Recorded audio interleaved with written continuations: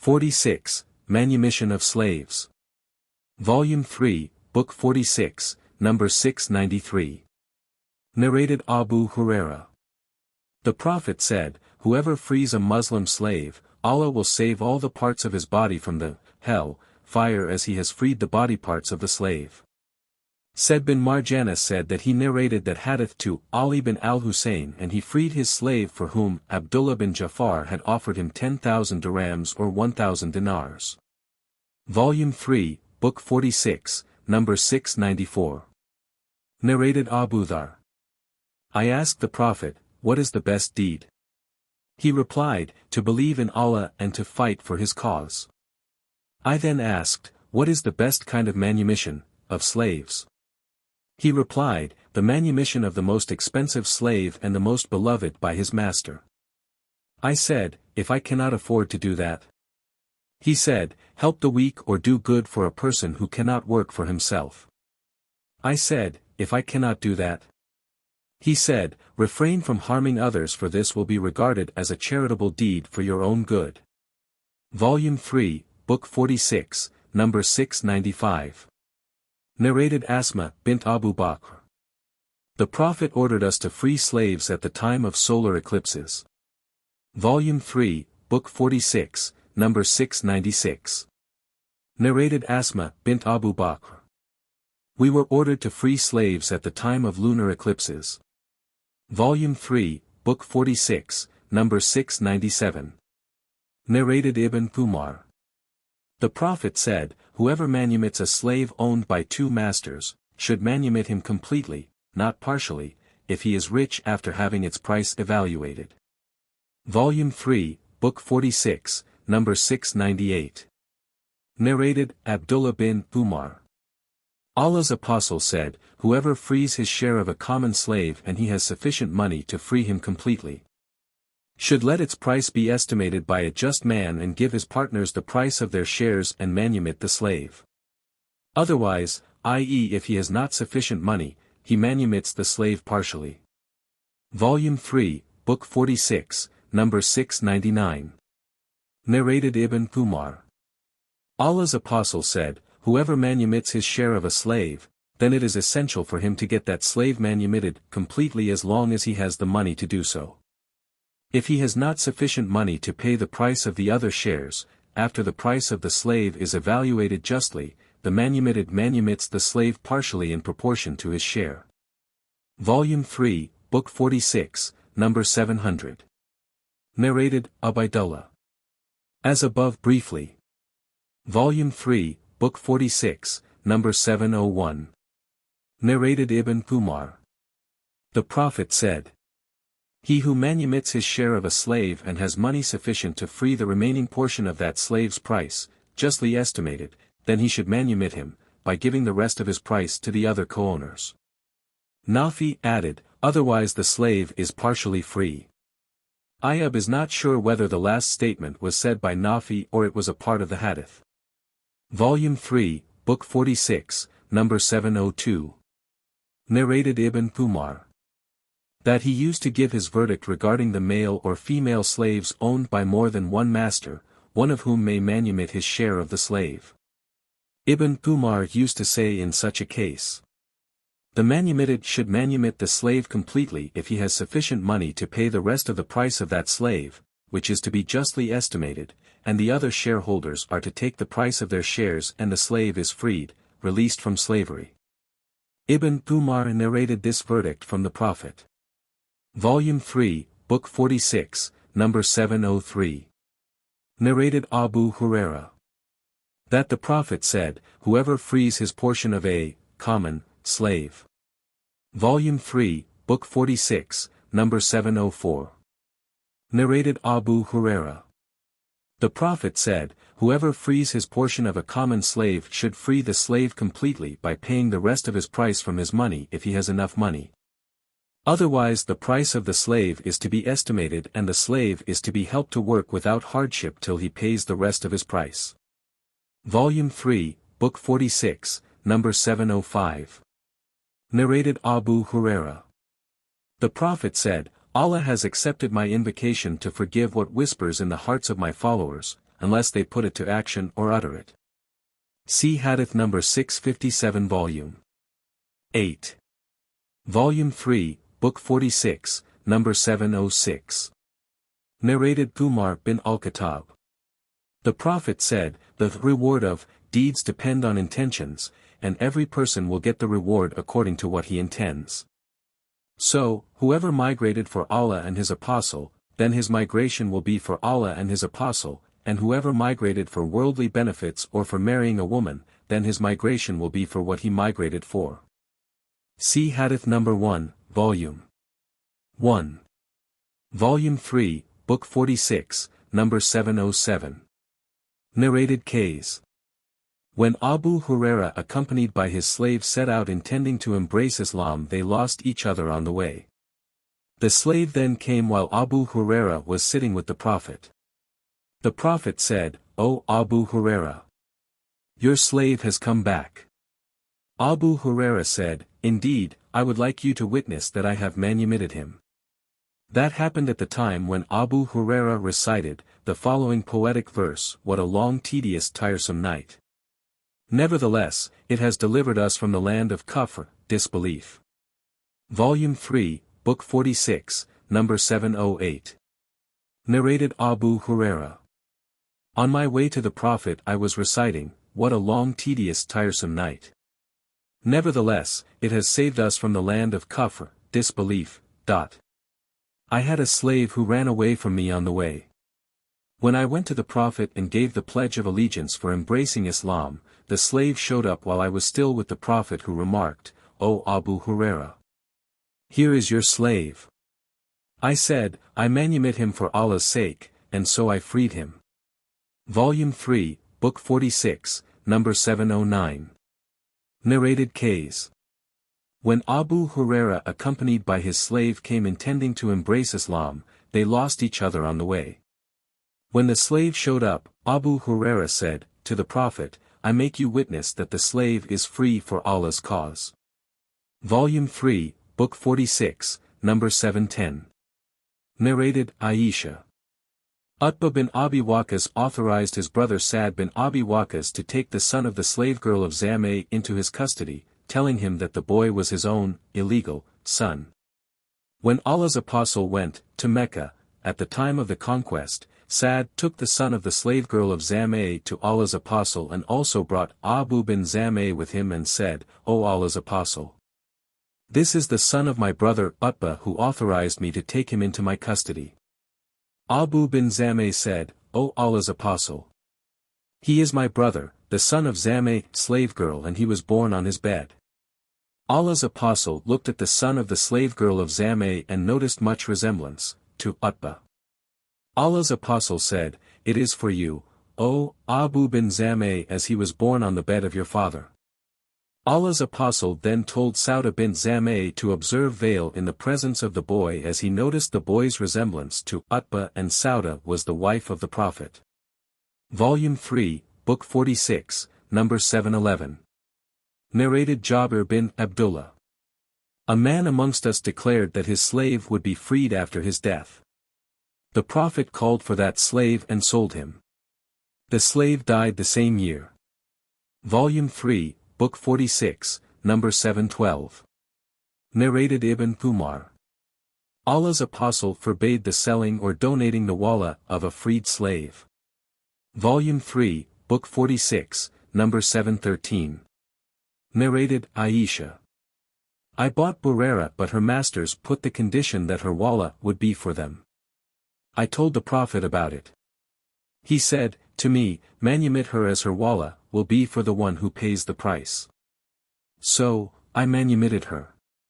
The Prophet called Burera and gave her the option of either staying with her husband or leaving him. She said, "Even if he gave me so much money, I would not stay with him," and so she preferred her freedom to her husband. Volume 3, Book 46, number 714. Narrated Anas. Some men of the Ansar asked for the permission of Allah's Apostle and said, "Allow us to give up the ransom from our nephew Al-Abbas." The Prophet said to them, "Do not leave, even, a dirham, of his ransom." Volume 3, Book 46, number 715. Narrated Hisham. My father told me that Hakim bin Hizam manumitted 100 slaves in the pre-Islamic period of ignorance and slaughtered 100 camels, and distributed them in charity. When he embraced Islam he again slaughtered 100 camels and manumitted 100 slaves. Hakim said, I asked Allah's Apostle, O Allah's Apostle, what do you think about some good deeds I used to practice in the pre-Islamic period of ignorance regarding them as deeds of righteousness? Allah's Apostle said, you have embraced Islam along with all those good deeds you did. Volume 3, Book 46, Number 716. Narrated Marwan and al-Maswar bin Makramah. When the delegates of the tribe of Hawazin came to the Prophet and they requested him to return their properties and captives, the Prophet stood up and said to them, I have other people with me in this matter, as you see, and the most beloved statement to me is the true one, you may choose either the properties or the prisoners as I have delayed their distribution. The Prophet had waited for them for more than 10 days since his arrival from Taif. So, when it became evident to them that the Prophet was not going to return them except one of the two, they said, we choose our prisoners. The Prophet got up amongst the people and glorified and praised Allah as he deserved and said, then after, these brethren of yours have come to us with repentance, and I see it logical to return them the captives. So, whoever amongst you likes to do that as a favor, then he can do it, and whoever of you likes to stick to his share till we recompense him from the very first war booty which Allah will give us, then he can do so, i.e., give up the present captives. The people unanimously said, we do that, return the captives, willingly. The Prophet said, we do not know which of you has agreed to it and which have not, so go back and let your leaders forward us your decision. So, all the people then went back and discussed the matter with their leaders who returned and informed the Prophet that all the people had willingly given their consent to return the captives. This is what has reached us about the captives of Hawazin. Narrated Anas that Abbas said to the Prophet, I paid for my ransom and Aqil's ransom. Volume 3, Book 46. Number 717. Narrated Ibn Awn. I wrote a letter to Nafi and Nafi wrote in reply to my letter at the Prophet had suddenly attacked Bani Mustalik without warning while they were heedless and their cattle were being watered at the places of water. Their fighting men were killed and their women and children were taken as captives. The Prophet got Juwariya on that day. Nafi said that Ibn Thumar had told him the above narration and that Ibn Thumar was in that army. Volume 3, Book 46, Number 718. Narrated Ibn Muhariz. I saw Abu Said and asked him about coitus interruptus. Abu Said said, we went with Allah's Apostle, in the Ghazwa of Barli al-Mustalik and we captured some of the Arabs as captives, and the long separation from our wives was pressing us hard and we wanted to practice coitus interruptus. We asked Allah's Apostle, whether it was permissible. He said, it is better for you not to do so. No soul, that which Allah has, destined to exist, up to the day of resurrection, but will definitely come, into existence. Volume 3, Book 46, Number 719. Narrated Abu Huraira. I have loved the people of the tribe of Bani Tamim ever since I heard 3 things Allah's Apostle said about them. I heard him saying, these people, of the tribe of Bani Tamim, would stand firm against Ad-Dajjal. When the sadaqat, gifts of charity, from that tribe came, Allah's Apostle said, these are the sadaqat, i.e. charitable gifts, of our folk. Aisha had a slave girl from that tribe, and the Prophet said to Aisha, manumit her as she is a descendant of Ishmael, the Prophet. Volume 3, Book 46, Number 720. Narrated Abu Musa. Allah's Apostle said, he who has a slave girl and educates and treats her nicely and then manumits and marries her, will get a double reward. Volume 3, Book 46, Number 721. Narrated Al-Marar bin Suwaid. I saw Abu Dhar al-Ghifari wearing a cloak, and his slave, too, was wearing a cloak. We asked him about that, i.e. how both were wearing similar cloaks. He replied, once I abused a man and he complained of me to the Prophet. The Prophet asked me, did you abuse him by slighting his mother? He added, your slaves are your brethren upon whom Allah has given you authority. So, if one has one's brethren under one's control, one should feed them with the like of what one eats and clothe them with the like of what one wears. You should not overburden them with what they cannot bear, and if you do so, help them in their hard job. Volume 3, Book 46, number 722. Narrated Ibn Umar. Allah's Apostle said, if a slave is honest and faithful to his master and worships his Lord, Allah, in a perfect manner, he will get a double reward. Volume 3, Book 46, number 723. Narrated Abu Musa al-Ash'ari. The Prophet said, he who has a slave girl and teaches her good manners and improves her education and then manumits and marries her, will get a double reward. And any slave who observes Allah's right and his master's right will get a double reward. Volume 3, Book 46, number 724. Narrated Abu Hurairah. Allah's Apostle said, a pious slave gets a double reward. Abu Hurairah added, by him in whose hands my soul is but for jihad, i.e. holy battles, Hajj, and my duty to serve my mother, I would have loved to die as a slave. Volume 3, Book 46, number 725. Narrated Abu Hurairah. The Prophet said, goodness and comfort are for him who worships his Lord in a perfect manner and serves his master sincerely. Volume 3, Book 46, number 726. Narrated Abdullah. The Prophet said, if a slave serves his Sayyid, i.e. master, sincerely and worships his Lord, Allah, perfectly, he will get a double reward. Volume 3, Book 46, number 727. Narrated Abu Musa. The Prophet said, the mamluk, slave, who worships his Lord in a perfect manner, and is dutiful, sincere and obedient to his Sayyid, master, will get a double reward. Volume 3, Book 46, number 728. Narrated Abu Hurairah. The Prophet said, you should not say, feed your Lord, Rabbaka, help your Lord in performing ablution, or give water to your Lord, but should say, my master, e.g. feed your master instead of Lord etc. Sayyidi, or my guardian, Maulai, and one should not say, my slave, Abdi, or my girl slave, Amadi, but should say, my lad, Fatai, my lass, Fatati, and my boy, Gulami. Volume 3, Book 46, number 729. Narrated Ibn Umar. The Prophet said, if one manumits his share of a common slave, ABD, and he has money sufficient to free the remaining portion of the price of the slave, justly estimated, then he should free the slave completely by paying the rest of his price. Otherwise the slave is freed partly. Volume 3, Book 46, number 730. Narrated Abdullah. Allah's Apostle said, every one of you is a guardian and is responsible for his charges. The ruler who has authority over people, is a guardian and is responsible for them, a man is a guardian of his family and is responsible for them, a woman is a guardian of her husband's house and children and is responsible for them. A slave, Abu, is a guardian of his master's property and is responsible for it, so all of you are guardians and are responsible for your charges. Volume 3, Book 46, number 731. Narrated Abu Hurairah and Zayd bin Khalid. The Prophet said, if a slave girl, Amma, commits illegal sexual intercourse, scourge her, if she does it again, scourge her again, if she repeats it, scourge her again.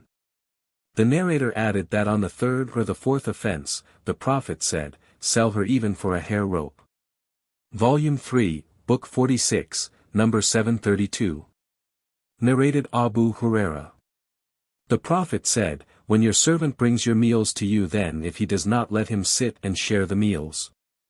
Then he should at least give him a mouthful or 2 mouthfuls of that meal or a meal or 2 meals, as he has prepared it. Volume 3, Book 46, number 733. Narrated Abdullah bin Umar. That he heard Allah's Apostle saying, every one of you is a guardian and is responsible for his charge, the ruler is a guardian and is responsible for his subjects. The man is a guardian in his family and responsible for his charges, a woman is a guardian of her husband's house and responsible for her charges, and the servant is a guardian of his master's property and is responsible for his charge.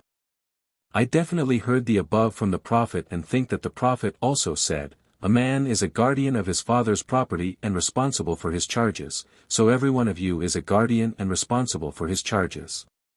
Volume 3, Book 46, number 734. Narrated Abu Huraira. The Prophet said, if somebody fights, or beats somebody, then he should avoid the face.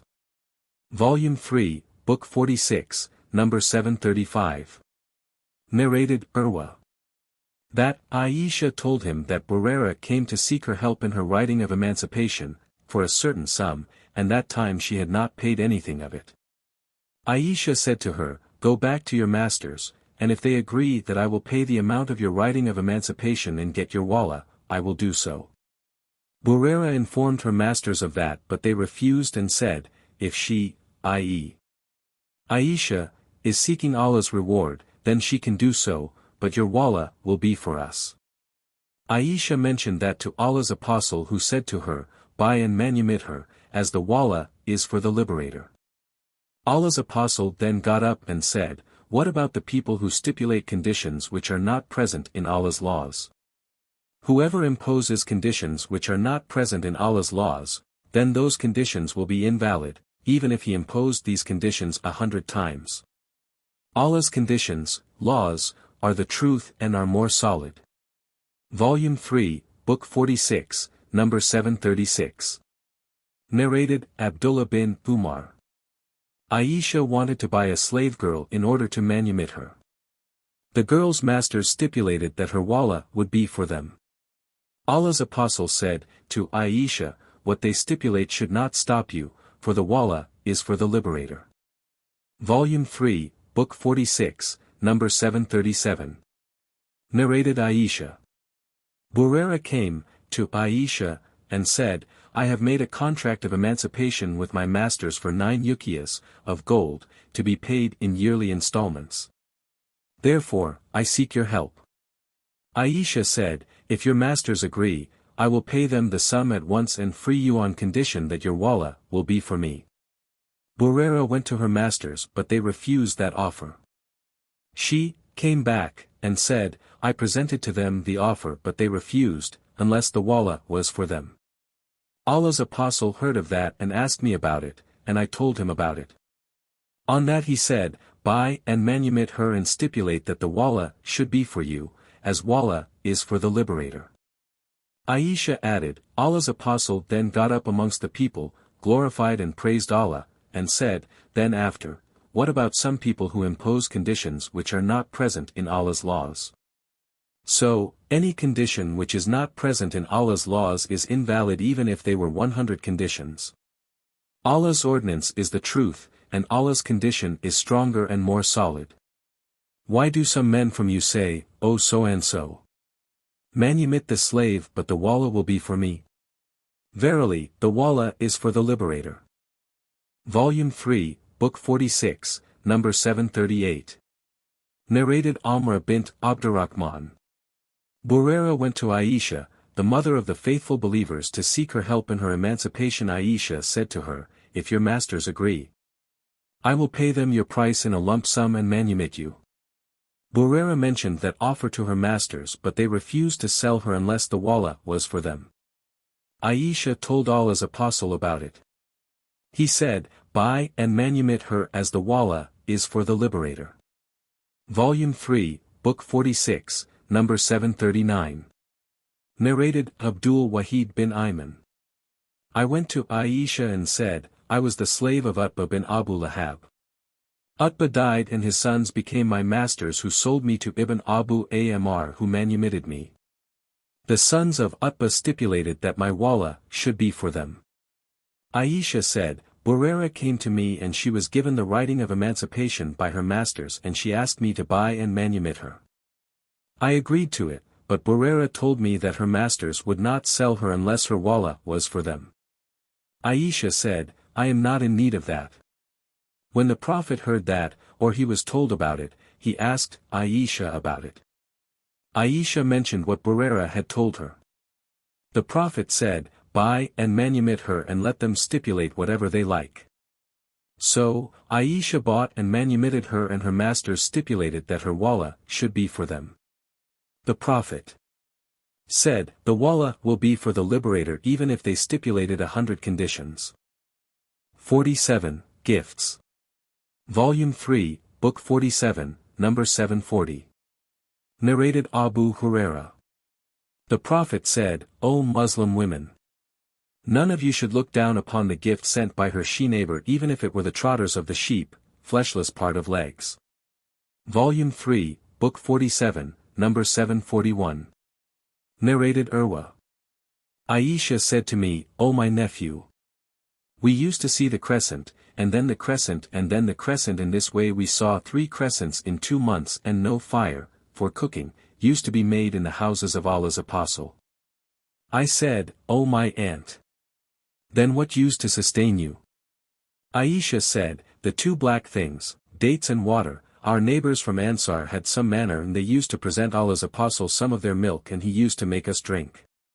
Volume 3, Book 47, number 742. Narrated Abu Huraira. The Prophet said, I shall accept the invitation even if I were invited to a meal of a sheep's trotter, and I shall accept the gift even if it were an arm or a trotter of a sheep. Volume 3, Book 47, number 743. Narrated Saul. The Prophet sent for a woman from the emigrants, and she had a slave who was a carpenter. The Prophet said to her, order your slave to prepare the wood, pieces, for the pulpit. So, she ordered her slave, who went and cut the wood from the tamarisk and prepared the pulpit, for the Prophet. When he finished the pulpit, the woman informed the Prophet that it had been finished. The Prophet asked her to send that pulpit to him, so they brought it. The Prophet lifted it and placed it at the place in which you see now. Volume 3, Book 47, number 744. Narrated Abdullah bin Abu Qatada al-Islami. That his father said, one day I was sitting with some of the Prophet's companions on the way to Mecca. Allah's Apostle was ahead of us. All of my companions were in the state of ihram while I was a non-muhrim. They saw an onager while I was busy repairing my shoes, so they did not tell me about it, but they wished I had seen it. By chance I looked up and saw it. So, I turned to the horse, saddled it and rode on it, forgetting to take the spear and the whip. I asked them if they could hand over to me the whip and the spear, but they said, no, by Allah, we shall not help you in that in any way. I became angry and got down from the horse, picked up both the things and rode the horse again. I attacked the onager and slaughtered it, and brought it, after it had been dead. They took it, cooked some of it, and started eating it, but they doubted whether it was allowed for them to eat it or not, as they were in the state of ihram. So, we proceeded, and I hid with me one of its 4 legs. When we met Allah's Apostle and asked him about the case, he asked, do you have a portion of it with you? I replied in the affirmative and gave him that fleshy foreleg, which he ate completely while he was in the state of ihram. Volume 3, Book 47, number 745. Narrated Anas. Once Allah's Apostle visited us in this house of ours and asked for something to drink. We milked one of our sheep and mixed it with water from this well of ours and gave it to him. Abu Bakr was sitting on his left side and Umar in front of him and a Bedouin on his right side. When Allah's Apostle finished, Umar said to Allah's Apostle, here is Abu Bakr. But Allah's Apostle gave the remaining milk to the Bedouin and said twice, the person's on the right side. So, start from the right side. Anas added, it is a sunnah, the Prophet's traditions, and repeated it thrice. Volume 3, Book 47, number 746. Narrated Anas. We chased a rabbit at Mar al-Zaran and the people ran after it but were exhausted. I overpowered and caught it, and gave it to Abu Talha, who slaughtered it and sent its hip or 2 thighs to Allah's Apostle. The narrator confirms that he sent 2 thighs. The Prophet accepted that. The sub-narrator asked Anas, did the Prophet eat from it? Anas replied, he ate from it. Volume 3, Book 47, number 747. Narrated as Sabi bin Jathama. An onager was presented to Allah's apostle at the place called Al-Abwa or Wad Dan, but Allah's apostle rejected it. When the Prophet noticed the signs of sorrow on the giver's face, he said, "We have not rejected your gift, but we are in the state of Ihram." I.e., if we were not in a state of Ihram we would have accepted your gift. Fateh al-Bari page 130, Volume 6. Volume 3, Book 47, number 748. Narrated Aisha. The people used to look forward for the days of my, Aisha's, turn to send gifts to Allah's apostle in order to please him. Volume 3, Book 47, number 749. Narrated Said bin Jubair. Ibn Abbas said, Hufayd, Ibn Abbas's aunt sent some dried yogurt, butter-free, ghee, butter, and a mastigar to the Prophet as a gift. The Prophet ate the dried yogurt and butter but left the mastigar because he disliked it. Ibn Abbas said, the mastigar was eaten at the table of Allah's apostle, and if it had been illegal to eat, it could not have been eaten at the table of Allah's apostle. Volume 3, Book 47, number 750. Narrated Abu Huraira. Whenever a meal was brought to Allah's apostle, he would ask whether it was a gift or sadaqah, something given in charity. If he was told that it was sadaqah, he would tell his companions to eat it, but if it was a gift, he would hurry to share it with them. Volume 3, Book 47, number 751. Narrated Anas bin Malik. Some meat was brought to the Prophet and it was said that the meat had been given in charity to Buraira. He said, it was sadaqah for Buraira but a gift for us. Volume 3, Book 47, number 752. Narrated Aisha. I intended to buy Buraira but her masters stipulated that her wallah should be for them.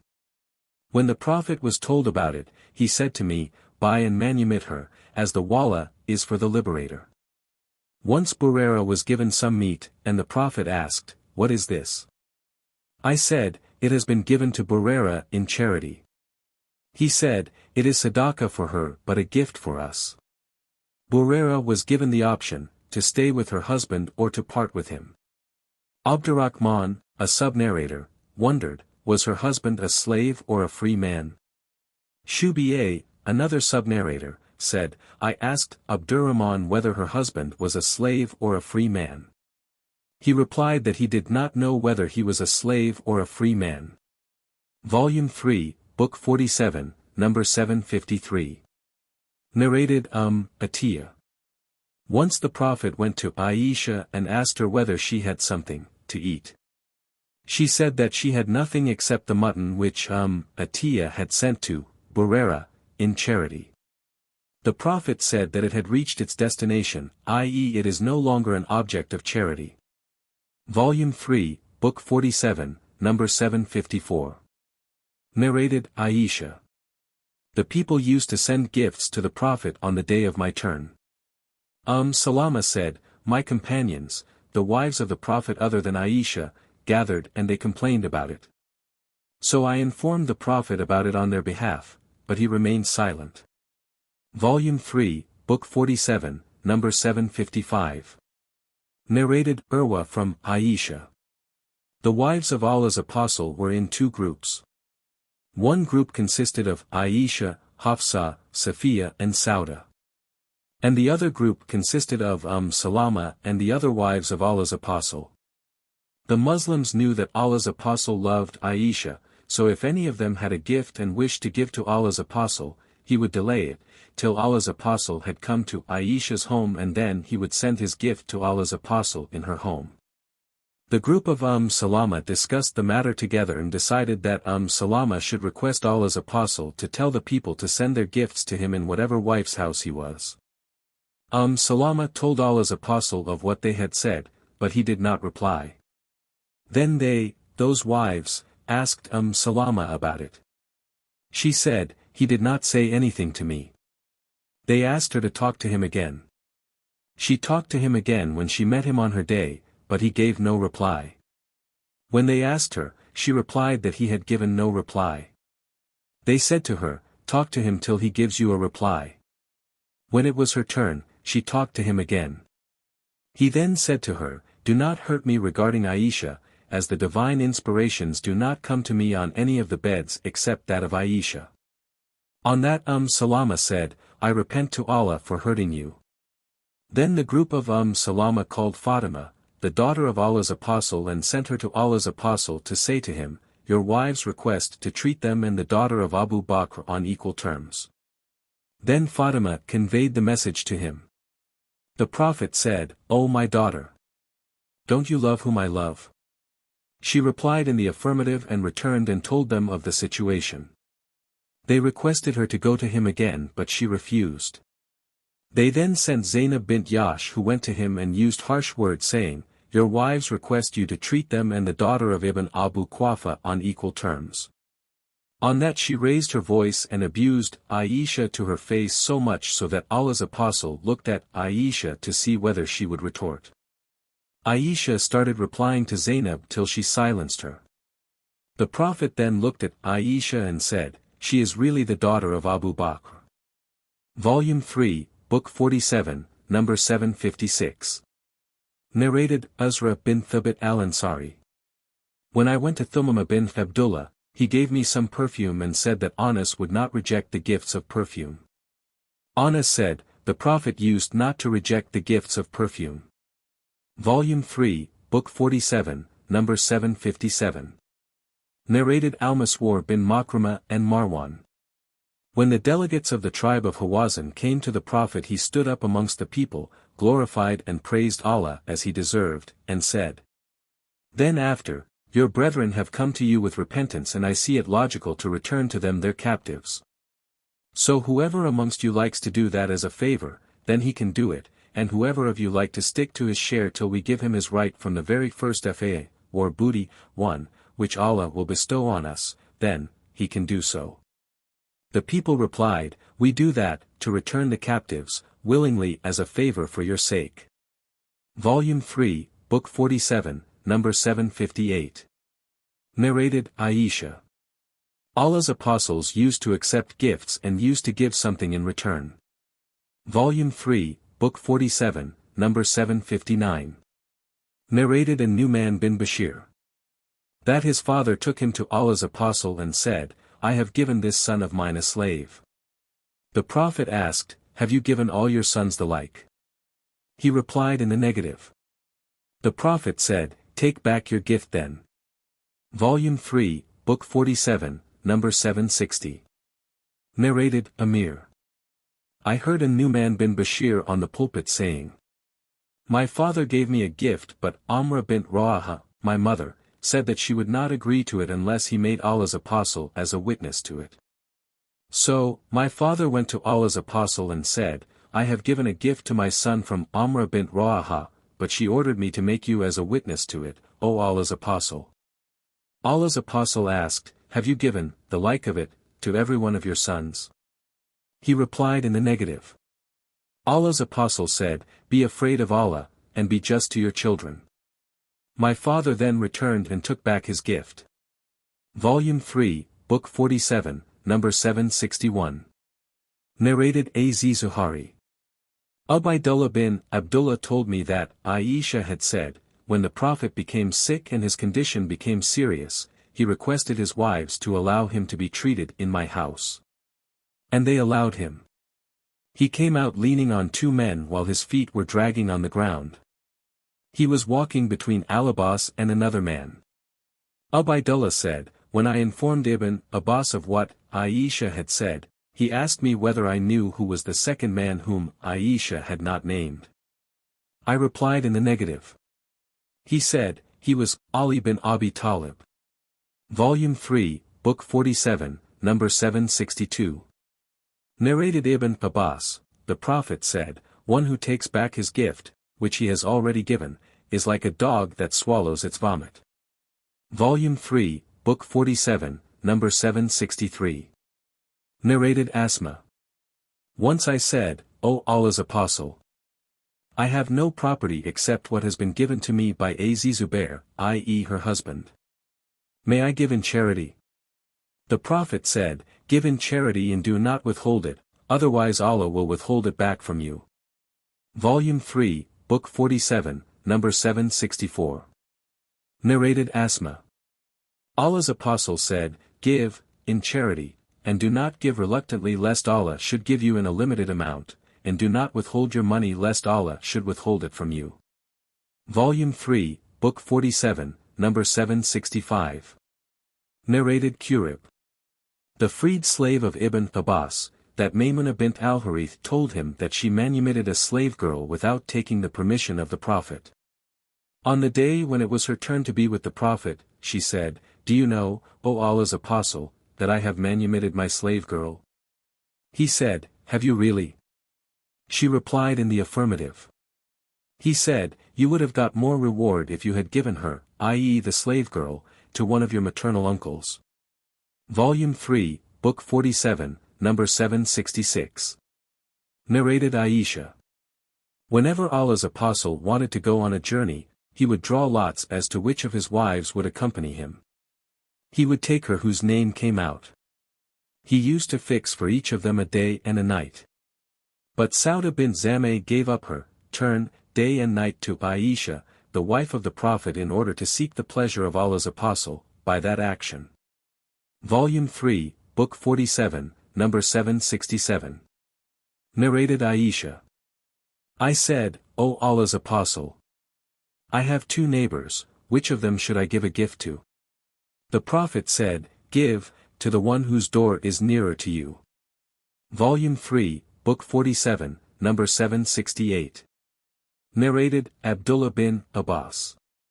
That he heard as-Sabi bin Jathama al-Laythi, who was one of the companions of the Prophet, saying that he gave the meat of an onager to Allah's Apostle while he was at a place called Al-Abwa or Wad-Dan, and was in a state of ihram. The Prophet did not accept it.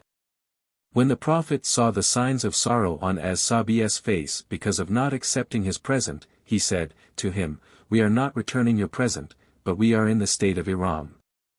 See Hadith No. 747. Volume 3, Book 47, number 769. Narrated Abu Hamid al-Sa'idi.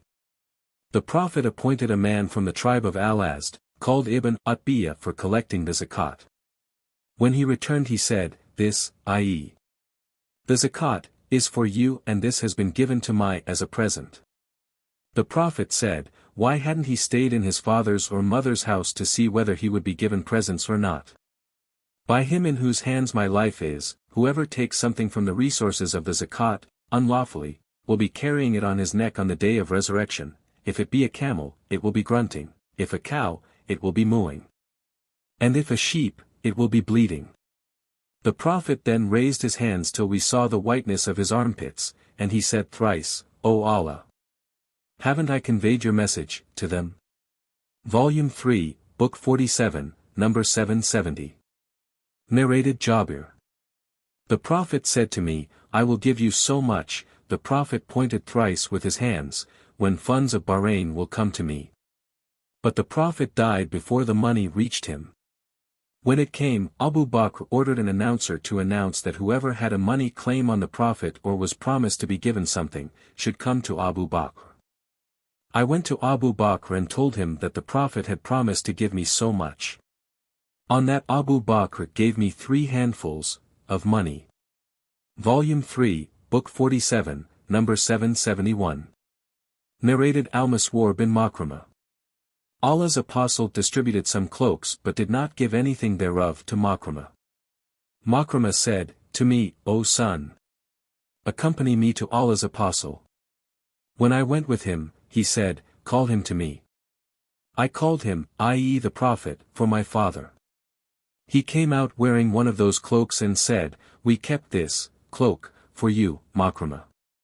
Makramah looked at the cloak and said, "Makramah is pleased," or the Prophet said, "Is Makramah pleased?"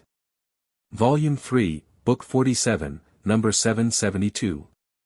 Narrated Abu Huraira. A man came to Allah's Apostle and said, "I am ruined." The Prophet asked, "What do you mean?" He said, "I had a sexual intercourse with my wife during Ramadan, while fasting." The Prophet asked him, "Can you manumit a slave?" He replied in the negative. He then asked him, "Can you fast for 2 successive months continuously?" He replied in the negative.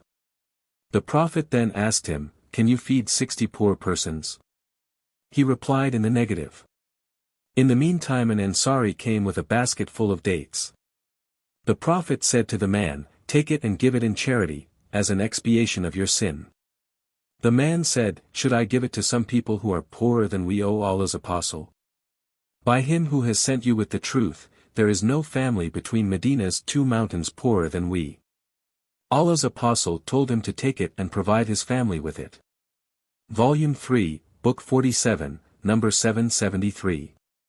Narrated Jabir bin Abdullah. My father was martyred on the day of the battle of Uhud, and his creditors demanded the debt back in a harsh manner. So I went to Allah's Apostle and informed him of that. He asked them to accept the fruits of my garden and excuse my father, but they refused. So, Allah's Apostle did not give them the fruits, nor did he cut them and distribute them among them, but said, "I will come to you tomorrow morning." So, he came to us the next morning and walked about in between the date palms and invoked Allah to bless their fruits. I plucked the fruits and gave back all the rights of the creditors in full, and a lot of fruits were left for us. Then I went to Allah's Apostle, who was sitting, and informed him about what happened. Allah's Apostle told Umar, who was sitting there, to listen to the story. Umar said, "Don't we know that you are Allah's Apostle? By Allah! You are Allah's Apostle." Volume 3, Book 47, number 774. Narrated Sahl bin Sa'd. A drink, milk mixed with water, was brought to the Prophet, who drank some of it while a boy was sitting on his right and old men on his left. The Prophet said to the boy, "If you permit me, I'll give the rest of the drink to these old men first." The boy said, "I will not give preference to anyone over me as regards my share from you, O Allah's Apostle." The Prophet then put that container in the boy's hand. See Hadith number 541. Volume 3, Book 47, number 775. Narrated Jabir bin Abdullah. I sold a camel to the Prophet on one of the journeys. When we reached Medina, he ordered me to go to the mosque and offer 2 rakat. Then he weighed for me the price of the camel in gold, and gave an extra amount over it. A part of it remained with me till it was taken by the army of Sham on the day of Hara. Volume 3, Book 47, number 776. Narrated Sahl bin Sa'd. A drink, of milk and water, was brought to Allah's Apostle while a boy was sitting on his right side and old men were sitting on his left side. He asked the boy, "Will you allow me to give it to these people?" The boy said, "No, by Allah, I will not allow anyone to take my right from you." Then the Prophet put the bowl in the boy's hand. Volume 3, Book 47, number 777. Narrated Abu Hurairah. Allah's Apostle owed a man some debt, and that man demanded it very harshly. The companions of the Prophet wanted to harm him, but the Prophet said to them, "Leave him, as the creditor has the right to speak harshly." He then added, "Buy a camel of the same age and give it to him." They said, "We cannot get except a camel of an older age than that of his." He said, "Buy it and give it to him, as the best amongst you is he who pays back his debt in the most handsome way." Volume 3, Book 47, number 778. Narrated Marwan bin al-Hakam and al-Maswar bin Makrama. When the delegates of the tribe of Hawazin came to the Prophet, they requested him to return their property and their captives. He said to them, "This concerns also other people along with me, as you see, and the best statement to me is the true one, so you may choose one of 2 alternatives. Either the captives or the property, and I have not distributed the booty, for I have been waiting for you." When the Prophet had returned from Taif, he waited for them for more than 10 nights. When they came to know that the Prophet would not return except one of the 2, they chose their captives. The Prophet then stood up amongst the Muslims, glorified and praised Allah as he deserved, and then said, "Then after, these brothers of yours have come to you with repentance, and I see it proper to return their captives. So whoever amongst you likes to do that as a favor, then he can do it, and whoever of you wants to stick to his share till we pay him from the very first war booty, which Allah will give us, then he can do so." The people said, "We return, the captives, to them willingly as a favor, O Allah's Apostle." The Prophet said, "I do not know who of you has given his consent and who has not. So go back and your leaders may present your decision to me." The people went away, and their leaders discussed the matter with them, and then came to the Prophet to tell him that all of them had given their consent, to return the captives, willingly. Azizun, the sub-narrator said, "This is what we know about the captives, of Hawazin." Volume 3, Book 47, number 779. Narrated Ibn Abbas, that the people sitting with that person will be his co-owners. But this report is not confirmed by an authentic narration. Refer to Hadith 778. Volume 3, Book 47, number 780. Narrated Abu Huraira. The Prophet took a camel of special age from somebody on credit. Its owner came and demanded it back, harshly. The Prophet said, "No doubt, he who has a right, can demand it." Then the Prophet gave him an older camel than his camel and said, "The best amongst you is he who repays his debts in the most handsome way." Volume 3, Book 47, number 781. Narrated Ibn Umar. That he was in the company of the Prophet on a journey, riding a troublesome camel belonging to Umar. The camel used to go ahead of the Prophet, so Ibn Umar's father would say, "O Abdullah, no one should go ahead of the Prophet."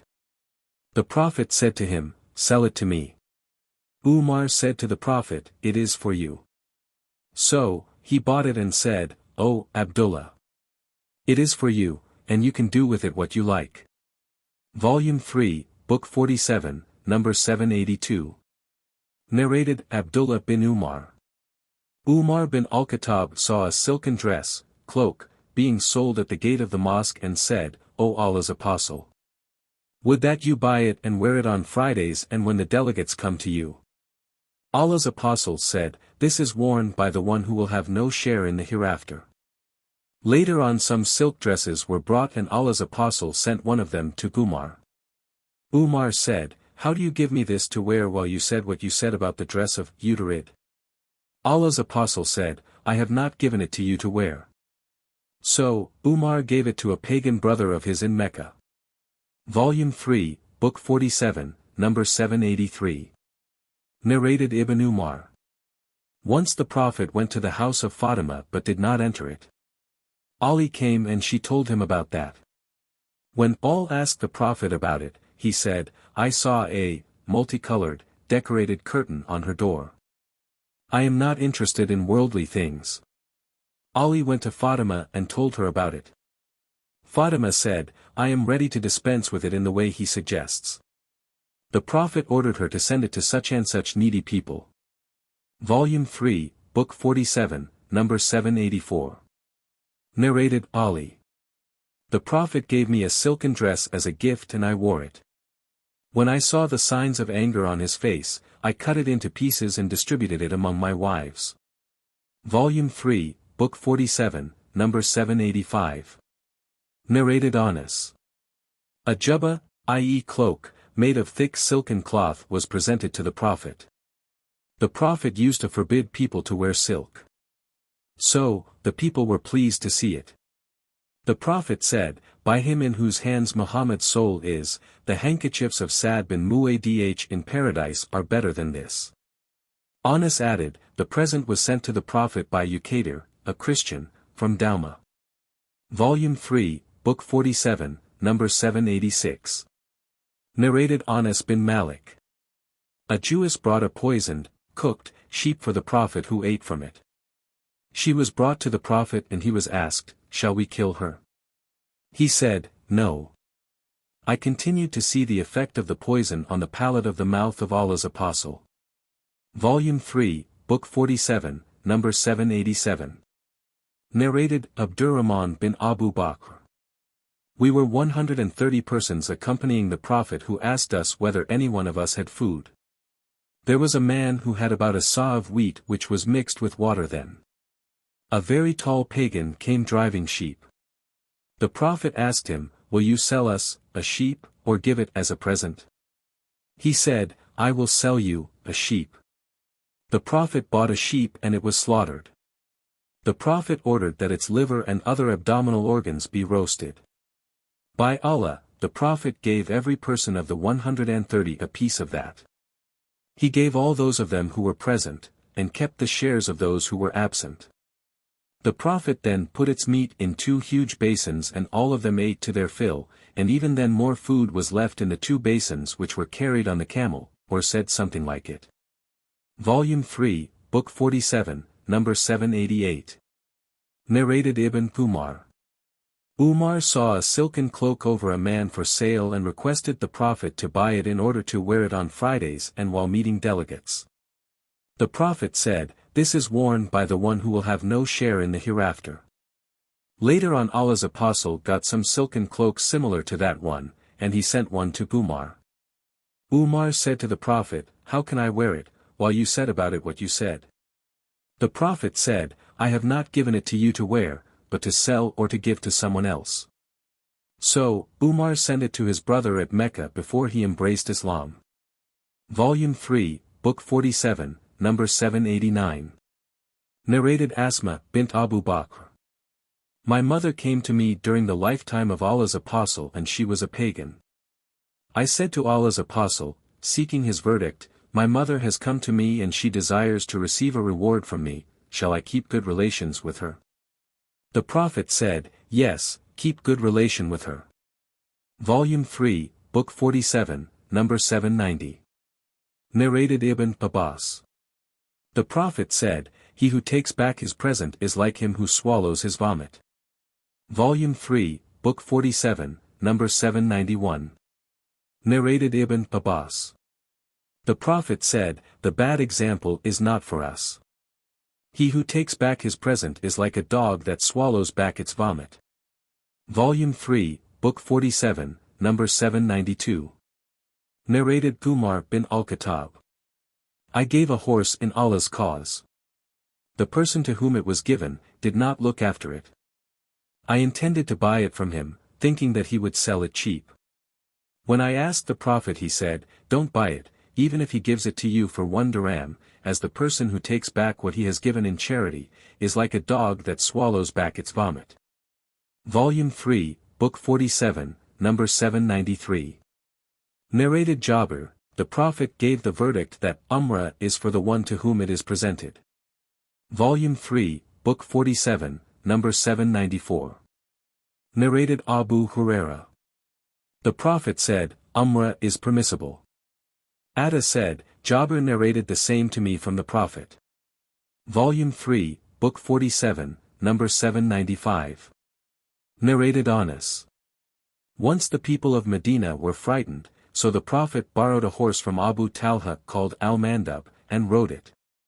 When he came back he said, "We have not seen anything to be afraid of," but the horse was very fast, having an energy as inexhaustible as the water of the sea. Volume 3, Book 47, number 796. Narrated Ayman. I went to Aisha and she was wearing a coarse dress costing 5 dirhams. Aisha said, "Look up and see my slave girl who refuses to wear it in the house, though during the lifetime of Allah's apostle I had a similar dress which no woman desiring to appear elegant, before her husband, failed to borrow from me." Volume 3, Book 47, number 797. Narrated Abu Huraira. Allah's apostle said, "What a good maniha, the she-camel which has recently given birth and which gives profuse milk, is, and, what a good maniha, the sheep which gives profuse milk. A bowl in the morning and another in the evening, is." Volume 3, Book 47, number 798. Narrated Malik. Maniha is a good deed of charity. Volume 3, Book 47, number 799. Narrated Ibn Shihab az-Zuhri. Anas bin Malik said, when the emigrants came Medina, they had nothing whereas the Ansar had land and property. The Ansar gave them their land on condition that the emigrants would give them half the yearly yield and work on the land and provide the necessaries for cultivation. His, i.e. Anas's mother, who was also the mother of Abdullah bin Abu Talha, gave some date palms to Allah, apostle, who gave them to his freed slave girl, Ayman, who was also the mother of Usama bin Zaid. When the Prophet finished from the fighting against the people of Khaybar and returned to Medina, the emigrants returned to the Ansar the fruit gifts which the Ansar had given them. The Prophet also returned to Anas's mother the date palms. Allah's Apostle gave Ayman other trees from his garden in lieu of the old gift. Volume 3, Book 47, number 800. Narrated, Abdullah bin Amr. That Allah's Apostle said, there are 40 virtuous deeds and the best of them is the maniha of a she-goat. And anyone who does one of these virtuous deeds hoping for Allah's reward with firm confidence that he will get it, then Allah will make him enter paradise because of Hassan, a sub-narrator, said. We tried to count those good deeds below the maniha. We mentioned replying to the sneezer, removing harmful things from the road, etc., but we failed to count even 15. Volume 3, Book 47, number 801. Narrated Jabir. Some men had superfluous land and they said that they would give it to others to cultivate on the condition that they would get 1/3 or 1/4 or 1/2 of its yield. The Prophet said, whoever has land should cultivate it himself or give it to his brother or keep it uncultivated. Narrated Abu said, a Bedouin came to the Prophet and asked him about emigration. The Prophet said to him, may Allah be merciful to you. The matter of emigration is difficult. Have you got some camels? He replied in the affirmative. The Prophet asked him, do you pay their zakat? He replied in the affirmative. He asked, do you lend them so that their milk may be utilized by others? The Bedouin said, yes. The Prophet asked, do you milk them on the day off watering them? He replied, yes. The Prophet said, do good deeds beyond the merchants, or the sea, and Allah will never disregard any of your deeds.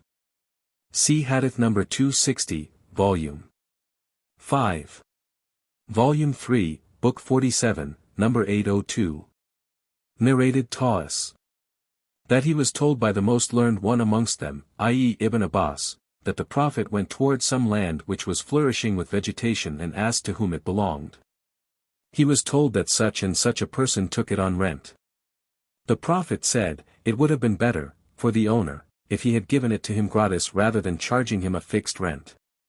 Volume 3, Book 47, number 803. Narrated Abu Huraira. Allah's Apostle said, the Prophet Abraham migrated with Sarah. The people, of the town where they migrated, gave her a jar, i.e. Hajar. Sarah returned and said to Abraham, do you know that Allah has humiliated that pagan and he has given a slave girl for my service? Volume 3, Book 47, number 804. Narrated Umar bin al-Khattab. Once I gave a horse, for riding, in Allah's cause. Later I saw it being sold. I asked Allah's Apostle, whether I could buy it. He said, don't buy it, for you should not get back what you have given in charity. 48. Witnesses. Volume 3, Book 48, number 805. Narrated Urwa bin al-Musayyab, Alqamah bin Waqas and Ubaydullah bin Abdullah. About the story of Aisha and their narrations were similar, attesting each other. When the liars said what they invented about Aisha, and the divine inspiration was delayed, Allah's Apostle sent for Ali and Usama to consult them in divorcing his wife, Aisha.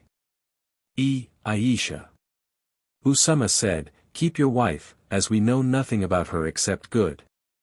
Buraira said, I cannot accuse her of any defect except that she is still a young girl who sleeps, neglecting her family's dough which the domestic goats come to eat, i.e. she was too simple-minded to deceive her husband.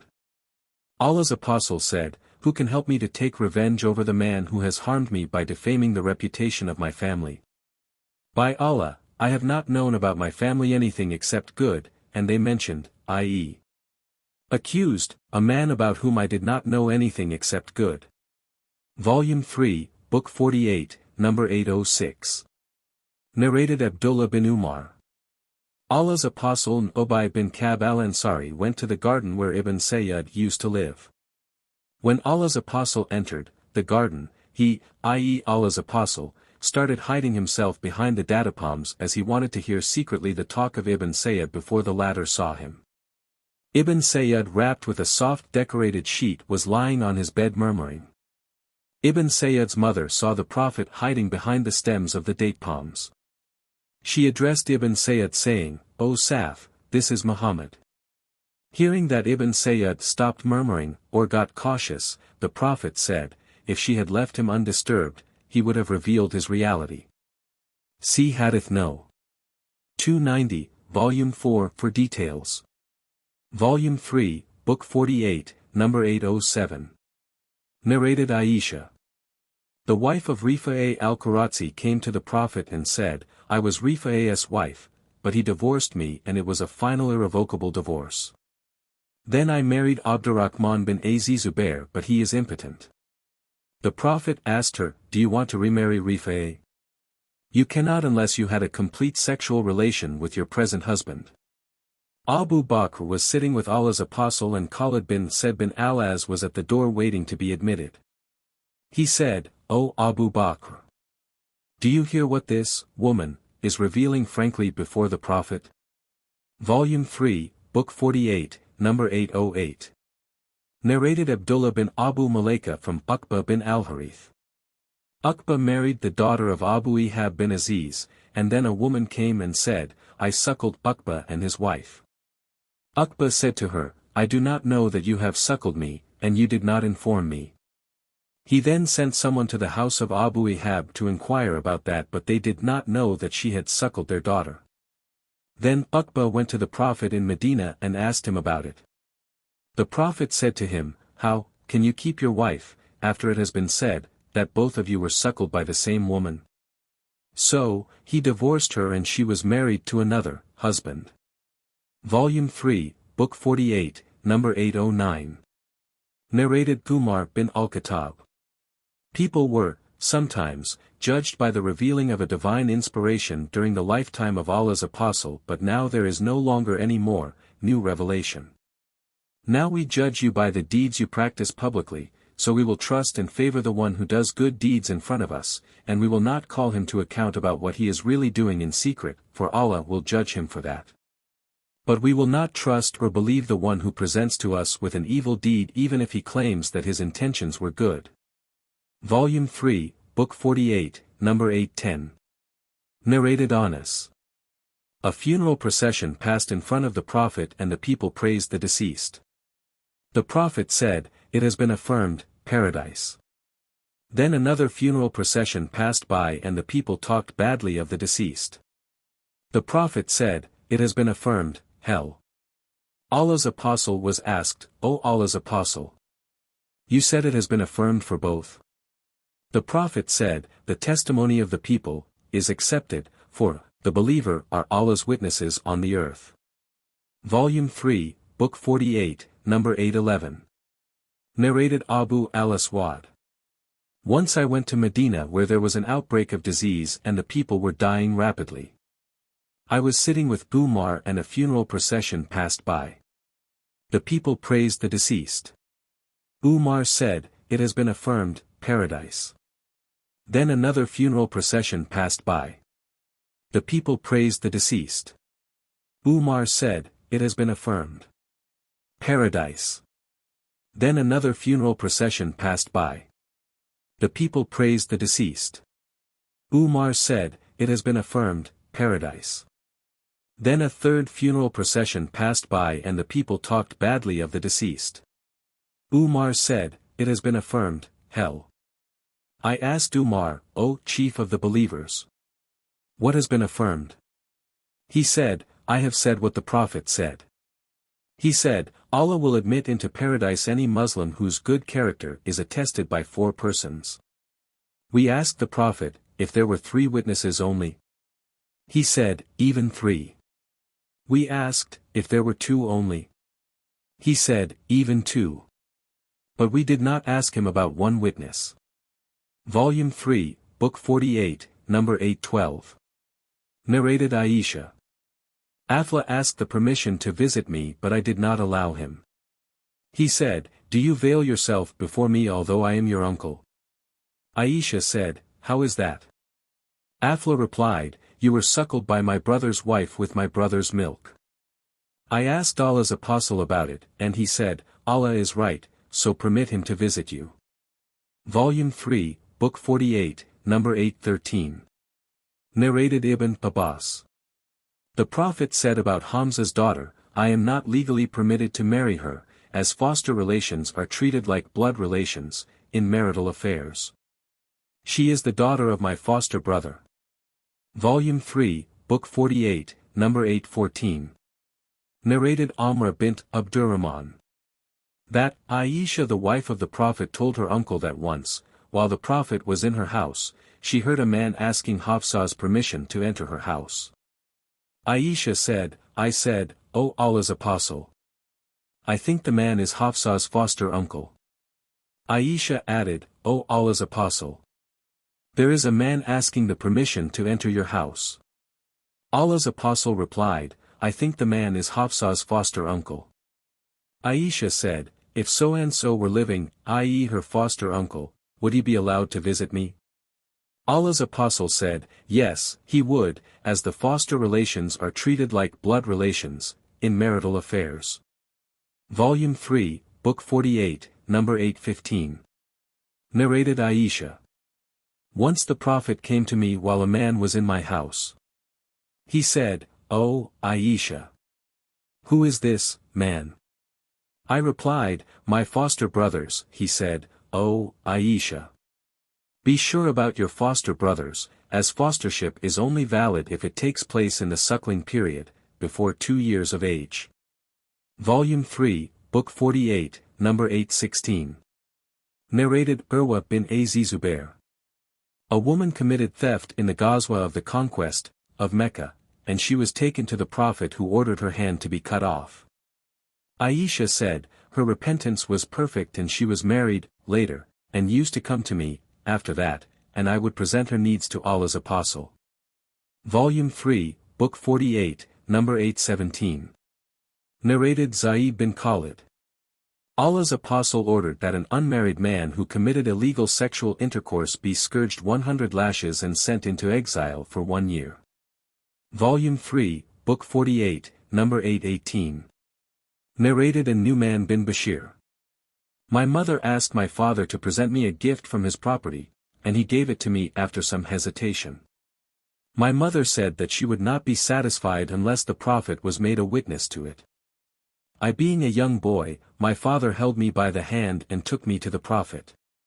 He said to the Prophet, his mother, Bint Rawaha, requested me to give this boy a gift. The Prophet said, do you have other sons besides him? He said, yes. The Prophet said, do not make me a witness for injustice. Narrated Ash-Shabi that the Prophet said, I will not become a witness for injustice. Volume 3, Book 48, number 819. Narrated Zadam bin Mudrab. I heard Imran bin Hussein saying, the Prophet said, the best people are those living in my generation, then those coming after them. And then those coming after, the second generation. Imran said, I do not know whether the Prophet mentioned 2 or 3 generations after your present generation. The Prophet added, there will be some people after you, who will be dishonest and will not be trustworthy and will give witness, evidences, without being asked to give witness, and will vow but will not fulfill their vows. And fatness will appear among them. Volume 3, Book 48, number 820. Narrated Abdullah. The Prophet said, the people of my generation are the best, then those who follow them, and then those who follow the latter. After that there will come some people whose witness will go ahead of their oaths, and their oaths will go ahead of their witness. Ibrahim, a sub-narrator, said, we used to be beaten for taking oaths by saying, I bear witness by the name of Allah or by the covenant of Allah. Volume 3, Book 48, number 821. Narrated Anas. The Prophet was asked about the great sins. He said, they are 1. To join others in worship with Allah. 2. To be undutiful to one's parents. 3. To kill a person, which Allah has forbidden to kill, i.e. to commit the crime of murdering. 4. And to give a false witness. Volume 3, Book 48, number 822. Narrated Abu Bakr. The Prophet said thrice, should I inform you out the greatest of the great sins? They said, Yes, O Allah's Apostle. He said, to join others in worship with Allah and to be undutiful to one's parents. The Prophet then sat up after he had been reclining, on a pillow, and said, And I warn you against giving a false witness, and he kept on saying that warning till we thought he would not stop. See Hadith number 7, Volume 8. Volume 3, Book 48, number 823. Narrated, Aisha. The Prophet heard a man, reciting Qur'an, in the mosque, and he said, May Allah bestow His mercy upon him. No doubt, he made me remember such and such verses of such and such surah which I dropped, from my memory. Narrated Aisha, the Prophet performed the tahajjud prayer in my house, and then he heard the voice of Abbas who was praying in the mosque, and said, Oh, Aisha. Is this Abad's voice? I said, Yes. He said, O Allah. Be merciful to Abbas. Volume 3, Book 48, number 824. Narrated Abdullah bin Umar. The Prophet said, Bilal pronounces the adhan when it is still night, before dawn, so eat and drink till the next adhan is pronounced, or till you hear Ibn Maktum's adhan. Ibn Maktum was a blind man who would not pronounce the adhan till he was told that it was dawn. Volume 3, Book 48, number 825. Narrated Al-Maswar bin Makrama. Some outer garments were received. The Prophet and my father, Makrama, said to me, Let us go to the Prophet so that he may give us something from the garments. So, my father stood at the door and spoke. The Prophet recognized his voice and came out carrying a garment and telling Makrama the good qualities of that garment, adding, I have kept this for you, I have sent this for you. Volume 3, Book 48, number 826. Narrated Abu Said al-Khudri. The Prophet said, Isn't the witness of a woman equal to half of that of a man? The women said, Yes. He said, This is because of the deficiency of a woman's mind. Volume 3, Book 48, number 827. Narrated Uqba bin al-Harith. That he had married Yahya bint Abu Ihab. He said, A black slave lady came and said, I suckled you both. I then mentioned that to the Prophet, who turned his face aside. Uqba further said, I went to the other side and told the Prophet about it. He said, How can you keep her as your wife, when the lady has said that she suckled both of you, i.e. you and your wife? So, the Prophet ordered him to divorce her. Volume 3, Book 48, number 828. Narrated Uqba bin al-Harith. I married a woman and later on a woman came and said, I suckled you both. So, I went to the Prophet, to ask him about it.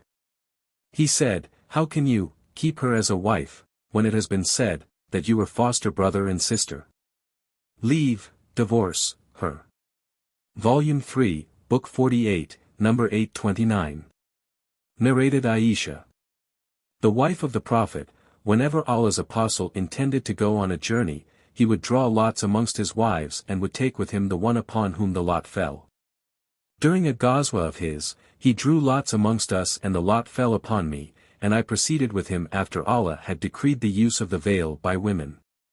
I was carried in a howdah, on the camel, and dismounted while still in it. When Allah's Apostle was through with his ghazwa and returned home, and we approached the city of Medina, Allah's Apostle ordered us to proceed at night. When the order of setting off was given, I walked till I was past the army to answer the call of nature. After finishing I returned to the camp, to depart, with the others, and suddenly realized that my necklace over my chest was missing. So, I returned to look for it and was delayed because of that.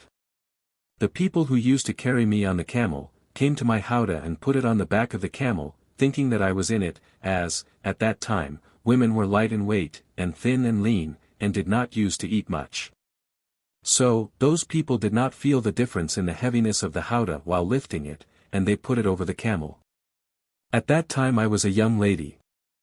They set the camel moving and proceeded on. I found my necklace after the army had gone, and came to their camp to find nobody. So, I went to the place where I used to stay, thinking that they would discover my absence and come back in my search. While in that state, I felt sleepy and slept. Safwan bin Mu'addal as-Sulami Adh was behind the army and reached my abode in the morning. When he saw a sleeping person, he came to me, and he used to see me before veiling. So, I got up when I heard him saying, Inna lillahi wa inna ilayhi raji'un, we are for Allah, and we will return to him. He made his camel kneel down. He got down from his camel, and put his leg on the front legs of the camel, and then I rode and sat over it. Safwan set out walking, leading the camel by the rope till we reached the army who had halted to take rest at midday. Then whoever was meant for destruction, fell into destruction. Some people accused me falsely, and the leader of the false accusers was Abdullah bin Ubay bin Salul. After that we returned to Medina, and I became ill for 1 month while the people were spreading the forged statements of the false accusers. I was feeling during my ailment as if I were not receiving the usual kindness from the Prophet which I used to receive from him when I got sick. But he would come, greet and say, "How is that, girl?" I did not know anything of what was going on till I recovered from my ailment and went out with Mista to the Manasi where we used to answer the call of nature. And we used not to go to answer the call of nature except from night to night, and that was before we had lavatories near to our houses. And this habit of ours was similar to the habit of the old Arabs in the open country, or away from houses. So, I and Mista bint Rum went out walking. Mista stumbled because of her long dress, and on that she said, "Let Mista be ruined." I said, "You are saying a bad word. Why are you abusing a man who took part in the Battle of Badr?" She said, "Oh Hanada, you there, didn't you hear what they said?" Then she told me the rumors of the false accusers. My sickness was aggravated, and when I returned home, Allah's apostle came to me, and after greeting he said, "How is that, girl?" I requested him to allow me to go to my parents. I wanted then to be sure of the news through them. Allah's apostle allowed me, and I went to my parents and asked my mother, "What are the people talking about?" She said, "Oh my daughter, don't worry much about this matter. By Allah, never is there a charming woman loved by her husband who has other wives, but the women would forge false news about her." I said, "Glorified be Allah. Are the people really taking of this matter?" That night I kept on weeping and could not sleep till morning. In the morning Allah's apostle called Ali bin Abu Talib and Usama bin Zaid when he saw the divine inspiration delayed, to counsel them about divorcing his wife, i.e. Aisha. Usama bin Zaid said what he knew of the good reputation of his wives and added, "O Allah's apostle, keep your wife, for, by Allah, we know nothing about her but good." Ali bin Abu Talib said, "O Allah's apostle, Allah has no imposed restrictions on you, and there are many women other than she, yet you may ask the woman servant who will tell you the truth." On that Allah's apostle called Buraira and said, "O Burair, did you ever see anything which roused your suspicions about her?" Buraira said, "No, by Allah who has sent you with the truth, I have never seen in her anything faulty except that she is a girl of immature age, who sometimes sleeps and leaves the dough for the goats to eat." On that day Allah's apostle ascended the pulpit and requested that somebody support him in punishing Abdullah bin Ubay bin Salul. Allah's apostle said, "Who will support me to punish that person, Abdullah bin Ubay bin Salul, who has hurt me by slandering the reputation of my family? By Allah, I know nothing about my family but good, and they have accused a person about whom I know nothing except good, and he never entered my house except in my company." Sa'd bin Mu'adh got up and said, "O Allah's apostle, by Allah, I will relieve you from him. If that man is from the tribe of the Aus, then we will chop his head off, and if he is from our brothers, the Khazraj, then order us, and we will fulfill your order." On that Sa'd bin Ubadah, the chief of the Khazraj, and before this incident, he had been a pious man, got up, motivated by his zeal for his tribe, and said, "By Allah, you have told a lie, you cannot kill him, and you will never be able to kill him." On that Usaid bin al-Hadr got up and said, to Sa'd bin Ubadah, "By Allah, you are a liar. By Allah, we will kill him, and you are a hypocrite, defending the hypocrites." On this the two tribes of Aus and Khazraj got excited and were about to fight each other, while Allah's apostle was standing on the pulpit. He got down and quietened them till they became silent, and he kept quiet. On that day I kept on weeping so much so that neither did my tears stop, nor could I sleep. In the morning my parents were with me and I had wept for 2 nights and a day, till I thought my liver would burst from weeping. While they were sitting with me and I was weeping, an Ansari woman asked my permission to enter, and I allowed her to come in. She sat down and started weeping with me. While we were in this state, Allah's apostle came and sat down, and he had never sat with me since the day they forged the accusation. No revelation regarding my case came to him for a month. He recited Tashahhud, i.e., none has the right to be worshipped but Allah and Muhammad is his apostle, and then said, O Aisha, I have been informed such and such about you. If you are innocent, then Allah will soon reveal your innocence, and if you have committed a sin, then repent to Allah and ask Him to forgive you, for when a person confesses his sin and asks Allah for forgiveness, Allah accepts his repentance. When Allah's apostle finished his speech my tears ceased completely and there remained not even a single drop of it. I requested my father to reply to Allah's apostle on my behalf. My father said, By Allah, I do not know what to say to Allah's apostle. I said to my mother, Talk to Allah's apostle on my behalf. She said, By Allah, I do not know what to say to Allah's apostle. I was a young girl and did not have much knowledge of the Qur'an. I said, I know, by Allah, that you have listened to what people are saying and that has been planted in your minds and you have taken it as a truth. Now, if I told you that I am innocent and Allah knows that I am innocent, you would not believe me, and if I confess to you falsely that I am guilty, and Allah knows that I am innocent, you would believe me. By Allah, I don't compare my situation with you except to the situation of Joseph's father, i.e. Jacob, who said, So, for me, patience is most fitting against that which you assert, and it is Allah, alone, whose help can be sought. Then I turned to the other side of my bed hoping that Allah would prove my innocence. By Allah, I never thought that Allah would reveal divine inspiration in my case, as I considered myself too inferior to be talked of in the Holy Qur'an.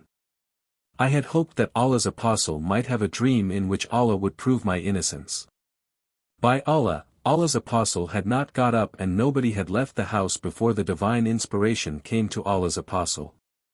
So, there overtook him the same state which used to overtake him, when he used to have, on being inspired divinely. He was sweating so much so that the drops of the sweat were dropping like pearls though it was a cold, wintry day. When that state of Allah's apostle was over, he was smiling and the first word he said, Aisha. Thank Allah, for Allah has declared your innocence. My mother told me to go to Allah's apostle. I replied, By Allah, I will not go to him and will not thank but Allah. So Allah revealed, Verily, they who spread the slander are a gang among you. 24. 11. When Allah gave the declaration of my innocence, Abu Bakr, who used to provide for Mista bin Yuthitha for he was his relative, said, By Allah, I will never provide Mista with anything because of what he said about Aisha. But Allah later revealed, And let not those who are good and wealthy among you swear not to help their kinsmen, those in need and those who left their homes in Allah's cause. Let them forgive and overlook. Do you not wish that Allah should forgive you? Verily, Allah is oft forgiving, most merciful. 24.22. After that Abu Bakr said, Yes. By Allah, I like that Allah should forgive me, and resumed helping Mista whom he used to help before. Allah's apostle also asked Zainab bint Yash, i.e. the Prophet's wife, about me saying, What do you know and what did you see? She replied, O Allah's apostle, I refrain to claim hearing or seeing what I have not heard or seen. By Allah, I know nothing except goodness about Aisha. Aisha further added, Zainab was competing with me, in her beauty and the Prophet's love, yet Allah protected her, from being malicious, for she had piety. Volume 3, Book 48, Number 830. Narrated Abu Bakr. A man praised another man in front of the Prophet. The Prophet said to him, "Woe to you, you have cut off your companion's neck, you have cut off your companion's neck," repeating it several times and then added, "Whoever amongst you has to praise his brother should say, I think that he is so, and Allah knows exactly the truth, and I do not confirm anybody's good conduct before Allah, but I think him so, if he really knows what he says about him." Volume 3, Book 48, number 831. Narrated Abu Musa al-Ash'ari. The Prophet heard someone praising another and exaggerating in his praise. The Prophet said, "You have ruined or cut the man's back, by praising him so much." Volume 3, Book 48, number 832. Narrated Ibn Umar. Allah's Apostle called me to present myself in front of him on the eve of the Battle of Uhud, while I was 14 years of age at that time. And he did not allow me to take part in that battle, but he called me in front of him on the eve of the Battle of the Trench when I was 15 years old, and he allowed me to join the battle. Nafi said, I went to Umar bin Abdul Aziz, who was caliph at that time, and related the above narration to him. He said, "This age, 15, is the limit between childhood and manhood." And wrote to his governors to give salaries to those who reached the age of 15. Volume 3, Book 48, number 833. Narrated Abu Sa'id al-Khudri. The Prophet said, "Bath on Friday is compulsory for those who have attained the age of puberty." Volume 3, Book 48, number 834. Narrated Abdullah. Allah's Apostle said, "If somebody takes a false oath in order to get the property of a Muslim, unjustly, by that oath, then Allah will be angry with him when he will meet him." Al-Ash'ari informed me, by Allah. This was said regarding me. There was a dispute about a piece of land between me and a man from the Jews who denied my right. I took him to the Prophet. Allah's Apostle asked me, "Do you have an evidence?" I replied in the negative. He said to the Jew, "Take an oath." I said, "O Allah's Apostle, he will surely take an oath and take my property unjustly."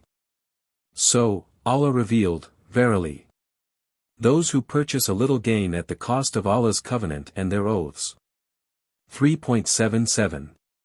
Volume 3, Book 48, number 835. Narrated Ibn Abu Mulaika. Ibn Abbas wrote that the Prophet gave his verdict on the basis of the defendant's oath. Volume 3, Book 48, number 836.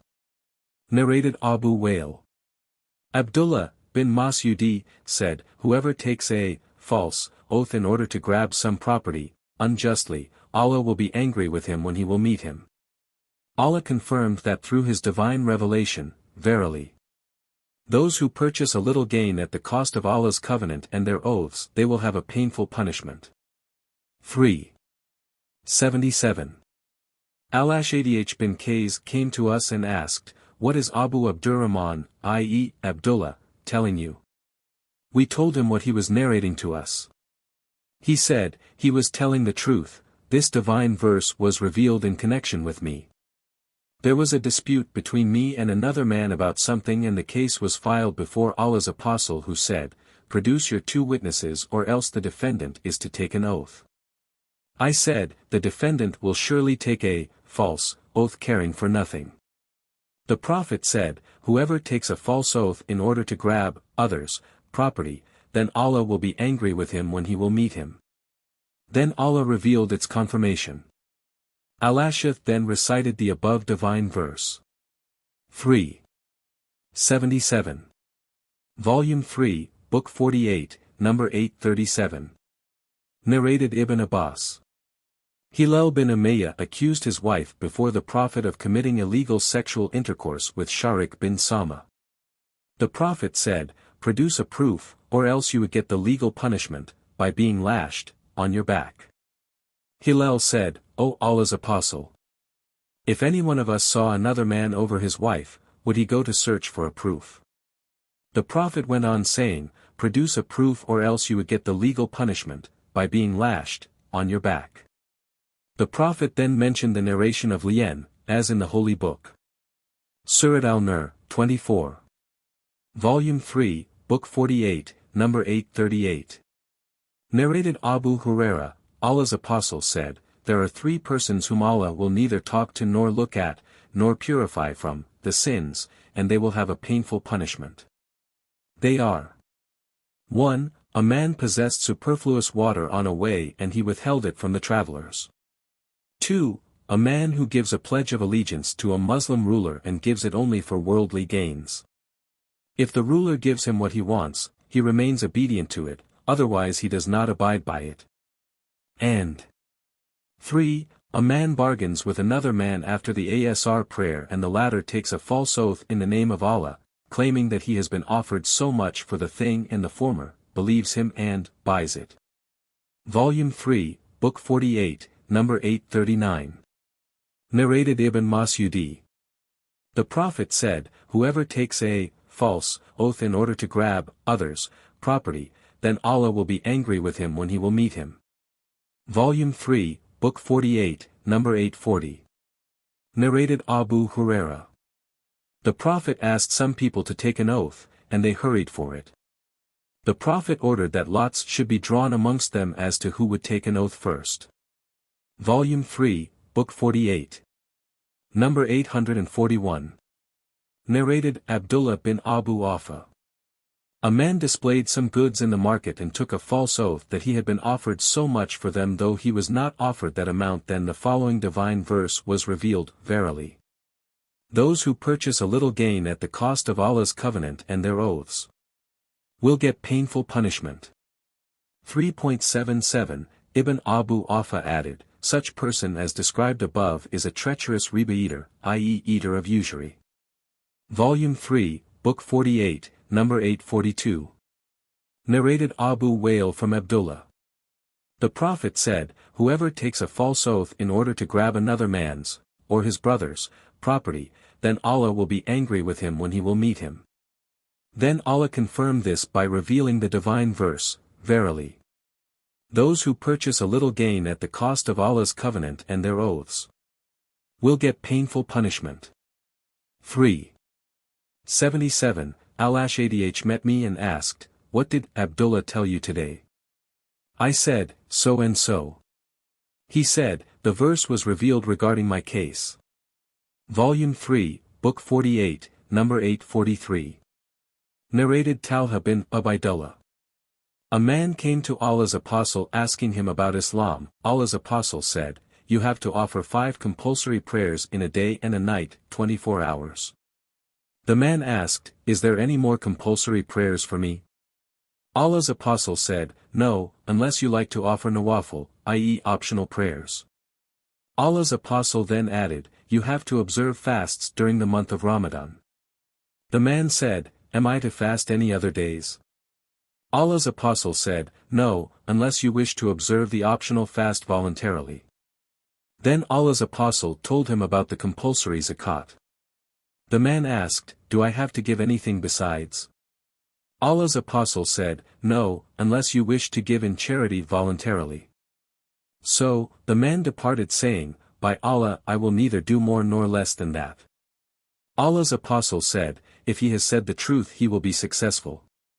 Volume 3, Book 48, number 844. Narrated Abdullah.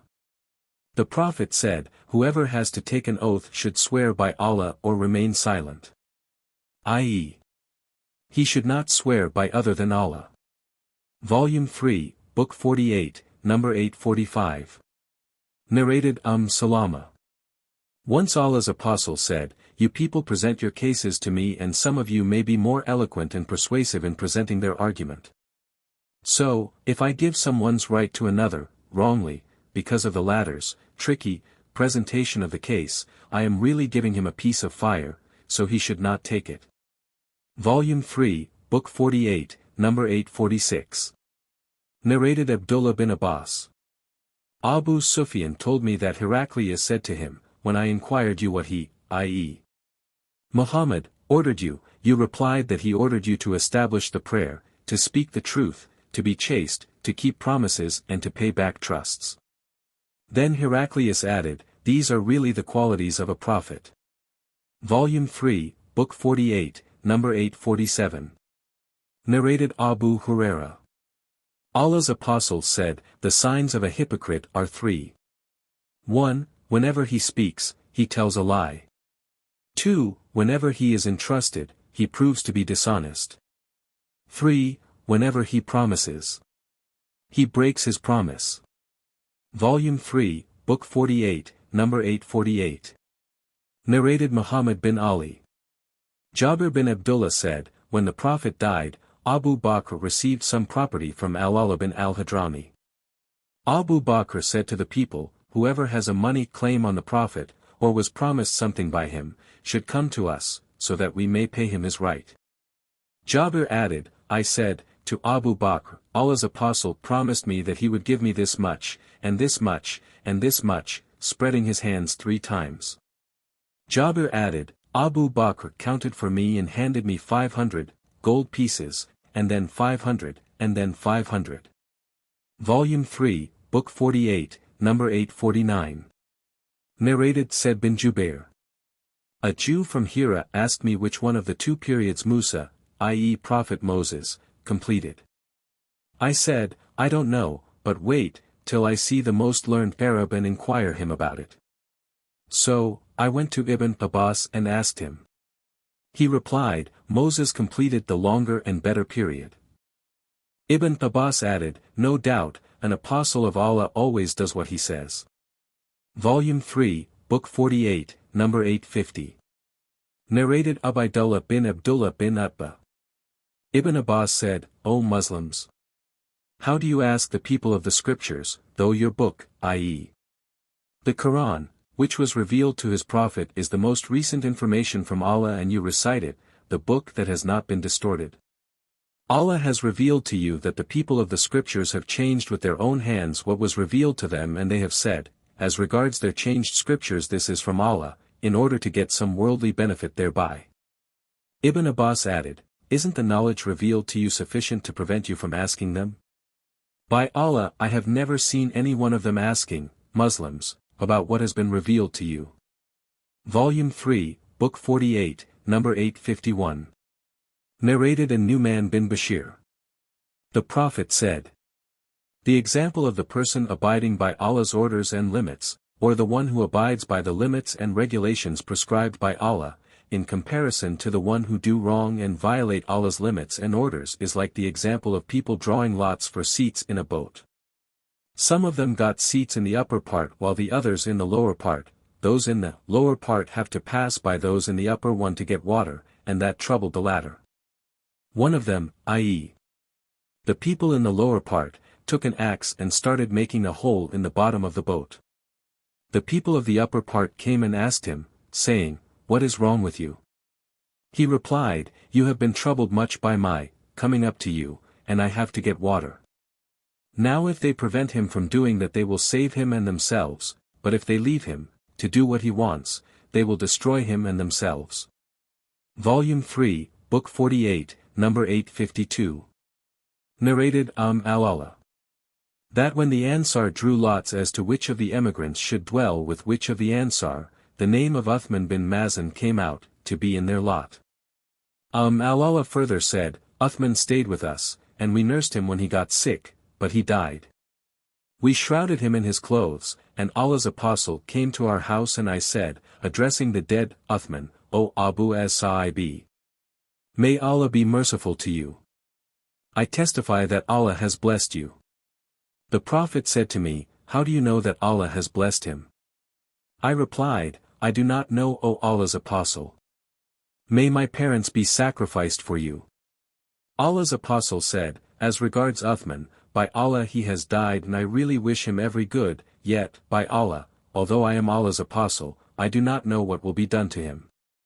Allah added, by Allah I shall never attest the piety of anybody after him.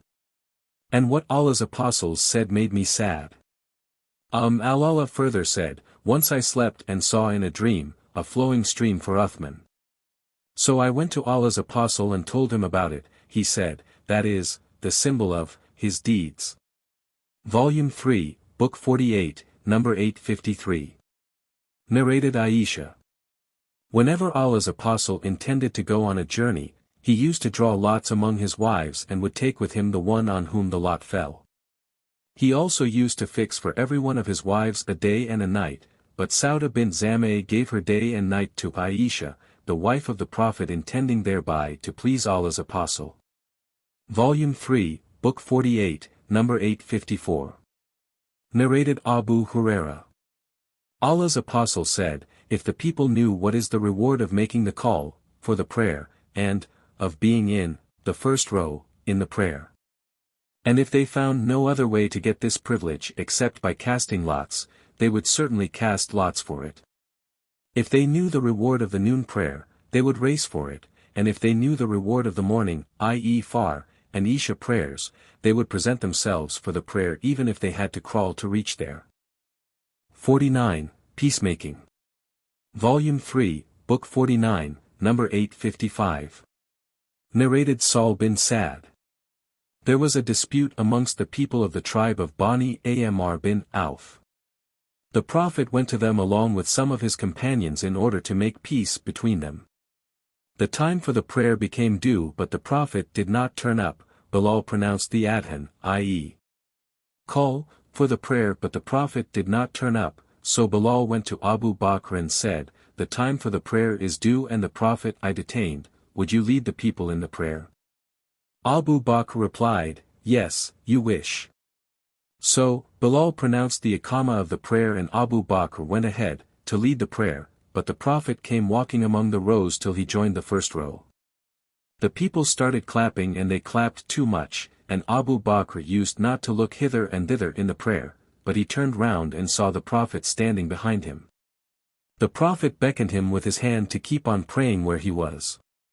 Abu Bakr raised his hand and praised Allah and then retreated till he came in the first row, and the Prophet went ahead and led the people in the prayer. When the Prophet finished the prayer, he turned towards the people and said, O people! When something happens to you during the prayer, you start clapping. Really, clapping is permissible for women only. If something happens to one of you in his prayer, he should say, Subhan Allah, glorified be Allah, for whoever hears him, saying so, will direct his attention towards him. O Abu Bakr! What prevented you from leading the people in the prayer when I beckoned to you, to continue? Abu Bakr replied, it did not befit the son of Abu Quafa to lead the prayer in front of the Prophet. Volume 3, Book 49, number 856. Narrated Anas. It was said to the Prophet, would that you see Abdullah bin Ubay. So, the Prophet went to him, riding a donkey, and the Muslims accompanied him, walking on salty barren land. When the Prophet reached Abdullah bin Ubay, the latter said, keep away from me. By Allah, the bad smell of your donkey has harmed me. On that an Ansari man said, to Abdullah, by Allah, the smell of the donkey of Allah's Apostle is better than your smell. On that a man from Abdullah's tribe got angry for Abdullah's sake, and the two men abused each other, which caused the friends of the two men to get angry, and the two groups started fighting with sticks, shoes and hands. We were informed that the following divine verse was revealed in this concern, and if two groups of believers fall to fighting, then make peace between them. 49. 9. Volume 3, Book 49, number 857. Narrated Kulthum bint Uqba. That she heard Allah's Apostle saying, he who makes peace between the people by inventing good information or saying good things, is not a liar. Volume 3, Book 49, number 858. Narrated Sahl bin Sa'd. Once the people of Kuba fought with each other till they threw stones on each other. When Allah's Apostle was informed about it, he said, let us go to bring about a reconciliation between them. Volume 3, Book 49, number 859. Narrated Aisha.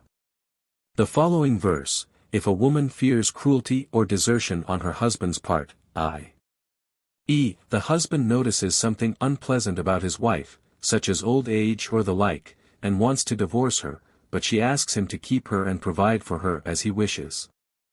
4.128, there is no blame on them if they reconcile on such basis. Volume 3, Book 49, number 860. Narrated Abu Huraira and Zayd bin Khalid al-Yuhani. A Bedouin came and said, O Allah's Apostle. Judge between us according to Allah's laws. His opponent got up and said, He is right. Judge between us according to Allah's laws. The Bedouin said, My son was a laborer working for this man, and he committed illegal sexual intercourse with his wife. The people told me that my son should be stoned to death. So, in lieu of that, I paid a ransom of 100 sheep and a slave girl to save my son. Then I asked the learned scholars who said, Your son has to be lashed 100 lashes and has to be exiled for 1 year. The Prophet said, No doubt I will judge between you according to Allah's laws. The slave girl and the sheep are to go back to you, and your son will get 100 lashes and 1 year exile. He then addressed somebody, O Unais. Go to the wife of this man, and stone her to death. So, Unais went and stoned her to death. Volume 3, Book 49, number 861. Narrated Aisha. Allah's Apostle said, If somebody innovates something which is not in harmony with the principles of our religion, that thing is rejected. Volume 3, Book 49, number 862. Narrated Al-Bara bin Azib. When Allah's Apostle concluded a peace treaty with the people of Hudaybiyah, Ali bin Abu Talib wrote the document and he mentioned in it, Muhammad, Allah's Apostle. The pagans said, Don't write, Muhammad, Allah's Apostle, for if you were an apostle we would not fight with you. Allah's Apostle asked Ali to rub it out, but Ali said, I will not be the person to rub it out. Allah's Apostle rubbed it out and made peace with them on the condition that the Prophet and his companions would enter Mecca and stay there for 3 days, and that they would enter with their weapons in cases. Volume 3, Book 49, number 863. Narrated Al-Bara. When the Prophet intended to perform Umrah in the month of Dhul-Qa'dah, the people of Mecca did not let him enter Mecca till he settled the matter with them by promising to stay in it for 3 days only. When the document of treaty was written, the following was mentioned, These are the terms on which Muhammad, Allah's Apostle agreed, to make peace. They said, We will not agree to this, for if we believe that you are Allah's Apostle we would not prevent you, but you are Muhammad bin Abdullah. The Prophet said, I am Allah's Apostle and also Muhammad bin Abdullah. Then he said to Ali, Rub off the words, Allah's Apostle, but Ali said, No, by Allah, I will never rub off your name. So, Allah's Apostle took the document and wrote, This is what Muhammad bin Abdullah has agreed upon, no arms will be brought into Mecca except in their cases, and nobody from the people of Mecca will be allowed to go with him, i.e. the Prophet, even if he wished to follow him, and he, the Prophet, will not prevent any of his companions from staying in Mecca if the latter wants to stay. When the Prophet entered Mecca and the time limit passed, the Meccans went to Ali and said, Tell your friend, i.e. the Prophet, to go out, as the period, agreed to, has passed. So, the Prophet went out of Mecca. The daughter of Hamza ran after them, i.e. the Prophet and his companions, calling, O uncle! O uncle! Ali received her and led her by the hand and said to Fatima, Take your uncle's daughter. Zayd and Jafar quarreled about her. Ali said, I have more right to her as she is my uncle's daughter. Jafar said, She is my uncle's daughter, and her aunt is my wife. Zayd said, She is my brother's daughter. The Prophet judged that she should be given to her aunt, and said that the aunt was like the mother. He then said to all, You are from me and I am from you, and said to Jafar, You resemble me both in character and appearance, and said to Zayd, You are our brother, in faith, and our freed slave. Volume 3, Book 49, number 864.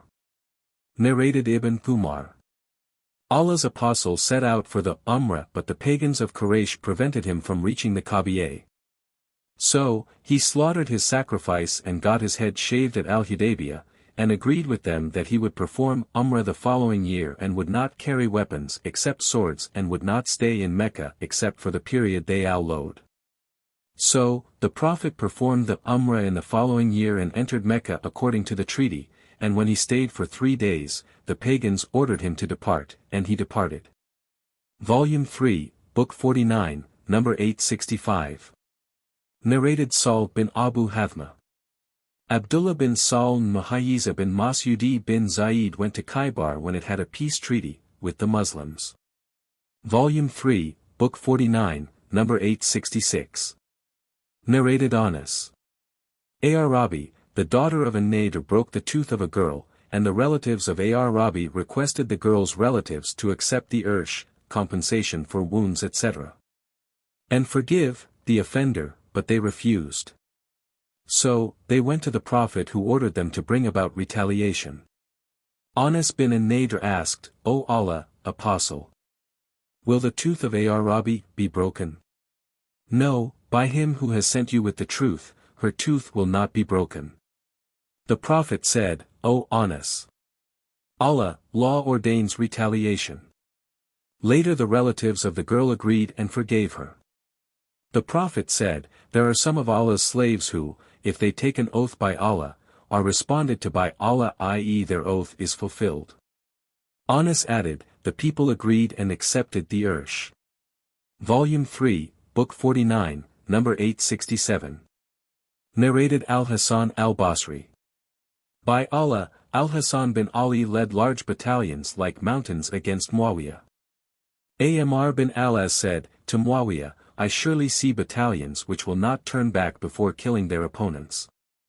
Muawiyah, who was really the best of the two men, said to him, O Amr, if these killed those and those killed these, who would be left with me for the jobs of the public, who would be left with me for their women, who would be left with me for their children? Then Muawiyah sent 2 Qurayshi men from the tribe of Abdi Shams called Abdur Rahman bin Sumira and Abdullah bin Amir bin Quraiz to Al-Hasan, saying to them, go to this man, i.e. Al-Hasan, and negotiate peace with him and talk and appeal to him. So, they went to Al-Hasan and talked and appealed to him to accept peace. Al-Hasan said, we, the offspring of Abdul Muttalib, have got wealth and people have indulged in killing and corruption, and money only will appease them. They said to Al-Hasan, Muawiyah offers you so, and appeals to you and entreats you to accept peace. Al-Hasan said to them, but who will be responsible for what you have said? They said, we will be responsible for it. So, whatever Al-Hasan asked, they said, we will be responsible for it for you. So, Al-Hasan concluded a peace treaty with Muawiyah. Al-Hasan, al-Basri, said, I heard Abu Bakr saying, I saw Allah's apostle on the pulpit and Al-Hasan bin Ali was by his side. The Prophet was looking once at the people and once at Al-Hasan bin Ali, saying, this son of mine is a Sayyid, i.e. a noble, and may Allah make peace between 2 big groups of Muslims through him. Volume 3, Book 49, number 868. Narrated Aisha. Once Allah's apostle heard the loud voices of some opponents quarreling at the door. One of them was appealing to the other to deduct his debt and asking him to be lenient, but the other was saying, by Allah I will not do so. Allah's apostle went out to them and said, who is the one who was swearing by Allah that he would not do a favor?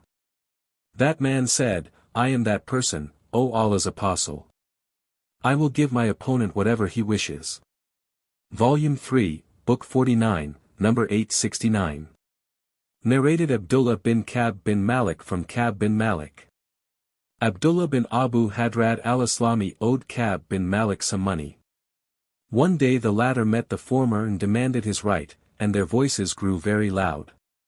The Prophet passed by them and said, O Ka'bi, beckoning with his hand as if intending to say, deduct half the debts. So, Ka'b took half what the other owed him and remitted the other half. Volume 3, Book 49, number 870. Narrated Abu Huraira. Allah's apostle said, there is a sadaqah to be given for every joint of the human body, and for every day on which the sun rises there is a reward of a sadaqah, i.e. charitable gift, for the one who establishes justice among people. Volume 3, Book 49. Number 871. Narrated Urwa bin Zubair. Zubair told me that he quarreled with an Ansari man who had participated in the Battle of Badr in front of Allah's apostle about a water stream which both of them used for irrigation. Allah's apostle said to Zubair, O Zubair, irrigate your garden first, and then let the water flow to your neighbor. The Ansari became angry and said, O Allah's Apostle! Is it because he is your cousin? On that the complexion of Allah's Apostle changed, because of anger, and said, to Az-Zubair, I irrigate your garden, and then withhold the water till it reaches the walls, surrounding the palms. So, Allah's Apostle gave Az-Zubair his full right.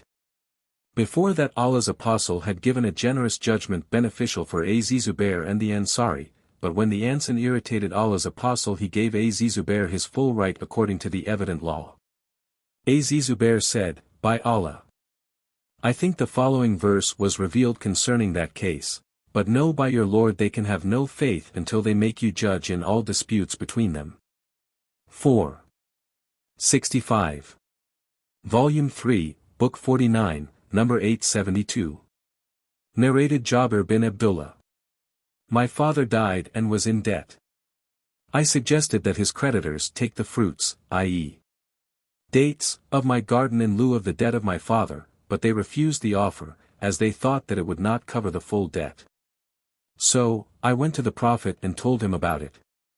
He said, to me, when you pluck the dates and collect them in the mirbad, i.e. a place where dates are dried, call me, Allah's Apostle.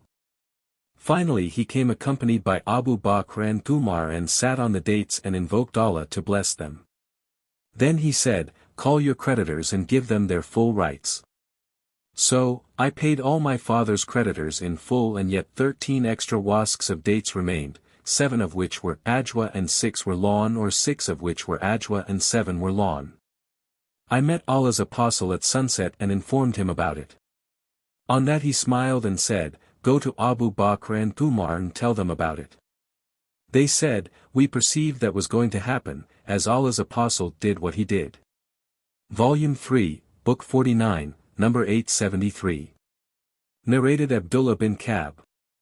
That Ka'b bin Malik told him that in the lifetime of Allah's Apostle he demanded his debt from Ibn Abu Hadrad in the mosque. Their voices grew louder till Allah's Apostle heard them while he was in his house. So he lifted the curtain of his room and called Ka'b bin Malik saying, O Ka'b. He replied, Labbaik. O Allah's Apostle. He beckoned to him with his hand suggesting that he deduct half the debt. Ka'b said, I agree, O Allah's Apostle. Allah's Apostle then said, to Ibn Abu Hadrad, Get up and pay him the rest. 50. Conditions. Volume 3, Book 50, Number 874. Narrated Marwan and al-Maswar bin Makramah.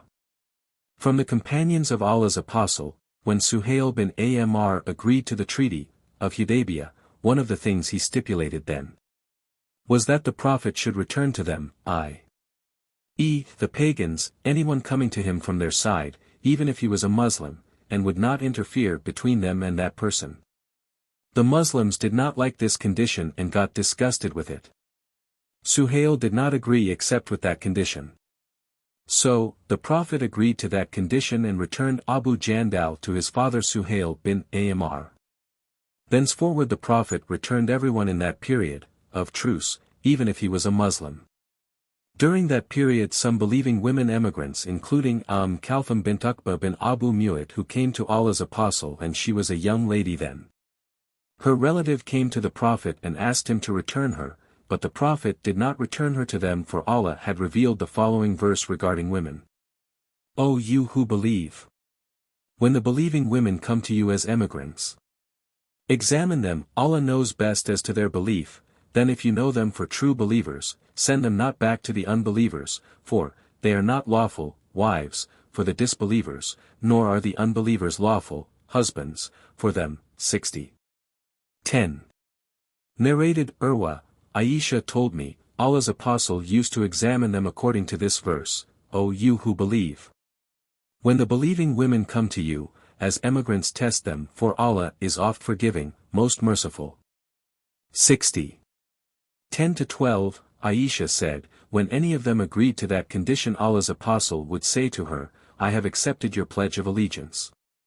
He would only say that, but, by Allah he never touched the hand of any women, i.e., never shook hands with them, while taking the Pledge of Allegiance, and he never took their Pledge of Allegiance except by his words, only. Volume 3, Book 50, number 875. Narrated Jarir. When I gave the Pledge of Allegiance to Allah's Apostle, and he stipulated that I should give good advice to every Muslim. Volume 3, Book 50, number 876. Narrated Jabir bin Abdullah. I gave the Pledge of Allegiance to Allah's Apostle for offering the prayers, perfectly paying the zakat, and giving good advice to every Muslim. Volume 3, Book 50, number 877. Narrated Abdullah bin Umar. Allah's Apostle said, if someone sells pollinated date palms, their fruits will be for the seller, unless the buyer stipulates the contrary. Volume 3, Book 50, number 878. Narrated Urwa. Aisha told me that Buraira came to seek her help in writing for emancipation, and at that time she had not paid any part of her price. Aisha said to her, go to your masters, and if they agree that I will pay your price, and free you, on condition that your wallah will be for me, I will pay the money. Buraira told her masters about that, but they refused, and said, if Aisha wants to do a favor she could, but your wallah will be for us. Aisha informed Allah's Apostle of that, and he said to her, buy and manumit Buraira, as the wallah will go to the manumitted. Volume 3, Book 50, number 879. Narrated Jabir. While I was riding a slow and tired camel, the Prophet passed by and beat it and prayed for Allah's blessings for it.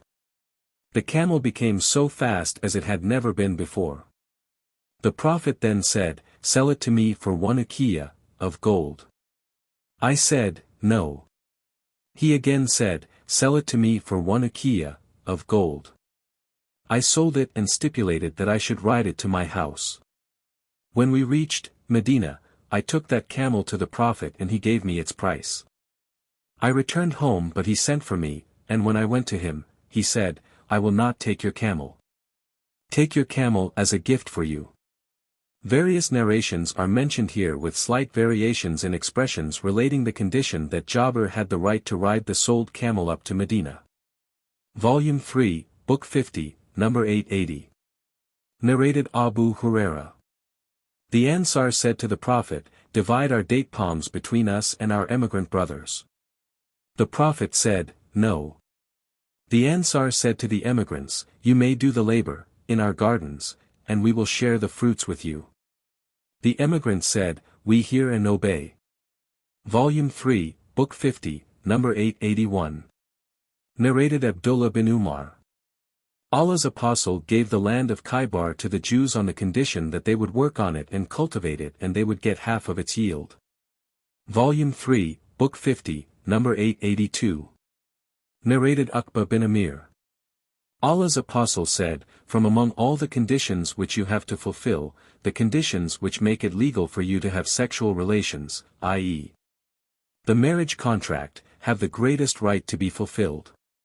Volume 3, Book 50, number 883. Narrated Rafi bin Khadij. We used to work on the fields more than the other Ansar, and we used to rent the land, for the yield of a specific portion of it. But sometimes that portion or the rest of the land did not give any yield, so we were forbidden, by the Prophet, to follow such a system, but we were allowed to rent the land for money. Volume 3, Book 50, number 884. Narrated Abu Huraira. The Prophet said, no town dweller should sell for a Bedouin. Do not practice najsh, i.e., do not offer a high price for a thing which you do not want to buy, in order to deceive the people. No Muslim should offer more for a thing already bought by his Muslim brother, nor should he demand the hand of a girl already engaged to another Muslim. A Muslim woman shall not try to bring about the divorce of her sister, i.e., another Muslim woman, in order to take her place herself. Volume 3, Book 50, number 885. Narrated Abu Huraira and Zayd bin Khalid al-Yuhani. A Bedouin came to Allah's Apostle and said, O Allah's Apostle, I ask you by Allah to judge my case according to Allah's laws. His opponent, who was more learned than he, said, Yes, judge between us according to Allah's laws, and allow me to speak. Allah's apostle said, Speak. He, I.e. The Bedouin or the other man, said, My son was working as a laborer for this man, and he committed illegal sexual intercourse with his wife. The people told me that it was obligatory that my son should be stoned to death, so in lieu of that I ransomed my son by paying 100 sheep and a slave girl. Then I asked the religious scholars about it, and they informed me that my son must be lashed 100 lashes, and be exiled for 1 year, and the wife of this man must be stoned to death. Allah's apostle said, By him in whose hands my soul is, I will judge between you according to Allah's laws. The slave girl and the sheep are to be returned to you, your son is to receive 100 lashes and be exiled for 1 year. You, Unais, go to the wife of this man, and if she confesses her guilt, stone her to death. Unais went to that woman next morning and she confessed. Allah's apostle ordered that she be stoned to death. Volume 3, Book 50, number 886. Narrated Ayman al-Makki. RS had stipulated that her wallah would be for them. The Prophet said.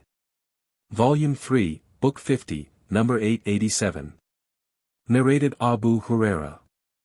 Allah's apostle forbade, 1, the meeting of the caravan, of goods, on the way, 2, and that a residing person buys for a Bedouin. 3, and that a woman stipulates the divorce of the wife of the would-be husband, 4, and that a man tries to cause the cancellation of a bargain concluded by another. He also forbade an najsh, see Hadith 824, and that one withholds the milk in the udder of the animal so that he may deceive people on selling it. Volume 3, Book 50, number 888. Narrated Ubay bin Ka'b. Allah's apostle said, Moses the apostle of Allah, and then he narrated the whole story about him. Al-Qadr said to Moses, Did not I tell you that you can have no patience with me? 18.72, Moses then violated the agreement for the first time because of forgetfulness, then Moses promised that if he asked Al-Qadr about anything, the latter would have the right to desert him. Moses abided by that condition and on the third occasion he intentionally asked Al-Qadr and caused that condition to be applied. The 3 occasions referred to above are referred to by the following verses. Call me not to account for forgetting and be not hard upon me. 18.73. Then they met a boy and Qadr killed him. 18.74. Then they proceeded and found a wall which was on the verge of falling and Qadr set it up straight. 18.77. Volume 3, Book 50, number 889. Narrated Urwa. Aisha said, Burera came to me and said, My people, masters, have written the contract for my emancipation for 9 awaq of gold, to be paid in yearly installments, 1 uqiyah per year. So help me. Aisha said, to her, If your masters agree, I will pay them the whole sum provided the wallah will be for me. Burera went to her masters and told them about it, but they refused the offer and she returned from them while Allah's apostles was sitting. She said, I presented the offer to them, but they refused unless the wallah would be for them. When the Prophet heard that and Aisha told him about it, he said to her, Buy Burera and let them stipulate that her wallah will be for them, as the wallah is for the manumitted. Aisha did so. After that Allah's apostle got up amidst the people, glorified and praised Allah and said, What is wrong with some people who stipulate things which are not in Allah's laws? Any condition which is not in Allah's laws is invalid even if there were 100 such conditions. Allah's rules are the most valid and Allah's conditions are the most solid. The wallah is for the manumitted. Volume 3, Book 50, number 890. Narrated Ibn Umar. When the people of Khaybar dislocated Abdullah bin Umar's hands and feet, Umar got up delivering a sermon saying, No doubt. Allah's apostle made a contract with the Jews concerning their properties, and said to them, We allow you to stand in your land, as long as Allah allows you. Now Abdullah bin Umar went to his land and was attacked at night, and his hands and feet were dislocated, and as we have no enemies there except those Jews, they are our enemies and the only people whom we suspect. I have made up my mind to exile them.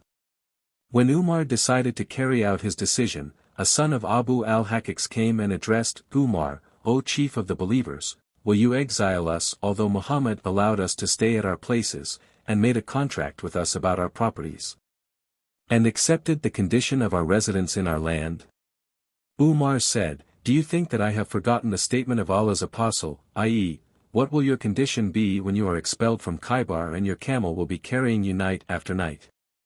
The Jew replied, that was joke from Abu al-Qasim. Umar said, O the enemy of Allah! You are telling a lie. Umar then drove them out and paid them the price of their properties in the form of fruits, money, camel saddles and ropes, etc. Volume 3, Book 50, number 891. Narrated al-Maswar bin Makrama and Marwan, whose narrations attest each other. Allah's apostle set out at the time of al-Hudaybiyah treaty, and when they proceeded for a distance, he said, Khalid bin al-Walid leading the cavalry of Quraysh constituting the front of the army, is at a place called al-Gamam, so take the way on the right. By Allah, Khalid did not perceive the arrival of the Muslims till the dust arising from the march of the Muslim army reached him, and then he turned back hurriedly to inform Quraysh. The Prophet went on advancing till he reached the Thaniya, i.e., a mountainous way, through which one would go to them, i.e. people of Quraysh. The she-camel of the Prophet sat down. The people tried their best to cause the she-camel to get up but in vain, so they said, Al-Kaswa, i.e., the she-camel's name, has become stubborn. Al-Kaswa has become stubborn. The Prophet said, Al-Kaswa has not become stubborn, for stubbornness is not her habit, but she was stopped by him who stopped the elephant. Then he said, by the name of him in whose hands my soul is, if they, i.e. the Quraysh infidels, ask me anything which will respect the ordinances of Allah, I will grant it to them.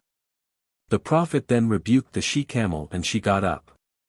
The Prophet changed his way till he dismounted at the farthest end of al-Hudaybiyah at a pit, i.e., well, containing a little water which the people used in small amounts, and in a short while the people used up all its water and complained to Allah's apostle, of thirst. The Prophet took an arrow out of his arrow case and ordered them to put the arrow in that pit. By Allah, the water started and continued sprouting out till all the people quenched their thirst and returned with satisfaction.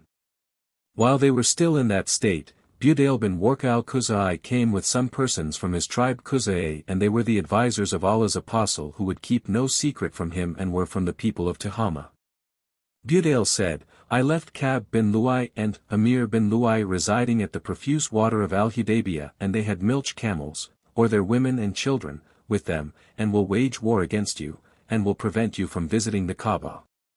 Allah's apostle said, we have not come to fight anyone, but to perform the Umrah. No doubt, the war has weakened Quraysh and they have suffered great losses, so if they wish, I will conclude a truce with them, during which they should refrain from interfering between me and the people, i.e., the Arab infidels other than Quraysh, and if I have victory over those infidels, Quraysh will have the option to embrace Islam as the other people do. If they wish, they will at least get strong enough to fight. But if they do not accept the truce, by Allah in whose hands my life is, I will fight with them defending my cause till I get killed, but, I am sure, Allah will definitely make his cause victorious. Budayl said, I will inform them of what you have said. So, he set off till he reached Quraysh and said, we have come from that man, i.e. Muhammad, whom we heard saying something which we will disclose to you if you should like. Some of the fools among Quraysh shouted that they were not in need of this information, but the wiser among them said, relate what you heard him saying. Budayl said, I heard him saying so and so, relating what the Prophet had told him. Urwa bin Mas'ud got up and said, O people! Aren't you the sons? They said, yes. He added, am I not the father? They said, yes. He said, do you mistrust me? They said, no. He said, don't you know that I invited the people of UKs for your help, and when they refused I brought my relatives and children and those who obeyed me, to help you? They said, yes. He said, well, this man, i.e. the Prophet, has offered you a reasonable proposal, you'd better accept it and allow me to meet him. They said, you may meet him. So, he went to the Prophet and started talking to him. The Prophet told him almost the same as he had told Budayl. Then Urwa said, "O Muhammad! Won't you feel any scruple in extirpating your relations? Have you ever heard of anyone amongst the Arabs extirpating his relatives before you? On the other hand, if the reverse should happen, nobody will aid you, for, by Allah, I do not see, with you, dignified people, but people from various tribes who would run away leaving you alone." Hearing that, Abu Bakr abused him and said, "Do you say we would run and leave the Prophet alone?" Urwa said, "Who is that man?" They said, "He is Abu Bakr." Urwa said to Abu Bakr, "By him in whose hands my life is, were it not for the favor which you did to me and which I did not compensate, I would retort on you." Urwa kept on talking to the Prophet and seizing the Prophet's beard as he was talking while al-Mughira bin Shu'bah was standing near the head of the Prophet, holding a sword and wearing a helmet. Whenever Urwa stretched his hand towards the beard of the Prophet, al-Mughira would hit his hand with the handle of the sword and say, to Urwa, "Remove your hand from the beard of Allah's Apostle." Urwa raised his head and asked, "Who is that?" The people said, "He is al-Mughira bin Shu'bah." Urwa said, "O treacherous! Am I not doing my best to prevent evil consequences of your treachery?" Before embracing Islam, al-Mughira was in the company of some people. He killed them and took their property and came, to Medina, to embrace Islam. The Prophet said, to him, "As regards your Islam, I accept it, but as for the property I do not take anything of it, as it was taken through treason." Urwa then started looking at the companions of the Prophet. By Allah, whenever Allah's Apostle spat, the spittle would fall in the hand of one of them, i.e. the Prophet's companions, who would rub it on his face and skin. If he ordered them they would carry his orders immediately, if he performed ablution, they would struggle to take the remaining water. And when they spoke to him, they would lower their voices and would not look at his face constantly out of respect. Urwa returned to his people and said, "O people! By Allah, I have been to the kings and to Caesar, Khosra and Najashi, yet I have never seen any of them respected by his courtiers as much as Muhammad is respected by his companions. By Allah, if he spat, the spittle would fall in the hand of one of them, i.e. the Prophet's companions, who would rub it on his face and skin. If he ordered them, they would carry out his order immediately. If he performed ablution, they would struggle to take the remaining water, and when they spoke, they would lower their voices and would not look at his face constantly out of respect."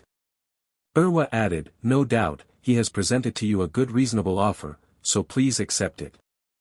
A man from the tribe of Bani Kinana said, "Allow me to go to him," and they allowed him, and when he approached the Prophet and his companions, Allah's Apoi said, "He is so-and-so who belongs to the tribe that respects the budn, i.e. camels of the sacrifice. So, bring the budn in front of him." So, the budn were brought before him and the people received him while they were reciting Talbiyah. When he saw that scene, he said, "Glorified be Allah. It is not fair to prevent these people from visiting the Kaaba." When he returned to his people, he said, "I saw the budn garlanded, with colored knotted ropes, and marked, with stabs on their backs. I do not think it is advisable to prevent them from visiting the Kaaba." Another person called Mikraz bin Hafs got up and sought their permission to go to Muhammad, and they allowed him, too. When he approached the Muslims, the Prophet said, "Here is Mikraz and he is a vicious man." Mikraz started talking to the Prophet and as he was talking, Suhail bin Amr came. When Suhail bin Amr came, the Prophet said, "Now the matter has become easy." Suhail said to the Prophet, "Please conclude a peace treaty with us." So, the Prophet called the clerk and said to him, "Write, by the name of Allah, the most beneficent, the most merciful." Suhail said, "As for beneficent, by Allah, I do not know what it means." So write, "By your name O Allah, as you used to write previously." The Muslim said, "By Allah, we will not write except, by the name of Allah, the most beneficent, the most merciful." The Prophet said, "Write, by your name O Allah." Then he dictated, "This is the peace treaty which Muhammad, Allah's Apostle has concluded." Suhail said, "By Allah, if we knew that you are Allah's apostle we would not prevent you from visiting the Kaaba, and would not fight with you. So, write, Muhammad bin Abdullah. The Prophet said, by Allah. I am apostle of Allah even if you people do not believe me. Write, Muhammad bin Abdullah. Az-Zuri said, the Prophet accepted all those things, as he had already said that he would accept everything they would demand if it respects the ordinance of Allah, i.e. by letting him and his companions perform Umrah. The Prophet said to Suhail, on the condition that you allow us to visit the house, i.e. Kaaba, so that we may perform tawaf around it. Suhail said, by Allah, we will not allow you this year, so as not to give chance to the Arabs to say that we have yielded to you, but we will allow you next year. So, the Prophet got that written. Then Suhail said, we also stipulate that you should return to us whoever comes to you from us, even if he embraced your religion. The Muslim said, glorified be Allah. How will such a person be returned to the pagans after he has become a Muslim? While they were in this state Abu Jandal bin Suhail bin Amr came from the valley of Mecca staggering with his fetters and fell down amongst the Muslims. Suhail said, O Muhammad! This is the very first term with which we make peace with you, i.e. you shall return Abu Jandal to me. The Prophet said, the peace treaty has not been written yet. Suhail said, I will never allow you to keep him. The Prophet said, yes, do. He said, I won't do. Mikraz said, we allow you to keep him. Abu Jandal said, O Muslims! Will I be returned to the pagans though I have come as a Muslim? Don't you see how much I have suffered? Abu Jandal had been tortured severely for the cause of Allah.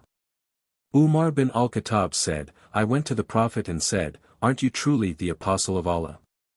The Prophet said, yes, indeed. I said, isn't our cause just and the cause of the enemy unjust? He said, yes.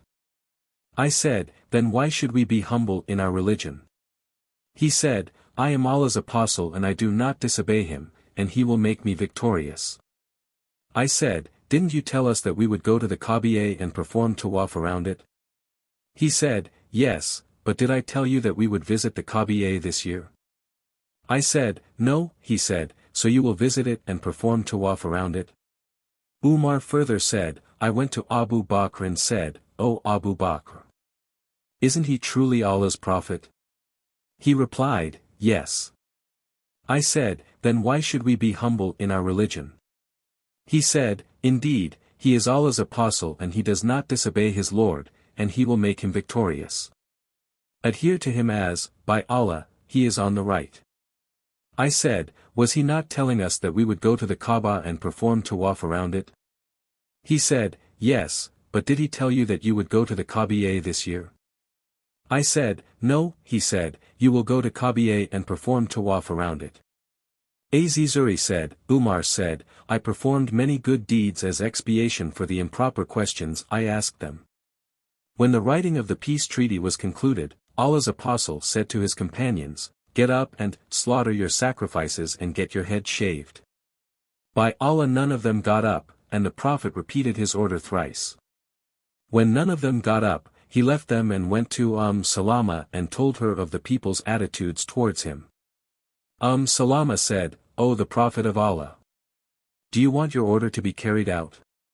Go out and don't say a word to anybody till you have slaughtered your sacrifice and call your barber to shave your head. So, the Prophet went out and did not talk to any one of them till he did that, i.e. slaughtered the sacrifice and called his barber who shaved his head. Seeing that, the companions of the Prophet got up, slaughtered their sacrifices, and started shaving the heads of one another, and there was so much rush that there was a danger of killing each other. Then some believing women came to the Prophet, and Allah revealed the following divine verses. O you who believe, when the believing women come to you as emigrants examine them. 60. 10. Umar then divorced 2 wives of his who were infidels. Later on Muawiyah bin Abu Sufyan married one of them, and Safwan bin Umayyah married the other. When the Prophet returned to Medina, Abu Basir, a new Muslim convert from Quraysh, came to him. The infidels sent in his pursuit 2 men who said, to the Prophet, abide by the promise you gave us. So, the Prophet handed him over to them. They took him out of the city, till they reached Dhul Hulaifa, where they dismounted to eat some dates they had with them. Abu Basr said to one of them, "By Allah, O so-and-so, I see you have a fine sword." The other drew it out of the scabbard, and said, "By Allah, it is very fine and I have tried it many times." Abu Bakr said, "Let me have a look at it." When the other gave it to him, he hit him with it till he died, and his companion ran away till he came to Medina and entered the mosque running. When Allah's apostle saw him, he said, "This man appears to have been frightened." When he reached the Prophet, he said, "My companion has been murdered and I would have been murdered too." Abu Basr came and said, "O Allah's apostle, by Allah, Allah has made you fulfill your obligations by your returning me to them, i.e. the infidels, but Allah has saved me from them." The Prophet said, "Woe to his mother! What excellent war kindler he would be, should he only have supporters." When Abu Basr heard that, he understood that the Prophet would return him to them again, so he set off till he reached the seashore. Abu Jandal bin Suhail got himself released from them, i.e. infidels, and joined Abu Basr. So, whenever a man from Quraysh embraced Islam, he would follow Abu Basr till they formed a strong group. By Allah, whenever they heard about a caravan of Quraysh heading towards Sham, they stopped it and attacked and killed them, i.e.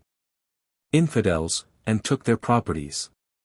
The people of Quraysh sent a message to the Prophet requesting him for the sake of Allah and kith and kin to send for, i.e. Abu Basr and his companions, promising that whoever, amongst them, came to the Prophet would be secure. So the Prophet sent for them, i.e. Abu Basr's companions, and Allah I revealed the following divine verses. "And it is He who has withheld their hands from you and your hands from them in the midst of Mecca, after He made you the victorious over them." The unbelievers had pride and haughtiness, in their hearts the pride and haughtiness of the time of ignorance. 48.24-26, and their pride and haughtiness was that they did not confess, write in the treaty, that he, i.e. Muhammad, was the Prophet of Allah, and refused to write, "In the name of Allah, the most beneficent, the most merciful," and prevented the mushriks from visiting the Kaaba. Narrated Az Zuri, Urwa said, "Aisha told me that Allah's apostle used to examine the women emigrants. We have been told also that when Allah revealed the order that the Muslims should return to the pagans what they had spent on their wives who emigrated, after embracing Islam, and that the mushriks should not keep unbelieving women as their wives, Umar divorced two of his wives, Qariba, the daughter of Abu Urhaya and the daughter of Jerval al-Khuzai. Later on Muawiyah married Qariba and Abu Jam married the other. When the pagans refused to pay what the Muslims had spent on their wives, Allah revealed, "And if any of your wives have gone from you to the unbelievers and you have an accession, by the coming over of a woman from the other side, then pay to those whose wives have gone, the equivalent of what they had spent, on their mahr." 60.11. So, Allah ordered that the Muslim whose wife has gone, should be given, as a compensation of the mahr he had given to his wife, from the mahr of the wives of the pagans who had emigrated deserting their husbands. We do not know any of the women emigrants who deserted Islam after embracing it. We have also been told that Abu Basr bin Asad Adh Thaqafi came to the Prophet as a Muslim emigrant during the truce. Al-Aknas bin Sharik wrote to the Prophet requesting him to return Abu Basr. Volume 3, Book 50, number 892. Narrated Abu Huraira. Allah's apostle mentioned a person who asked an Israeli man to lend him 1,000 dinars, and the Israeli lent him the sum for a certain fixed period. Volume 3, Book 50, number 893. Narrated Umrah. Aisha said that Buraira came to seek her help in the writing of her emancipation. Aisha said to her, "If you wish, I will pay your masters, your price, and the wallah will be for me." When Allah's apostle came, she told him about it. The Prophet said to her, "Buy her, i.e. Buraira, and manumit her, for the wallah is for the one who manumits." Then Allah's apostle ascended the pulpit and said, "What about those people who stipulate conditions which are not in Allah's laws? Whoever stipulates such conditions as are not in Allah's laws, then those conditions are invalid even if he stipulated 100 such conditions. Volume 3, Book 50, number 894. Narrated Abu Huraira. Allah's Apostle said, Allah has 99 names, i.e. 100-1, and whoever knows them will go to paradise. Please see Hadith number 419 Volume 8. Volume 3, Book 50, number 895. Narrated Ibn Umar. Umar bin Khattab got some land in Khaybar and he went to the Prophet to consult him about it saying, O Allah, Apostle got some land in Khaybar better than which I have never had. What do you suggest that I do with it? The Prophet said, if you like you can give the land as endowment and give its fruits in charity. So Umar gave it in charity as an endowment on the condition that would not be sold or given to anybody as a present and not to be inherited, but its yield would be given in charity to the poor people, to the kith and kin, for freeing slaves. For Allah's cause, to the travelers and guests. And that there would be no harm if the guardian of the endowment ate from it according to his need with good intention, and fed others without storing it for the future. 51. Wills and Testaments, Wasiyah. Volume 4, Book 51, number 1. Narrated Abdullah bin Umar, Allah's Apostle said. It is not permissible for any Muslim who has something to will to stay for 2 nights without having his last will and testament written and kept ready with him. Volume 4, Book 51, number 2. Narrated Amr bin al-Harith. The brother of the wife of Allah's Apostle. Juwaira bint al-Harith, when Allah's Apostle died, he did not leave any dirham or dinar, i.e. money, a slave or a slave woman or anything else except his white mule, his arms and a piece of land which he had given in charity. Volume 4, Book 51, number 3. Narrated Talha bin Musarrif. I asked Abdullah bin Abu Awfa, did the Prophet make a will? He replied, no. I asked him, how is it then that the making of a will has been enjoined on people, or that they are ordered to make a will? He replied, the Prophet bequeathed Allah's book, i.e. Qur'an. Volume 4, Book 51, number 4. Narrated Al-Aswad. In the presence of Aisha some people mentioned that the Prophet had appointed Ali by will as his successor. Aisha said, when did he appoint him by will? Verily when he died he was resting against my chest, or said, in my lap, and he asked for a wash basin and then collapsed while in that state, and I could not even perceive that he had died, so when did he appoint him by will? Volume 4, Book 51, number 5. Narrated Sa'd bin Abu Waqqas.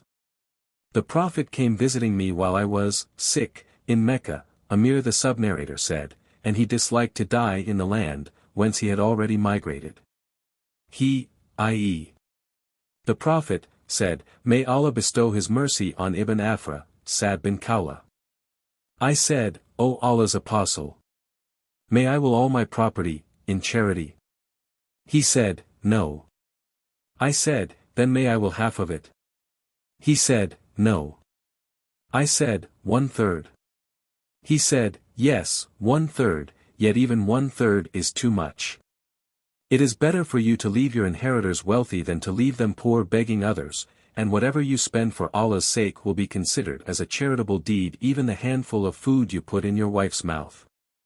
Allah may lengthen your age so that some people may benefit by you, and some others be harmed by you. At that time Sa'd had only one daughter. Volume 4, Book 51, number 6. Narrated Ibn Abbas.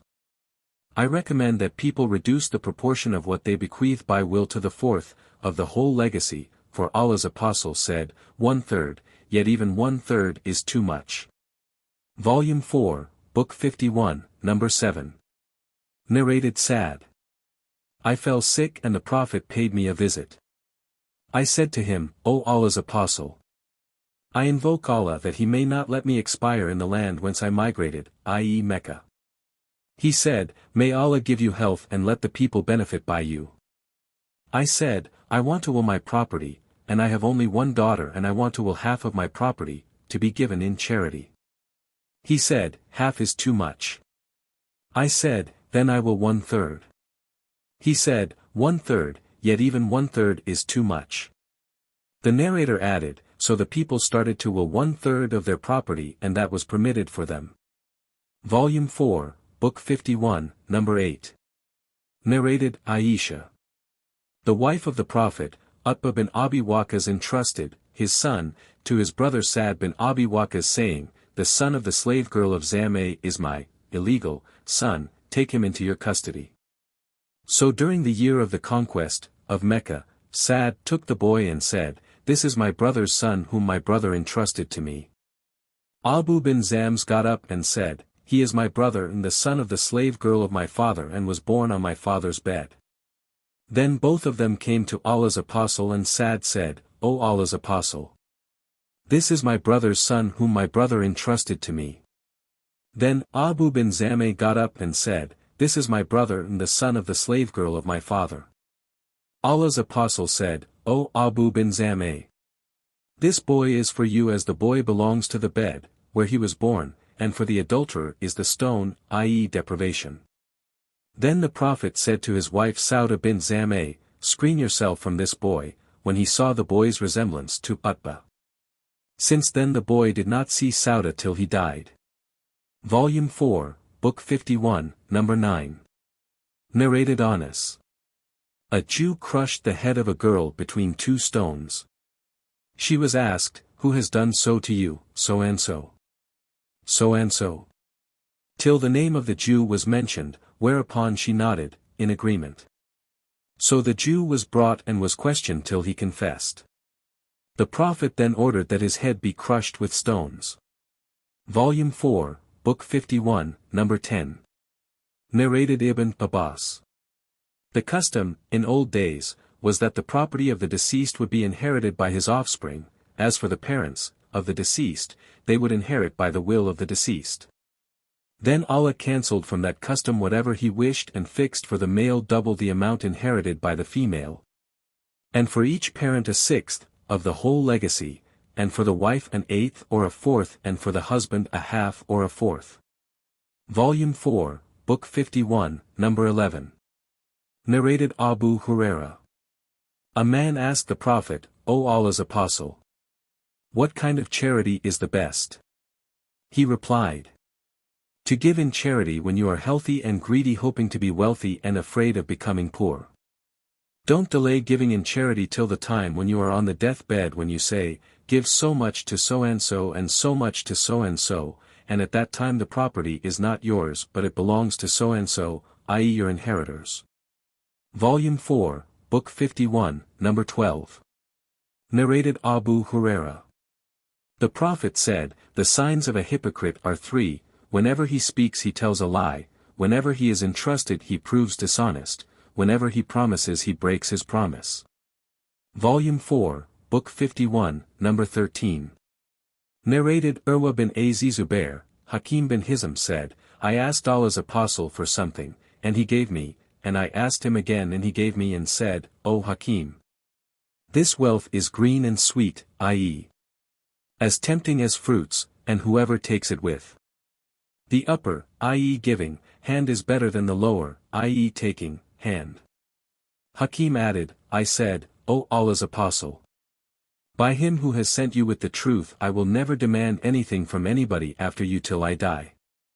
Afterwards Abu Bakr used to call Hakim to give him something but he refused to accept anything from him. Then Umar called him to give him something, but he refused. Then Umar said, O Muslims, I offered to him, i.e. Hakim, his share which Allah has ordained for him from this booty and he refuses to take it. Thus Hakim did not ask anybody for anything after the Prophet, till he died. May Allah bestow his mercy upon him. Volume 4, Book 51, Number 14. Narrated Ibn Umar. I heard Allah's apostle saying, all of you are guardians and responsible for your charges, the ruler, i.e. Imam, is a guardian and responsible for his subjects. And a man is a guardian of his family and is responsible for his charges, and a lady is a guardian in the house of her husband and is responsible for her charge. And a servant is a guardian of the property of his master and is responsible for his charge. I think he also said, and a man is a guardian of the property of his father. Volume 4, Book 51, Number 15. Narrated Anas. The Prophet said to Abu Talha, I recommend that you divide this garden amongst your relatives. Abu Talha said, O Allah's Apostle, I will do the same.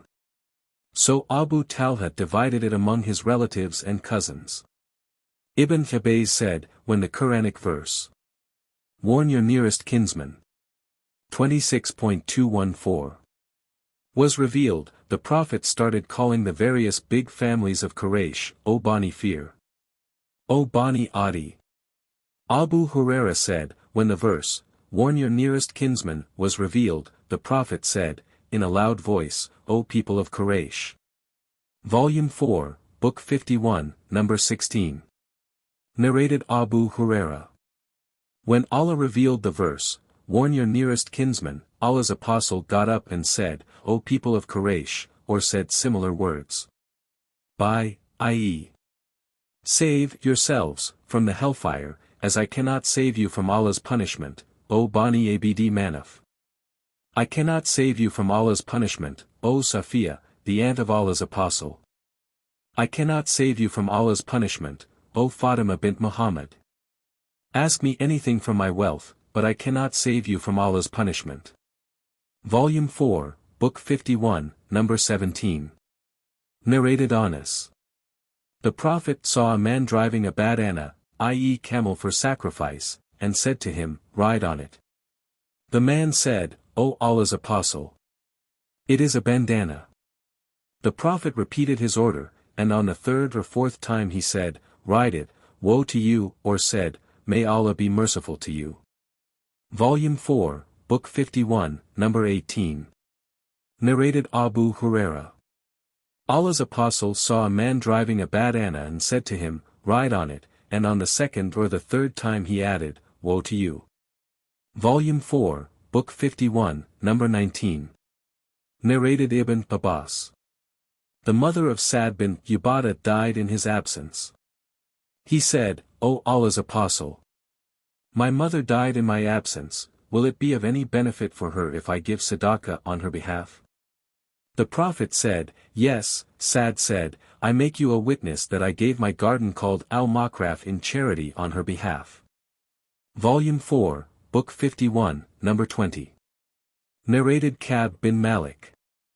I said, O Allah's Apostle, for the acceptance of my repentance I wish to give all my property in charity for Allah's sake through His Apostle. He said, it is better for you to keep some of the property for yourself.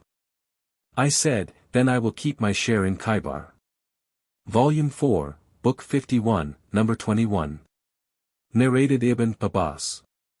Some people claim that the order in the above verse is cancelled. By Allah, it is not cancelled, but the people have stopped acting on it. There are two kinds of guardians, who are in charge of the inheritance. One is that who inherits, such a person should give, of what he inherits to the relatives, the orphans and the needy, etc. The other is that who does not inherit, e.g. the guardian of the orphan. Such a person should speak kindly and say, to those who are present at the time of distribution, I cannot give it to you, as the wealth belongs to the orphans. Volume 4, Book 51, Number 22. Narrated Aisha. A man said to the Prophet, my mother died suddenly, and I think that if she could speak, she would have given in charity. May I give in charity on her behalf? He said, yes. Give in charity on her behalf. Volume 4, Book 51, Number 23. Narrated Ibn Abbas. Sa'd bin Ubadah consulted Allah's Apostle saying, my mother died and she had an unfulfilled vow. The Prophet said, fulfill it on her behalf. Volume 4, Book 51, Number 24. Narrated Ibn Abbas. That the mother of Sa'd bin Ubadah the brother of Bani Sa'd died in Sa'd's absence, so he came to the Prophet saying, O Allah's Apostle, my mother died in my absence, will it benefit her if I give in charity on her behalf? The Prophet said, yes. Sa'd said, I take you as my witness that I give my garden al-Makraf in charity on her behalf. Volume 4, Book 51. Number 25. Narrated Az Zuri. Urwa bin Az Zubair said that he asked Aisha about the meaning of the Quranic verse. And if you fear that you will not deal fairly with the orphan girls, then marry other women of your choice. 4.2-3. Aisha said, it is about a female orphan under the guardianship of her guardian who is inclined towards her because of her beauty and wealth, and likes to marry her with a mahr less than what is given to women of her standard. So they, i.e., guardians, were forbidden to marry the orphans unless they paid them a full appropriate mahr, otherwise, they were ordered to marry other women instead of them. Later on the people asked Allah's apostle about it. So Allah revealed the following verse. They ask your instruction, O Muhammad, regarding women. Say, Allah instructs you regarding them. 4. 127. And in this verse Allah indicated that if the orphan girl was beautiful and wealthy, her guardian would have the desire to marry her without giving her an appropriate mahr equal to what her peers could get. But if she was undesirable for lack of beauty or wealth, then he would not marry her, but seek to marry some other woman instead of her. So, since he did not marry her when he had no inclination towards her, he had not the right to marry her when he had an interest in her, unless he treated her justly by giving her a full mahr and securing all her rights. Volume 4, Book 51, Number 26. Narrated Ibn Umar. In the lifetime of Allah's apostle, Umar gave in charity some of his property, a garden of date palms called Thamr. Umar said, O Allah's apostle, I have some property which I prize highly and I want to give it in charity. The Prophet said, give it in charity, i.e., as an endowment, with its land and trees on the condition that the land and trees will neither be sold or given as a present, nor bequeathed, but the fruits are to be spent in charity. So Umar gave it in charity, and it was for Allah's cause, the emancipation of slaves, for the poor, for guests, for travelers, and for kinsmen. The person acting as its administrator could eat from it reasonably and fairly, and could let a friend of his eat from it provided he had no intention of becoming wealthy by its means. Volume 4, Book 51, Number 27. Narrated Aisha. The following verse. If a guardian is well off, let him claim no remuneration, i.e. wages, but if he is poor, let him have for himself what is just and reasonable. 4. 6. Was revealed in connection with the guardian of an orphan, and it means that if he is poor he can have for himself, from the orphan's wealth, what is just and reasonable according to the orphan's share of the inheritance. Volume 4, Book 51, Number 28. Narrated Abu Huraira. The Prophet said, avoid the 7 great destructive sins. The people inquire, O Allah's apostle, what are they? He said, to join others in worship along with Allah, to practice sorcery, to kill the life which Allah has forbidden except for a just cause, according to Islamic law, to eat up riba, usury, to eat up an orphan's wealth. To give back to the enemy in fleeing from the battlefield at the time of fighting, and to accuse chaste women, who never even think of anything touching chastity and are good believers. Volume 4, Book 51, Number 29. Narrated Anas. When Allah's apostle came to Medina, he did not have any servant. Abu Talha, Anas' stepfather, took me to Allah's apostle and said, O Allah's apostle, Anas is a wise boy, so let him serve you. So, I serve him at home and on journeys. If I did anything, he never asked me why I did it, and if I refrained from doing anything, he never asked me why I refrained from doing it. Volume 4, Book 51, Number 30. Narrated Anas bin Malik. Abu Talha had the greatest wealth of date palms amongst the Ansar in Medina, and he prized above all his wealth, his garden, Baruha, which was situated opposite the mosque of the Prophet. The Prophet used to enter it and drink from its fresh water. When the following divine verse came, by no means shall you attain piety until you spend of what you love, 3.92. Abu Talha got up saying, O Allah's apostle, Allah says, you will not attain piety until you spend of what you love, and I prize above Allah my wealth, Baruha, which I want to give in charity for Allah's sake, hoping for its reward from Allah. So you can use it as Allah directs you. On that the Prophet said, Bravo! It is a profitable, or perishable, property. Ibn Maslama is not sure as to which word is right, i.e. profitable or perishable. I have heard what you have said, and I recommend that you distribute this amongst your relatives. On that Abu Talha said, O Allah's Apostle! I will do, as you have suggested. So, Abu Talha distributed that garden amongst his relatives and cousins. Volume 4, Book 51, Number 31. Narrated Ibn Abbas. A man said to Allah's Apostle, My mother died, will it benefit her if I give in charity on her behalf? The Prophet replied in the affirmative. The man said, I have a garden and I make you a witness that I give it in charity on her behalf. Volume 4, Book 51, Number 32. Narrated Anas. When the Prophet ordered that the mosque be built, he said, O Bani and Najjar, suggest to me a price for this garden of yours. They replied, By Allah! We will demand its price from none but Allah. Volume 4, Book 51, Number 33. Narrated Ibn Umar.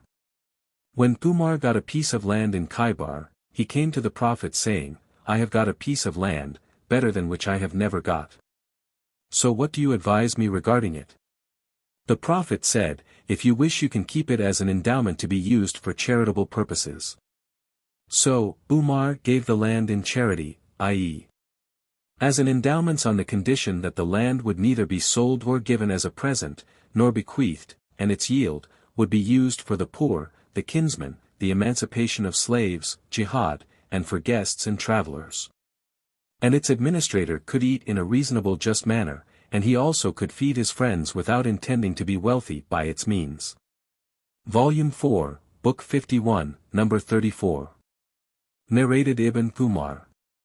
Umar got some property in Khaybar and he came to the Prophet and informed him about it. The Prophet said to him, If you wish you can give it in charity. So Umar gave it in charity, i.e. as an endowment, the yield of which was to be used for the good of the poor, the needy, the kinsmen and the guests. Volume 4, Book 51, Number 35. Narrated Anas bin Malik. When Allah's Apostle came to Medina, he ordered that a mosque be built. He said, O Bani and Najjar, suggest me a price for the garden of yours. They replied, By Allah, we will not ask its price except from Allah. Volume 4, Book 51, Number 36. Narrated Ibn Umar. Once Umar gave a horse in charity to be used in holy fighting. It had been given to him by Allah's Apostle. Umar gave it to another man to ride. Then Umar was informed that the man put the horse for sale, so he asked Allah's Apostle whether he could buy it. Allah's Apostle replied, You should not buy it, for you should not take back what you have given in charity. Volume 4, Book 51, Number 37. Narrated Abu Huraira. Allah's Apostle said, My heirs will not inherit a dinar or a dirham, i.e.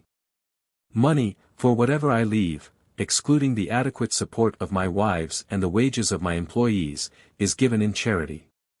Volume 4, Book 51, Number 38. Narrated Ibn Umar. When Umar founded an endowment he stipulated that its administrator could eat from it and also feed his friend on the condition that he would not store anything for himself from it. Volume 4, Book 51, Number 39. Narrated Anas. The Prophet said, At the time of building the mosque, O Bani and Najjar, suggest to me a price for your garden. They replied, We do not ask its price except from Allah. Volume 4, Book 51, Number 40. Narrated Jabir bin Abdullah al-Ansari. My father was martyred on the day of the Ghazwa of Uhud and left 6 daughters and some debts to be paid. When the time of plucking the date fruits came, I went to Allah's Apostle and said, O Allah's Apostle, you know that my father was martyred on Uhud's day and owed much debt, and I wish that the creditors would see you. The Prophet said, "Go and collect the various kinds of dates and place them separately in heaps." I did accordingly and called him. On seeing him, the creditors started claiming their rights pressingly at that time. When the Prophet saw how they behaved, he went round the biggest heap for 3 times and sat over it and said, "Call your companions, i.e. the creditors." Then he kept on measuring and giving them, till Allah cleared all my father's debts. By Allah, it would have pleased me that Allah would clear the debts of my father even though I had not taken a single date to my sisters. But by Allah, all the heaps were complete, as they were, and I looked at the heap where Allah's apostle was sitting and noticed as if not a single date had been taken thereof. 52. Fighting for the Cause of Allah, Jihad. Volume 4, Book 52, Number 41. Narrated Abdullah bin Mas'ud. I asked Allah's apostle, "O Allah's apostle, what is the best deed?" He replied, "To offer the prayers at their early stated fixed times." I asked, "What is next in goodness?" He replied, "To be good and dutiful to your parents." I further asked, "What is next in goodness?" He replied, "To participate in jihad in Allah's cause." I did not ask Allah's apostle any more, and if I had asked him more, he would have told me more.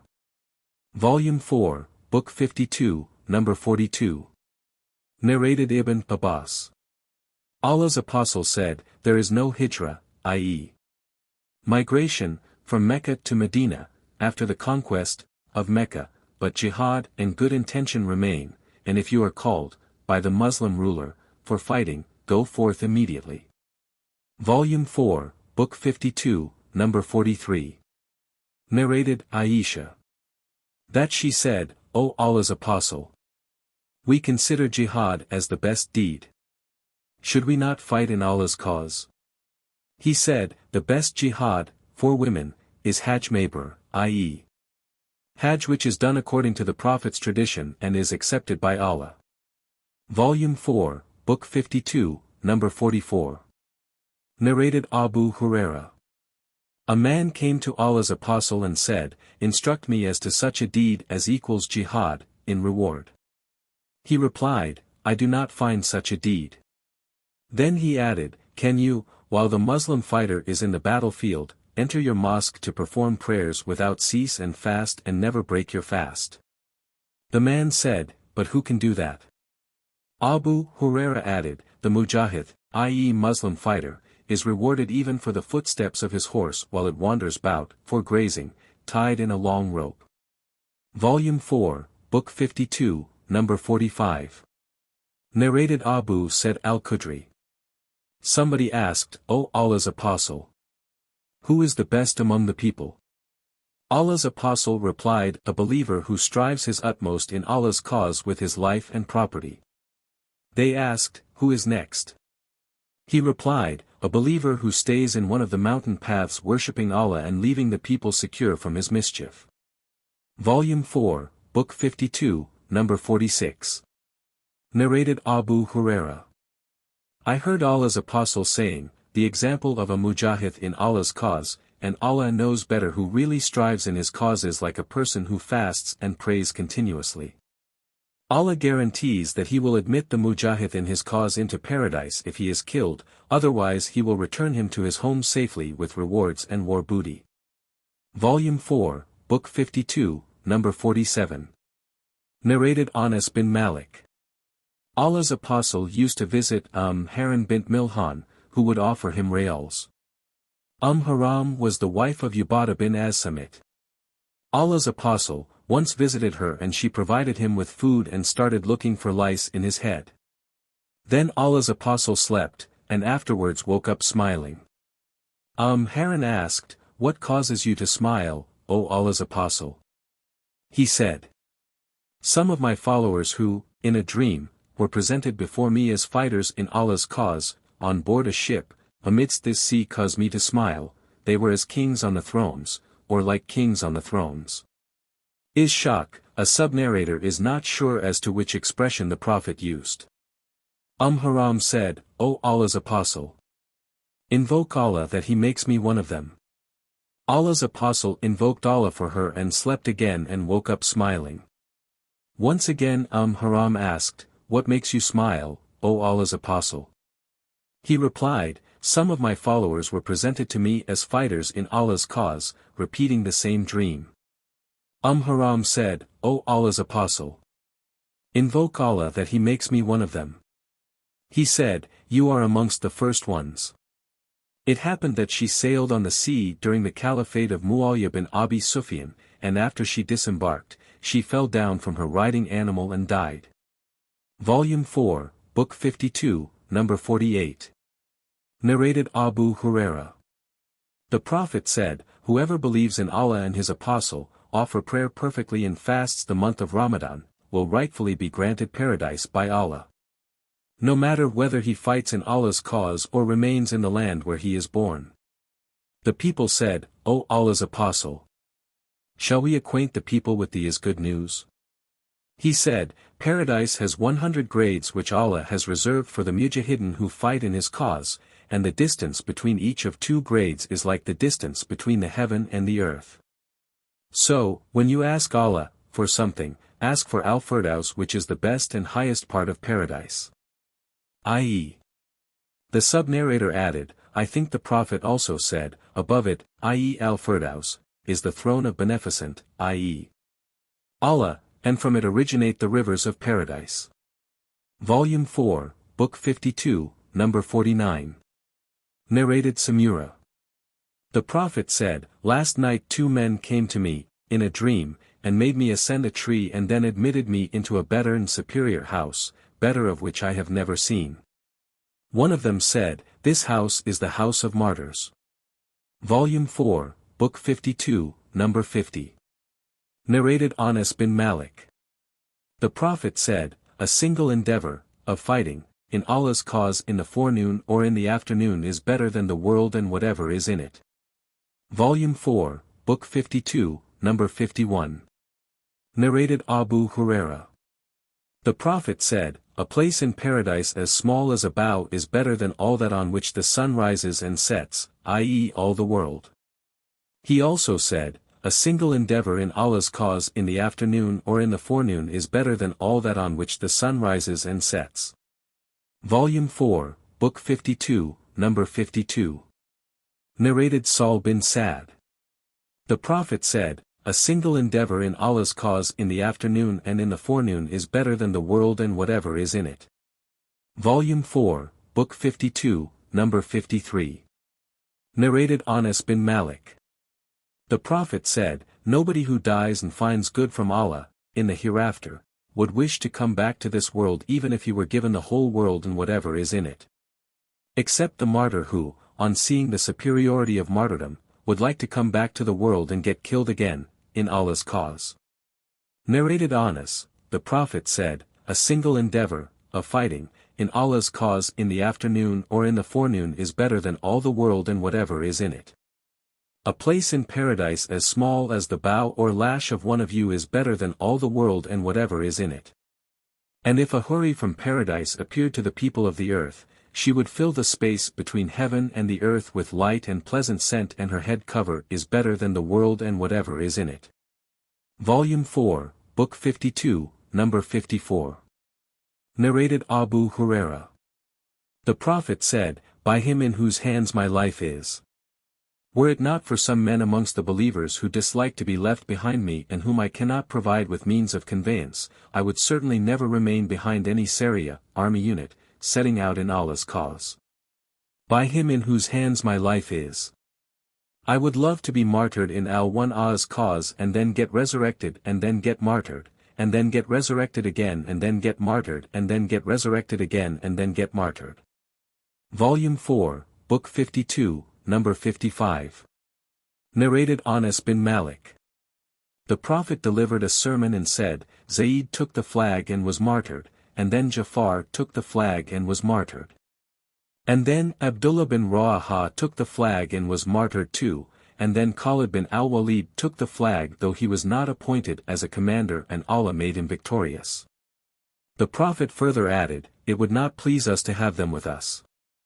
Ayub, a sub-narrator, added, or the Prophet, shedding tears, said, "It would not please them to be with us." Volume 4, Book 52, number 56. Narrated Anas bin Malik. Haram said, once the Prophet slept in my house near to me and got up smiling. I said, what makes you smile? He replied, some of my followers who, i.e., in a dream, were presented to me sailing on this green sea like kings on thrones. I said, O Allah's Apostle, invoke Allah to make me one of them. So the Prophet invoked Allah for her and went to sleep again. He did the same, i.e., got up and told his dream, and Haran repeated her question and he gave the same reply. She said, invoke Allah to make me one of them. He said, you are among the first batch. Later on it happened that she went out in the company of her husband Ubadah bin Az-Samit who went for jihad, and it was the first time the Muslims undertook a naval expedition led by Muawiyah. When the expedition came to an end and they were returning to Sham, a riding animal was presented to her to ride, but the animal let her fall and thus she died. Volume 4, Book 52, number 57. Narrated Anas. The Prophet sent 70 men from the tribe of Bani Salim to the tribe of Bani Amir. When they reached there, my maternal uncle said to them, I will go ahead of you, and if they allow me to convey the message of Allah's Apostle, it will be all right, otherwise you will remain close to me. So he went ahead of them and the pagans granted him security, but while he was reporting the message of the Prophet, they beckoned to one of their men who stabbed him to death. My maternal uncle said, Allah is greater. By the Lord of the Kaaba, I am successful. After that they attached the rest of the party and killed them all except a lame man who went up to the top of the mountain. Hammam, a sub-narrator said, I think another man was saved along with him. Gabriel informed the Prophet that they, i.e. the martyrs, met their Lord, and he was pleased with them and made them pleased. We used to recite, inform our people that we have met our Lord, He is pleased with us and He has made us pleased. Later on this Quranic verse was cancelled.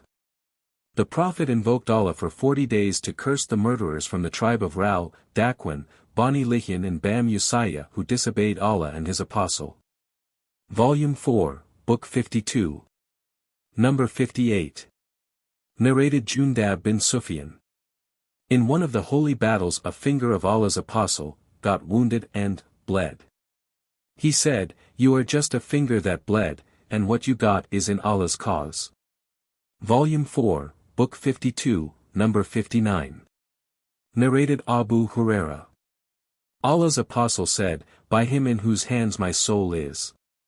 Whoever is wounded in Allah's cause. And Allah knows well who gets wounded in His cause, will come on the day of resurrection with his wound having the color of blood but the scent of musk. Volume 4, Book 52, Number 60. Narrated Abdullah bin Abbas. That Abu Sufyan told him that Heraclius said to him, I asked you about the outcome of your battles with him, i.e. the Prophet, and you told me that you fought each other with alternate success. So the apostles are tested in this way, but the ultimate victory is always theirs. Volume 4, Book 52, Number 61. Narrated Anas. My uncle Anas bin Nadr was absent from the Battle of Badr. He said, O Allah's Apostle, I was absent from the first battle you fought against the pagans. By Allah, if Allah gives me a chance to fight the pagans, no doubt Allah will see how, bravely, I will fight. On the day of Uhud when the Muslims turned their backs and fled, he said, O Allah, I apologize to you for what these, i.e. His companions, have done, and I denounce what these, i.e. the pagans, have done. Then he advanced and Sa'd bin Mu'adh met him. He said, O Sa'd bin Mu'adh, by the Lord of An-Nadr, paradise, I am smelling its aroma coming from before, the mountain of, Uhud. Later on Sa'd said, O Allah's Apostle, I cannot achieve or do what he, i.e. Anas bin Nadr, did. We found more than 80 wounds by swords and arrows on his body. We found him dead and his body was mutilated so badly that none except his sister could recognize him by his fingers. We used to think that the following verse was revealed concerning him and other men of his sort. Among the believers are men who have been true to their covenant with Allah. 33. 23. His sister Arabiya broke a front tooth of a woman and Allah's apostle ordered for retaliation. On that Anas bin Nadr said, O Allah's apostle, by him who has sent you with the truth, my sister's tooth shall not be broken. Then the opponents of Anas's sister accepted the compensation and gave up the claim of retaliation. So Allah's apostle said, there are some people amongst Allah's slaves whose oaths are fulfilled by Allah when they take them. Volume 4, Book 52, Number 62. Narrated Kharija bin Zaid. Zaid bin Thabit said, when the Qur'an was compiled from various written manuscripts, one of the verses of Surat al-Ahzab was missing which I used to hear Allah's apostle reciting. I could not find it except with Khuzaymah bin Thabit al-Ansari, whose witness Allah's apostle regarded as equal to the witness of two men. And the verse was, among the believers are men who have been true to what they covenanted with Allah. 33. 23. Volume 4, Book 52, Number 63. Narrated Al-Bara. A man whose face was covered with an iron mask, i.e. clad in armor, came to the Prophet and said, O Allah's apostle, shall I fight or embrace Islam first? The Prophet said, embrace Islam first and then fight. So he embraced Islam, and was martyred. Allah's apostle said, a little work, but a great reward.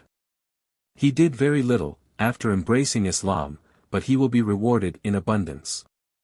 Volume 4, Book 52, Number 64. Narrated Anas bin Malik. Al-Mayrubai bint al-Bara, the mother of Hartha bin Suraka came to the Prophet and said, O Allah's Prophet, will you tell me about Hartha? Hartha has been killed, i.e. martyred, on the day of Badr with an arrow thrown by an unidentified person.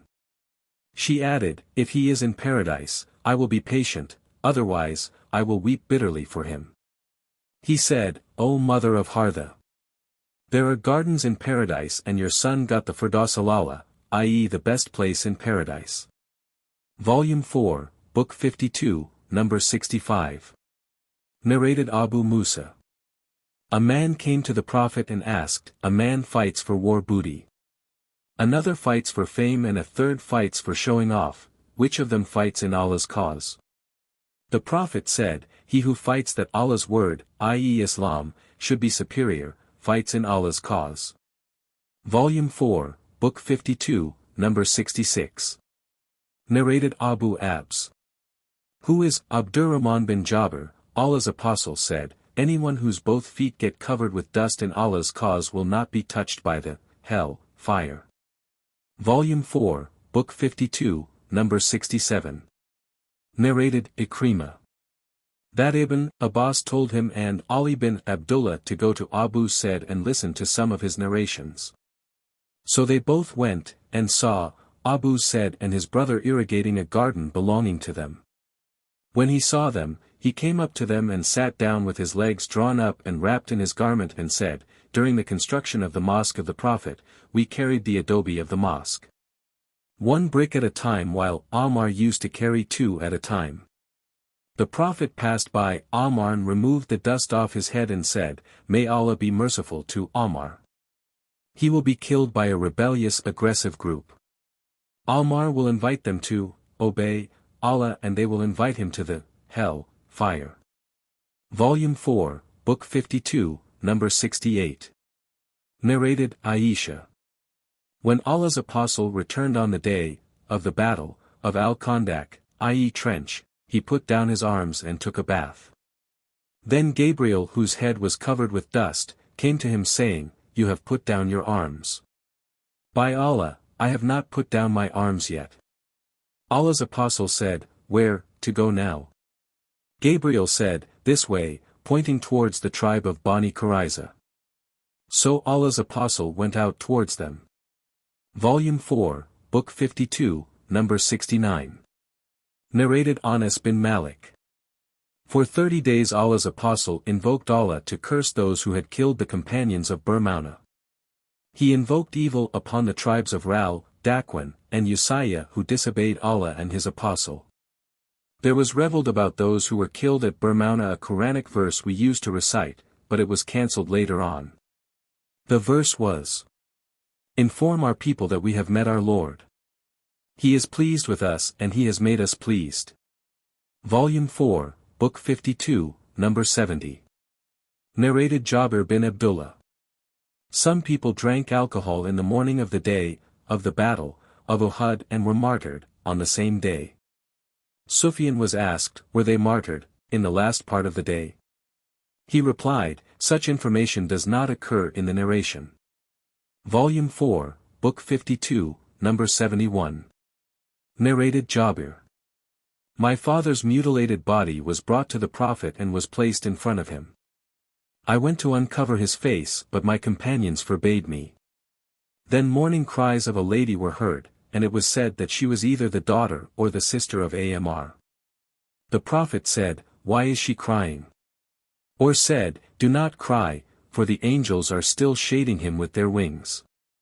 Al-Bukhari asked Sadka, a sub-narrator, does the narration include the expression, till he was lifted?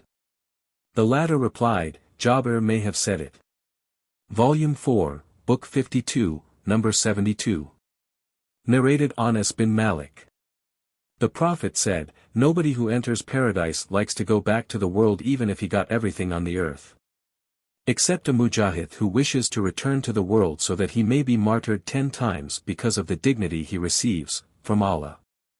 Narrated Al-Mughira bin Shubiyyah, our Prophet told us about the message of our Lord that whoever amongst us is killed will go to paradise.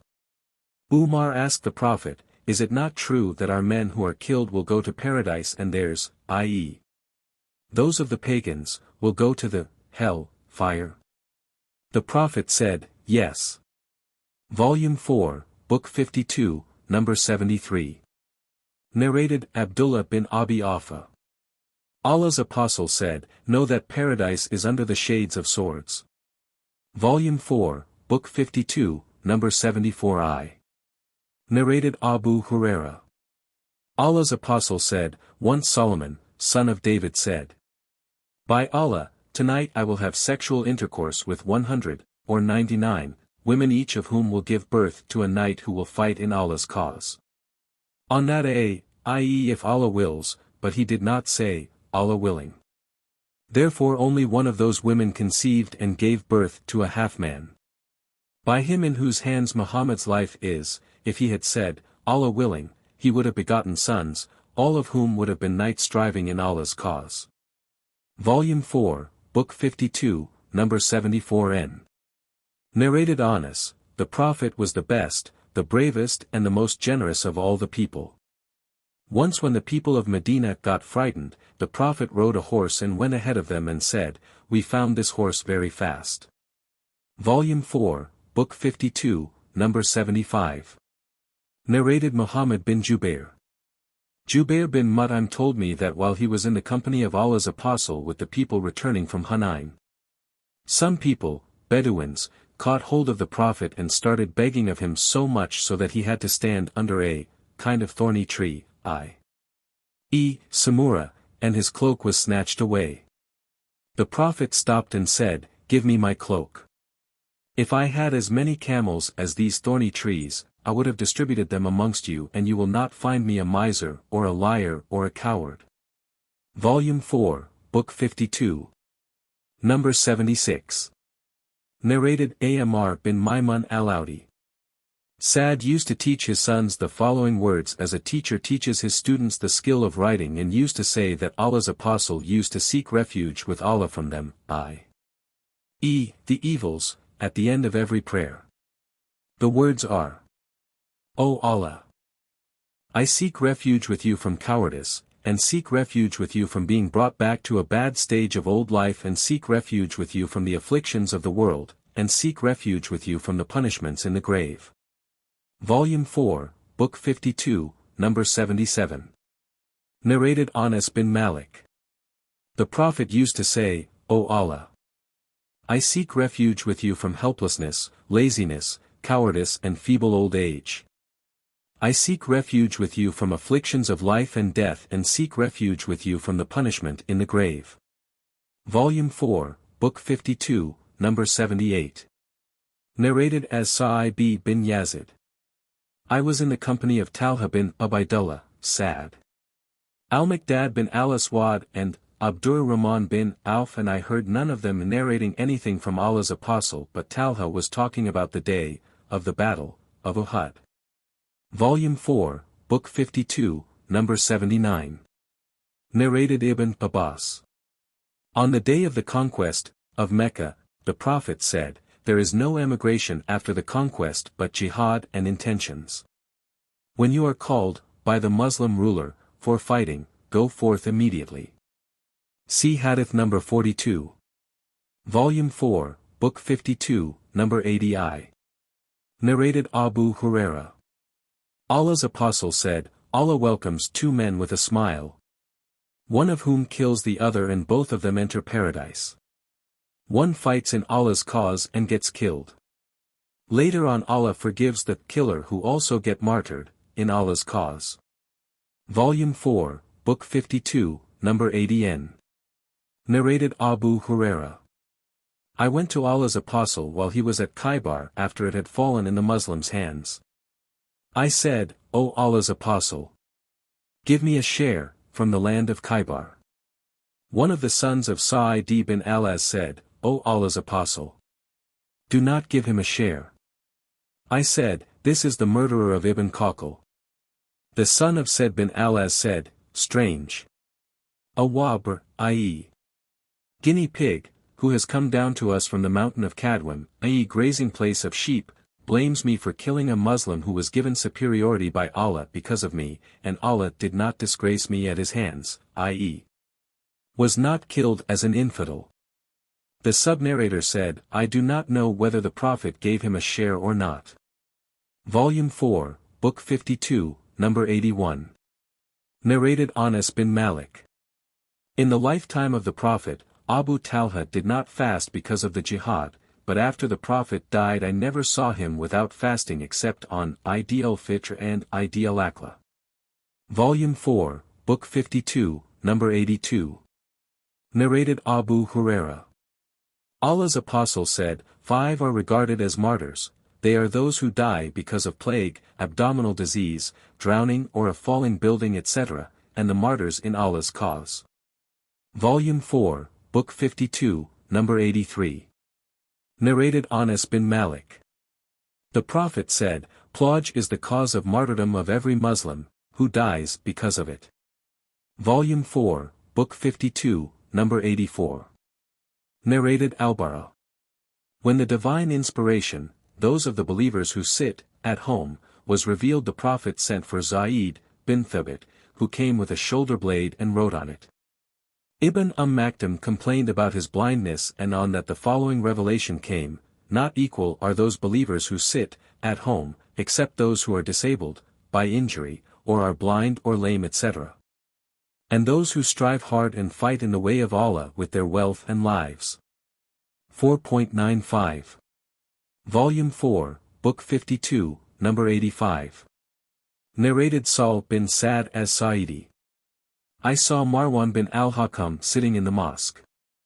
So I came forward and sat by his side. He told us that Zayd bin Thabit had told him that Allah's Apostle had dictated to him the divine verse. Not equal are those believers who sit, at home, and those who strive hard and fight in the cause of Allah with their wealth and lives. 4.95. Zayd said, Ibn Maktum came to the Prophet while he was dictating to me that very verse. On that Ibn Maktum said, O Allah's Apostle, if I had power, I would surely take part in jihad. He was a blind man. So Allah sent down revelation to his apostle while his thigh was on mine, and it became so heavy for me that I feared that my thigh would be broken. Then that state of the Prophet was over after Allah revealed. Except those who are disabled, by injury or are blind or lame etc.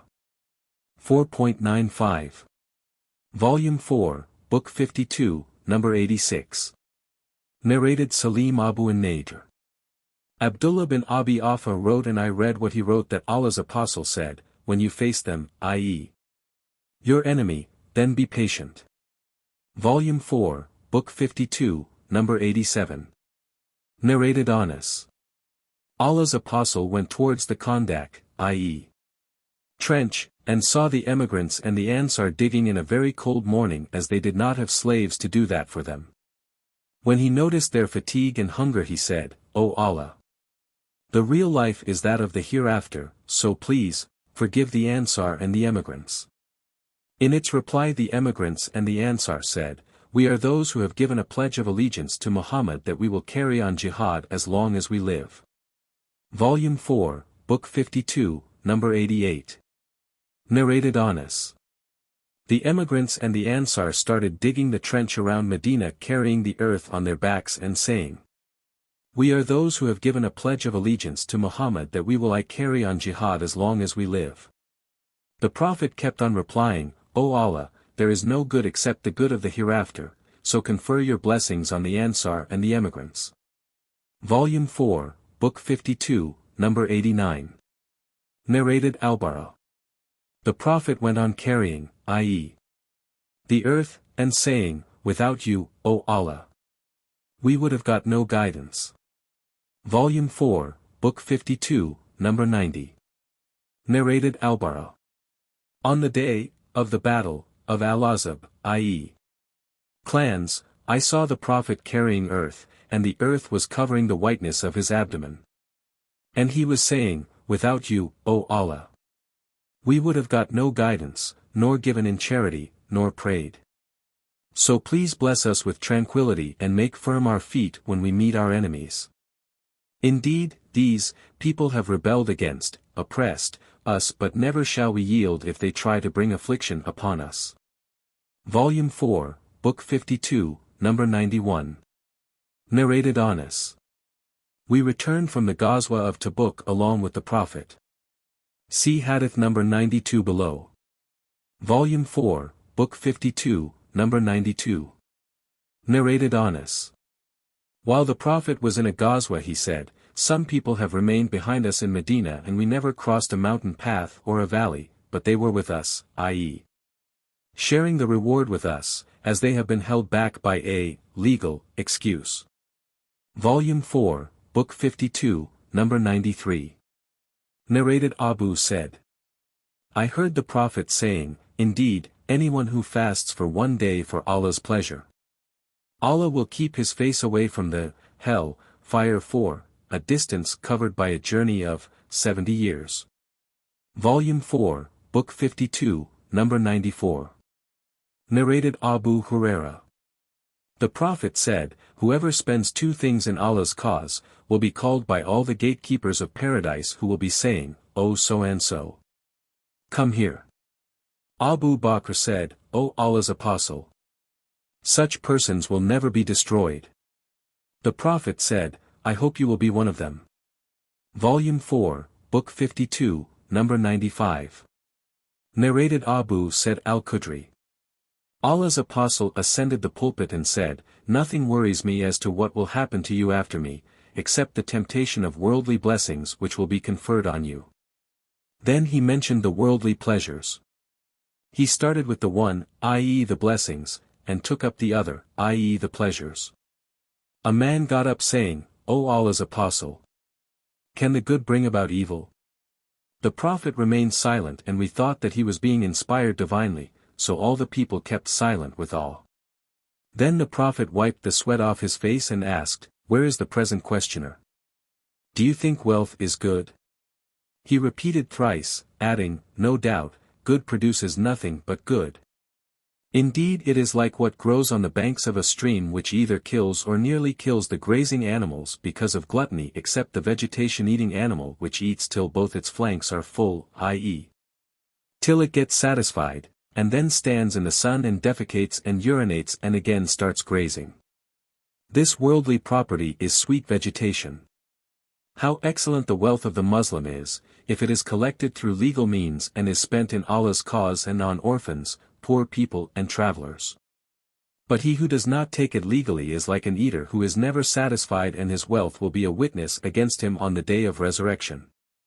Volume 4, Book 52, Number 96. Narrated Zayd bin Khalid. Allah's Apostle said, He who prepares a ghazi going in Allah's cause is given a reward equal to that of a Ghazi.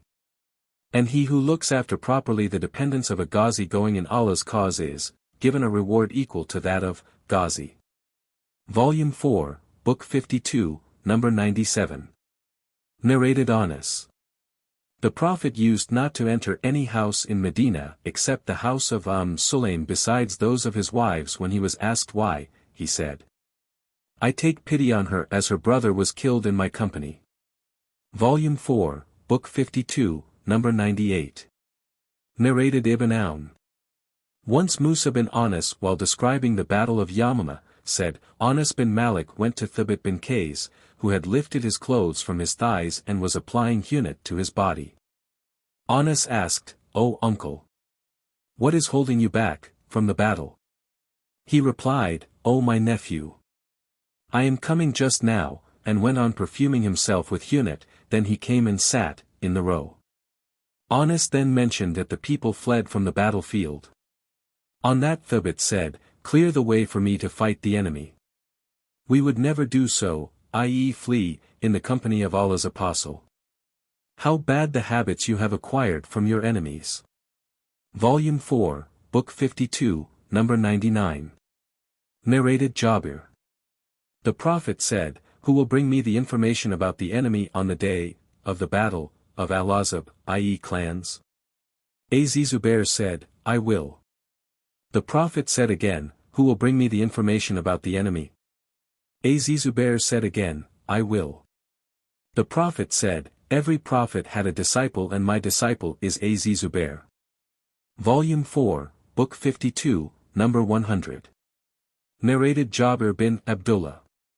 When the Prophet called the people, Sadka, a sub-narrator, said, Most probably that happened on the day of Al-Khandaq. Az Zubair responded to the call, i.e. to act as a reconnoiter. The Prophet called the people again and Az Zubair responded to the call. The Prophet then said, Every prophet had a disciple and my disciple is Zubair bin al-Awwam. Volume 4, Book 52, number 101. Narrated Malik bin al-Huwairith. On my departure from the Prophet he said to me and to a friend of mine, You too, pronounce the Adhan and the Iqamah for the prayer and let the elder of you lead the prayer. Volume 4, Book 52, number 102. Narrated Abdullah bin Umar. Allah's Apostle said, Good will remain, as a permanent quality, in the foreheads of horses till the day of resurrection. Volume 4, Book 52, number 103. Narrated Ursa bin Alga. The Prophet said, Good will remain, as a permanent quality, in the foreheads of horses till the day of resurrection. And narrated Anas bin Malik, Allah's Apostle said, There is a blessing in the foreheads of horses. Volume 4, Book 52, number 104. Narrated Urwa al-Bariki. The Prophet said, Good will remain, as a permanent quality, in the foreheads of horses, for jihad, till the day of resurrection. For they bring about either a reward, in the hereafter, or booty, in this world. Volume 4, Book 52, number 105. Narrated Abu Huraira. The Prophet said, If somebody keeps a horse in Allah's cause motivated by his faith in Allah and his belief in his promise, then he will be rewarded on the day of resurrection for what the horse has eaten or drunk and for its dung and urine. Volume 4, Book 52, number 106. Narrated Abdullah bin Abi Qatada. From his father, Abu Qatada went out, on a journey, with Allah's Apostle but he was left behind with some of his companions who were in the state of Ihram. He himself was not in the state of Ihram. They saw an opener before he could see it. When they saw the opener, they did not speak anything till Abu Qatada saw it. So, he rode over his horse called Al-Jarada and requested them to give him his lash, but they refused. So, he himself took it and then attacked the opener and slaughtered it. He ate of its meat and his companions ate, too, but they regretted their eating. When they met the Prophet, they asked him about it, and he asked, Have you some of its meat left with you? Abu Qatada replied, Yes, we have its leg with us. So, the Prophet took and ate it.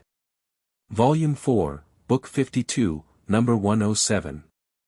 Narrated Saul. In our garden there was a horse belonging to the Prophet called al-Luhayf or al-Laqif. Volume 4, Book 52, number 108. Narrated Muadh. I was a companion rider of the Prophet on a donkey called Yufir. The Prophet asked, O Muadh, do you know what Allah's right on his slaves is, and what the right of his slaves on him is? I replied, Allah and his apostle know better. He said, Allah's right on his slaves is that they should worship him, alone, and should not worship any besides him. And slaves' right on Allah is that he should not punish him who worships none besides him. I said, O Allah's apostle, should I not inform the people of this good news? He said, do not inform them of it, lest they should depend on it, absolutely. Volume 4, Book 52, number 109. Narrated Anas bin Malik. Once there was a feeling of fright in Medina, so the Prophet borrowed a horse belonging to us called Mandab, and he rode away on it. When the Prophet returned, he said, I have not seen anything of fright and I found it, i.e. this horse, very fast. Volume 4, Book 52, number 110. Narrated Abdullah bin Umar. I heard the Prophet saying, evil omen is in three things, the horse, the woman and the house. Volume 4, Book 52, number 111. Narrated Saul bin Sa'd Sadi. Allah's apostle said, if there is any evil omen in anything, then it is in the woman, the horse and the house. Volume 4, Book 52, number 112. Narrated Abu Hurairah. Allah's apostle said, horses are kept for one of three purposes. For some people they are a source of reward, for some others they are a means of shelter and for some others they are a source of sins. The one for whom they are a source of reward, is he who keeps a horse for Allah's cause, i.e. jihad, tying it with a long tether on a meadow or in a garden with the result that whatever it eats from the area of the meadow or the garden where it is tied will be counted as good deeds for his benefit. And if it should break its rope and jump over one or two hillocks then all its dung and its footmarks will be written as good deeds for him. And if it passes by a river and drinks water from it even though he had no intention of watering it, even then he will get the reward for its drinking. As for the man for whom horses are a source of sins, he is the one who keeps a horse for the sake of pride and pretense and showing enmity for Muslims, such a horse will be a source of sins for him. When Allah's apostle was asked about donkeys, he replied, nothing has been revealed to me about them except this unique, comprehensive verse, then anyone who does an atom's, or a small ant's, weight of good shall see it. And anyone who does an atom's, or a small ant's, weight of evil, shall see it. 101. 7-8. Volume 4, Book 52, number 113. Narrated Muslim from Abu Aqil from Abu al-Mutawakkil an-Naji.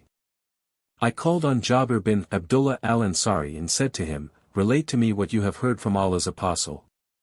He said, I accompanied him on one of the journeys. Abu Aqil said, I do not know whether that journey was for the purpose of jihad or Umrah. When we were returning, Jabir continued, the Prophet said, whoever wants to return earlier to his family, should hurry up. We set off and I was on a black-red tainted camel having no defect, and the people were behind me. While I was in that state the camel stopped suddenly, because of exhaustion. On that the Prophet said to me, O Jabir, wait. Then he hit it once with his lash and it started moving on a fast pace.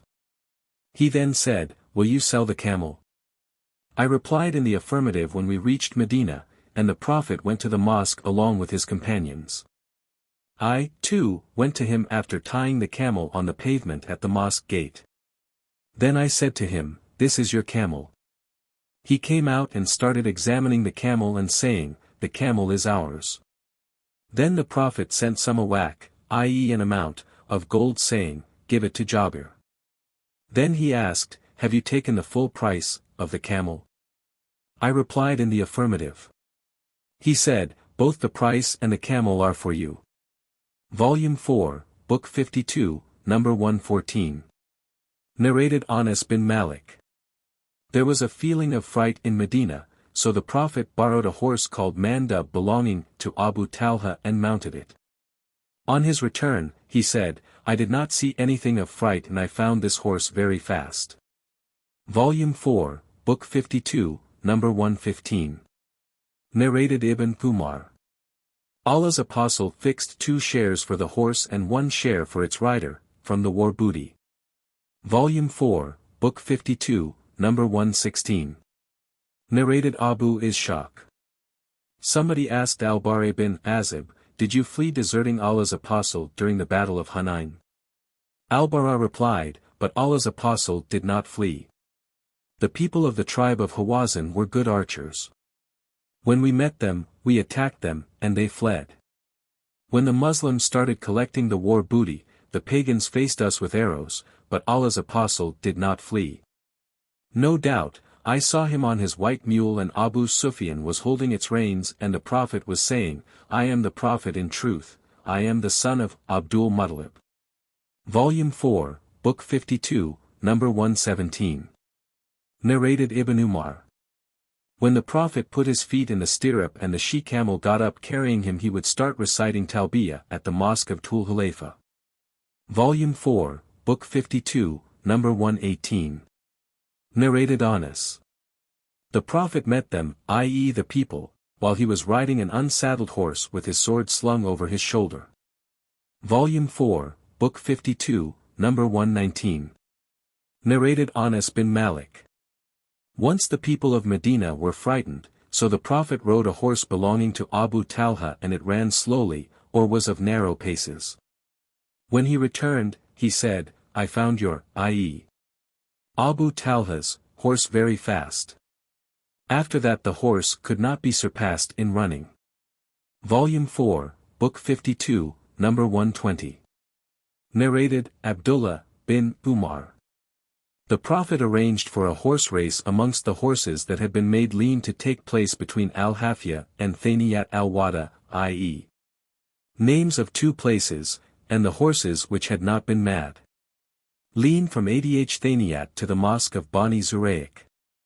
I was also amongst those who took part in that horse race. Sufyan, a sub-narrator, said, the distance between Al-Hafiyah and Thaniyat al-Wada is 5 or 6 miles, and between Thaniyah and the Mosque of Bani Zurayq is 1 mile. Volume 4, Book 52, number 121. Narrated Abdullah. The Prophet arranged for a horse race of the horses which had not been made lean. The area of the race was from Adh Thaniyah to the Mosque of Bani Zurayq. The sub-narrator said, Abdullah bin Umar was amongst those who participated in that horse race. Volume 4, Book 52, number 122. Narrated Abu Ishaq from Musa bin Uqba from Mafia from Ibn Umar who said, Allah's Apostle arranged a horse race amongst the horses that had been made lean. Letting them start from Al-Hafiyah, and their limit, distance of running, was up to Thaniyat al-Wada. I asked Musa, what was the distance between the 2 places? Musa replied, 6 or 7 miles. He arranged a race of the horses which had not been made lean sending them from Thaniyat al-Wada, and their limit was up to the Mosque of Bani Zurayq.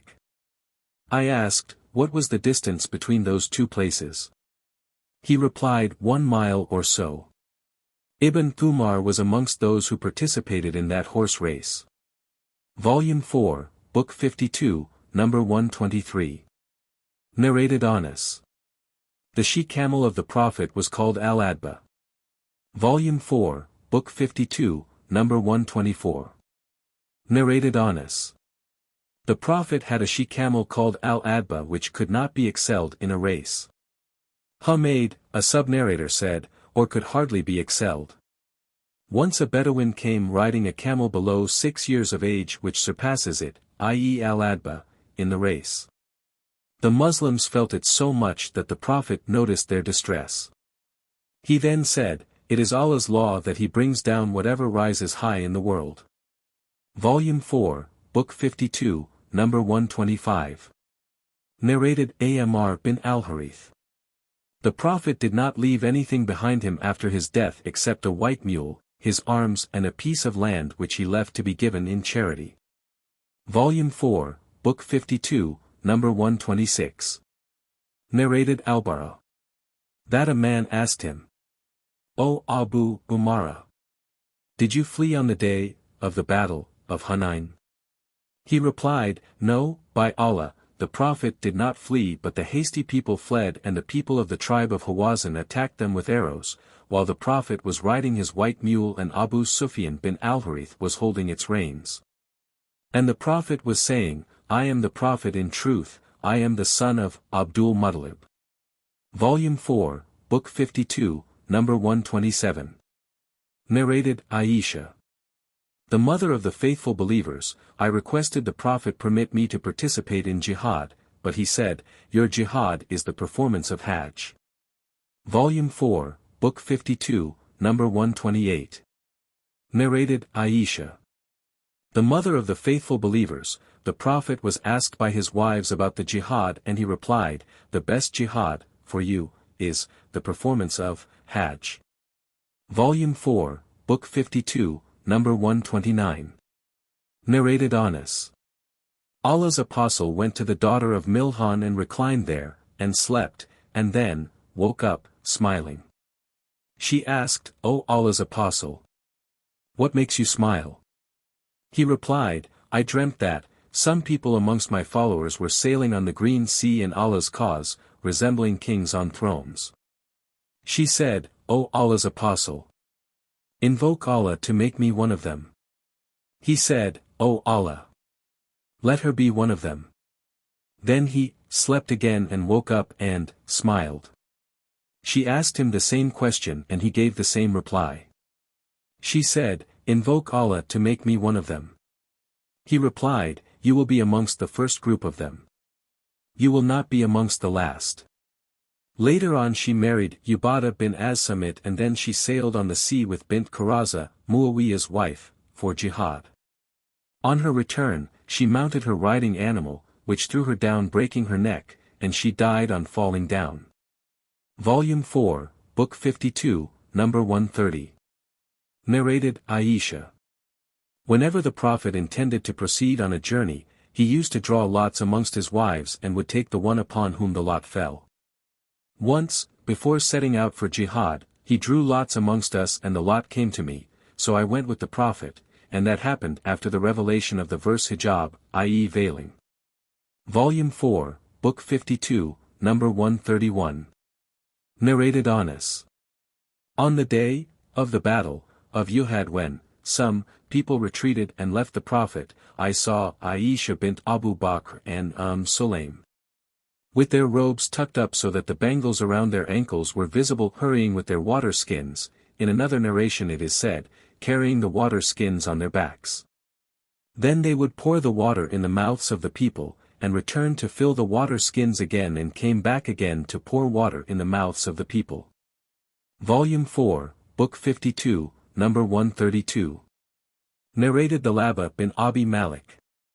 Umar bin al-Khattab distributed some garments amongst the women of Medina. One good garment remained, and one of those present with him said, O chief of the believers, give this garment to your wife, the grand daughter of Allah's Apostle. They meant Kulthum, the daughter of Ali. Umar said, Salat has more right to have it. Salat was amongst those Ansari women who had given the pledge of allegiance to Allah's Apostle. Umar said, she, i.e. Salat, used to carry the water skins for us on the day of Uhud. Volume 4, Book 52, number 133. Narrated Ar Rubai bint Muawid. We were in the company of the Prophet providing the wounded with water and treating them and bringing the killed to Medina, from the battlefield. Volume 4, Book 52, number 134. Narrated Ar Rabi bint Muawid. We used to take part in holy battles with the Prophet by providing the people with water and serving them and bringing the killed and the wounded back to Medina. Volume 4, Book 52, number 135. Narrated Abu Musa. Abu Amir was hit with an arrow in his knee, so I went to him and he asked me to remove the arrow. When I removed it, the water started dribbling from it. Then I went to the Prophet and told him about it. He said, O Allah, Forgive Ubayd Abu Amir. Volume 4, Book 52, number 136. Narrated Aisha. The Prophet was vigilant one night, and when he reached Medina, he said, "Would that a pious man from my companions guard me tonight." Suddenly we heard the clatter of arms. He said, "Who is that?" He, the newcomer, replied, "I am Sa'd bin Abi Waqqas and have come to guard you." So, the Prophet slept, that night. Volume 4, Book 52, number 137. Narrated Abu Huraira. The Prophet said, "Let the slave of dinar and dirham of quantify and kamisa, i.e. money and luxurious clothes, perish, for he is pleased if these things are given to him, and if not, he is displeased." Narrated Abu Huraira, the Prophet said, "Let the slave of dinar and dirham, of quantify and kamisa perish, as he is pleased if these things are given to him, and if not, he is displeased. Let such a person perish and relapse, and if he is pierced with a thorn, let him not find anyone to take it out for him. Paradise is for him who holds the reins of his horse to strive in Allah's cause, with his hair unkempt and feet covered with dust. If he is appointed in the vanguard, he is perfectly satisfied with his post of guarding. And if he is appointed in the rearward, he accepts his post with satisfaction. He is so simple and unambiguous that, if he asks for permission, he is not permitted, and if he intercedes, his intercession is not accepted." Volume 4, Book 52, number 138. Narrated Anas. I was in the company of Jabir bin Abdullah on a journey, and he used to serve me though he was older than I. Jarir said, "I saw the Ansar doing a thing, i.e. showing great reverence to the Prophet, for which I have vowed that whenever I meet any of them, I will serve him." Volume 4, Book 52, number 139. Narrated Anas bin Malik. I went along with the Prophet to Khaybar so as to serve him. Later on, when the Prophet returned, he, on seeing the Uhud mountain, said, "This is a mountain that loves us and is loved by us." Then he pointed to Medina with his hand, saying, "O Allah!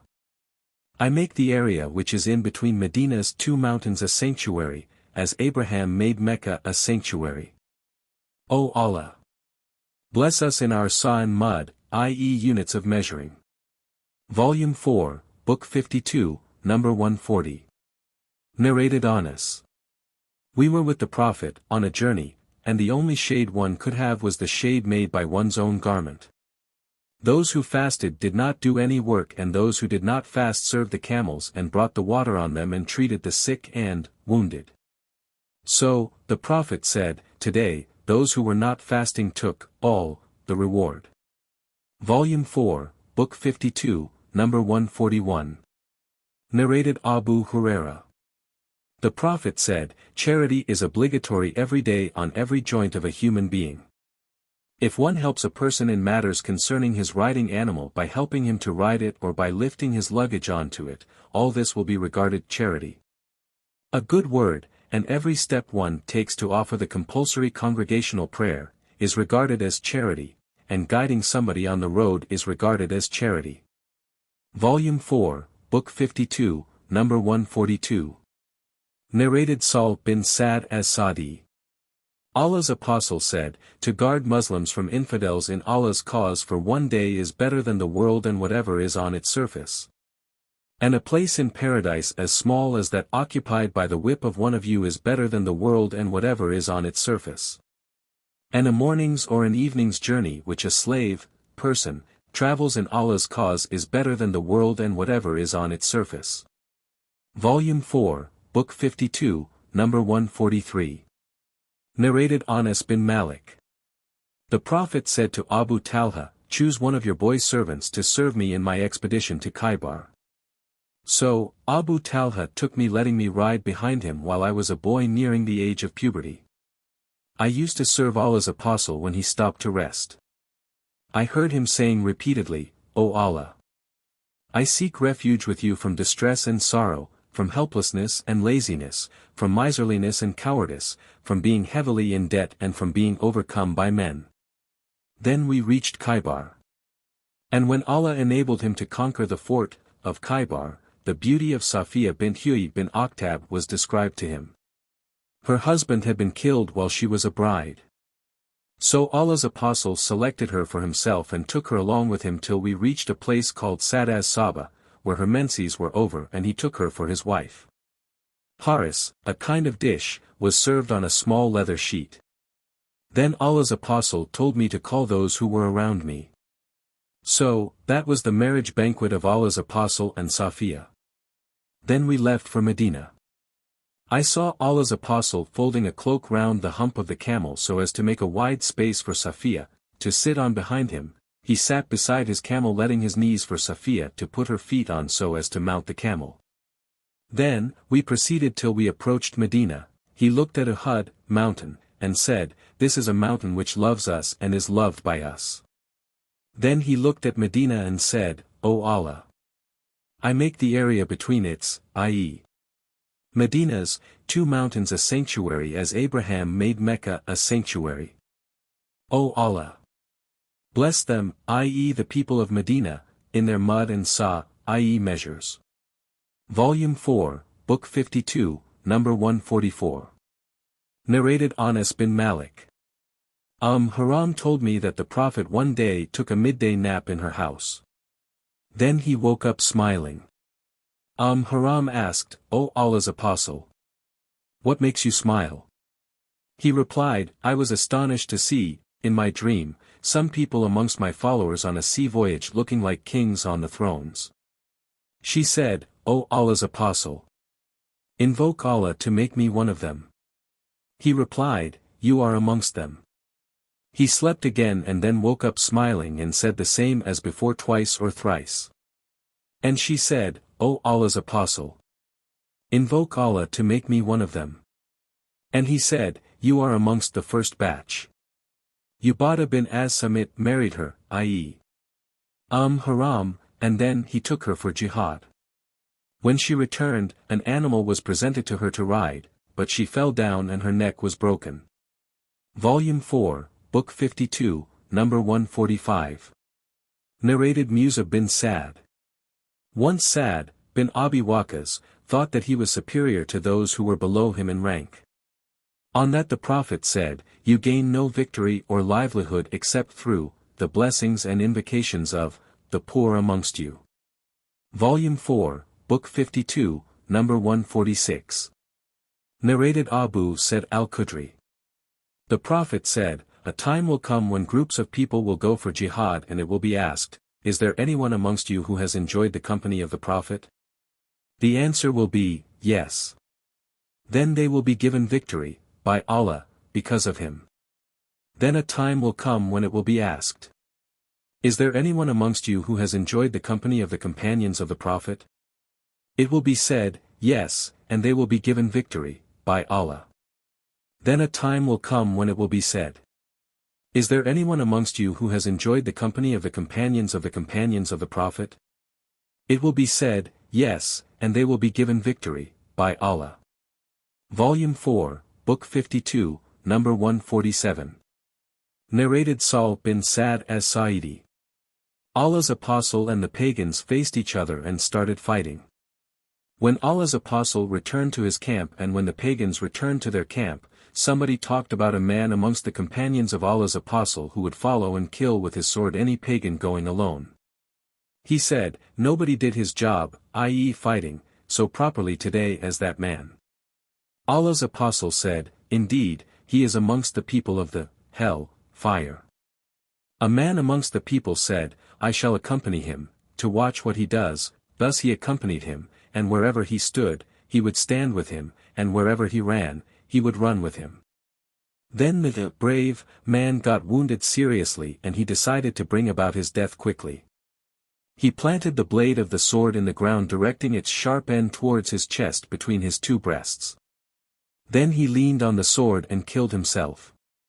The other man came to Allah's apostle and said, "I testify that you are Allah's apostle." The Prophet asked, "What has happened?"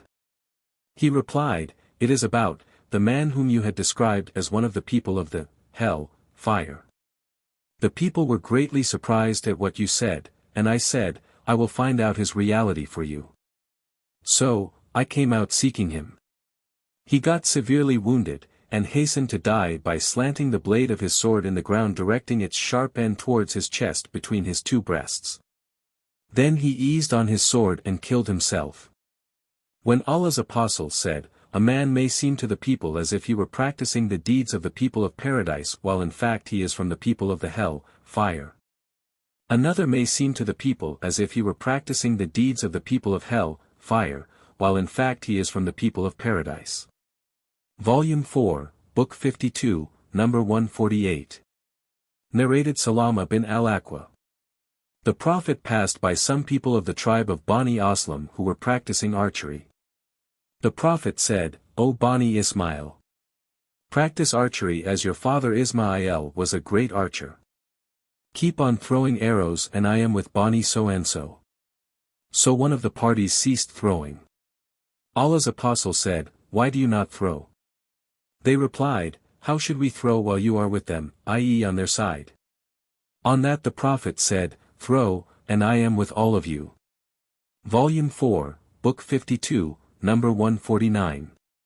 Narrated Abu Usaid.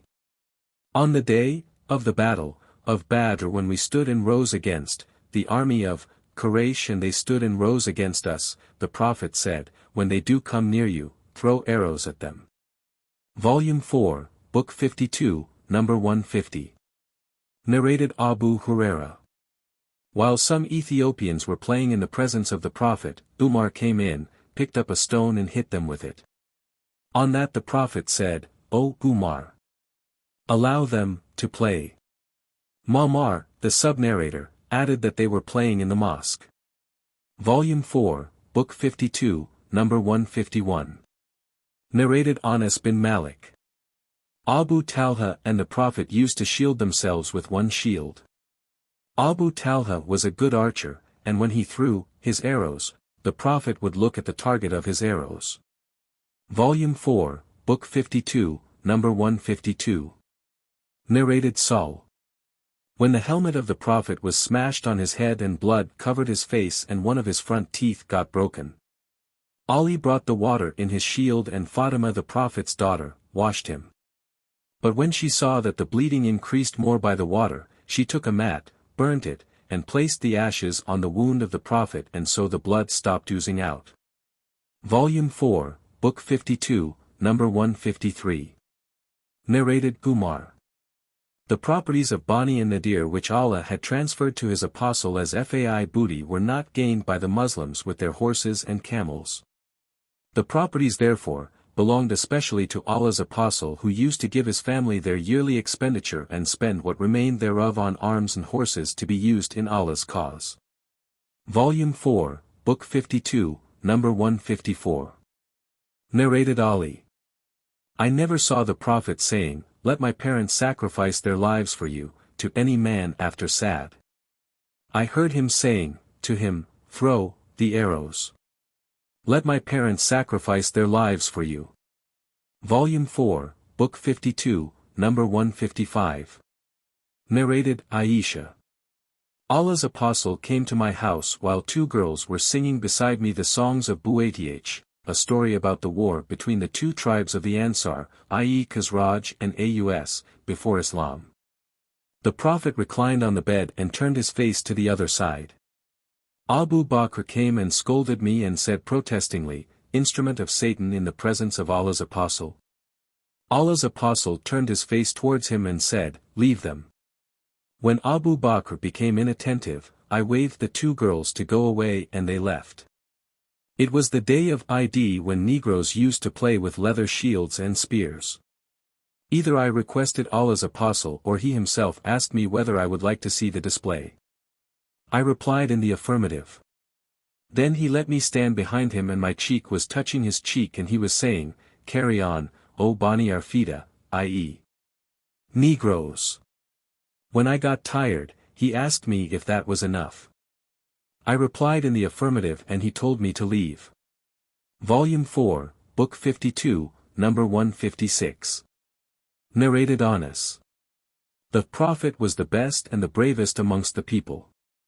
Once the people of Medina got terrified at night, so they went in the direction of the noise, that terrified them. The Prophet met them, on his way back, after he had found out the truth. He was riding an unsaddled horse belonging to Abu Talha, and a sword was hanging by his neck, and he was saying, "Don't be afraid. Don't be afraid." He further said, "I found it, i.e. the horse, very fast," or said, "This horse is very fast." Qisṭalā-N-I. Volume 4, Book 52, number 157. Narrated Abu Umama.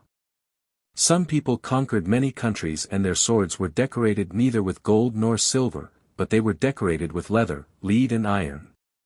Volume 4, Book 52, number 158. Narrated Jabir bin Abdullah. That he proceeded in the company of Allah's Apostle towards Najd to participate in a Ghazwa. Holy battle. When Allah's Apostle returned, he too returned with him. Midday came upon them while they were in a valley having many thorny trees.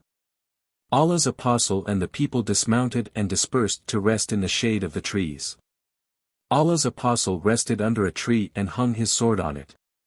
We all took a nap, and suddenly we heard Allah's Apostle calling us. We woke up, to see a Bedouin with him. The Prophet said, "This Bedouin took out my sword while I was sleeping, and when I woke up, I found the unsheathed sword in his hand, and he challenged me saying, 'Who will save you from me?'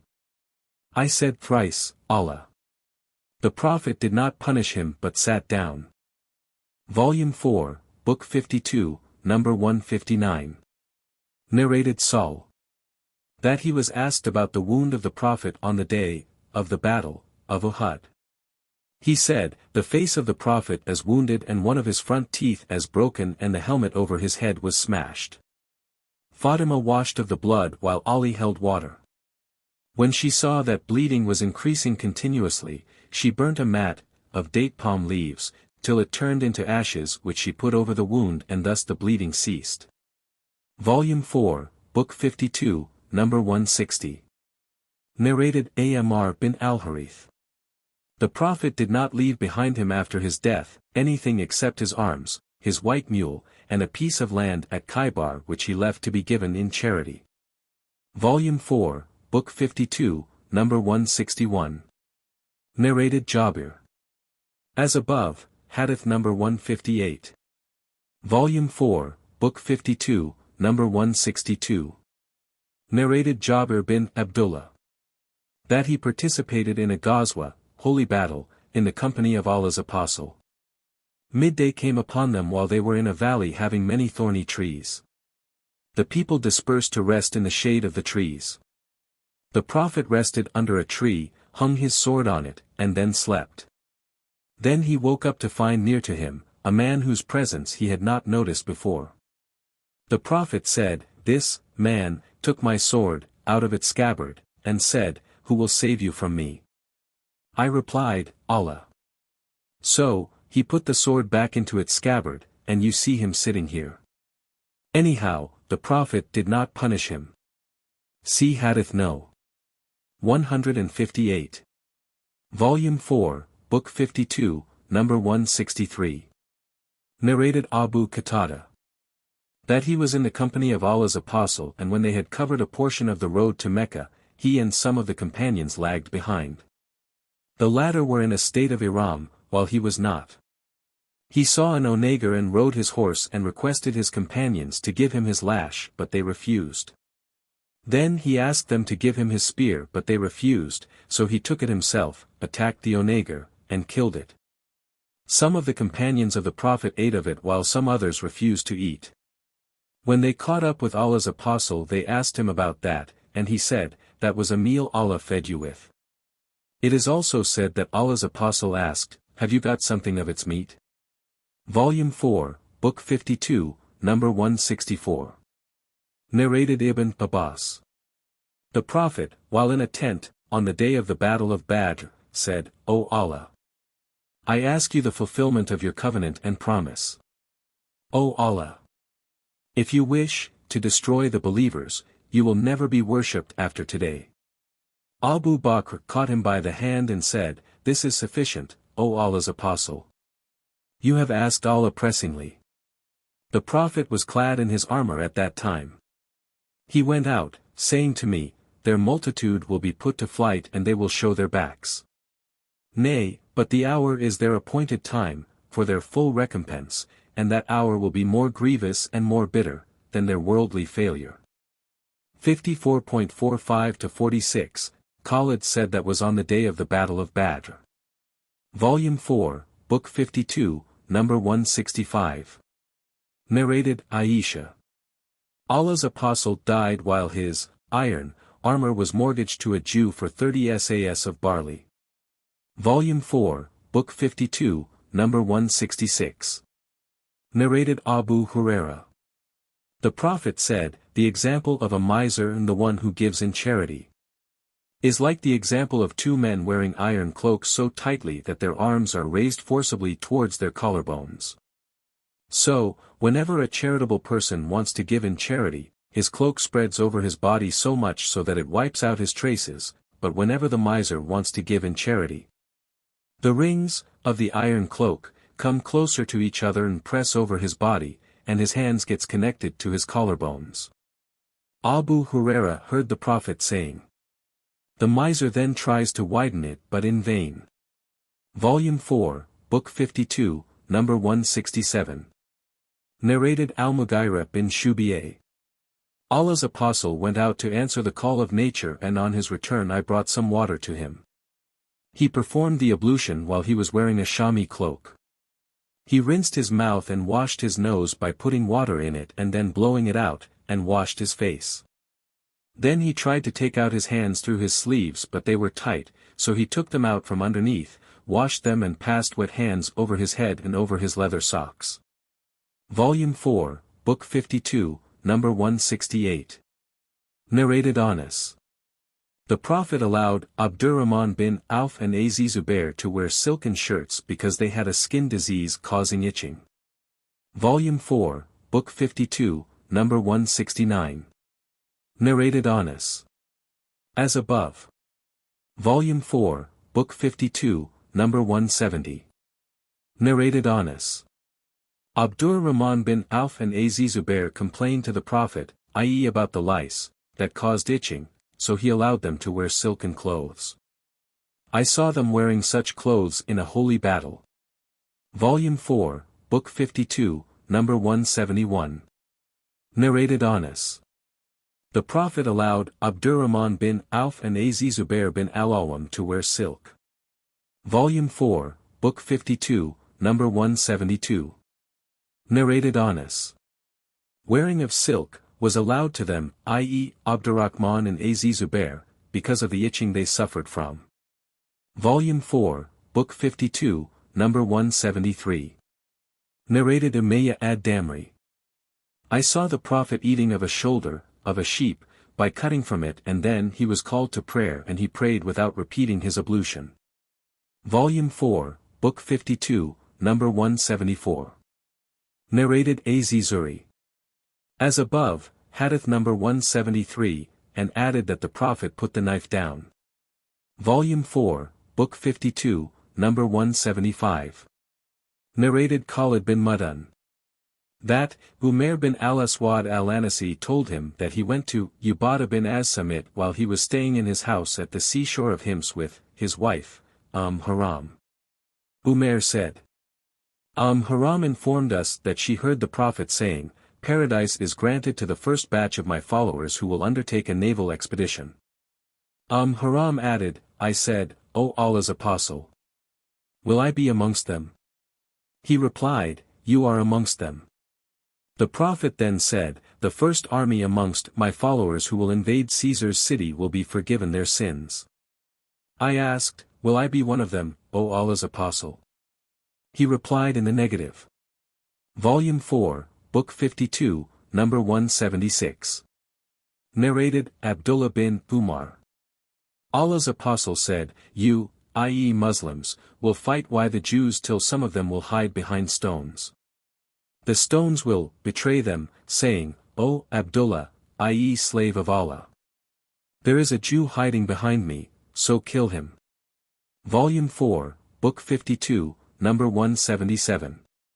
Narrated Abu Huraira. Allah's apostles said, "The hour will not be established until you fight with the Jews, and the stone behind which a Jew will be hiding will say, 'O Muslim! There is a Jew hiding behind me, so kill him.'" Volume 4, Book 52, number 178. Narrated Amr bin Taglib. The Prophet said, "One of the portents of the hour is that you will fight with people wearing shoes made of hair. And one of the portents of the hour is that you will fight with broad-faced people whose faces will look like shields coated with leather." Volume 4, Book 52, number 179. Narrated Abu Huraira. Allah's apostles said, "The hour will not be established until you fight with the Turks, people with small eyes, red faces, and flat noses. Their faces will look like shields coated with leather. The hour will not be established till you fight with people whose shoes are made of hair." Volume 4, Book 52, number 180. Narrated Abu Huraira. The Prophet said, "The hour will not be established till you fight with people wearing shoes made of hair. And the hour will not be established till you fight with people whose faces look like shields coated with leather." Abu Huraira added, "They will be small-eyed, flat-nosed, and their faces will look like shields coated with leather." Volume 4, Book 52, number 181. Narrated Abu Ishaq.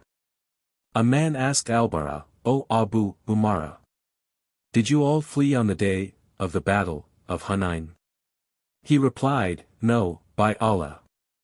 Allah's apostle did not flee, but his young unarmed companions passed by the archers of the tribe of Hawazin and Bani Nasr whose arrows hardly missed a target, and they threw arrows at them hardly missing a shot. So the Muslims retreated towards the Prophet while he was riding his white mule which was being led by his cousin Abu Sufyan bin al-Harith bin Abdul Muttalib. The Prophet dismounted and invoked Allah for victory. Then he said, "I am the Prophet, without a lie, I am the son of Abdul Muttalib," and then he arranged his companions in rows. Volume 4, Book 52, number 182. Narrated Ali. When it was the day of the Battle of Al-Azab, i.e. the clans, Allah's apostle said, "O Allah! Fill their, i.e. the infidels, houses and graves with fire as they busied us so much that we did not perform the prayer, i.e. Asr, till the sun set." Volume 4, Book 52, number 183. Narrated Abu Huraira. The Prophet used to recite the following invocations during Qunut: "O Allah! Save Salama bin Hisham. O Allah! Save al-Walid bin al-Walid. O Allah! Save Ayash bin Rabi'a. O Allah! Save the weak Muslims. O Allah! Be very hard on Madar tribe. O Allah! Afflict them with years of famine, similar to the famine years of the time of Prophet Joseph." Volume 4, Book 52, number 184. Narrated Abdullah bin Abi Aufa. Allah's apostle invoked evil upon the pagans on the eye of the battle of Al-Azab, saying, "O Allah! The revealer of the Holy Book, the swift taker of accounts, O Allah, defeat Al-Azab, i.e. the clans, O Allah, defeat them and shake them." Volume 4, Book 52, number 185. Narrated Abdullah. Once the Prophet was offering the prayer in the shade of the Kaaba. Abu Jahl and some Qurayshi men sent somebody to bring the abdominal contents of a she-camel which had been slaughtered somewhere in Mecca, and when he brought them, they put them over the Prophet. Then Fatima, i.e. the Prophet's daughter, came and threw them away from him, and he said, "O Allah! Destroy the pagans of Quraysh, O Allah! Destroy Quraysh! O Allah, destroy Quraysh," naming especially Abu Jahl bin Hisham, Utbah bin Rabi'a, Shaiba bin Rabi'a, al-Walid bin Utbah, Ubay bin Khalaf and Uqbah bin Abimit. The narrator, Abdullah added, "I saw them all killed and thrown in the Badr well." Volume 4, Book 52, number 186. Narrated Aisha. Once the Jews came to the Prophet and said, "Death be upon you." So I cursed them.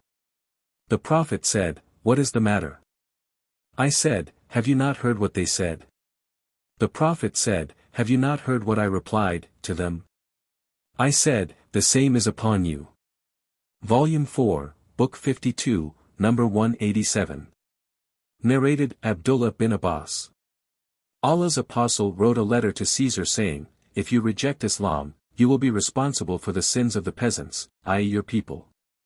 Volume 4, Book 52, number 188. Narrated Abu Huraira. Tufail bin Amr ad-Dawsi and his companions came to the Prophet and said, O Allah's Apostle! The people of the tribe of Daws disobeyed and refused to follow you. So invoke Allah against them. The people said, the tribe of Daws is ruined. The Prophet said, O Allah! Give guidance to the people of Daws, and let them embrace Islam. Volume 4, Book 52, number 189. Narrated Anas. When the Prophet intended to write a letter to the ruler of the Byzantines, he was told that those people did not read any letter unless it was stamped with a seal. So, the Prophet got a silver ring as if I were just looking at its white glitter on his hand and stamped on it the expression, Muhammad, Apostle of Allah. Volume 4, Book 52, number 190. Narrated Abdullah bin Abbas. Allah's Apostle sent his letter to Khusro and ordered his messenger to hand it over to the governor of Bahrain who was to hand it over to Khusro. So, when Khusro read the letter he tore it. Said bin al-Musayyab said, the Prophet then invoked Allah to disperse them with full dispersion, destroy them, i.e. Khusro and his followers, severely. Volume 4, Book 52. Number 191. Narrated Abdullah bin Abbas. Allah's Apostle wrote to Caesar and invited him to Islam and sent him his letter with Dihya al-Kalbi whom Allah's Apostle ordered to hand it over to the governor of Basra who would forward it to Caesar. Caesar as a sign of gratitude to Allah, had walked from Hims to Ilya, i.e. Jerusalem, when Allah had granted him victory over the Persian forces. So, when the letter of Allah's Apostle reached Caesar, he said after reading seek for me any one of his people. Arabs of Quraysh tribe, if present here, in order to ask him about Allah's Apostle. At that time Abu Sufyan bin Harb was in Sham with some men from Quraysh who had come to Sham as merchants during the truce that had been concluded between Allah's Apostle and the infidels of Quraysh. Abu Sufyan said, Caesar's messenger found us somewhere in Sham, so he took me and my companions to Ilya, and we were admitted into Caesar's court to find him sitting in his royal court wearing a crown and surrounded by the senior dignitaries of the Byzantine. He said to his translator, ask them who amongst them is a close relation to the man who claims to be a prophet. Abu Sufyan added, I replied, I am the nearest relative to him. He asked, what degree of relationship do you have with him? I replied, he is my cousin, and there was none of Bani Abu Manaf in the caravan except myself. Caesar said, let him come nearer. He then ordered that my companions stand behind me near my shoulder and said to his translator, tell his companions that I am going to ask this man about the man who claims to be a prophet. If he tells a lie, they should contradict him immediately. Abu Sufyan added, by Allah! Had it not been shameful that my companions label me a liar, I would not have spoken the truth about him when he asked me. But I considered it shameful to be called a liar by my companions. So I told the truth. He then said to his translator, ask him what kind of family does he belong to. I replied, he belongs to a noble family amongst us. He said, have anybody else amongst you ever claimed the same before him? I replied, no, he said, had you ever blamed him for telling lies before he claimed what he claimed? I replied, no, he said, was anybody amongst his ancestors a king? I replied, no, he said, do the noble or the poor follow him? I replied, it is the poor who follow him. He said, are they increasing or decreasing, day by day? I replied, they are increasing. He said, does anybody amongst those who embrace the Prophet's, religion become displeased and then discard his religion? I replied, no, he said, does he break his promises? I replied, no, but we are now at truce with him and we are afraid that he may betray us. Abu Sufyan added, other than the last sentence. I could not say anything against him. Caesar then asked, "Have you ever had a war with him?" I replied, "Yes." He said, "What was the outcome of your battles with him?" I replied, "The result was unstable, sometimes he was victorious and sometimes we." He said, "What does he order you to do?" I said, "He tells us to worship Allah alone, and not to worship others along with him. And to leave all that our forefathers used to worship. He orders us to pray, give in charity, be chaste, keep promises and return what is entrusted to us." When I had said that, Caesar said to his translator, "Say to him, I ask you about his lineage, and your reply was that he belonged to a noble family. In fact, all the apostles came from the noblest lineage of their nations. Then I questioned you whether anybody else amongst you had claimed such a thing, and your reply was in the negative. If the answer had been in the affirmative, I would have thought that this man was following a claim that had been said before him. When I asked you whether he was ever blamed for telling lies, your reply was in the negative. So I took it for granted that a person who did not tell a lie about others, the people, could never tell a lie about Allah. Then I asked you whether any of his ancestors was a king. Your reply was in the negative. And if it had been in the affirmative, I would have thought that this man wanted to take back his ancestral kingdom. When I asked you whether the rich or the poor people followed him, you replied that it was the poor who followed him. In fact, such are the followers of the apostles. Then I asked you whether his followers were increasing or decreasing. You replied that they were increasing. In fact, this is the result of true faith till it is complete, in all respects. I asked you whether there was anybody who, after embracing his religion, became displeased and discarded his religion. Your reply was in the negative. In fact, this is the sign of true faith, for when its cheerfulness enters and mixes in the hearts completely, nobody will be displeased with it. I asked you whether he had ever broken his promise. You replied in the negative. And such are the apostles, they never break their promises. When I asked you whether you fought with him and he fought with you, you replied that he did, and that sometimes he was victorious and sometimes you. Indeed, such are the apostles, they are put to trials and the final victory is always theirs. Then I asked you what he ordered you. You replied that he ordered you to worship Allah alone and not to worship others along with him.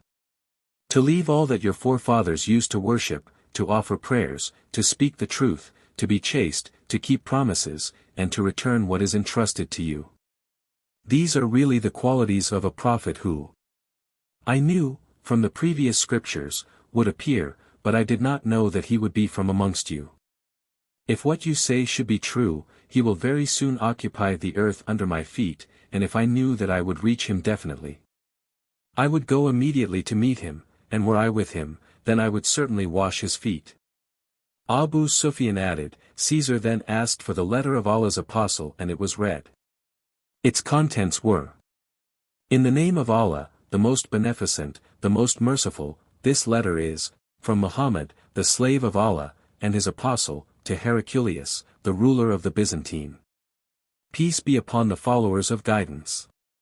Now then, I invite you to Islam, i.e. surrender to Allah, embrace Islam and you will be safe, embrace Islam and Allah will bestow on you a double reward. But if you reject this invitation of Islam, you shall be responsible for misguiding the peasants, i.e. your nation. O people of the scriptures! Come to a word common to you and us and you, that we worship none but Allah, and that we associate nothing in worship with him, and that none of us shall take others as lords besides Allah. Then if they turn away, say, bear witness that we are, they who have surrendered, unto him, free. 64. Abu Sufyan added, when Heraclius had finished his speech, there was a great hue and cry caused by the Byzantine royalties surrounding him, and there was so much noise that I did not understand what they said.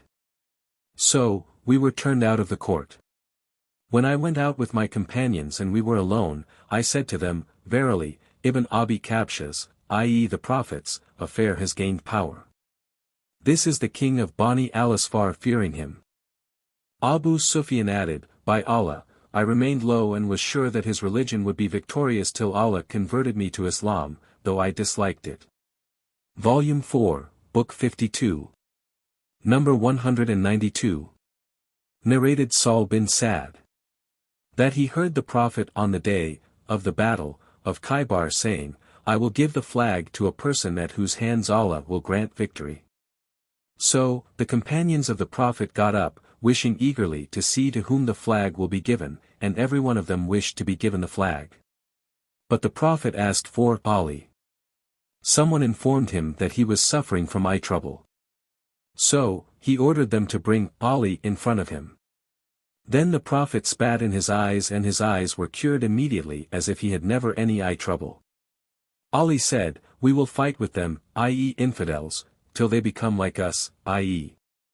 Muslims. The Prophet said, Be patient, till you face them and invite them to Islam and inform them of what Allah has enjoined upon them. By Allah! If a single person embraces Islam at your hands, i.e. through you, that will be better for you than the red camels. Volume 4, Book 52, Number 193. Narrated Anas. Whenever Allah's apostle attacked some people, he would never attack them till it was dawn. If he heard the adhan, i.e. call for prayer, he would delay the fight, and if he did not hear the adhan, he would attack them immediately after dawn. We reached Khaybar at night. Volume 4, Book 52, Number 194. Narrated Anas, as Hadith number 193 above. Volume 4, Book 52, Number 195. Narrated Anas. The Prophet set out for Khaybar and reached it at night. He used not to attack if he reached the people at night, till the day broke. So, when the day dawned, the Jews came out with their bags and spades. When they saw the Prophet, they said, Muhammad and his army. The Prophet said, Allahu Akbar. Allah is greater, and Khaybar is ruined, for whenever we approach a nation, i.e. enemy to fight, then it will be a miserable morning for those who have been warned. Volume 4, Book 52, Number 196. Narrated Abu Hurairah. Allah's apostle said, I have been ordered to fight with the people till they say, None has the right to be worshipped but Allah, and whoever says, None has the right to be worshipped but Allah, his life and property will be saved by me except for Islamic law, and his accounts will be with Allah, either to punish him or to forgive him. Volume 4, Book 52, Number 197. Narrated Ka'b bin Malik. Whenever Allah's apostle intended to lead a ghazwa, he would use an equivocation from which one would understand that he was going to a different destination. Volume 4, Book 52, Number 198. Narrated Ka'b bin Malik. Whenever Allah's apostle intended to carry out a ghazwa, he would use an equivocation to conceal his real destination till it was the ghazwa of Tabuk which Allah's apostle carried out in very hot weather. As he was going to face a very long journey through a wasteland and was to meet and attack a large number of enemies. So, he made the situation clear to the Muslims so that they might prepare themselves accordingly and get ready to conquer their enemy. The Prophet informed them of the destination he was heading for. Ka'b bin Malik used to say, Scarcely did Allah's apostle set out for a journey on a day other than Thursday. Volume 4, Book 52, Number 199. Narrated Ka'b bin Malik.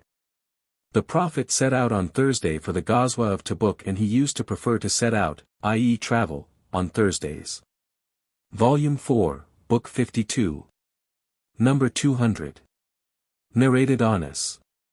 The Prophet offered a 4-rakat Zuhr prayer at Medina and then offered a 2-rakat Asr prayer at Dhul Hulayfa, and I heard the companions of the Prophet reciting Talbiyah aloud, for Hajj and Umrah, altogether. Volume 4, Book 52, Number 201. Narrated Aisha. We set out in the company of Allah's Apostle 5 days before the end of Dhul Qa'dah intending to perform Hajj only.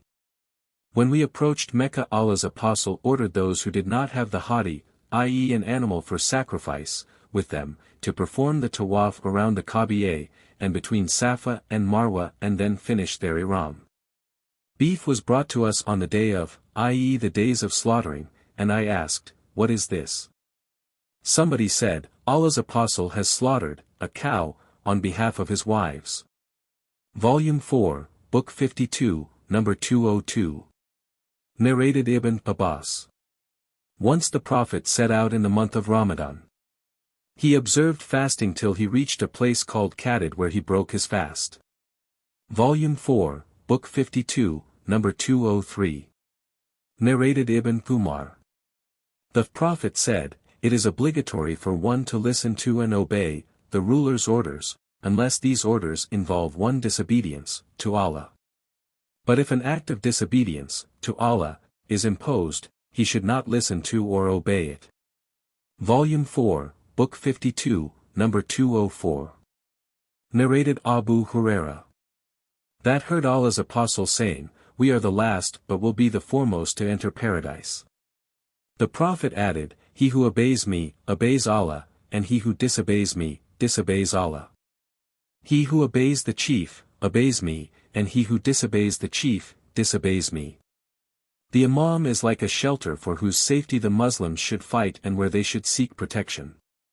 If the Imam orders people with righteousness and rules justly, then he will be rewarded for that, and if he does the opposite, he will be responsible for that.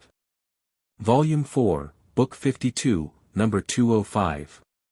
Narrated Ibn Umar. When we reached Hudaybiyah, in the next year, of the Treaty of Hudaybiyah, not even two men amongst us agreed unanimously as to which was the tree under which we had given the pledge of allegiance, and that was out of Allah's mercy. The sub-narrator asked Nafi, "For what did the Prophet take their pledge of allegiance, was it for death?"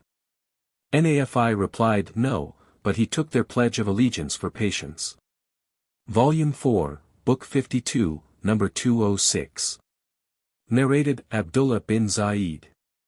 That in the time of the battle of Al-Hara a person came to him and said, "Ibn Hanzala is taking the pledge of allegiance from the people for death." He said, "I will never give a pledge of allegiance for such a thing to anyone after Allah's Apostle." Volume 4, Book 52, number 207. Narrated Yazid bin Ubayd. Salama said, "I gave the pledge of allegiance, al-Ridwan, to Allah's Apostle and then I moved to the shade of a tree. When the number of people around the Prophet diminished, he said, 'O Ibn al-Aqwa, will you not give to me the pledge of allegiance?' I replied, 'O Allah's Apostle, I have already given to you the pledge of allegiance.' He said, 'Do it again.' So I gave the pledge of allegiance for the second time. I asked, 'O Abu Muslim, for what did you give he pledge of allegiance on that day?' He replied, 'We gave the pledge of allegiance for death.' Volume 4, Book 52, number 208. Narrated Anas. On the day of the battle of the trench, the Ansar were saying, 'We are those who have sworn allegiance to Muhammad for jihad, forever, as long as we live.' The Prophet replied to them, 'O Allah, there is no life except the life of the hereafter. So honor the Ansar and emigrants with your generosity.' And narrated Majashi, 'My brother and I came to the Prophet and I requested him to take the pledge of allegiance from us for migration. He said, "Migration has passed away with its people." I asked, "For what will you take the pledge of allegiance from us then?" He said, "I will take the pledge for Islam and Jihad." Volume 4, Book 52, number 209. Narrated Abdullah. Today a man came to me and asked me a question which I did not know how to answer. He said, "Tell me, if a wealthy active man, well equipped with arms, goes out on military expeditions with our chiefs, and orders us to do such things as we cannot do, should we obey him?" I replied, "By Allah, I do not know what to reply you, except that we were in the company of the Prophet and he used to order us to do a thing once only till we finished it. And no doubt, everyone among you will remain in a good state as long as he obeys Allah. If one is in doubt as to the legality of something, he should ask somebody who would satisfy him, but soon will come a time when you will not find such a man. By him, except whom none has the right to be worshipped. I see that the example of what has passed of this life, to what remains thereof, is like a pond whose fresh water has been used up and nothing remains but muddy water. Volume 4, Book 52, Number 210. Narrated Salim Abu an-Najr. The freed slave of Umar bin Ubaydullah, who was Umar's clerk, Abdullah bin Abi Aufa, wrote him, i.e. Umar, a letter that contained the following. Once Allah's apostle, during a holy battle, waited till the sun had declined, and then he got up among the people and said, O people! Do not wish to face the enemy, in a battle, and ask Allah to save you, from calamities, but if you should face the enemy, then be patient and let it be known to you that paradise is under the shades of swords. He then said, O Allah! The revealer of the Holy Book, the mover of the clouds, and defeater of Al-Azab, i.e. the clans of infidels, defeat them infidels and bestow victory upon us. Volume 4, Book 52. Number 211. Narrated Jabir bin Abdullah. I participated in a ghazwa along with Allah's apostle. The Prophet met me, on the way, while I was riding a camel of ours used for irrigation, and it had got so tired that it could hardly walk. The Prophet asked me, What is wrong with the camel? I replied, It has got tired. So Allah's apostle came from behind it and rebuked it and prayed for it, so it started surpassing the other camels and going ahead of them. Then he asked me, How do you find your camel, now? I replied, I find it quite well, now as it has received your blessings. He said, Will you sell it to me? I felt shy to refuse his offer, though it was the only camel for irrigation we had. So I said, Yes. He said, Sell it to me then. I sold it to him on the condition that I should keep on riding it till I reached Medina. Then I said, O Allah's apostle! I am a bridegroom, and requested him to allow me to go home. He allowed me, and I set out for Medina before the people till I reached Medina, where I met my uncle, who asked me about the camel, and I informed him all about it, and he blamed me for that. When I took the permission of Allah's apostle, he asked me whether I had married a virgin or a matron, and I replied that I had married a matron. He said, Why hadn't you married a virgin who would have played with you, and you would have played with her? I replied, O Allah's apostle!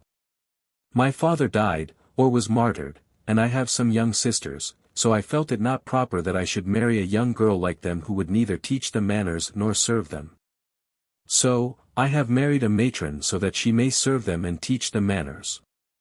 When Allah's apostle arrived in Medina, I took the camel to him the next morning, and he gave me its price and gave me the camel itself as well. Volume 4, Book 52, Number 212. Narrated Anas bin Malik. Once there was a feeling of fright at Medina, so Allah's apostle rode a horse belonging to Abu Talha, and, on his return, he said, We have not seen anything fearful. But we found this horse very fast. Volume 4, Book 52, Number 213. Narrated Anas bin Malik. Once the people got frightened, so Allah's apostle rode a slow horse belonging to Abu Talha, and he set out all alone, making the horse gallop. Then the people rode, making their horses gallop after him. On his return he said, Don't be afraid, there is nothing to be afraid of, and I have found this horse a very fast one. That horse was never excelled in running henceforward. Castellani Volume 5. Volume 4, Book 52, Number 214. Narrated Umar bin al-Khattab. I gave a horse to be used in Allah's cause, but later on I saw it being sold. I asked the Prophet whether I could buy it. He said, Don't buy it and don't take back your gift of charity. Volume 4, Book 52, Number 215. Narrated Abdullah bin Umar. Umar gave a horse to be used in Allah's cause, but later on he found it being sold. So, he intended to buy it and asked Allah's apostle, who said, Don't buy it and don't take back your gift of charity. Volume 4, Book 52, Number 216. Narrated Abu Huraira. Allah's apostle said, Were it not for the fear that it would be difficult for my followers, I would not have remained behind any Sariyah. Army unit, but I don't have riding camels and have no other means of conveyance to carry them on, and it is hard for me that my companions should remain behind me. No doubt I wish I could fight in Allah's cause and be martyred and come to life again to be martyred and come to life once more. Volume 4, Book 52, Number 217. Narrated Yali. I participated in the Ghazwa of Tabuk along with Allah's Apostle, and I gave a young camel to be ridden in jihad, and that was, to me, one of my best deeds. Then I employed a laborer who quarreled with another person. One of them bit the hand of the other, and the latter drew his hand from the mouth of the former, pulling out his front tooth. Then the former instituted a suit against the latter before the Prophet, who rejected that suit, saying, "Do you expect him to put out his hand for you to snap as a male camel snaps?" Vegetation. Volume 4, Book 52, Number 218. Narrated Dalaba bin Abi Malik al-Quratzi. When Qays bin Sa'd al-Ansari, who used to carry the flag of the Prophet, intended to perform Hajj, he combed his hair. Volume 4, Book 52, Number 219c. Narrated Salama bin al-Aqwa.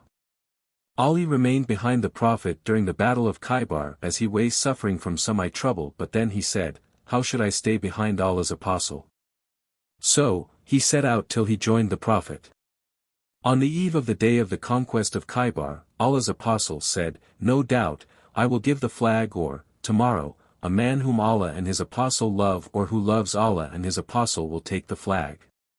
Allah will bestow victory upon him."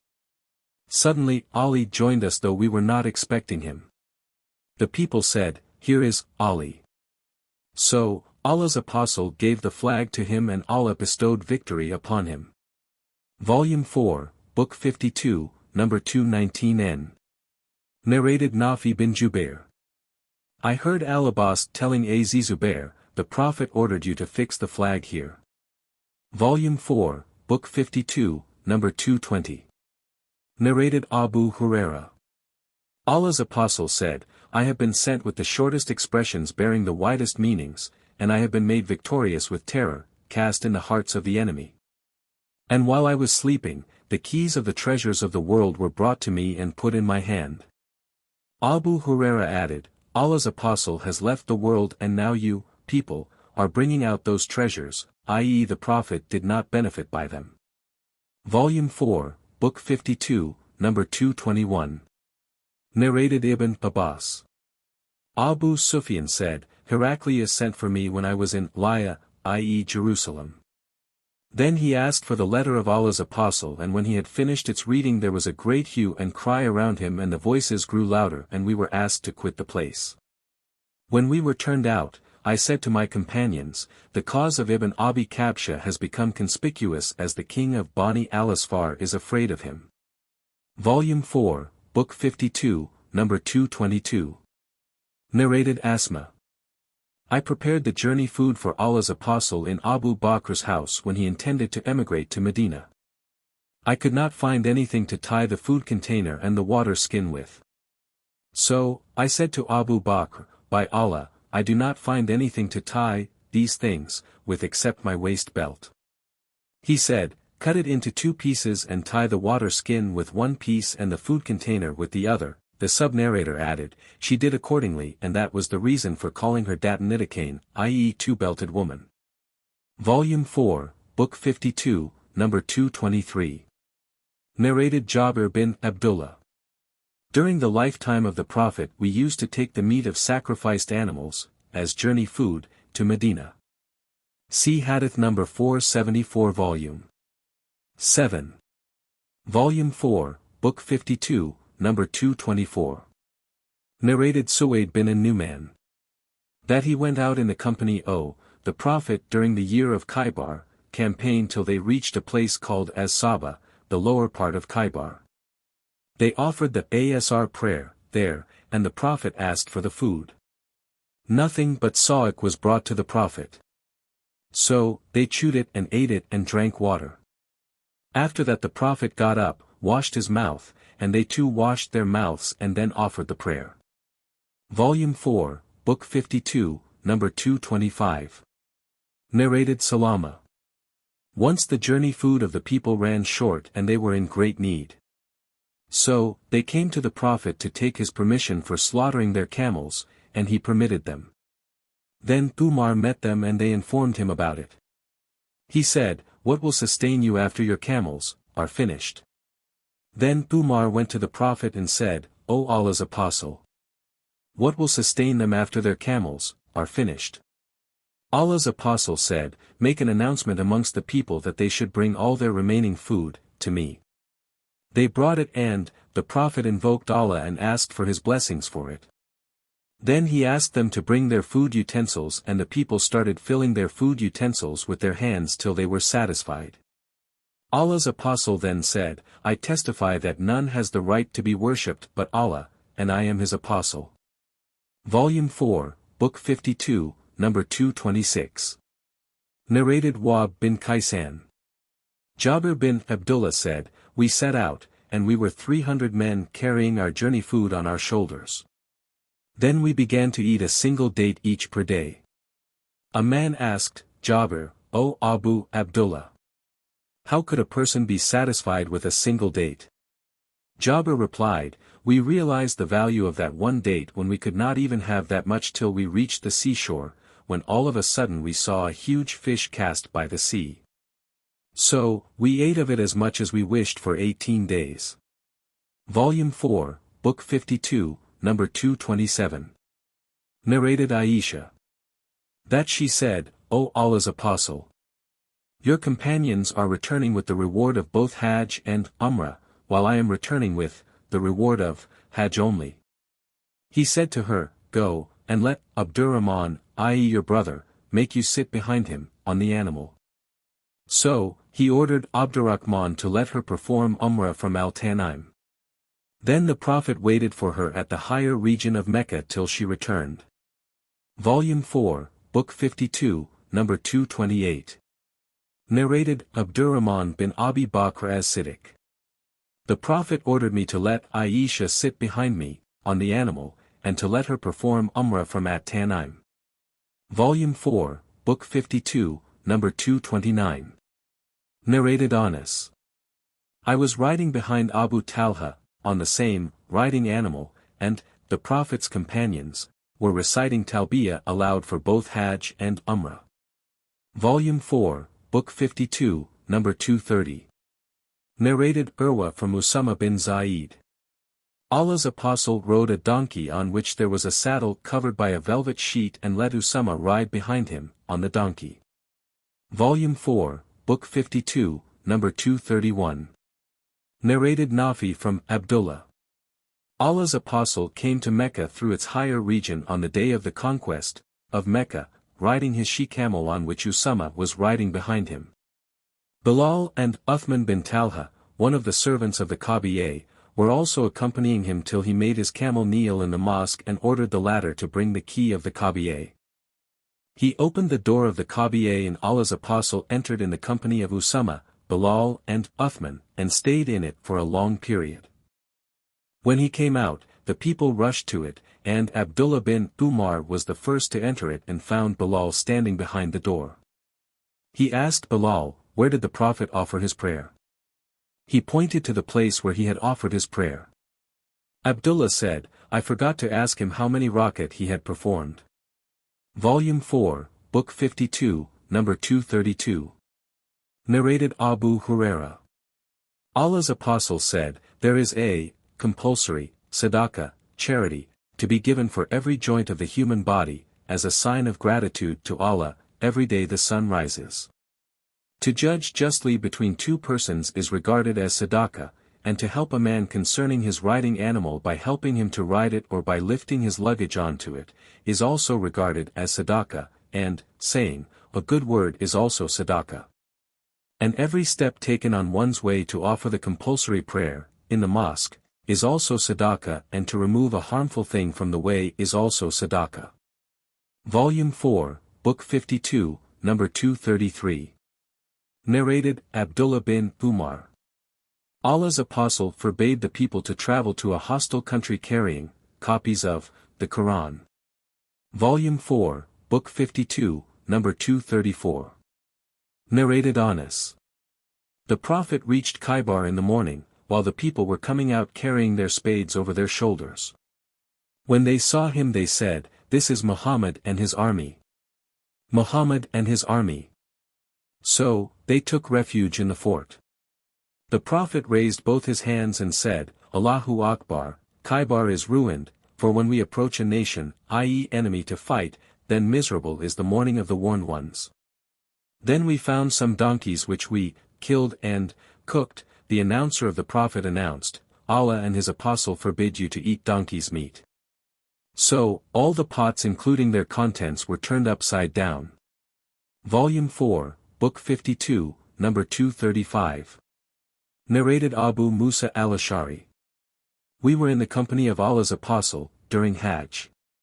Whenever we went up a high place we used to say, "None has the right to be worshipped but Allah, and Allah is greater," and our voices used to rise, so the Prophet said, "O people! Be merciful to yourselves, i.e. don't raise your voice, for you are not calling a deaf or an absent one, but one who is with you, no doubt he is all-hearer, ever near, to all things." Volume 4, Book 52, number 236. Narrated Jabir bin Abdullah. Whenever we went up a place we would say, "Allahu Akbar," i.e. Allah is greater, and whenever we went down a place we would say, "Subhanallah." Volume 4, Book 52, number 237. Narrated Jabir. Whenever we went up a place we would say Takbir, and whenever we went down we would say, "Subhanallah." Volume 4, Book 52, number 238. Narrated Abdullah bin Umar. Whenever the Prophet returned from the Hajj or the Umrah or a Ghazwa, he would say Takbir thrice. Whenever he came upon a mountain path or wasteland, and then he would say, "None has the right to be worshipped but Allah, alone who has no partner. All the kingdom belongs to him and all the praises are for him and he is omnipotent. We are returning with repentance, worshipping, prostrating ourselves and praising our Lord. Allah fulfilled his promise, granted victory to his slave and he alone defeated all the clans." Volume 4, Book 52, number 239. Narrated Ibrahim Abu Ismail as-Saksaki. I heard Abu Burda who accompanied Yazid bin Abi Kabsha on a journey. Yazid used to observe fasting on journeys. Abu Burda said to him, "I heard Abu Musa several times saying that Allah's apostle said, when a slave falls ill or travels, then he will get reward similar to that he gets for good deeds practiced at home when in good health." Volume 4, Book 52, number 240. Narrated Jabir bin Abdullah. On the day of the Battle of the Trench, the Prophet wanted somebody from amongst the people to volunteer to be a reconnoiter. Az Zubair volunteered. He demanded the same again and Az Zubair volunteered again. Then he repeated the same demand, thrice, and Az Zubair volunteered once more. The Prophet then said, "Every prophet has a disciple and my disciple is Az Zubair." Volume 4, Book 52, number 241. Narrated Ibn Umar. From the Prophet the following hadith, number 242. Volume 4, Book 52, number 242. Narrated Ibn Umar. The Prophet said, "If the people knew what I know about traveling alone, then nobody would travel alone at night." Volume 4, Book 52, number 243. Narrated Hisham's father. Usama bin Zaid was asked at what pace the Prophet rode during Hajjatul Wada. He rode at a medium pace, but when he came upon an open way he would go at full pace. Volume 4, Book 52, number 244. Narrated Aslam. While I was in the company of Abdullah bin Umar on the way to Mecca, he received the news of the severe illness of Safiya bint Abi Abaid, i.e. his wife, so he proceeded at greater speed, and when the twilight disappeared, he dismounted and offered the Maghrib and Isha prayers together and said, "I saw the Prophet delaying the Maghrib prayer to offer it along with the Isha, when he was in a hurry on a journey." Volume 4, Book 52, number 245. Narrated Abu Huraira. Allah's apostle said, "Journey is a piece of torture, for it disturbs one's sleep, eating and drinking. So, when you fulfill your job, you should hurry up to your family. Volume 4, Book 52, number 246. Narrated, Abdullah bin Umar. Umar bin al-Khattab gave a horse to be ridden in Allah's cause and then he found it being sold. He intended to purchase it. So, he consulted Allah's apostle who said, "Don't buy it and don't take back your gift of charity." Volume 4, Book 52, number 247. Narrated Aslam. I heard Umar bin al-Khattab saying, "I gave a horse to be ridden in Allah's cause and the person who got it intended to sell it or neglected it. So, I wanted to buy it as I thought he would sell it cheap. I consulted the Prophet who said, 'Do not buy it even if for 1 dirham, because he who takes back his gift is like a dog swallowing its vomit.'" Volume 4, Book 52, number 248. Narrated, Abdullah bin Amr.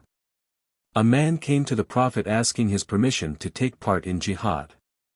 The Prophet asked him, "Are your parents alive?" He replied in the affirmative. The Prophet said to him, "Then exert yourself in their service." Volume 4, Book 52, number 249. Narrated Abu Bashir al-Ansari. That he was in the company of Allah's Apostle on some of his journeys. The sub-narrator Abdullah adds, "I think that Abu Bashir also said, and the people were at their sleeping places. Allah's Apostle sent a messenger ordering, 'There shall not remain any necklace of string or any other kind of necklace round the necks of camels except it is cut off.'" Volume 4, Book 52, number 250. Narrated Ibn Abbas. That he heard the Prophet saying, "It is not permissible for a man to be alone with a woman, and no lady should travel except with a muhrim, i.e. her husband or a person whom she cannot marry in any case forever, e.g. her father, brother, etc." Then a man got up and said, "O Allah's Apostle, I have enlisted in the army for such and such Ghazwa and my wife is proceeding for Hajj." Allah's Apostle said, "Go, and perform the Hajj with your wife." Volume 4, Book 52, number 251. Narrated, Ubaydullah bin Abi Rafi. I heard Ali saying, "Allah's Apostle sent me, Az Zubair in al-Miqdad somewhere saying, 'Proceed till you reach Radat Kak. There you will find a lady with a letter. Take the letter from her.' So, we set out and our horses ran at full pace till we got at Arada where we found the lady and said, to her, 'Take out the letter.' She replied, 'I have no letter with me.' We said, 'Either you take out the letter or else we will take off your clothes.' So, she took it out of her braid. We brought the letter to Allah's Apostle and it contained a statement from Hadith bin Abi Balta to some of the Meccan pagans informing them of some of the intentions of Allah's Apostle. Then Allah's Apostle said, 'O Hadith, what is this?' Hadith replied, 'O Allah's Apostle, don't hasten to give your judgment about me. I was a man closely connected with the Quraysh, but I did not belong to this tribe, while the other emigrants with you, had their relatives in Mecca who would protect their dependents and property. So, I wanted to recompense for my lacking blood relation to them by doing them a favor so that they might protect my dependents. I did this neither because of disbelief not apostasy nor out of preferring kufr, disbelief, to Islam. Allah's Apostle, said, Hadith has told you the truth. Umar said, O Allah's Apostle, allow me to chop off the head of this hypocrite. Allah's Apostle said, Hadith participated in the battle of Badr, and who knows, perhaps Allah has already looked at the Badr warriors and said, do whatever you like, for I have forgiven you. Volume 4, Book 52, number 252. Narrated Jabir bin Abdullah. When it was the day of the battle of Badr, prisoners of war were brought including Al-Abbas who was undressed. The Prophet looked for a shirt for him. It was found that the shirt of Abdullah bin Ubay would do, so the Prophet let him wear it. That was the reason why the Prophet took off and gave his own shirt to Abdullah. The narrator adds, he had done the Prophet some favor for which the Prophet liked to reward him. Volume 4, Book 52, number 253. Narrated Saul. On the day of the battle of Khaybar the Prophet said, Tomorrow I will give the flag to somebody who will be given victory, by Allah, and who loves Allah and His Apostle and is loved by Allah and His Apostle. So, the people wondered all that night as to who would receive the flag, and in the morning everyone hoped that he would be that person. Allah's Apostle asked, "Where is Ali?" He was told that Ali was suffering from eye trouble, so he applied saliva to his eyes and invoked Allah to cure him. He at once got cured as if he had no ailment. The Prophet gave him the flag. Ali said, "Should I fight them till they become like us, i.e. Muslim?" The Prophet said, "Go to them patiently and calmly till you enter the land. Then, invite them to Islam, and inform them what is enjoined upon them, for, by Allah, if Allah gives guidance to somebody through you, it is better for you than possessing red camels." Volume 4, Book 52, number 254. Narrated Abu Huraira. The Prophet said, "Allah wonders at those people who will enter paradise in chains." Volume 4, Book 52, number 255. Narrated Abu Burda's father. The Prophet said, 3 persons will get their reward twice. One is, a person who has a slave girl and he educates her properly and teaches her good manners properly, without violence, and then manumits and marries her. Such a person will get a double reward. Another is, a believer from the people of the scriptures who has been a true believer and then he believes in the Prophet, Muhammad. Such a person will get a double reward. The third is, a slave who observes Allah's rights and obligations and is sincere to his master. Volume 4, Book 52, number 256. Narrated as Sab bin Jathama. The Prophet passed by me at a place called Al-Abwa or Wad Dan, and was asked whether it was permissible to attack the pagan warriors at night with the probability of exposing their women and children to danger. The Prophet replied, "They, i.e. women and children, are from them, i.e. pagans." I also heard the Prophet saying, "The institution of Hima is invalid except for Allah and His Apostle." Volume 4, Book 52, number 257. Narrated Abdullah. During some of the Ghazawat of the Prophet a woman was found killed. Allah's Apostle disapproved the killing of women and children. Volume 4, Book 52, number 258. Narrated Ibn Umar. During some of the Ghazawat of Allah's Apostle a woman was found killed, so Allah's Apostle forbade the killing of women and children. Volume 4, Book 52, number 259. Narrated Abu Huraira. Allah's Apostle sent us in a mission, i.e. an army unit, and said, "If you find so-and-so and so-and-so, burn both of them with fire." When we intended to depart, Allah's Apostle said, "I have ordered you to burn so-and-so and so-and-so, and it is none but Allah who punishes with fire, so, if you find them, kill them." Volume 4, Book 52, number 260. Narrated Ikrimah. Ali burnt some people and this news reached Ibn Abbas, who said, "Had I been in his place I would not have burnt them, as the Prophet said, don't punish anybody with Allah's punishment. No doubt, I would have killed them, for the Prophet said, if somebody, a Muslim, discards his religion, kill him." Volume 4, Book 52, number 261. Narrated Anas bin Malik. A group of 8 men from the tribe of Yukal came to the Prophet and then they found the climate of Medina unsuitable for them. So, they said, "O Allah's Apostle, provide us with some milk." Allah's Apostle said, "I recommend that you should join the herd of camels." So they went and drank the urine and the milk of the camels, as a medicine, till they became healthy and fat. Then they killed the shepherd and drove away the camels, and they became unbelievers after they were Muslims. When the Prophet was informed by a shouter for help, he sent some men in their pursuit, and before the sun rose high, they were brought, and he had their hands and feet cut off. Then he ordered for nails which were heated and passed over their eyes, and way were left in the Hara, i.e. rocky land in Medina.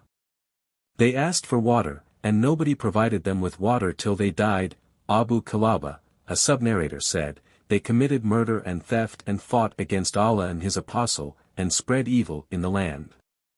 Volume 4, Book 52, number 262. Narrated Jarir. Allah's apostles said to me, "Will you relieve me from Tulkalasa?" Tulkalasa was a house, of an idol, belonging to the tribe of Qatham called al-Kabi'a al-Yamaniyah. So, I proceeded with 150 cavalry men from the tribe of Amas, who were excellent knights. It happened that I could not sit firm on horses, so the Prophet stroked me over my chest till I saw his finger marks over my chest. He said, "O Allah! Make him firm and make him a guiding and rightly guided man." Jarir proceeded towards that house, and dismantled and burnt it. Then he sent a messenger to Allah's apostle informing him of that.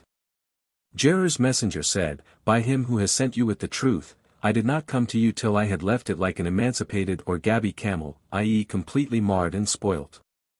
Jarir added, "The Prophet asked for Allah's blessings for the horses and the men of Amas 5 times. Volume 4, Book 52, number 263. Narrated Ibn Umar. The Prophet burnt the date palms of Bani and Nadir. Volume 4, Book 52, number 264. Narrated Al-Bara bin Azib. Allah's apostle sent a group of Ansari men to kill Abu Rafi. One of them set out and entered their, i.e. the enemy's, fort. That man said, "I hid myself in a stable for their animals." They closed the fort gate. Later they lost a donkey of theirs, so they went out in its search. I, too, went out along with them, pretending to look for it. They found the donkey and entered their fort. And I, too, entered along with them. They closed the gate of the fort at night, and kept its keys in a small window where I could see them. When those people slept, I took the keys and opened the gate of the fort and came upon Abu Rafi and said, "O Abu Rafi." When he replied me, I proceeded towards the voice and hit him. He shouted and I came out to come back, pretending to be a helper. I said, "O Abu Rafi," changing the tone of my voice. He asked me, "What do you want? Woe to your mother." I asked him, "What has happened to you?" He said, "I don't know who came to me and hit me." Then I drove my sword into his belly and pushed it forcibly till it touched the bone.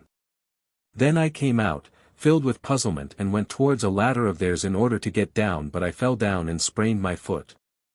I came to my companions and said, "I will not leave till I hear the wailing of the women." So, I did not leave till I heard the women bewailing Abu Rafi, the merchant P.F. Hijaz. Then I got up, feeling no ailment, and we proceeded, till we came upon the Prophet and informed him. Volume 4, Book 52, number 265. Narrated Al-Bara bin Azib. Allah's apostle sent a group of the Ansar to Abu Rafi. Abdullah bin Adik entered his house at night and killed him while he was sleeping. Volume 4, Book 52, number 266L. Narrated Salim Abu an-Najr. The freed slave of Umar bin Ubaidullah, I was Umar's clerk. Once Abdullah bin Abi Aufa wrote a letter to Umar when he proceeded to Al-Haruriya. I read in it that Allah's apostle in one of his military expeditions against the enemy, waited till the sun declined and then he got up amongst the people saying, "O people! Do not wish to meet the enemy, and ask Allah for safety, but when you face the enemy, be patient, and remember that paradise is under the shades of swords." Then he said, "O Allah, the revealer of the Holy Book, and the mover of the clouds and the defeater of the clans, defeat them, and grant us victory over them." Volume 4, Book 52, number 266c. Narrated Abu Huraira. The Prophet said, "Do not wish to meet the enemy, but when you meet face, the enemy, be patient." Volume 4, Book 52, number 267. Narrated Abu Huraira. The Prophet said, "Khosrau will be ruined, and there will be no Khosrau after him, and Caesar will surely be ruined and there will be no Caesar after him. And you will spend their treasures in Allah's cause." He called, "War is deceit." Volume 4, Book 52, number 268. Narrated Abu Huraira. Allah's apostle called, "War is deceit." Volume 4, Book 52, number 269. Narrated Jabir bin Abdullah. The Prophet said, "War is deceit." Volume 4, Book 52, number 270. Narrated Jabir bin Abdullah. The Prophet said, "Who is ready to kill Ka'b bin al-Ashraf who has really hurt Allah and His Apostle?" Muhammad bin Maslama said, "O Allah's Apostle! Do you like me to kill him?" He replied in the affirmative. So, Muhammad bin Maslama went to him, i.e. Ka'b, and said, "This person, i.e. the Prophet, has put us to task and asked us for charity." Ka'b replied, "By Allah, you will get tired of him." Muhammad said to him, "We have followed him, so we dislike to leave him till we see the end of his affair." Muhammad bin Maslama went on talking to him in this way till he got the chance to kill him. Volume 4, Book 52, number 271. Narrated Jabir. The Prophet said, "Who is ready to kill Ka'b bin Ashraf, i.e. a Jew?" Muhammad bin Maslama replied, "Do you like me to kill him?" The Prophet replied in the affirmative. Muhammad bin Maslama said, "Then allow me to say what I like." The Prophet replied, "I do, i.e. allow you." Volume 4, Book 52, number 272. Narrated Al-Bara. I saw Allah's Apostle on the day of the battle, of the trench carrying earth till the hair of his chest were covered with dust and he was a hairy man. He was reciting the following verses of Abdullah bin Rawaha, "O Allah, were it not for you, we would not have been guided, nor would we have given in charity, nor prayed. So, bestow on us calmness, and when we meet the enemy, then make our feet firm, for indeed, yet if they want to put us in affliction, i.e. want to fight against us, we would not flee but withstand them." The Prophet used to raise his voice while reciting these verses. See Hadith number 432, Volume 5. Volume 4, Book 52, number 273. Narrated Jarir. Allah's Apostle did not screen himself from me since my embracing Islam, and whenever he saw me he would receive me with a smile. Once I told him that I could not sit firm on horses. He stroked me on the chest with his hand and said, "O Allah! Make him firm and make him a guiding and a rightly guided man." Volume 4, Book 52, number 274. Narrated Abu Hazim. The people asked Sahl bin Sa'd as Sa'idi, with what thing, medicine, was the wound of Allah's Apostle treated? He replied, "There is none left, living, amongst the people who knows it better than." Ali used to bring water in his shield and Fatima, i.e. the Prophet's daughter, used to wash the blood off his face. Then a mat, of palm leaves, was burnt and its ash was inserted in the wound of Allah's Apostle. Volume 4, Book 52, number 275. Narrated Abu Burda.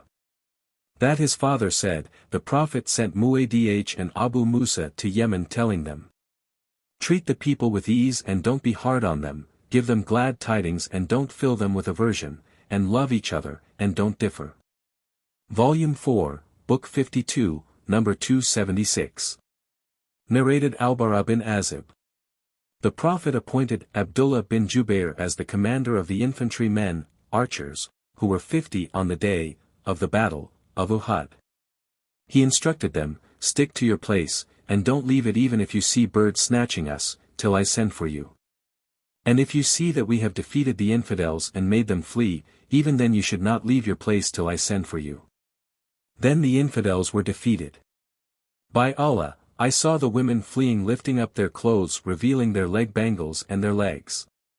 So, the companions of Abdullah bin Jubair said, "The booty. O people, the booty.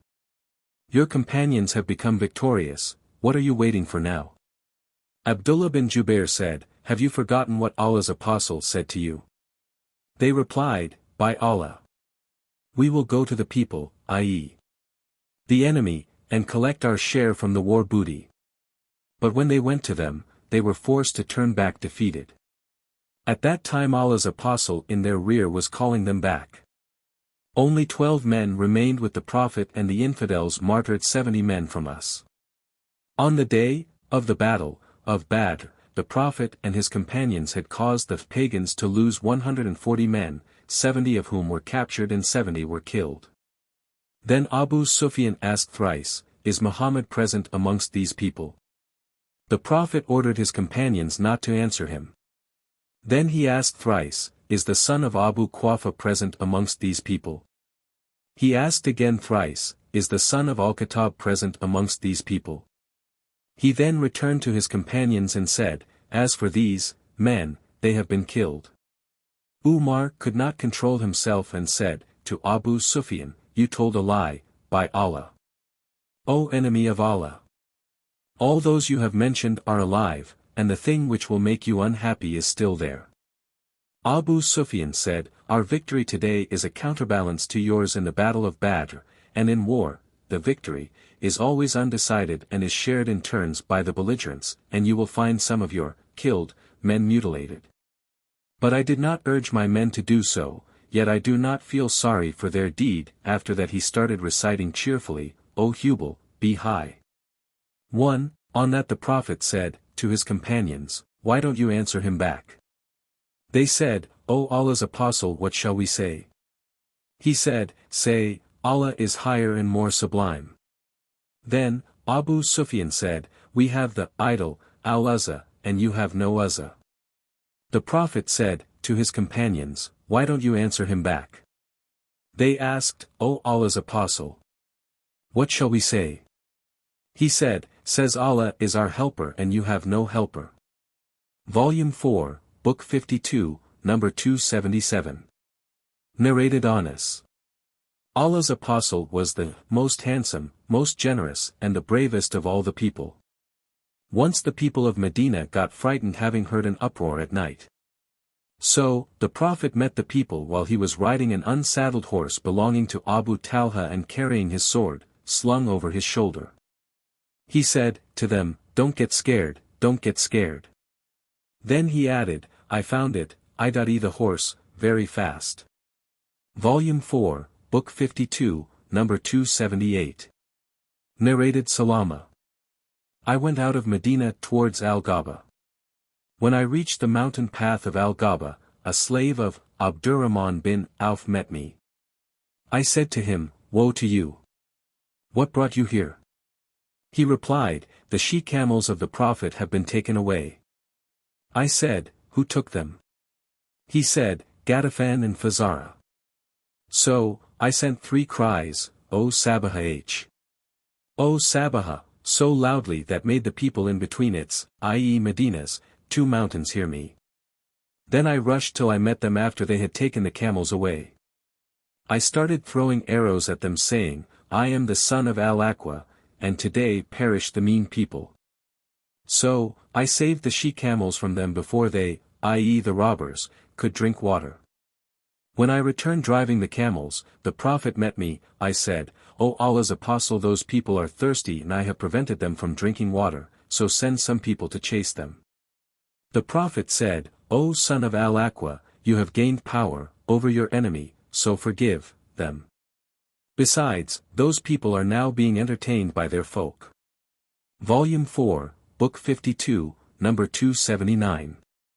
Narrated Abu Ishaq. A man asked Al-Bara, O Abu Umara, did you flee on the day of the battle of Hunain? Al-Bara replied while I was listening, as for Allah's Apostle he did not flee on that day. Abu Sufyan bin al-Harith was holding the reins of his mule, and when the pagans attacked him, he dismounted and started saying, I am the Prophet, and there is no lie about it, I am the son of Abdul Muttalib. On that day nobody was seen braver than the Prophet. Volume 4, Book 52, number 280. Narrated Abu Sa'id al-Khudri. When the tribe of Bani Qurayza was ready to accept Sa'd's judgment, Allah's Apostle sent for Sa'd who was near to him. Sa'd came, riding a donkey, and when he came near, Allah's Apostle said, to the Ansar, stand up for your leader. Then Sa'd came and sat beside Allah's Apostle, who said to him, these people are ready to accept your judgment. Sa'd said, I give the judgment that their warriors should be killed and their children and women should be taken as prisoners. The Prophet then remarked, O Sa'd, you have judged amongst them with, or similar to, the judgment of the King Allah. Volume 4, Book 52, number 281. Narrated Abu Huraira. Allah's apostle sent a sariyah of 10 men as spies under the leadership of Asim bin Thabit al-Ansari, the grandfather of Asim bin Umar al-Khattab. They proceeded till they reached Hada, a place between Usfan and Mecca, and their news reached a branch of the tribe of Hudhail called Bani Lihyan. About 200 men, who were all archers, hurried to follow their tracks till they found the place where they had eaten dates they had brought with them from Medina. They said, "These are the dates of Yathrib, i.e. Medina," and continued following their tracks. When Asim and his companions saw their pursuers, they went up a high place and the infidels circled them.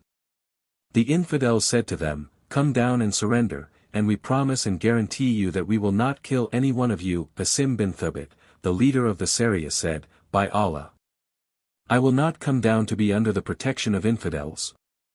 O Allah, convey our news to your Prophet."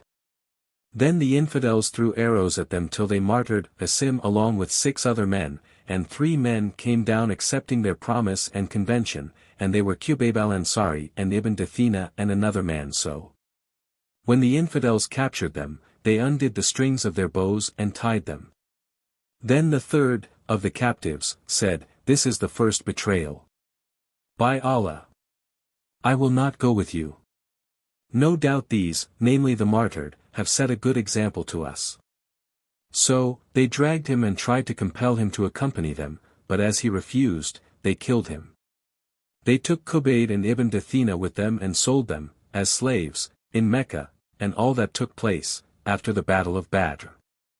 Qubayb was bought by the sons of Al-Harith bin Amir bin Nawfal bin Abd Manaf. It was Qubayb who had killed Al-Harith bin Amir on the day of the Battle of Badr. So, Qubayb remained a prisoner with those people. Narrated Az-Zuri, Ubaydullah bin Iyad said that the daughter of Al-Harith had told him, when those people gathered, to kill Qubayb, he borrowed a razor from me to shave his pubes and I gave it to him. Then he took a son of mine while I was unaware when he came upon him. I saw him placing my son on his thigh and the razor was in his hand. I got scared so much that Qubayb noticed the agitation on my face and said, "Are you afraid that I will kill him?" "No, I will never do so. By Allah, I never saw a prisoner better than Qubayb. By Allah, one day I saw him eating of a bunch of grapes in his hand while he was chained in irons, and there was no fruit at that time in Mecca." The daughter of Al-Harith used to say, it was a boon Allah bestowed upon Qubayb.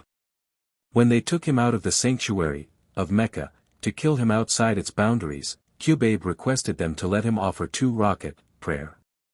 They allowed him and he offered 2 rakat and then said, "Hadn't I been afraid that you would think that I was afraid of being killed, I would have prolonged the prayer. O Allah, kill them all with no exception."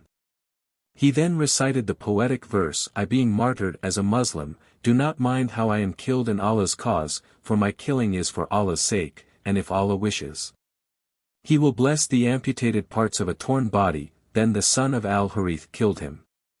So, it was Qubayb who set the tradition for any Muslim sentenced to death in captivity, to offer a 2 rakat prayer, before being killed. Allah fulfilled the invocation of Asim bin Thabit on that very day on which he was martyred. The Prophet informed his companions of their news and what had happened to them. Later on, when some infidels from Quraysh were informed that Asim had been killed, they sent some people to fetch a part of his body, i.e. his head, by which he would be recognized. That was because Asim had killed one of their chiefs on the day of the Battle of Badr. So, a swarm of wasps, resembling a shady cloud, were sent to hover over Asim and protect him from their messenger, and thus they could not cut off anything from his flesh. Volume 4, Book 52, number 282. Narrated Abu Musa. The Prophet said, "Free the captives, feed the hungry and pay a visit to the sick."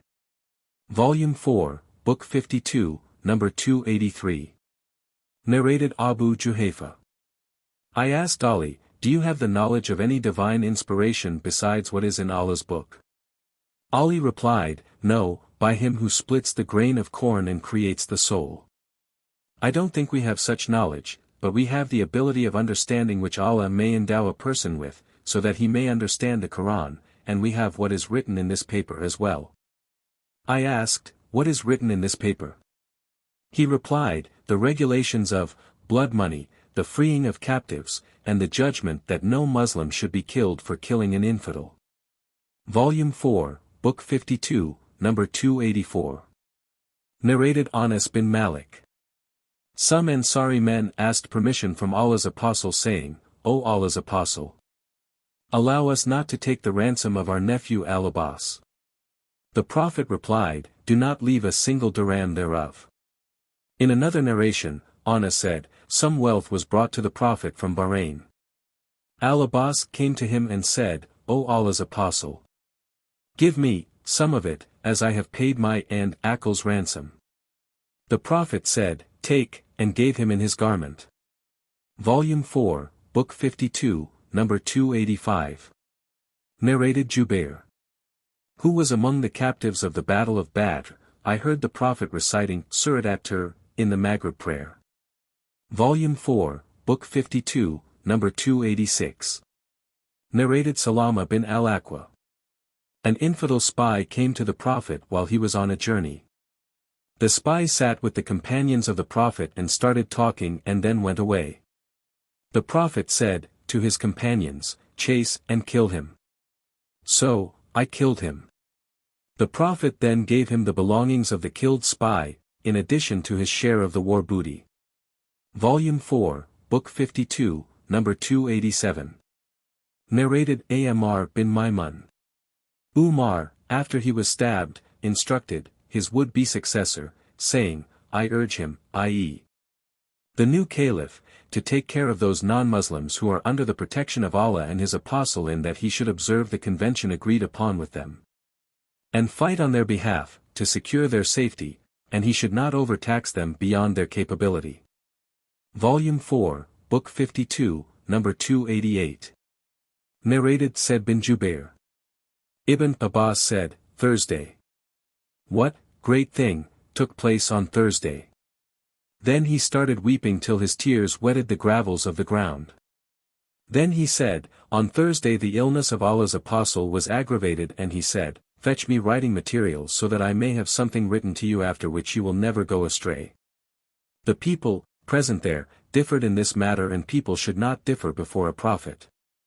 They said, Allah's Apostle is seriously sick. The Prophet said, let me alone, as the state in which I am now, is better than what you are calling me for.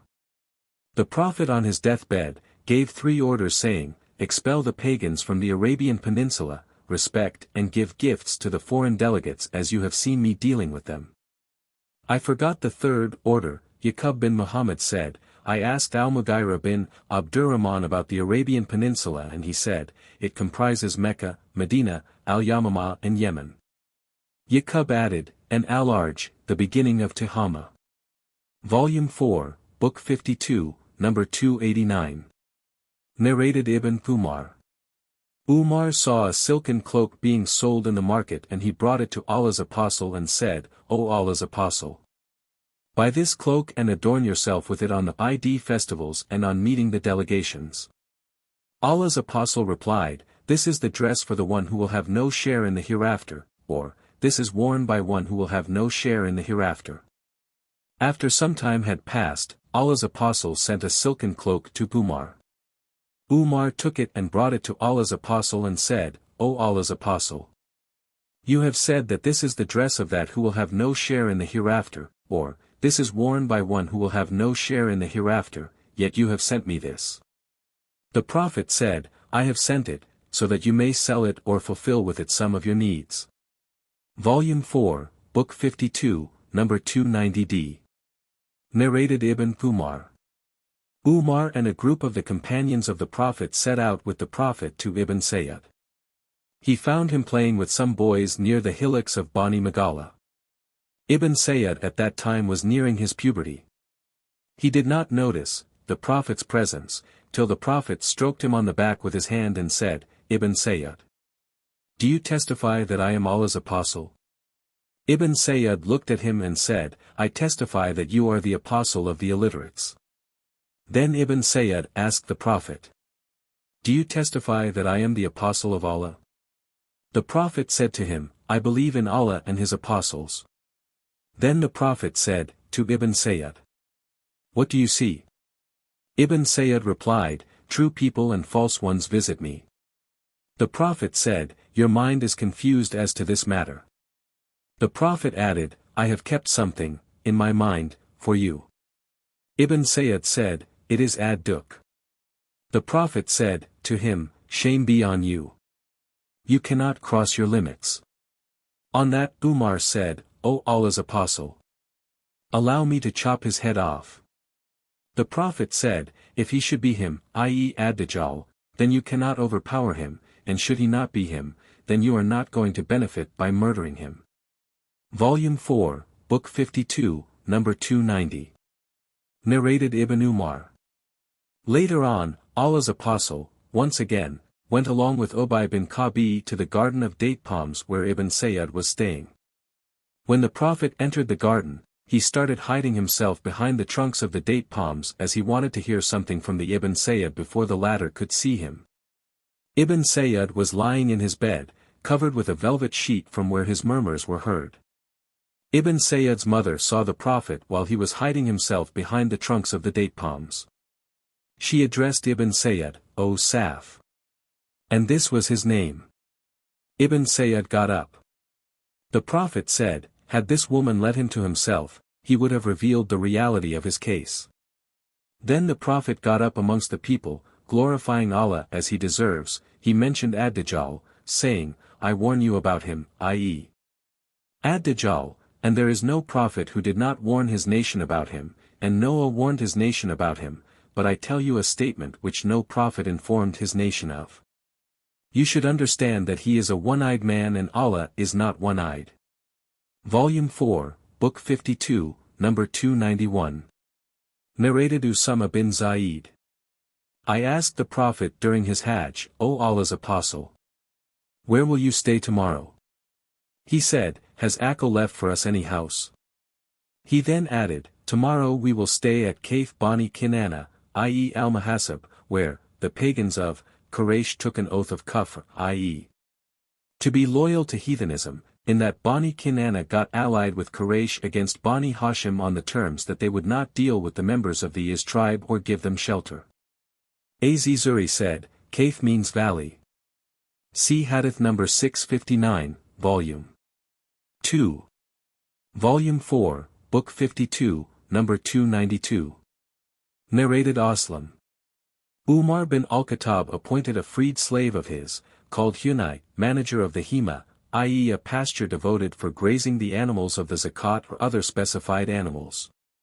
He said to him, O Hunay, don't oppress the Muslims and ward off their curse, invocations against you, for the invocation of the oppressed is responded to, by Allah.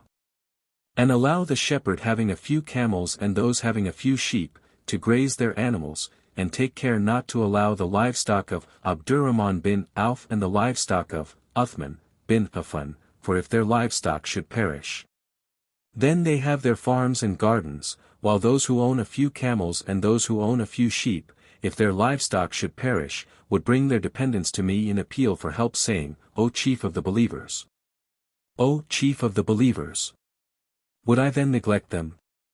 No, of course. So, I find it easier to let them have water and grass rather than to give them gold and silver, from the Muslims' treasury. By Allah, these people think that I have been unjust to them. This is their land, and during the pre-Islamic period, they fought for it and they embraced Islam, willingly, while it was in their possession. By him in whose hand my life is. Were it not for the animals, in my custody, which I give to be ridden for striving in Allah's cause, I would not have turned even a span of their land into a hema. Volume 4, Book 52, number 293. Narrated Hudhaifa. The Prophet said, to us, list the names of those people who have announced that they are Muslims. So, we listed 1,500 men. Then we wondered, should we be afraid of infidels, although we are 1,500 in number? No doubt, we witnessed ourselves being afflicted with such bad trials that one would have to offer the prayer alone in fear. Volume 4, Book 52, number 294. Narrated Al-Amash. We listed the Muslims and found them 500. And Abu Muawiyah said, between 600 to 700. Volume 4, Book 52, number 295. Narrated Ibn Abbas. A man came to the Prophet and said, O Allah's Apostle, I have enlisted in the army for such and such Ghazwa, and my wife is leaving for Hajj. Allah's Apostle said, Go back and perform Hajj with your wife. Volume 4, Book 52, number 296. Narrated Az-Zuri. As follows in Hadith 297. Volume 4, Book 52, number 297. Narrated Abu Huraira. We were in the company of Allah's Apostle in a Ghazwa, and he remarked about a man who claimed to be a Muslim, saying, This man is from the people of the hell fire. When the battle started, the man fought violently till he got wounded. Somebody said, O Allah's Apostle, the man whom you described as being from the people of the hell fire fought violently today and died. The Prophet said, He will go to the hell fire. Some people were on the point of doubting the truth of what the Prophet had said. While they were in this state, suddenly someone said that he was still alive but severely wounded. When night fell, he lost patience and committed suicide. The Prophet was informed of that, and he said, Allah is greater. I testify that I am Allah's slave and his apostle. Then he ordered Bilal to announce amongst the people, None will enter paradise but a Muslim, and Allah may support this religion, i.e. Islam, even with a disobedient man. Volume 4, Book 52, number 298. Narrated Anas bin Malik. Allah's Apostle delivered a sermon and said, Zayd received the flag and was martyred, then Jafar took it and was martyred, then Abdullah bin Rawaha took it and was martyred. And then Khalid bin al-Walid took it without being appointed, and Allah gave him victory. The Prophet added, I am not pleased, or they will not be pleased, that they should remain alive with us, while his eyes were shedding tears. Volume 4, Book 52, number 299. Narrated Anas. The people of the tribes of Ril, Dakwan, Yaziyah, and Bani Lihyan came to the Prophet and claimed that they had embraced Islam. And they requested him to support them with some men to fight their own people. The Prophet supported them with 70 men from the Ansar whom we used to call al-Qurra, i.e. scholars, who, out of piety, used to cut wood during the day and pray all the night. So, those people took the 70 men till they reached a place called Bayar Ma'ana where they betrayed and martyred them. So, the Prophet invoked evil on the tribe of Ril, Dakwan and Bani Lihyan for 1 month in the prayer. Narrated Qatada, Anas told us that they, i.e. Muslims, used to recite a Quranic verse concerning those martyrs which was, O Allah, let our people be informed on our behalf that we have met our Lord who has got pleased with us and made us pleased. Then the verse was cancelled. Volume 4, Book 52, number 300. Narrated Abu Talha. Whenever the Prophet conquered some people, he would stay in their town for 3 days. Volume 4, Book 52, number 301. Narrated Anas. The Prophet performed Umrah, setting out from Al-Jirana where he distributed the war booty of Hunayn. Volume 4, Book 52, number 302. Narrated Nafi. Once a slave of Ibn Umar fled and joined the Byzantine. Khalid bin al-Walid got him back and returned him to Abdullah bin Umar.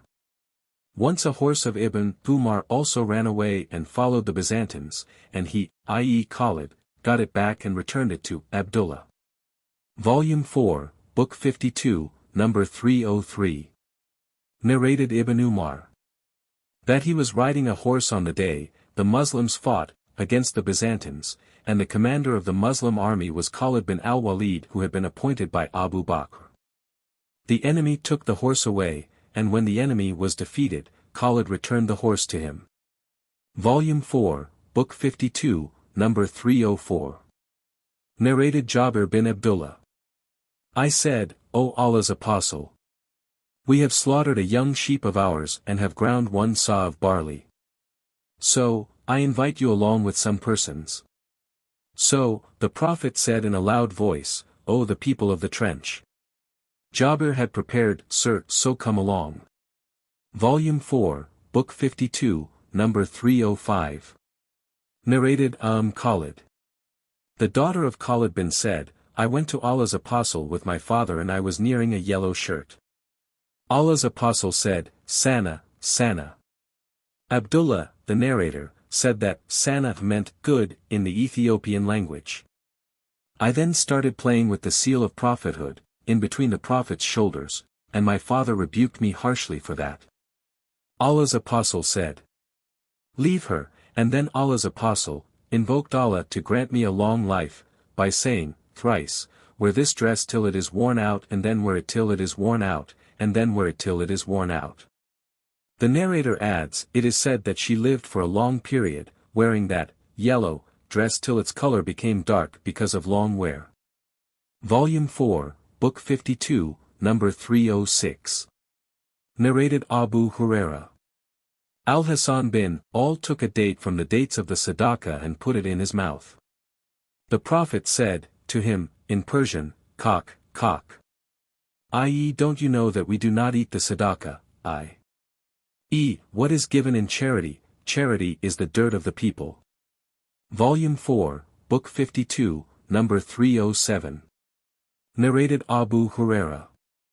The Prophet got up amongst us and mentioned al-Gulul, emphasized its magnitude and declared that it was a great sin saying, Don't commit gulul, for I should not like to see anyone amongst you on the day of resurrection, carrying over his neck a sheep that will be bleeding, or carrying over his neck a horse that will be neighing. Such a man will be saying, O Allah's Apostle, intercede with Allah for me, and I will reply, I can't help you, for I have conveyed Allah's message to you, nor should I like to see a man carrying over his neck a camel that will be grunting. Such a man will say, O Allah's Apostle, intercede with Allah for me, and I will say, I can't help you, for I have conveyed Allah's message to you, or one carrying over his neck gold and silver and saying, O Allah's Apostle, intercede with Allah for me, and I will say, I can't help you, for I have conveyed Allah's message to you, or one carrying clothes that will be fluttering, and the man will say, O Allah's Apostle, intercede with Allah for me. And I will say, I can't help you, for I have conveyed Allah's message to you. Volume 4, Book 52, number 308. Narrated Abdullah bin Amr. There was a man who looked after the family and the belongings of the Prophet, and he was called Karkara. The man died, and Allah's Apostle said, He is in the hell fire. The people then went to look at him and found in his place a cloak he had stolen from the war booty. Volume 4, Book 52, number 309. Narrated Abaya bin Rifa. My grandfather, Rafi, said, we were in the company of the Prophet at Tul Hulayfa, and the people suffered from hunger. We got some camels and sheep, as booty, and the Prophet was still behind the people. They hurried and put the cooking pots on the fire. When he came, he ordered that the cooking pots should be upset, and then he distributed the booty amongst the people, regarding 10 sheep as equal to 1 camel. Then a camel fled, and the people chased it till they got tired, as they had a few horses for chasing it. So a man threw an arrow at it and caused it to stop, with Allah's permission. On that the Prophet said, Some of these animals behave like wild beasts, so, if any animal flee from you, deal with it in the same way. My grandfather asked the Prophet, We hope, or are afraid, that we may meet the enemy tomorrow and we have no knives. Can we slaughter our animals with canes? Allah's Apostle replied, If the instrument used for killing causes the animal to bleed profusely, and if Allah's name is mentioned on killing it, then eat its meat, i.e., it is lawful, but won't use a tooth or a nail, and I am telling you the reason. A tooth is a bone, and slaughtering with a bone is forbidden, and a nail is the slaughtering instrument of the Ethiopians. Volume 4, Book 52, number 310. Narrated Kays. Jarir bin Abdullah said to me, Allah's Apostle said to me, Won't you relieve me from Tulkalasa? Tulkalasa was a house where the tribe of Qatham used to stay, and it used to be called Qabat al-Yamaniya. So I proceeded with 150 men, from the tribe of Almas who were good cavalry.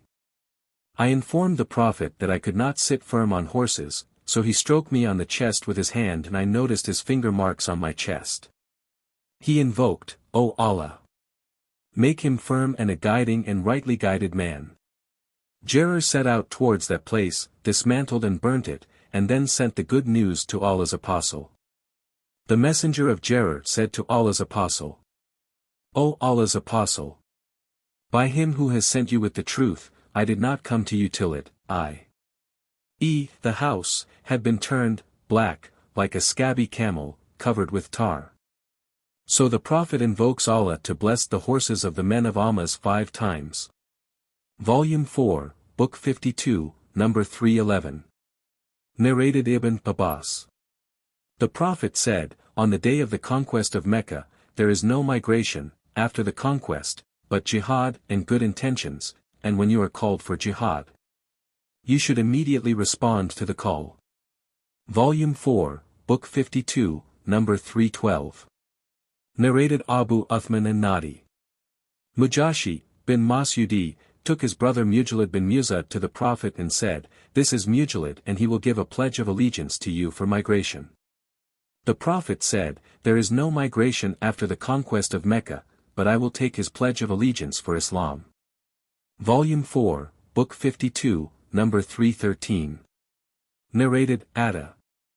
I and Bubai bin Thumar went to Aisha while she was staying near the Bur, i.e. a mountain. She said, "There is no migration after Allah gave his Prophet victory over Mecca." Volume 4, Book 52, number 314. Narrated Sa'd bin Ubaidah. Abu Abdurrahman, who was one of the supporters of Uthman, said to Abu Talha, who was one of the supporters of Ali, "I perfectly know what encouraged your leader, i.e. Ali, to shed blood. I heard him saying, once the Prophet sent me an Az Zubair saying, proceed to such and such a Rauda, place, where you will find a lady whom Hadib has given a letter." So when we arrived at Ar Rauda, we requested the lady to hand over the letter to us. She said, "Hadib has not given me any letter." We said to her, "Take out the letter or else we will strip off your clothes." So she took it out of her braid. So the Prophet sent for Hadib, who came, and said, "Don't hurry in judging me, for, by Allah, I have not become a disbeliever, and my love to Islam is increasing. The reason for writing this letter was, that there is none of your companions but has relatives in Mecca who look after their families and property, while I have nobody there. So I wanted to do them some favor, so that they might look after my family and property." The Prophet believed him. Umar said, "Allow me to chop off his, i.e. Hadib's, neck as he has done hypocrisy." The Prophet said, to Umar, "Who knows, perhaps Allah has looked at the warriors of Badr and said, to them, do whatever you like, for I have forgiven you." Abdurrahman added, "So this is what encouraged him, i.e. Ali." Volume 4, Book 52, number 315. Narrated Ibn Abi Mulaika. Ibn Az Zubair said to Ibn Jafar, "Do you remember when I, you, and Ibn Abbas went out to receive Allah's apostle?" Ibn Jafar replied in the affirmative. Ibn Az Zubair added, "And Allah's apostle made us, i.e. I and Ibn Abbas, ride along with him and left you." Volume 4, Book 52, number 316. Narrated as Sa'ib bin Yazid. I along with some boys went out to receive Allah's apostle at Thaniyat al-Wada. Volume 4, Book 52, number 317. Narrated Abdullah. When the Prophet returned, from jihad, he would say takbir thrice and add, "We are returning, if Allah wishes. With repentance and worshipping and praising, our Lord, and prostrating ourselves before our Lord. Allah fulfilled his promise and helped his slave, and he alone defeated the infidel clans." Volume 4, Book 52, number 318. Narrated Anas bin Malik. We were in the company of the Prophet while returning from Usfan, and Allah's apostle was riding his she-camel keeping Safiya bint Huyai riding behind him. His she-camel slipped and both of them fell down. Abu Talha jumped from his camel and said, "O Allah's apostle! May Allah sacrifice me for you." The Prophet said, "Take care of the lady." So, Abu Talha covered his face with a garment and went to Safiya and covered her with it, and then he set right the condition of their she-camel so that both of them rode, and we were encircling Allah's apostle like a cover. When we approached Medina, the Prophet said, "We are returning with repentance and worshipping and praising our Lord." He kept on saying this till he entered Medina. Volume 4, Book 52, number 319. Narrated Anas bin Malik.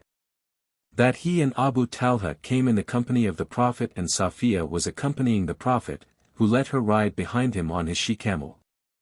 During the journey, the she-camel slipped and both the Prophet and his wife fell down. Abu Talha, the sub-narrator, thinks that Anas said that Abu Talha jumped from his camel quickly, said, "O Allah's apostle! May Allah sacrifice me for your sake. Did you get hurt?" The Prophet replied, "No, but take care of the lady." Abu Talha covered his face with his garment and proceeded towards her and covered her with his garment, and she got up.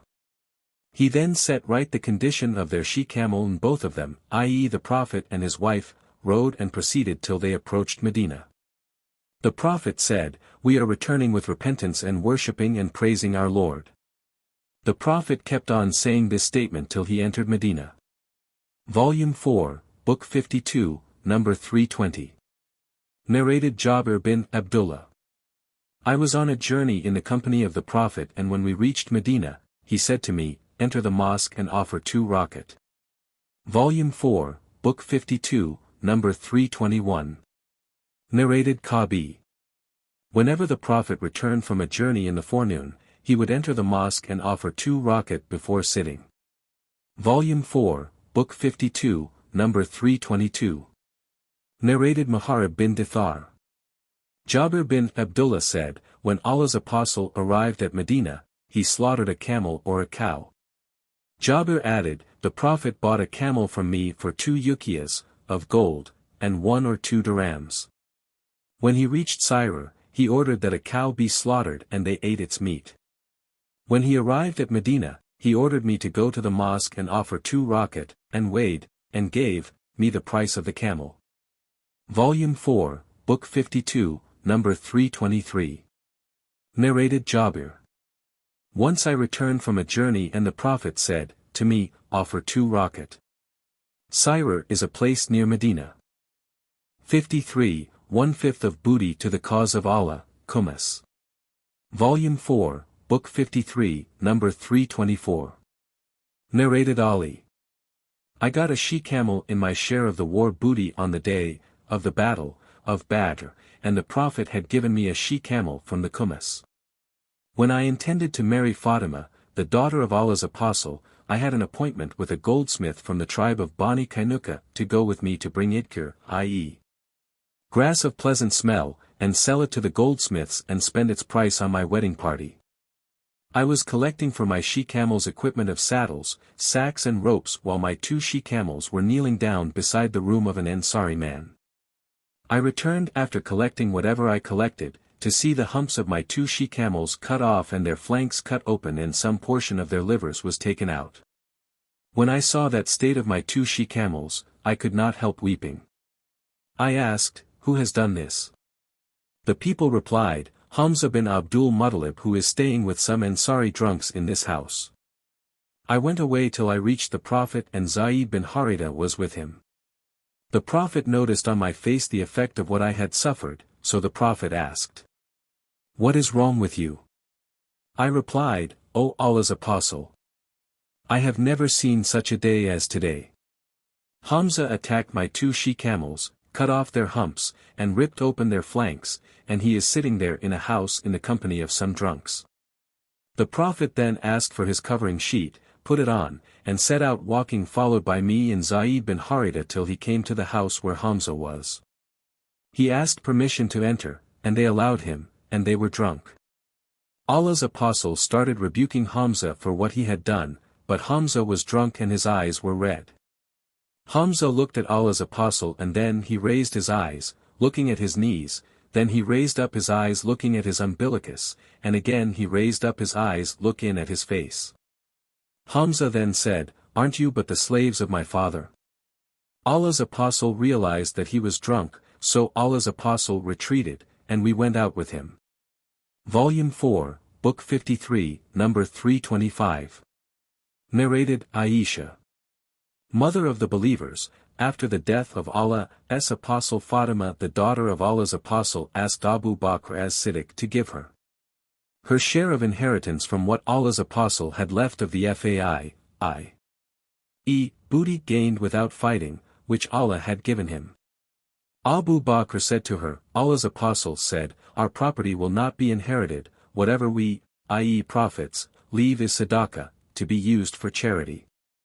Fatima, the daughter of Allah's apostle, got angry and stopped speaking to Abu Bakr, and continued assuming that attitude till she died. Fatima remained alive for 6 months after the death of Allah's apostle. She used to ask Abu Bakr for her share from the property of Allah's apostle which he left at Khaybar, and Fadak, and his property at Medina, devoted for charity. Abu Bakr refused to give her that property and said, I will not leave anything Allah's apostle used to do, because I am afraid that if I left something from the Prophet's tradition, then I would go astray. Later on, Umar gave the Prophet's property, of Sadaqah, at Medina to Ali and Abbas, but he withheld the properties of Khaybar and Fadak in his custody and said, these two properties are the Sadaqah which Allah's apostle used to use for his expenditures and urgent needs. Now their management is to be entrusted to the ruler. Aziz Earl said, they have been managed in this way till today. Volume 4, Book 53, number 326. Narrated Malik bin Aus. While I was at home, the sun rose high and it got hot. Suddenly the messenger of Umar bin al-Khattab came to me and said, the chief of the believers has sent for you. So, I went along with him till I entered the place where Umar was sitting on a bedstead made of date palm leaves and covered with no mattress, and he was leaning over a leather pillow. I greeted him and sat down. He said, O Malik, some persons of your people who have families came to me and I have ordered that a gift should be given to them, so take it and distribute it among them. I said, O chief of the believers, I wish that you order someone else to do it. He said, O man, take it. While I was sitting there with him, his doorman Yarfa came saying, Uthman, Abdurrahman bin Auf, Aziz Zubair and Sa'd bin Abi Waqqas are asking your permission to see you, may I admit them? Umar said, yes, so they were admitted and they came in, greeted him, and sat down. After a while Yarfa came again and said, may I admit Ali and Abbas? Umar said, yes. So, they were admitted and they came in and greeted him, and sat down. Then Abbas said, O chief of the believers, judge between me and this, i.e. Ali. They had a dispute regarding the property of Bani and Nadir which Allah had given to his apostle as fai. The group, i.e. Uthman and his companions, said, O chief of the believers, judge between them and relieve both of them front each other. Umar said, be patient. I beseech you by Allah by whose permission the heaven and the earth exist, do you know that Allah's apostle said, our, i.e. prophets, property will not be inherited, and whatever we leave, is sadaqah, to be used for charity, and Allah's apostle meant himself, by saying, we. The group said, he said so. Umar then turned to Ali and Abbas and said, I beseech you by Allah, do you know that Allah's apostle said so? They replied, he said so. Umar then said, so, I will talk to you about this matter. Allah bestowed on his apostle with a special favor of something of this fai, booty, which he gave to nobody else.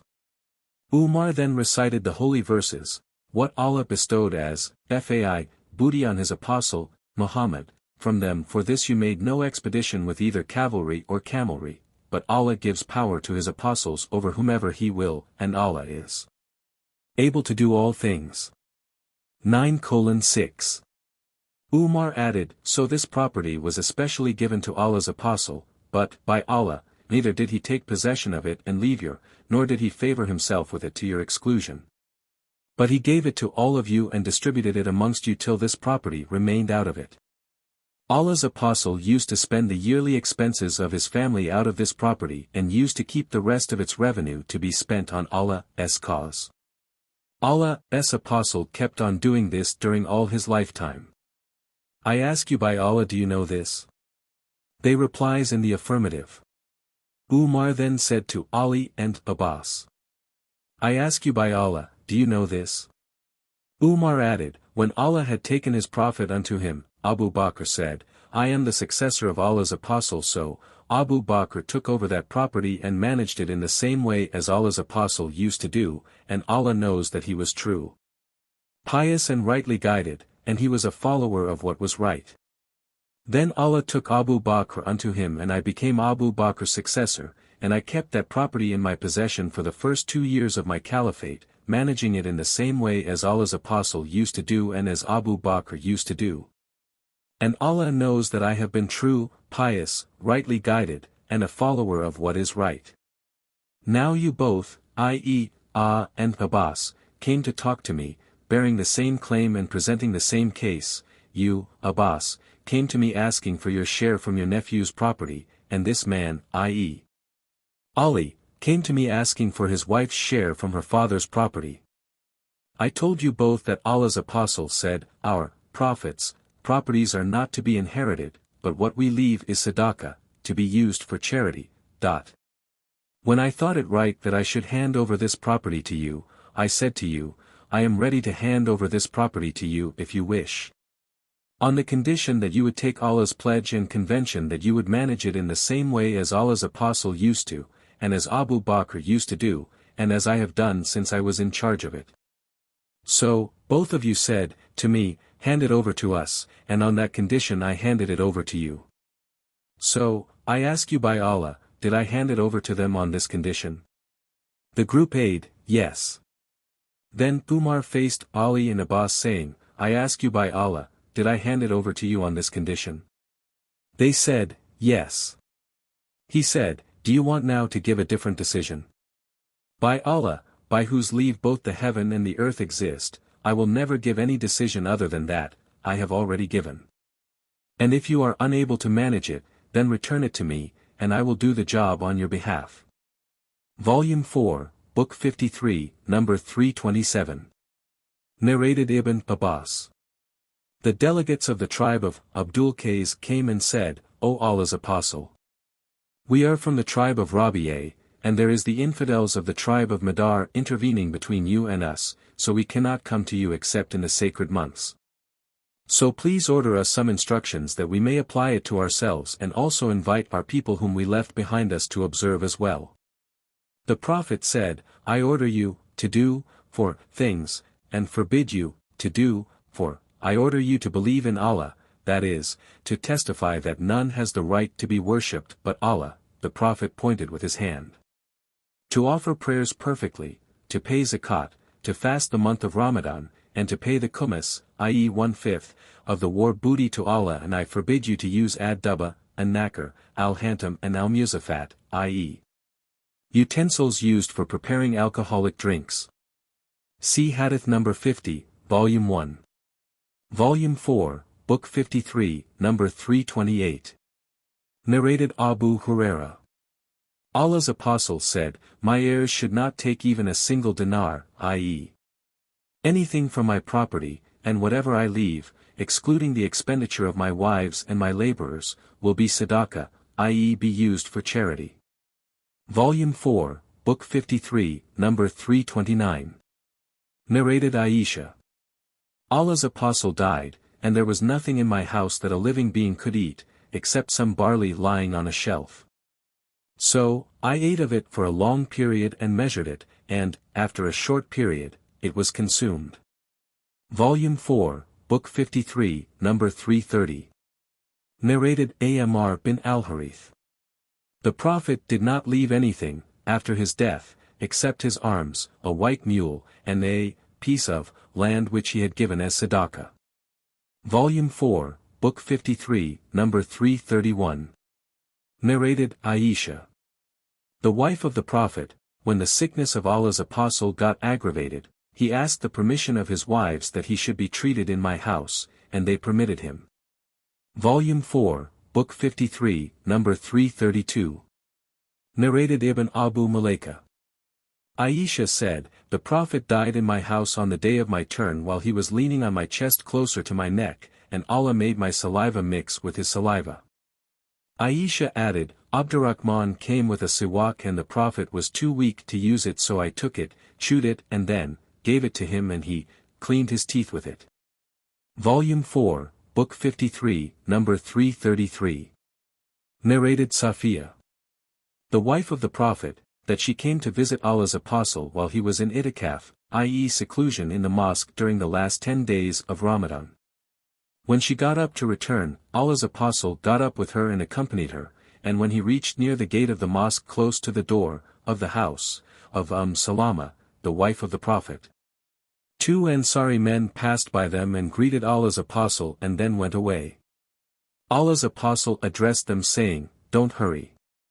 She is my wife," they said, "Glorified be Allah."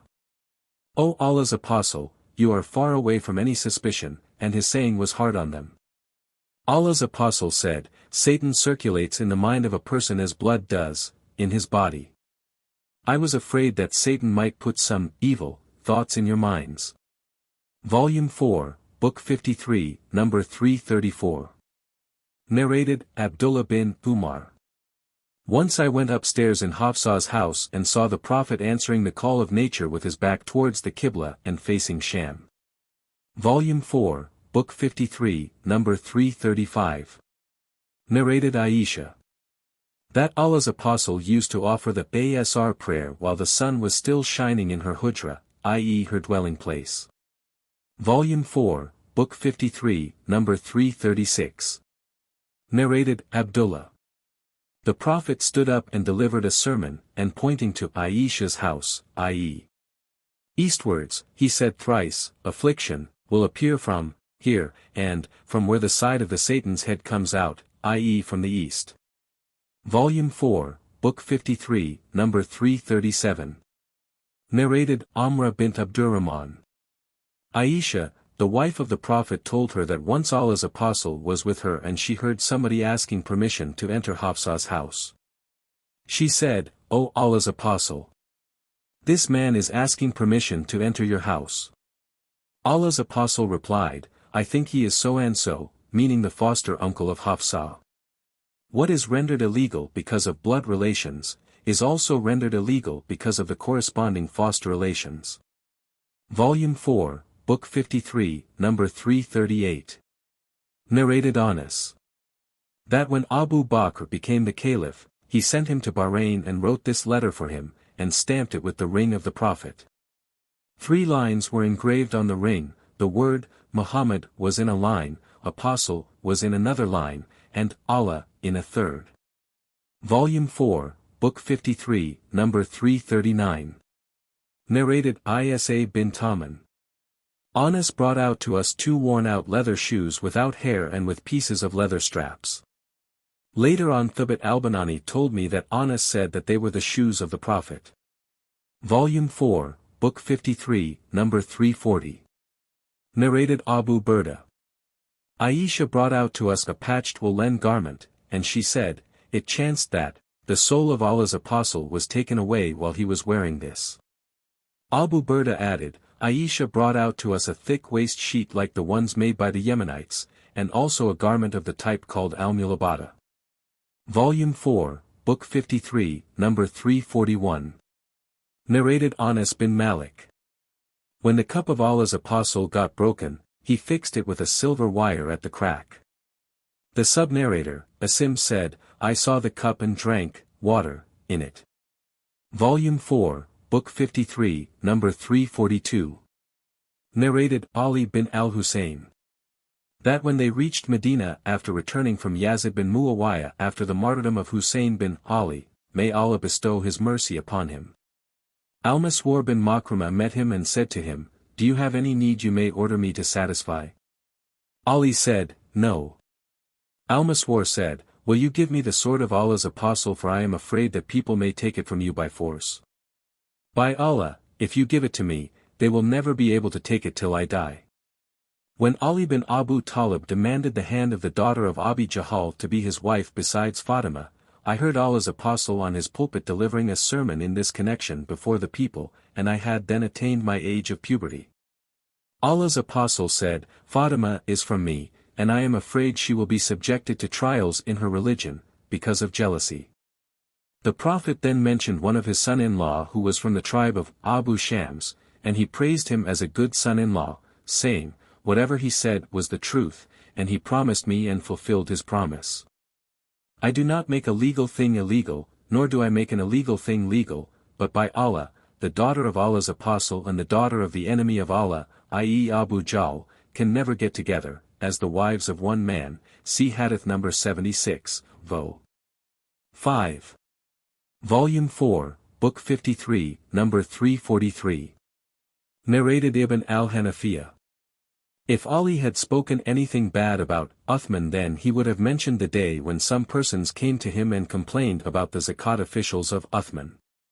Ali then said to me, go to Uthman and say to him, this document contains the regulations of spending the sadaqah of Allah's apostle, so order your zakat officials to act accordingly. I took the document to Uthman. Uthman said, take it away, for we are not in need of it. I returned to Ali with it and informed him of that. He said, put it whence you took it. Narrated Muhammad bin Sukkah, I heard Mundir at-Tuzi reporting Ibn Hanafiya, who said, my father sent me saying, take this letter to Uthman, for it contains the orders of the Prophet concerning the sadaqah. Volume 4, Book 53, number 344. Narrated Ali. Fatima complained of what she suffered from the hand mill and from grinding, when she got the news that some slave girls of the booty had been brought to Allah's apostle. She went to him to ask for a maid-servant, but she could not find him, and told Aisha of her need. When the Prophet came, Aisha informed him of that. The Prophet came to our house when we had gone to our beds. On seeing the Prophet, we were going to get up, but he said, keep at your places. I felt the coolness of the Prophet's feet on my chest.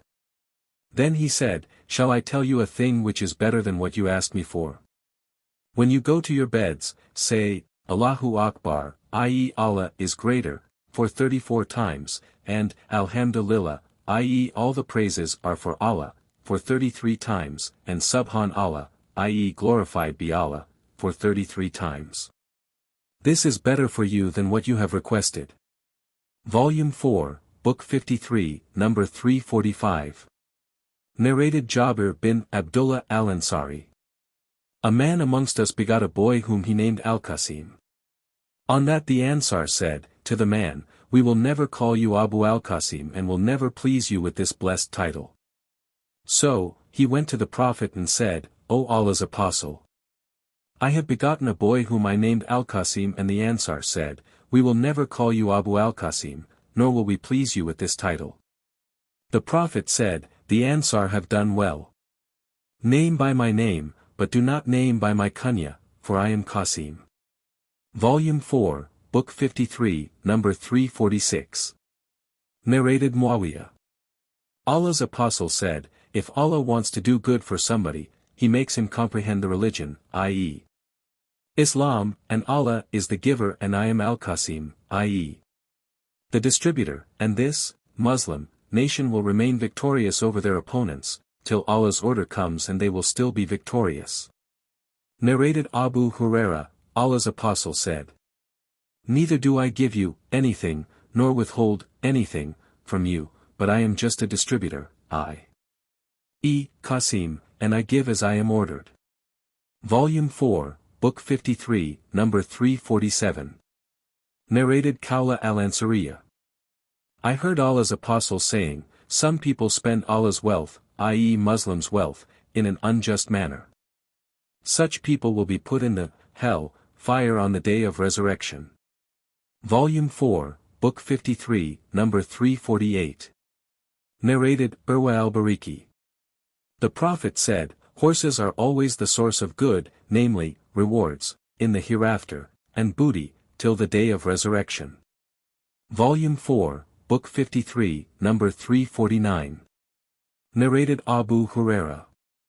Allah's apostle said, when Khosrau is ruined, there will be no Khosrau after him, and when Caesar is ruined, there will be no Caesar after him. By him in whose hands my life is, you will spend their treasures in Allah's cause. Volume 4, Book 53, number 350. Narrated Jabir bin Samura. Allah's apostle said, when Khosrau is ruined, there will be no Khosrau after him. And when Caesar is ruined, there will be no Caesar after him. By him in whose hands my life is, you will spend their treasures in Allah's cause. Volume 4, Book 53, number 351. Narrated Jabir bin Abdullah. Allah's apostle said, booty has been made legal for me. Volume 4, Book 53, number 352. Narrated Abu Huraira. Allah's apostle said, Allah guarantees him who strives in his cause and whose motivation for going out is nothing but jihad in his cause and belief in his word. That he will admit him into paradise, if martyred, or bring him back to his dwelling place, whence he has come out, with what he gains of reward and booty. Volume 4, Book 53, number 353. Narrated Abu Huraira. The Prophet said, a prophet amongst the prophets carried out a holy military expedition, so he said to his followers, anyone who has married a woman and wants to consummate the marriage, and has not done so yet, should not accompany me. Nor should a man who has built a house but has not completed its roof, nor a man who has sheep or she-camels and is waiting for the birth of their young ones. So, the Prophet carried out the expedition, and when he reached that town at the time or nearly at the time of the Asr prayer, he said to the son, O son, you are under Allah's order and I am under Allah's order, O Allah. Stop it, i.e. the sun, from setting. It was stopped till Allah made him victorious. Then he collected the booty and the fire came to burn it, but it did not burn it. He said, to his men, some of you have stolen something from the booty. So one man from every tribe should give me a pledge of allegiance by shaking hands with me. They did so, and the hand of a man got stuck over the hand of their prophet. Then that prophet said, to the man, the theft has been committed by your people. So all the persons of your tribe should give me the pledge of allegiance by shaking hands with me. The hands of 2 or 3 men got stuck over the hand of their prophet, and he said, you have committed the theft. Then they brought a head of gold like the head of a cow and put it there, and the fire came and consumed the booty. The Prophet added, then Allah saw our weakness and disability, so he made booty legal for us.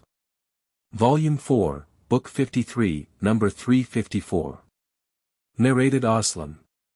Umar said, were it not for those Muslims who have not come to existence yet, I would have distributed the land of every town I conquer among the fighters as the Prophet distributed the land of Khaybar. Volume 4, Book 53, number 355. Narrated Abu Musa al-Ash'ari.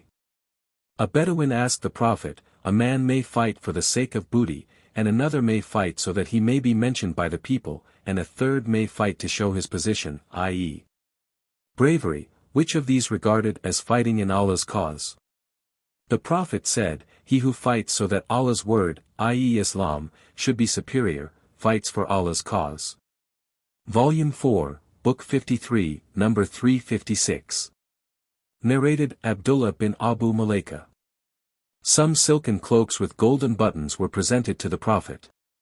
He distributed them amongst his companions and kept one for Makramah bin Nawfal.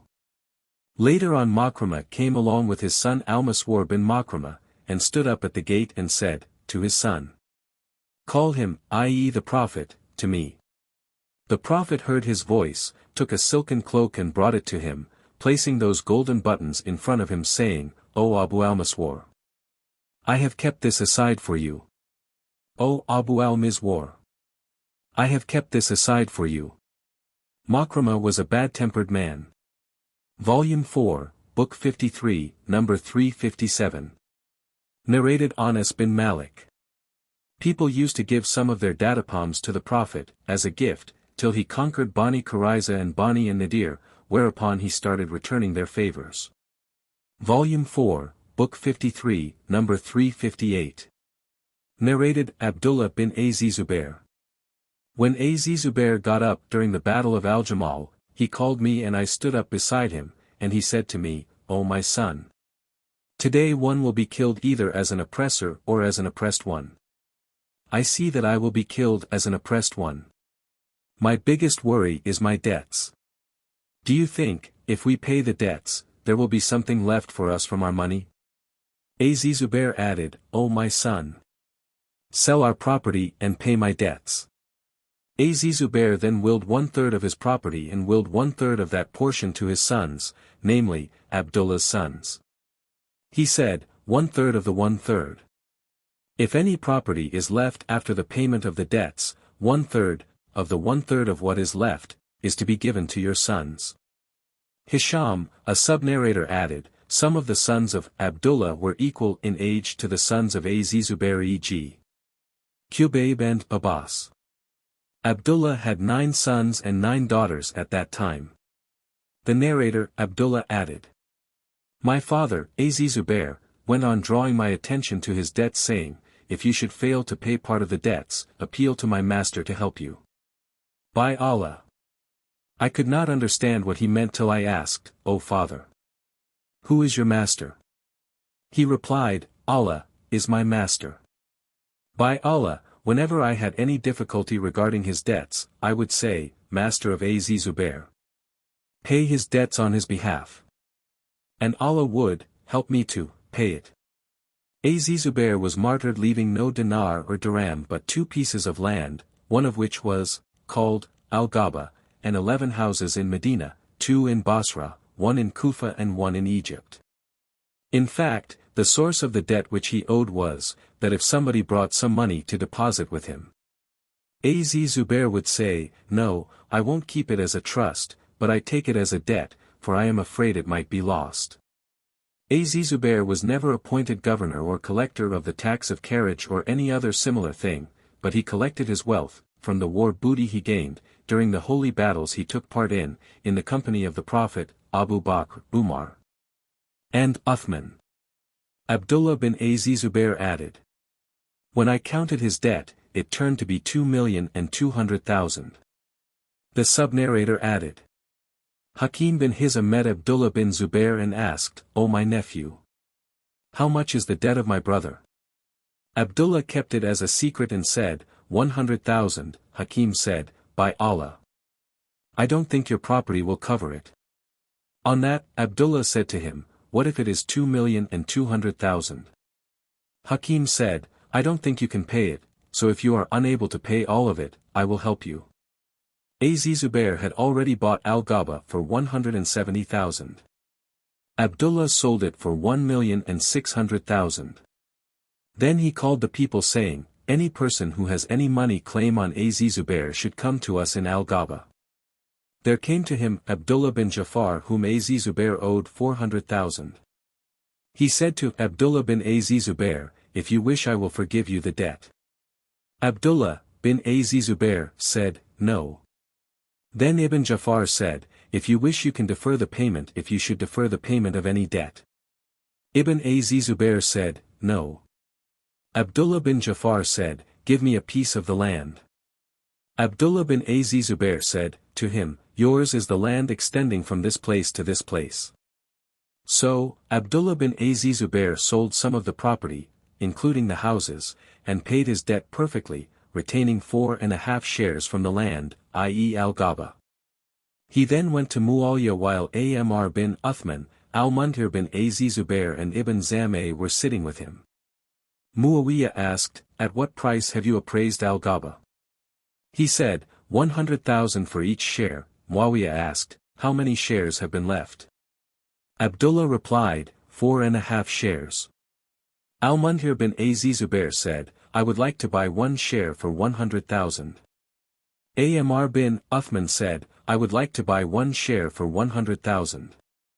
Ibn Zameh said, I would like to buy 1 share for 100,000. Muawiyah said, how much is left now? Abdullah replied, 1.5 shares. Muawiyah said, I would like to buy it for 150,000. Abdullah also sold his part to Muawiyah 600,000. When Ibn Az-Zubair had paid all the debts, Az-Zubair's sons said to him, "Distribute our inheritance among us." He said, "No, by Allah, I will not distribute it among you till I announce in 4 successive Hajj seasons, would those who have money claims on Az-Zubair come so that we may pay them their debt." So, he started to announce that in public in every Hajj season, and when 4 years had elapsed, he distributed the inheritance among the inheritors. Az-Zubair had 4 wives, and after the 1/3 of his property was excluded, according to the will, each of his wives received 1,200,000. So the total amount of his property was 50,200,000. Volume 4, Book 53, number 359. Narrated Ibn Umar. Uthman did not join the Badr battle because he was married to one of the daughters of Allah's apostle and she was ill. So, the Prophet said to him, "You will get a reward and a share, from the war booty, similar to the reward and the share of one who has taken part in the Badr battle." Volume 4, Book 53, number 360.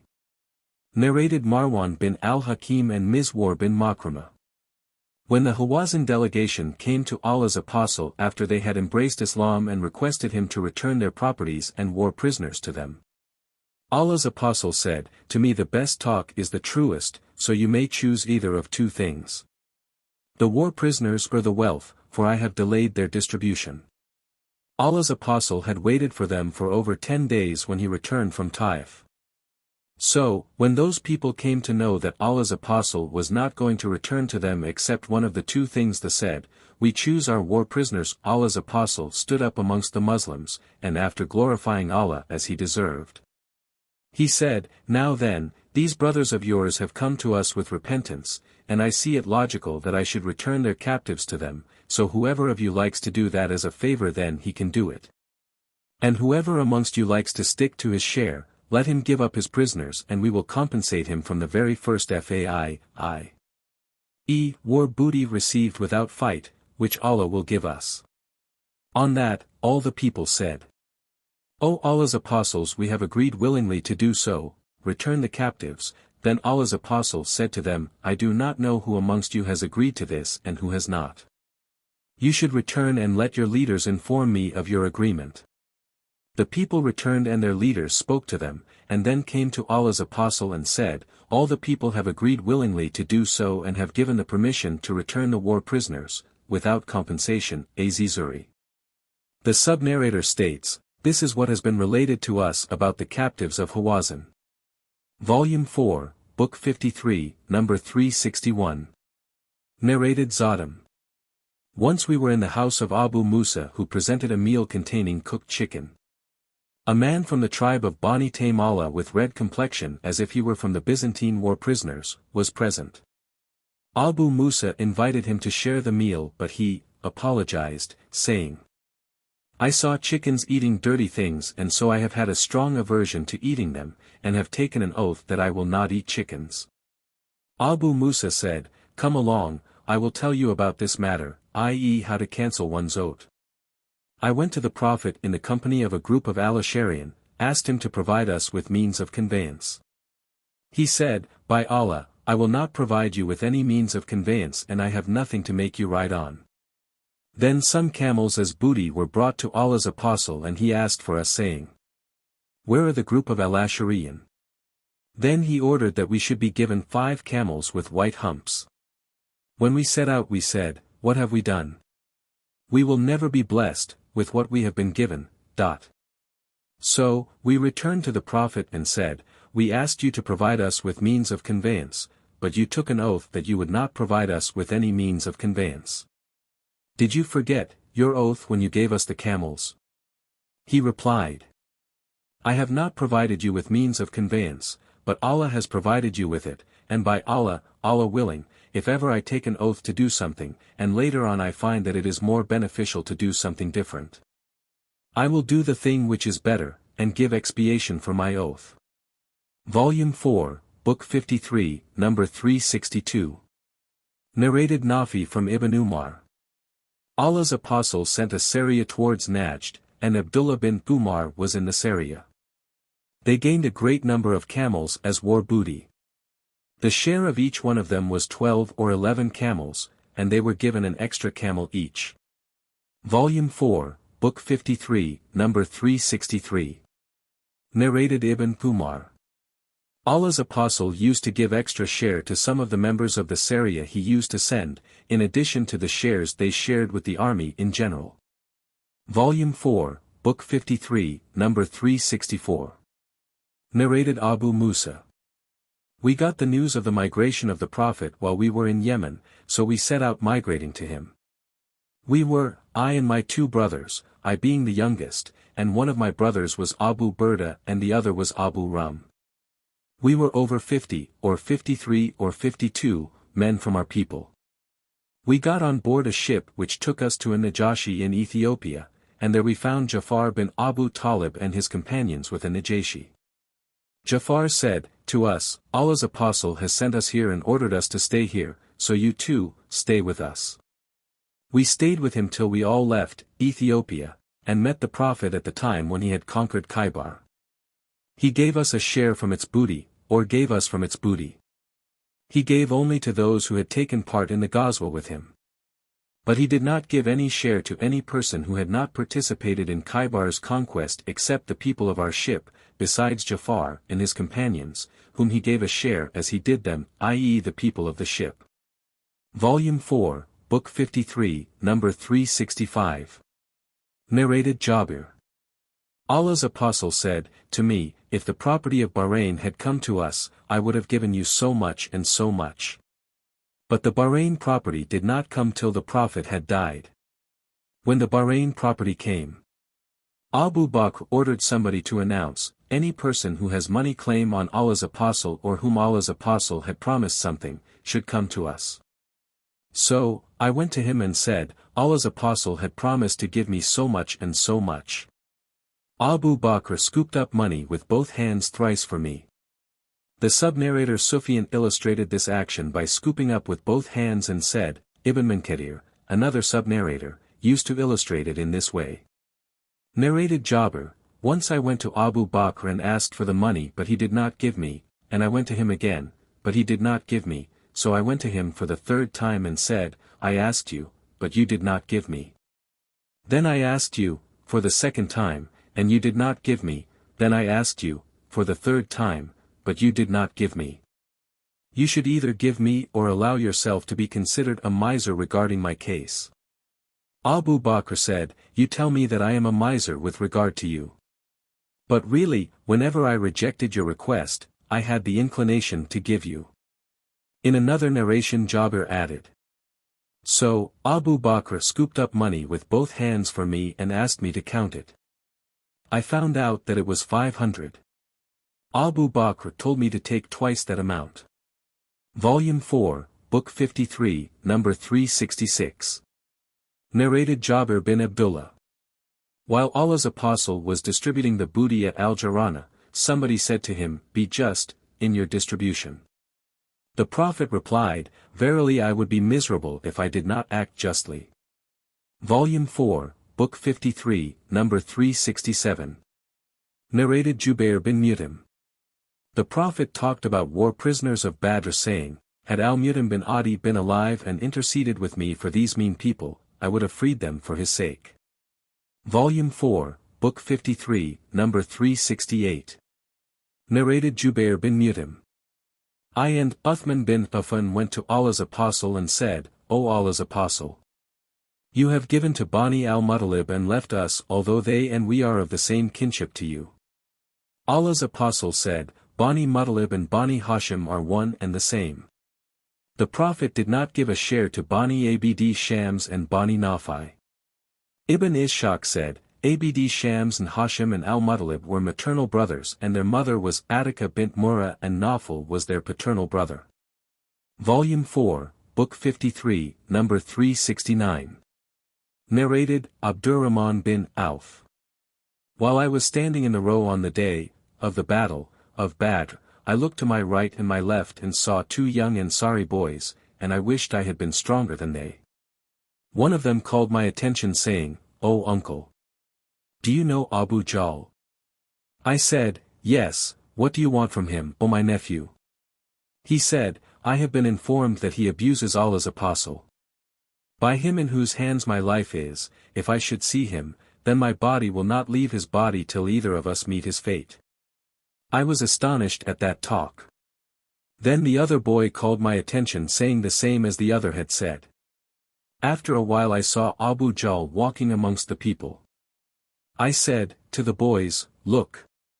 This is the man you asked me about. So, both of them attacked him with their swords and struck him to death and returned to Allah's apostle to inform him of that. Allah's apostle asked, which of you has killed him? Each of them said, I have killed him. Allah's apostle asked, have you cleaned your swords? They said, no.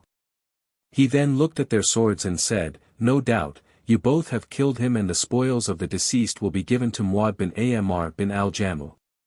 The two boys were Muad bin Afra and Muad bin Amr bin al-Jamu. Volume 4, Book 53, number 370. Narrated Abu Qatada. We set out in the company of Allah's apostle on the day of the battle of Hunayn. When we faced the enemy, the Muslims retreated and I saw a pagan throwing himself over a Muslim. I turned around and came upon him from behind and hit him on the shoulder with the sword. He, i.e. the pagan, came towards me and seized me so violently that I felt as if it were death itself, but death overtook him and he released me. I followed Umar bin al-Khattab and asked him, what is wrong with the people, fleeing? He replied, this is the will of Allah. After the people returned, the Prophet sat and said, anyone who has killed an enemy and has a proof of that, will possess his spoils. I got up and said, who will be a witness for me, and then sat down. The Prophet again said, anyone who has killed an enemy and has proof of that, will possess his spoils. I, again, got up and said, who will be a witness for me, and sat down. Then the Prophet said the same for the third time. I again got up, and Allah's apostle said, O Abu Qatada, what is your story? Then I narrated the whole story to him. A man got up and said, O Allah's apostle, he is speaking the truth, and the spoils of the killed man are with me. So please compensate him on my behalf. On that Abu Bakr as-Siddiq said, no, by Allah, he, i.e. Allah's apostle, will not agree to give you the spoils gained by one of Allah's lions who fights on the behalf of Allah and his apostle. The Prophet said, Abu Bakr has spoken the truth. So, Allah's apostle gave the spoils to me. I sold that armor, i.e. the spoils, and with its price I bought a garden at Bani Salima, and this was my first property which I gained after my conversion to Islam. Volume 4, Book 53, number 371. Narrated Urwa bin Az-Zubair.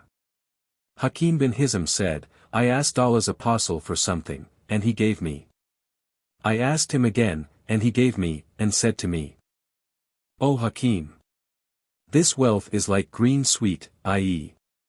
fruit, and if one takes it without greed, then one is blessed in it, and if one takes it with greediness, then one is not blessed in it, and will be like the one who eats without satisfaction. And an upper, i.e. giving, hand is better than a lower, i.e. taking, hand, I said, O Allah's apostle. By him who has sent you with the truth. I will not ask anyone for anything after you till I leave this world. So, when Abu Bakr during his caliphate, called Hakim to give him some money, Hakim refused to accept anything from him. Once Umar called him, during his caliphate, in order to give him something, but Hakim refused to accept it, whereupon Umar said, O Muslims! I give him, i.e. Hakim, his right which Allah has assigned to him, from this faith booty, but he refuses to take it. So Hakim never took anything from anybody after the Prophet till he died. Volume 4, Book 53, number 372. Narrated Nafi. Umar bin al-Khattab said, O Allah's apostle!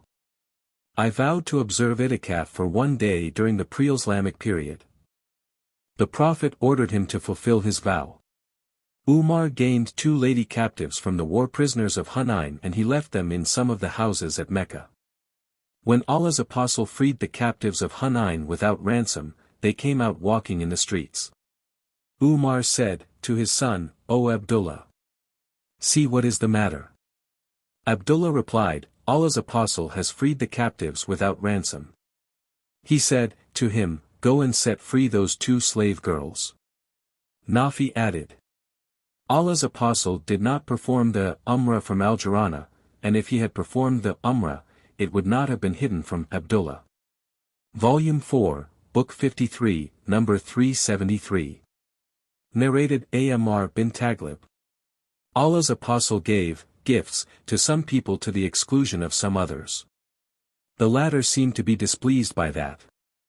The Prophet said, "I give to some people, lest they should deviate from true faith or lose patience, while I refer other people to the goodness and contentment which Allah has put in their hearts," and Amr bin Taglib is amongst them. Amr bin Taglib said, "The statement of Allah's apostle is dearer to me than red camels." Narrated Al-Hasan, Amr bin Taglib told us that Allah's apostle got some property or some war prisoners and he distributed them in the above way, i.e., giving to some people to the exclusion of others.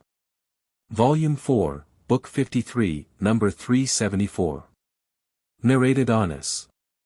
The Prophet said, "I give to Quraysh people in order to let them adhere to Islam, for they are near to their life of ignorance, i.e., they have newly embraced Islam and it is still not strong in their hearts." Volume 4, Book 53, number 375. Narrated Anas bin Malik. When Allah favored his apostle with the properties of Hawazin tribe as fai, booty, he started giving to some Quraysh men even up to 100 camels each. Whereupon some Ansari men said about Allah's apostle, "May Allah forgive his apostle. He is giving to men of Quraysh and leaves us, in spite of the fact that our swords are still dropping blood, of the infidels." When Allah's apostle was informed of what they had said, he called the Ansar and gathered them in a leather tent and did not call anybody else along with them.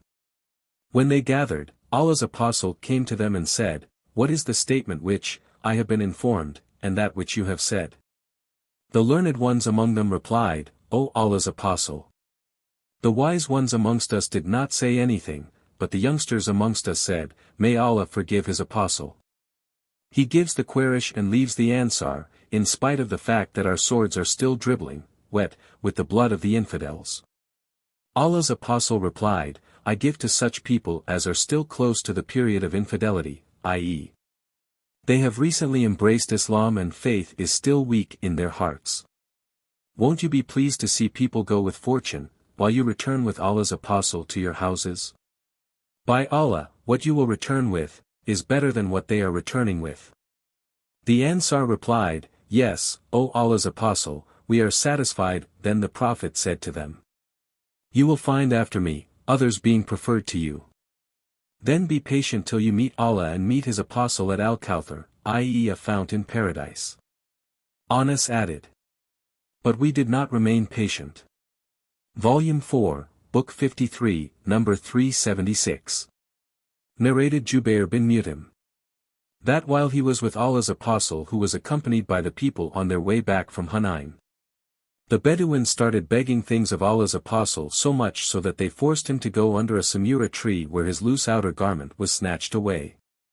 On that, Allah's apostle stood up and said to them, "Return my garment to me. If I had as many camels as these trees, would have distributed them amongst you, and you will not find me a miser or a liar or a coward." Volume 4, Book 53, number 377. Narrated Anas bin Malik. While I was walking with the Prophet who was wearing a Najrani outer garment with a thick hem, a Bedouin came upon the Prophet and pulled his garment so violently that I could recognize the impress of the hem of the garment on his shoulder, caused by the violence of his pull. Then the Bedouin said, "Order for me something from Allah's fortune which you have." The Prophet turned to him and smiled, and ordered that a gift be given to him. Volume 4, Book 53, number 378. Narrated Abdullah. On the day of the battle of Hunain, Allah's apostle favored some people in the distribution of the booty, to the exclusion of others. He gave Al-Akra bin Habis 100 camels and he gave Uayna the same amount, and also gave to some of the eminent Arabs, giving them preference in this regard. Then a person came and said, "By Allah, in this distribution justice has not been observed, nor has Allah's pleasure been aimed at.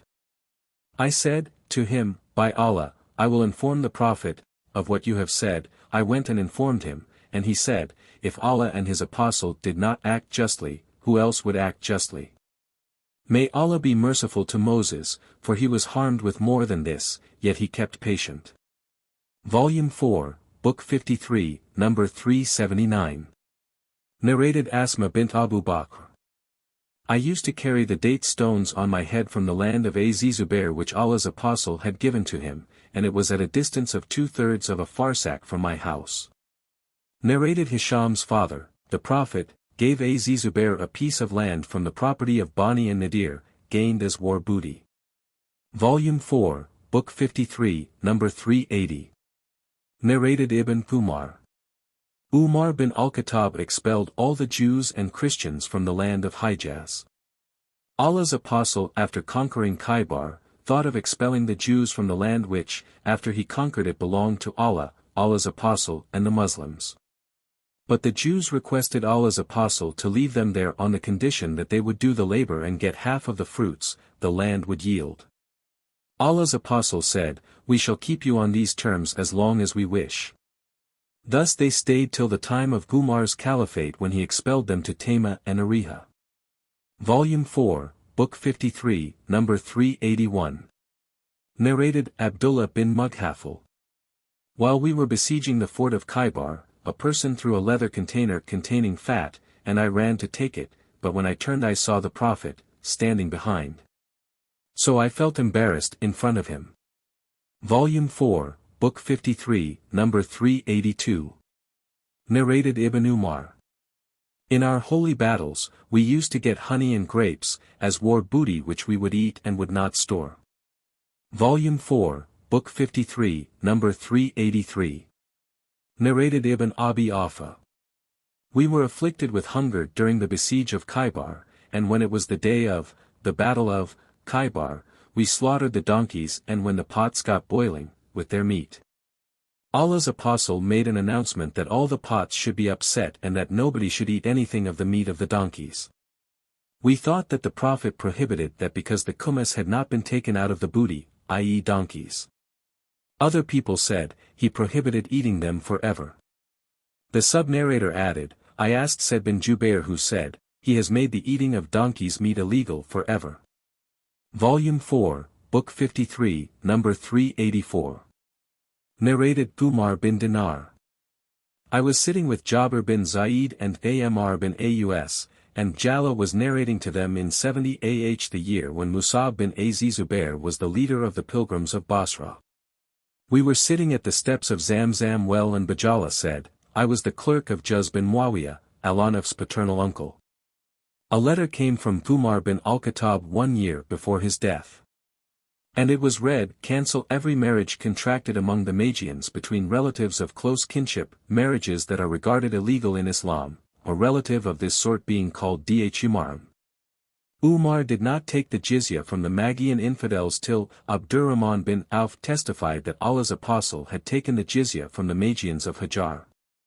Volume 4, Book 53. Number 385. Narrated Amr bin Auf al-Ansari, who was an ally of Bam Amr bin Luai and one of those who had taken part in the Ghazwa of Badr. Allah's apostle sent Abu Ubaidah bin al-Jarrah to Bahrain to collect the jizya. Allah's apostle had established peace with the people of Bahrain and appointed al-Allah bin al-Hadrami as their governor. When Abu Ubaidah came from Bahrain with the money, the Ansar heard of Abu Ubaidah's arrival which coincided with the time of the morning prayer with the Prophet.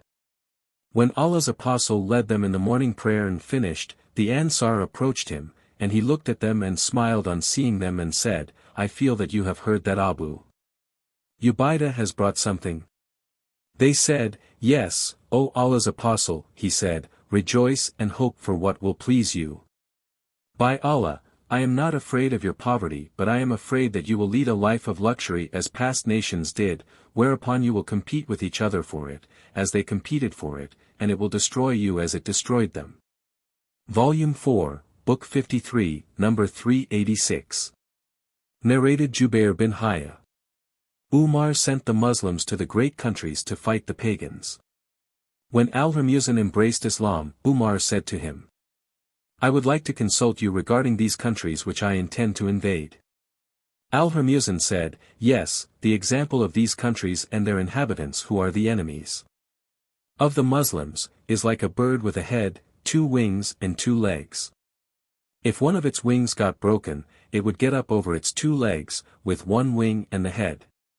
And if the other wing got broken, it would get up with 2 legs and a head, but if its head got destroyed, then the 2 legs, 2 wings and the head would become useless. The head stands for Khosrow, and 1 wing stands for Caesar and the other wing stands for Faris. So, order the Muslims to go towards Khosrow. So, Umar sent us, to Khosrow, appointing Nu'man bin Mukrin as our commander. When we reached the land of the enemy, the representative of Khosrow came out with 40,000 warriors, and an interpreter got up saying, Let one of you talk to me. Al-Mughira replied, Ask whatever you wish. The other asked, Who are you? Al-Mughira replied, We are some people from the Arabs, we led a hard, miserable, disastrous life, we used to suck the hides and the date stones from hunger. We used to wear clothes made up of fur of camels and hair of goats, and to worship trees and stones. While we were in this state, the Lord of the heavens and the earths, elevated is his remembrance and majestic is his highness, sent to us from among ourselves a prophet whose father and mother are known to us. Our prophet, the messenger of our Lord, has ordered us to fight you till you worship Allah alone or give jizya, i.e. tribute, and our prophet has informed us that our Lord says, Whoever amongst us is killed, i.e. martyred, shall go to paradise to lead such a luxurious life as he has never seen, and whoever amongst us remain alive, shall become your master. Al-Mughira then blamed Nu'man for delaying the attack and, a new man said to Al-Mughira, If you had participated in a similar battle, in the company of Allah's apostle he would not have blamed you for waiting, nor would he have disgraced you. But I accompanied Allah's apostle in many battles and it was his custom that if he did not fight early by daytime, he would wait till the wind had started blowing and the time for the prayer was due, i.e. after midday. Volume 4, Book 53, Number 387. Narrated Abu Hamid as-Saidi. We accompanied the Prophet in the Ghazwa of Tabuk and the king of Ayla presented a white mule and a cloak as a gift to the Prophet. And the Prophet wrote to him a peace treaty allowing him to keep authority over his country. Volume 4, Book 53, Number 388. Narrated Juwayriya bin Qudama at-Tamimi. We said to Umar bin al-Khattab, Joe chief of the believers, advise us. He said, I advise you to fulfill Allah's convention, made with the Dhimis, as it is the convention of your Prophet and the source of the livelihood of your dependents, i.e. the taxes from the Dhimis. Volume 4, Book 53, Number 389. Narrated Yahya bin Said. Once the Prophet called the Ansar in order to grant them part of the land of Bahrain. On that they said, No. By Allah, we will not accept it unless you grant a similar thing to our Quraysh brothers as well. He said, That will be theirs if Allah wishes. But when the Ansar persisted in their request, he said, After me you will see others given preference over you in this respect, in which case, you should be patient till you meet me at the tank of Al-Kawthar. Volume 4, Book 53, Number 390. Narrated Jabir bin Abdullah. Allah's apostle once said to me, If the revenue of Bahrain came, I would give you this much and this much. When Allah's apostle had died, the revenue of Bahrain came, and Abu Bakr announced, Let whoever was promised something by Allah's apostle come to me. So, I went to Abu Bakr and said, Allah's apostle said to me, If the revenue of Bahrain came, I would give you this much and this much. On that Abu Bakr said to me, Scoop money with both your hands. I scooped money with both my hands and Abu Bakr asked me to count it. I counted it and it was 500 gold pieces. The total amount he gave me was 1,500 gold pieces. Narrated Anas, money from Bahrain was brought to the Prophet. He said, Spread it in the mosque. It was the biggest amount that had ever been brought to Allah's apostle. In the meantime Al-Abbas came to him and said, O Allah's Apostle! Give me, for I gave the ransom of myself and Aql. The Prophet said, to him, Take. He scooped money with both hands and poured it in his garment and tried to lift it, but he could not and appealed to the Prophet, Will you order someone to help me in lifting it? The Prophet said, No. Then Al-Abbas said, Then will you yourself help me carry it? The Prophet said, No. Then Al-Abbas threw away some of the money, but even then he was not able to lift it, and so he again requested the Prophet, Will you order someone to help me carry it? The Prophet said, No. Then Al-Abbas said, Then will you yourself help me carry it? The Prophet said, No. So, Al-Abbas threw away some more money and lifted it on his shoulder and went away.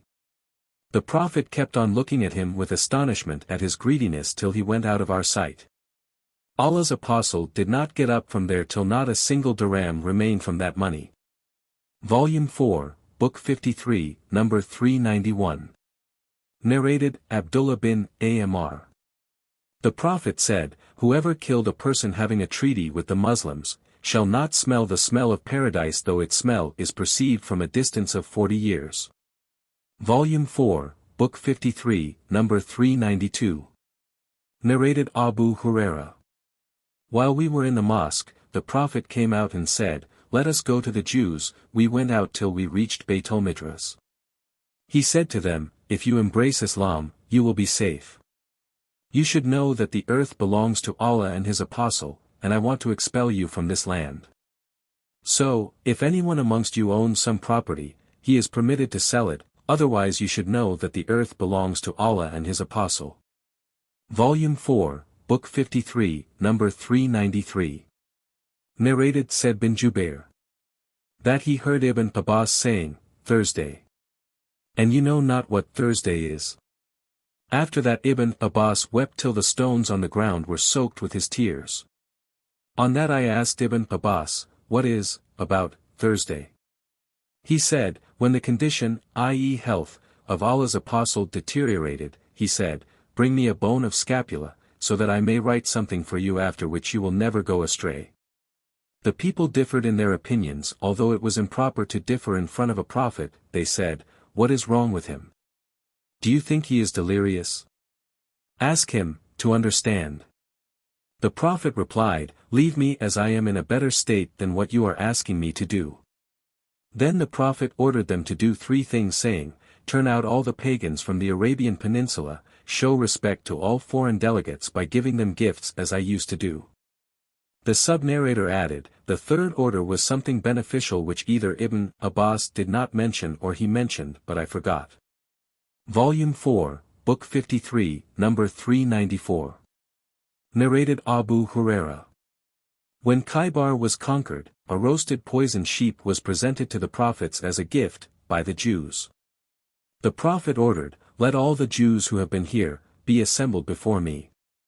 The Jews were collected and the Prophet said, to them, I am going to ask you a question. Will you tell the truth? They said, Yes. The Prophet asked, Who is your father? They replied, So and so. He said, You have told i.e., your father is so and so. They said, You are right. He sighed, Will you now tell me the truth, if I ask you about something? They replied, Yes, O Abu al-Qasim, and if we should tell a lie, you can realize our lie as you have done regarding our father. On that he asked, Who are the people of the hell fire? They said, We shall remain in the hell fire for a short period, and after that you will replace us. The Prophet said, You may be cursed and humiliated in it. By Allah, we shall never replace you in it. Then he asked, Will you now tell me the truth if I ask you a question? They said, Yes, O al-Qasim. He asked, Have you poisoned this sheep? They said, Yes. He asked, What made you do so? They said, We wanted to know if you were a liar, in which case we would get rid of you, and if you are a prophet then the poison would not harm you. Volume 4, Book 53, number 395. Narrated Asim. I asked Anas about the kunut, i.e.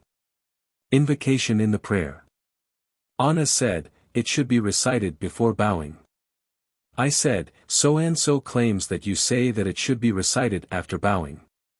He replied, he is mistaken. Then Anas narrated to us that the Prophet invoked evil on the tribe of Bani Sulaim for 1 month after bowing. Anas further said, the Prophet had sent 40 or 70 karis, i.e. men well versed in the knowledge of the Qur'an, to some pagans, but the latter struggled with them and martyred them. Although there was a peace pact between them and the Prophet, I had never seen the Prophet so sorry and worried about anybody as he was about them, i.e. the karis. Volume 4, Book 53, number 396. Narrated Hani. The daughter of Abu Talib, I went to Allah's Apostle on the day of the conquest of Mecca and found him taking a bath, and his daughter Fatima was screening him. I greeted him and he asked, who is that? I said, Hani bin Abi Talib. He said, welcome, O Hani. When he had finished his bath, he stood up and offered 8 rakat while dressed in 1 garment. I said, O Allah's Apostle, my brother Ali has declared that he will kill a man to whom I have granted asylum. The man is so-and-so bin Hubaira. Allah's Apostle said, O Hani, we will grant asylum to the one whom you have granted asylum. Hani said, that visit took place in the duha, i.e. forenoon. Volume 4, Book 53, number 397. Narrated Ibrahim at-Tamimi's father. Ali delivered a sermon saying, we have no book to read except the Book of Allah and what is written in this paper, which contains verdicts regarding retaliation for wounds. The ages of the camels, given as zakat or as blood money, and the fact that Medina is a sanctuary in between Air Mountain to so-and-so mountain. So, whoever innovates in it an heresy or commits a sin or gives shelter in it, to such an innovator will incur the curse of Allah, the angels and all the people, and none of his compulsory or optional good deeds of worship will be accepted. And whoever, freed slave, takes as his master, i.e. befriends, other than his real masters will incur the same curse. And the asylum granted by any Muslim is to be secured by all the other Muslims, and whoever betrays a Muslim in this respect will incur the same curse. Volume 4, Book 53, number 398. Narrated Sahl bin Abi Hathma. Abdullah bin Sahl and Muhayyiza bin Masyudi bin Zaid set out to Khaybar, the inhabitants of which had a peace treaty with the Muslims at that time. They parted and later on Muhayyiza came upon Abdullah bin Sahl and found him murdered agitating in his blood. He buried him and returned to Medina. Abdur Rahman bin Sahl, Muhayyiza and Huwayza, the sons of Masyudi came to the Prophet and Abdur Rahman intended to talk, but the Prophet said to him, let the eldest of you speak, as Abdur Rahman was the youngest. Abdur Rahman kept silent and the other 2 spoke. The Prophet said, if you swear as to who has committed the murder, you will have the right to take your right from the murderer. They said, how should we swear if we did not witness the murder or see the murderer? The Prophet said, then the Jews can clear themselves from the charge by taking Alaska, an oath taken by men that it was not they who committed the murder. The Y said, how should we believe in the oaths of infidels? So, the Prophet himself paid the blood money of Abdullah. See Hadith number 36 Volume 9. Volume 4, Book 53, number 399. Narrated Abdullah bin Abbas. That Abu Sufyan bin Harb informed him that Heraclius called him and the members of a caravan from Quraysh who had gone to Sham as traders. During the truce which Allah's Apostle had concluded with Abu Sufyan and the Quraysh infidels. Volume 4, Book 53, number 400. Narrated Aisha.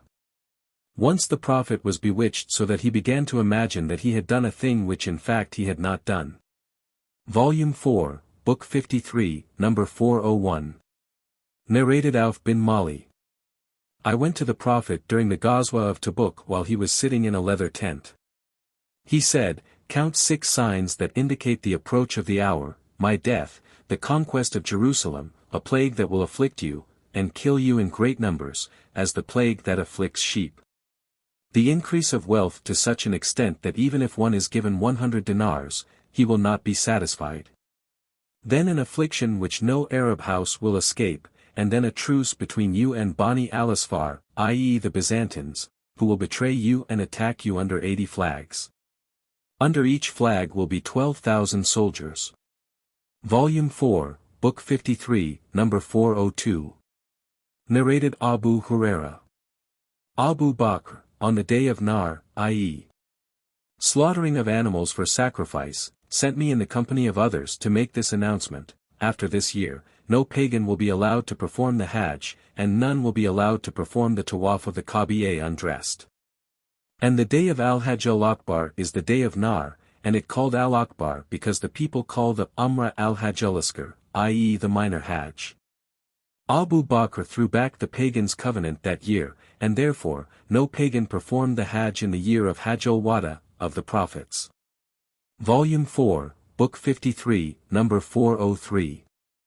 Narrated Abdullah bin Amr. Allah's Apostle said, whoever has the following for characteristics will be a pure hypocrite: if he speaks, he tells a lie. If he gives a promise, he breaks it; if he makes a covenant, he proves treacherous; and if he quarrels, he behaves in a very imprudent, evil, insulting manner, unjust. And whoever has one of these characteristics, has one characteristic of a hypocrite, unless he gives it us. Volume 4, Book 53, Number 404. Narrated Ali. We did not write anything from the Prophet except the Qur'an and what is written in this paper, wherein, the Prophet said, Medina is a sanctuary from the mountain of air to so and so. Therefore, whoever innovates in it an heresy or commits a sin, or gives shelter to such an innovator, will incur the curse of Allah, the angels and all the people.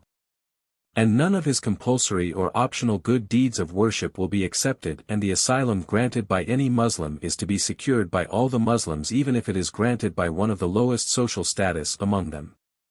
And whoever betrays a Muslim in this respect will incur the curse of Allah, the angels and all the people, and his compulsory and optional good deeds of worship will not be accepted. And any freed slave will take as masters, befriends, people other than his own real masters who freed him without taking the permission of the latter, will incur the curse of Allah, the angels and all the people. And his compulsory and optional good deeds of worship will not be accepted. Narrated said, Abu Huraira once said, to the people, what will your state be when you can get no dinar or dirham, i.e. taxes from the dimmis? On that someone asked him, what makes you know that this state will take place, O Abu Huraira? He said, by him in whose hands Abu Huraira's life is, I know it through the statement of the true and truly inspired one, i.e. the Prophet. The people asked, what does the statement say? He replied, Allah and his apostles asylum granted to dimmis, i.e. non-Muslims living in a Muslim territory, will be outraged, and so Allah will make the hearts of these dimmis so daring that they will refuse to pay the jizya they will be supposed to pay. Volume 4, Book 53, Number 405. Narrated Al-Amash. I asked Abu Wa'il, did you take part in the Battle of Siffin? He said, yes, and I heard Sahl bin Hunayf, when he was blamed for lack of zeal for fighting, saying, you'd better blame your wrong opinions. I wish you had seen me on the day of Abu Jandal. If I had the courage to disobey the Prophet's orders, I would have done so. We had kept out swords on our necks and shoulders, for a thing which frightened us. And we did so, we found it easier for us, except in the case of the above battle, of ours. Volume 4, Book 53, Number 406. Narrated Abu Wa'il. We were in Siffin and Sahl bin Hunayf got up and said, O people! Blame yourselves. We were with the Prophet on the day of Hudaybiyah, and if we had been called to fight, we would have fought. But Umar bin al-Khattab came and said, O Allah's Apostle! Aren't we in the right and our opponents in the wrongs? Allah's Apostle said, yes. Umar said, aren't our killed persons in paradise and theirs in hell? He said, yes. Umar said, then why should we accept hard terms in matters concerning our religion? Shall we return before Allah judges between us and them? Allah's apostle said, O Ibn al-Khattab, I am the apostle of Allah and Allah will never degrade me. Then Umar went to Abu Bakr and told him the same as he had told the Prophet. On that Abu Bakr said, to Umar, he is the apostle of Allah and Allah will never degrade him. Then Surat al-Fath, i.e. victory, was revealed and Allah's apostle recited it to the end in front of Umar. On that Umar asked, O Allah's apostle, was it, i.e. the Hudaybiyah treaty, a victory? Allah's apostle said, yes. Volume 4, Book 53, number 407. Narrated Asma bint Abi Bakr. During the period of the peace treaty of Quraysh with Allah's apostle, my mother, accompanied by her father, came to visit me, and she was a pagan. I consulted Allah's apostle, O Allah's apostle. My mother has come to me and she desires to receive a reward from me, shall I keep good relation with her? He said, yes, keep good relation with her. Volume 4, Book 53, number 408. Narrated Al-Bara. When the Prophet intended to perform the Umrah, he sent a person to the people of Mecca asking their permission to enter Mecca. They stipulated that he would not stay for more than 3 days and would not enter it except with sheathed arms and would not preach Islam to any of them. So Ali bin Abi Talib started writing the treaty between them. He wrote, this is what Muhammad, apostle of Allah, has agreed to. The Meccans said, if we knew that you, Muhammad, are the apostle of Allah, then we would not have prevented you and would have followed you. But write, this is what Muhammad bin Abdullah has agreed to. On that Allah's apostle said, by Allah, I am Muhammad bin Abdullah, and, by Allah, I am apostle of Allah. Allah's apostle used not to write. So he asked Ali to erase the expression of apostle of Allah. On that, Ali said, by Allah I will never erase it. Allah's apostle said, to Ali, let me see the paper. When Ali showed him the paper, the Prophet erased the expression with his own hand. When Allah's apostle had entered Mecca and 3 days had elapsed, the Meccans came to Ali and said, let your friend, i.e. the Prophet, quit Mecca. Ali informed Allah's apostle about it and Allah's apostle said, yes, and then he departed. Volume 4, Book 53, number 409. Narrated Abdullah. While the Prophet was in the state of prostration, surrounded by a group of people from Quraysh pagans, Uqba bin Abi Mu'ayt came and brought the intestines of a camel and threw them on the back of the Prophet. The Prophet did not raise his head from prostration till Fatima, i.e. his daughter, came and removed those intestines from his back, and invoked evil on whoever had done the evil deed. The Prophet said, O Allah! Destroy the chiefs of Quraysh, O Allah! Destroy Abu Jahl bin Hisham, Utbah bin Rabi'ah, Shayba bin Rabi'ah, Uqba bin Abi Mu'ayt, Umayyah bin Khalaf or Ubay bin Khalaf. Later on I saw all of them killed during the Battle of Badr and their bodies were thrown into a well except the body of Umayyah or Ubay, because he was a fat person, and when he was pulled, the parts of his body got separated before he was thrown into the well. Volume 4, Book 53, number 410. Narrated Anas. The Prophet said, every betrayer will have a flag on the day of resurrection. One of the two sub-narrators said that the flag would be fixed. And the other said that it would be shown on the day of resurrection, so that the betrayer might be recognized by it. Volume 4, Book 53, number 411. Narrated Ibn Umar. The Prophet said, every betrayer will have a flag which will be fixed on the day of resurrection, and the flag's prominence will be made in order to show the betrayal he committed. Volume 4, Book 53, number 412. Narrated Ibn Abbas.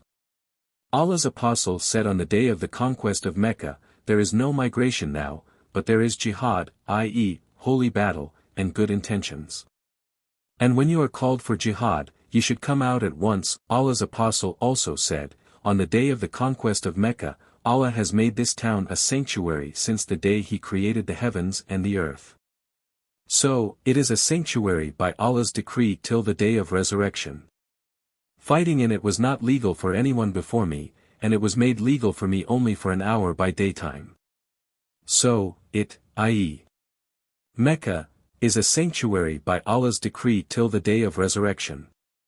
Its thorny bushes should not be cut, and its game should not be chased, its fallen property, i.e. lakata, should not be picked up except by one who will announce it publicly.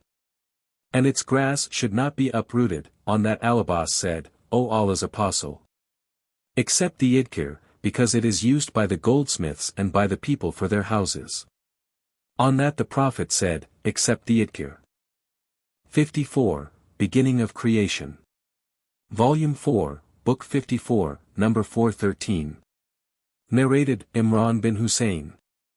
Some people of Bani Tamim came to the Prophet and he said, to them, O Bani Tamim, rejoice with glad tidings. They said, you have given us glad tidings, now give us something. On hearing that the color of his face changed, then the people of Yemen came to him and he said, O people of Yemen, accept the good tidings, as Bani Tamim has refused them. The Yemenites said, we accept them. Then the Prophet started talking about the beginning of creation and about Allah's throne. In the meantime a man came saying, O Imran, your she-camel has run away.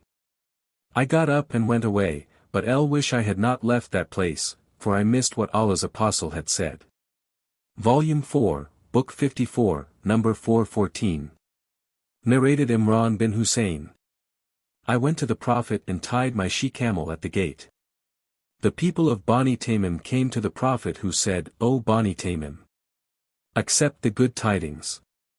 They said twice, you have given us the good tidings, now give us something. Then some Yemenites came to him and he said, accept the good tidings, O people of Yemen, for Bani Tamim refused them. They said, we accept it, O Allah's Apostle. We have come to ask you about this matter, i.e. the start of creations. He said, first of all, there was nothing but Allah, and then he created his throne. His throne was over the water, and he wrote everything in the book, in the heaven, and created the heavens and the earth.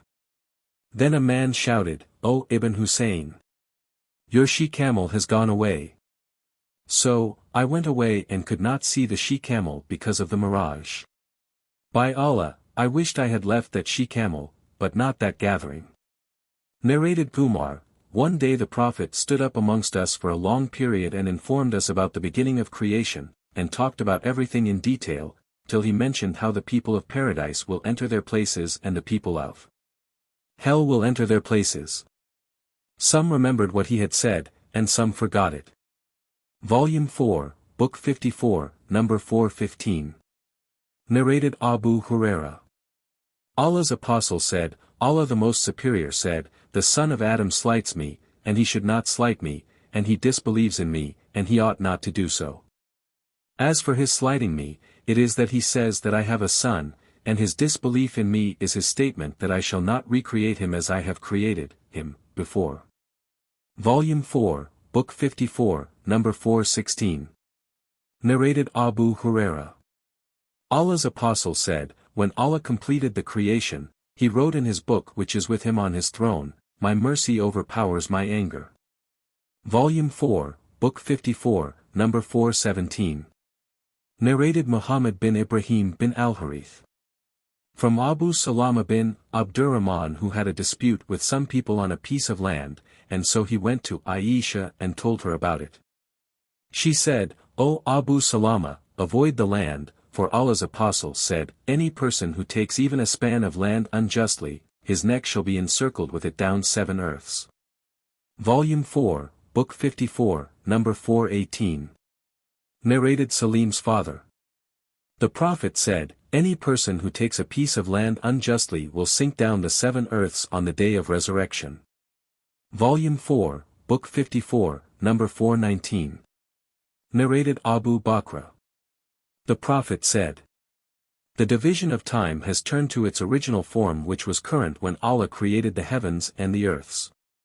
The year is of 12 months, out of which 4 months are sacred, 3 are in succession Tulqa, Dhul-Hijjah and Muharram, and, the fourth is, Rajab of, the tribe of, Madar which comes between Jamadi-Adh Thaniya and Sha'ban. Volume 4, Book 54, number 420. Narrated said bin Zayd bin Amr bin Nufail that Arwa sued him before Marwan for a right, which she claimed, he had deprived her of. On that said, how should I deprive her of her right?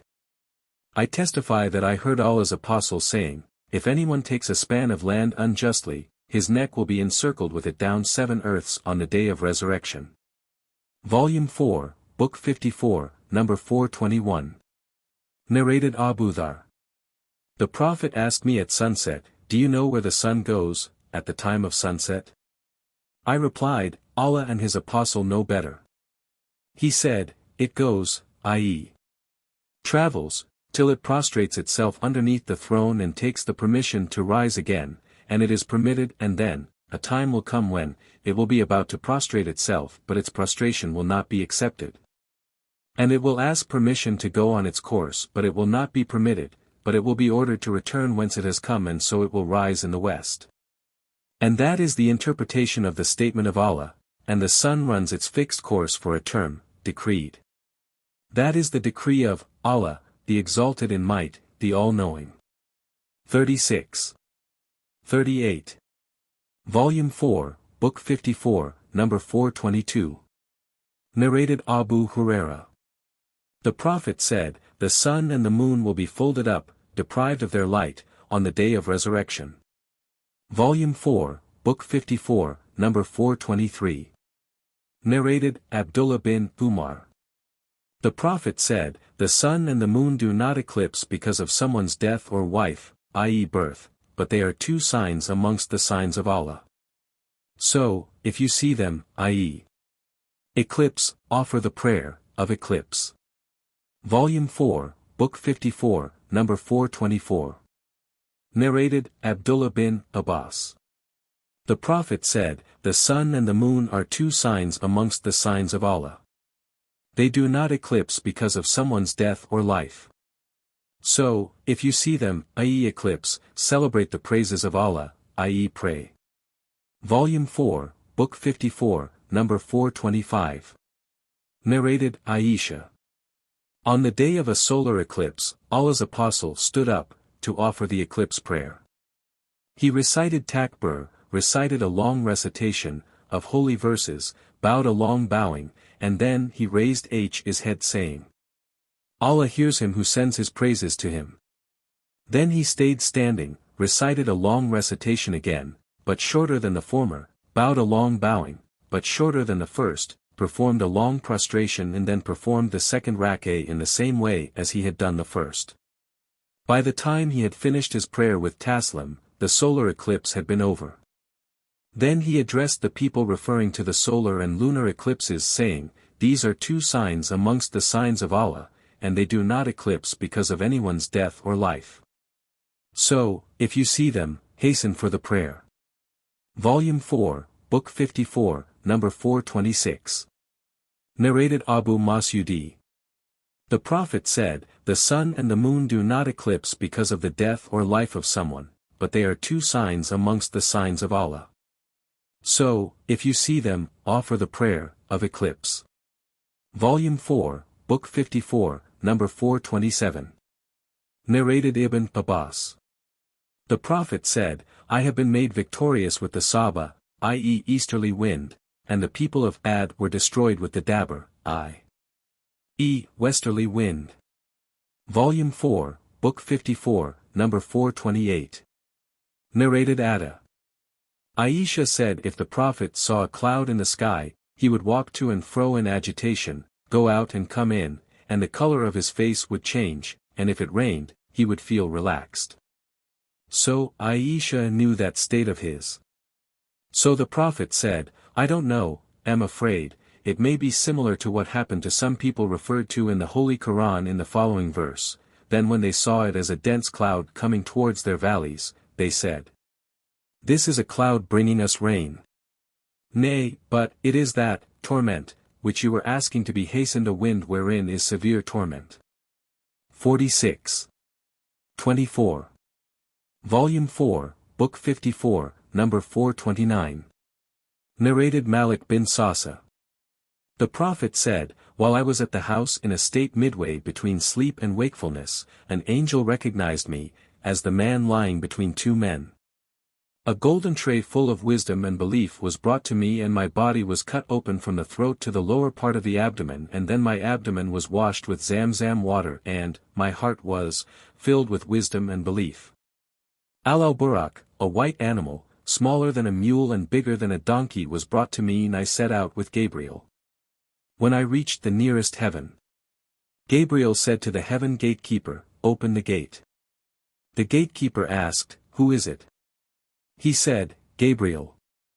The gatekeeper, "Who is accompanying you?" Gabriel said, "Muhammad." The gatekeeper said, "Has he been called?" Gabriel said, "Yes." Then it was said, "He is welcomed. What a wonderful visit his is." Then I met Adam and greeted him, and he said, "You are welcomed, O son and a prophet." Then we ascended to the second heaven. It was asked, "Who is it?" Gabriel said, "Gabriel." It was said, "Who is with you?" He said, "Muhammad." It was asked, "Has he been sent for?" He said, "Yes." It was said, "He is welcomed. What a wonderful visit his is." Then I met Jesus and Yahya, John, who said, "You are welcomed, O brother and a prophet." Then we ascended to the third heaven. It was asked, "Who is it?" Gabriel said, "Gabriel." It was asked, "Who is with you?" Gabriel said, "Muhammad." It was asked, "Has he been sent for?" "Yes," said Gabriel. "He is welcomed. What a wonderful visit his is." The Prophet added, "There I met Joseph and greeted him, and he replied, 'You are welcomed, O brother and a prophet.'" Then we ascended to the fourth heaven, and again the same questions and answers were exchanged as in the previous heavens. There I met Idris and greeted him. He said, "You are welcomed, O brother and prophet."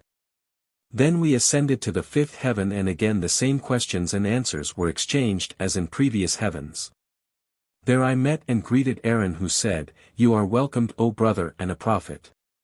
Then we ascended to the sixth heaven, and again the same questions and answers were exchanged as in the previous heavens. There I met and greeted Moses, who said, "You are welcomed, O brother and a prophet." When I proceeded on, he started weeping, and on being asked why he was weeping, he said, "O Lord, followers of this youth who was sent after me will enter paradise in greater number than my followers." Then we ascended to the seventh heaven, and again the same questions and answers were exchanged as in the previous heavens. There I met and greeted Abraham, who said, "You are welcomed, O son and a prophet." Then I was shown al-Bayt al-Ma'mur, i.e., Allah's house. I asked Gabriel about it, and he said, "This is al-Bayt al-Ma'mur, where 70,000 angels perform prayers daily, and when they leave they never return to it, but always a fresh batch comes into it daily." Then I was shown Sidratul Muntaha, i.e. a tree in the seventh heaven, and I saw its nabk fruits, which resembled the clay jugs of Hajj, i.e. a town in Arabia, and its leaves were like the ears of elephants, and 4 rivers originated at its root, 2 of them were apparent and 2 were hidden. I asked Gabriel about those rivers, and he said, "The 2 hidden rivers are in paradise, and the apparent ones are the Nile and the Euphrates." Then 50 prayers were enjoined on me. I descended till I met Moses, who asked me, "What have you done?" I said, 50 prayers have been enjoined on me." He said, "I know the people better than you, because I had the hardest experience to bring Bani Israel to obedience. Your followers cannot put up with such obligation. So, return to your Lord and request him, to reduce the number of prayers." I returned and requested Allah, for reduction, and he made it 40. I returned and met Moses, and had a similar discussion, and then returned again to Allah for reduction, and he made it 30, then 20, then 10, and then I came to Moses, who repeated the same advice.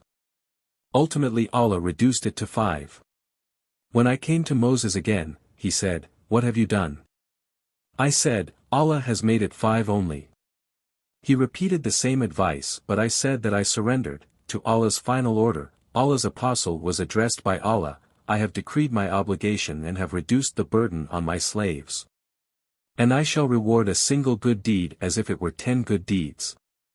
Volume 4, Book 54, number 430.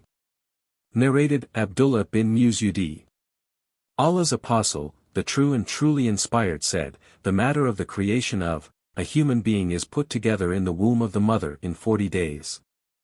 And then he becomes a clot of thick blood for a similar period, and then a piece of flesh for a similar period. Then Allah sends an angel who is ordered to write 4 things.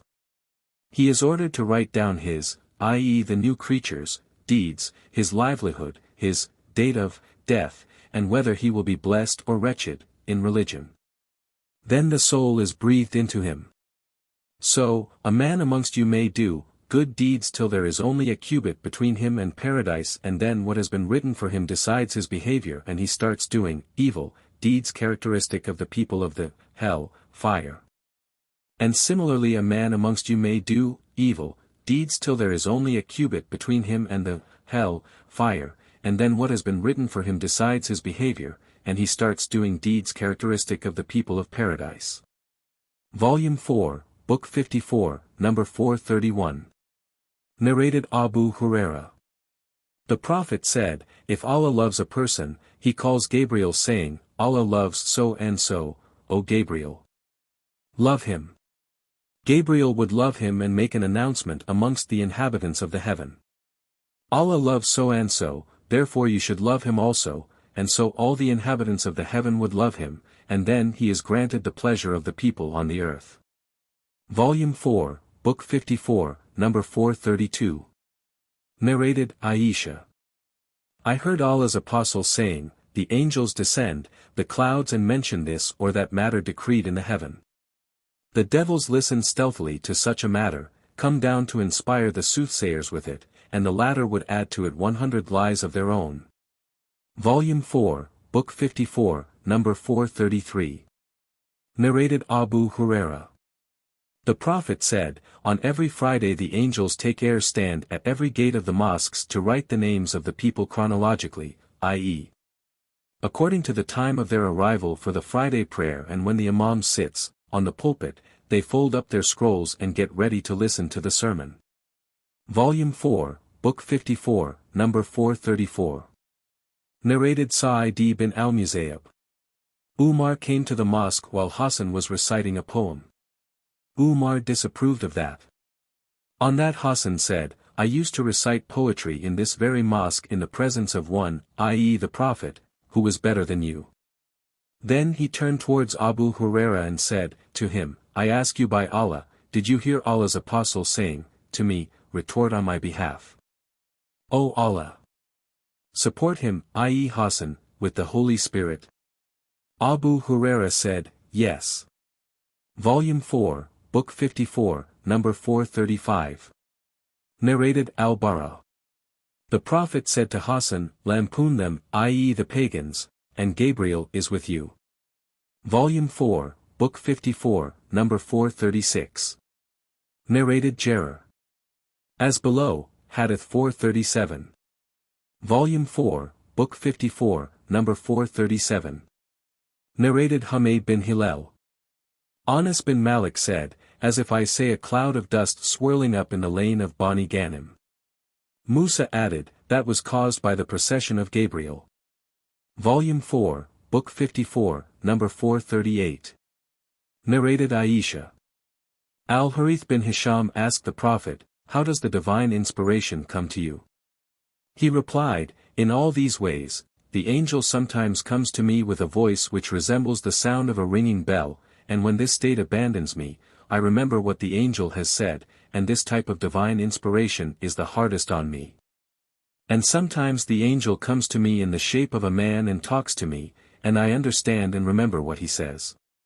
Volume 4, Book 54, number 439. Narrated Abu Huraira. I heard the Prophet saying, whoever spends a couple of objects in Allah's cause will be called by the gatekeepers of paradise, who will say, O so-and-so, come on. Abu Bakr said, "Such a person will never perish or be miserable." The Prophet said, "I hope you will be among such person." Volume 4, Book 54, number 440. Narrated Abu Salama. Aisha said that the Prophet said to her, "O Aisha, this is Gabriel and he sends his greetings, salutations to you." Aisha said, "Salutations, greetings, to him, and Allah's mercy and blessings be on him," and addressing the Prophet she said, "You see what I don't see." Volume 4, Book 54, number 441. Narrated Ibn Abbas. Allah's Apostle asked Gabriel, "Why don't you visit us more often than you do?" Then the following holy verse was revealed, "In this respect and we, angels, descend not but by the order of your Lord. To him belong what is before us and what is behind us, and what is between those two, and your Lord was never forgetful." 1964. Volume 4, Book 54, number 442. Narrated Ibn Abbas. Allah's Apostle said, "Gabriel read the Qur'an to me in one way, i.e. dialect, and I continued asking him to read it in different ways till he read it in 7 different ways." Volume 4, Book 54, number 443. Narrated Ibn Abbas. Allah's Apostle was the most generous of all the people, and he used to be more generous in the month of Ramadan when Gabriel used to meet him. Gabriel used to meet him every night in Ramadan to study the Holy Qur'an carefully together. Allah's Apostle used to become more generous than the fast wind when he met Gabriel. Volume 4, Book 54, number 444. Narrated Ibn Shihab. Once Umar bin Abdul Aziz delayed the Asr prayer a little. Urwa said to him, "Gabriel descended and led the prayer in front of the Prophet." On that, Umar said, "O Urwa, be sure of what you say." Urwa, I heard Bashir bin Abi Masud narrating from Ibn Masud, who heard Allah's Apostle saying, "Gabriel descended and led me in prayer. And then prayed with him again, and then prayed with him again, and then prayed with him again, and then prayed with him again, counting with his fingers 5 prayers." Volume 4, Book 54, number 445. Narrated Abu Dhar. The Prophet said, "Gabriel said to me, whoever amongst your followers die without having worshipped others besides Allah, will enter paradise, or will not enter the hell fire." The Prophet asked, "Even if he has committed illegal sexual intercourse or theft?" He replied, "Even then." Volume 4, Book 54, number 446. Narrated Abu Huraira.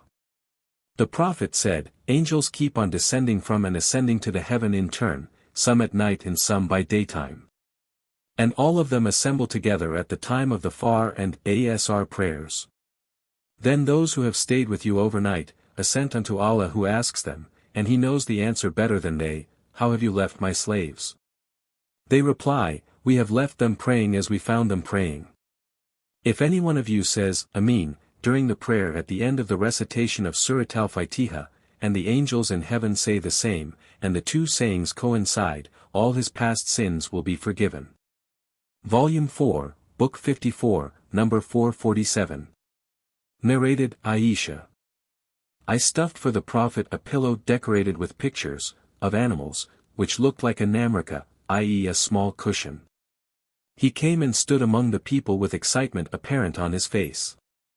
I said, "O Allah's Apostle, what is wrong?" He said, "What is this pillow?"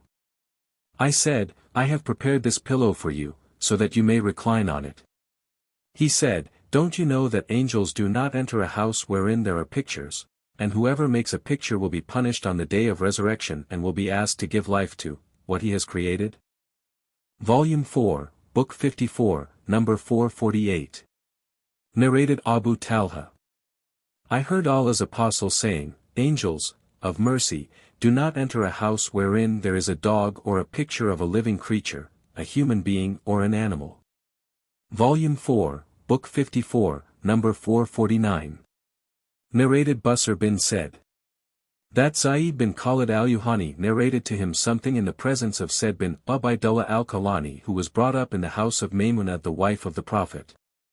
Zayd narrated to them that Abu Talha said that the Prophet said, "The angels, of mercy, do not enter a house wherein there is a picture." Busr said, "Later on Zayd bin Khalid fell ill and we called on him. To our surprise we saw a curtain decorated with pictures in his house. I said to Ubaydullah al-Kalani, didn't he, i.e. Zayd, tell us about the prohibition of pictures? He said, but he accepted the embroidery on garments. Didn't you hear him? I said, no. He said, yes, he did.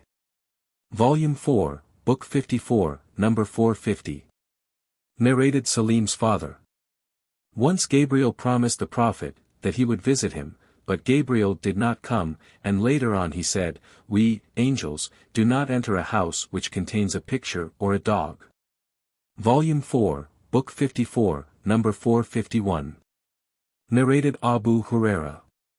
Allah's apostle said, when the Imam, during the prayer, says, "Allah hears him who praises him," say, "O Allah, our Lord, all the praises are for you for if the saying of any one of you coincides with the saying of the angels, his past sins will be forgiven." Volume 4, Book 54, number 452. Narrated Abu Huraira.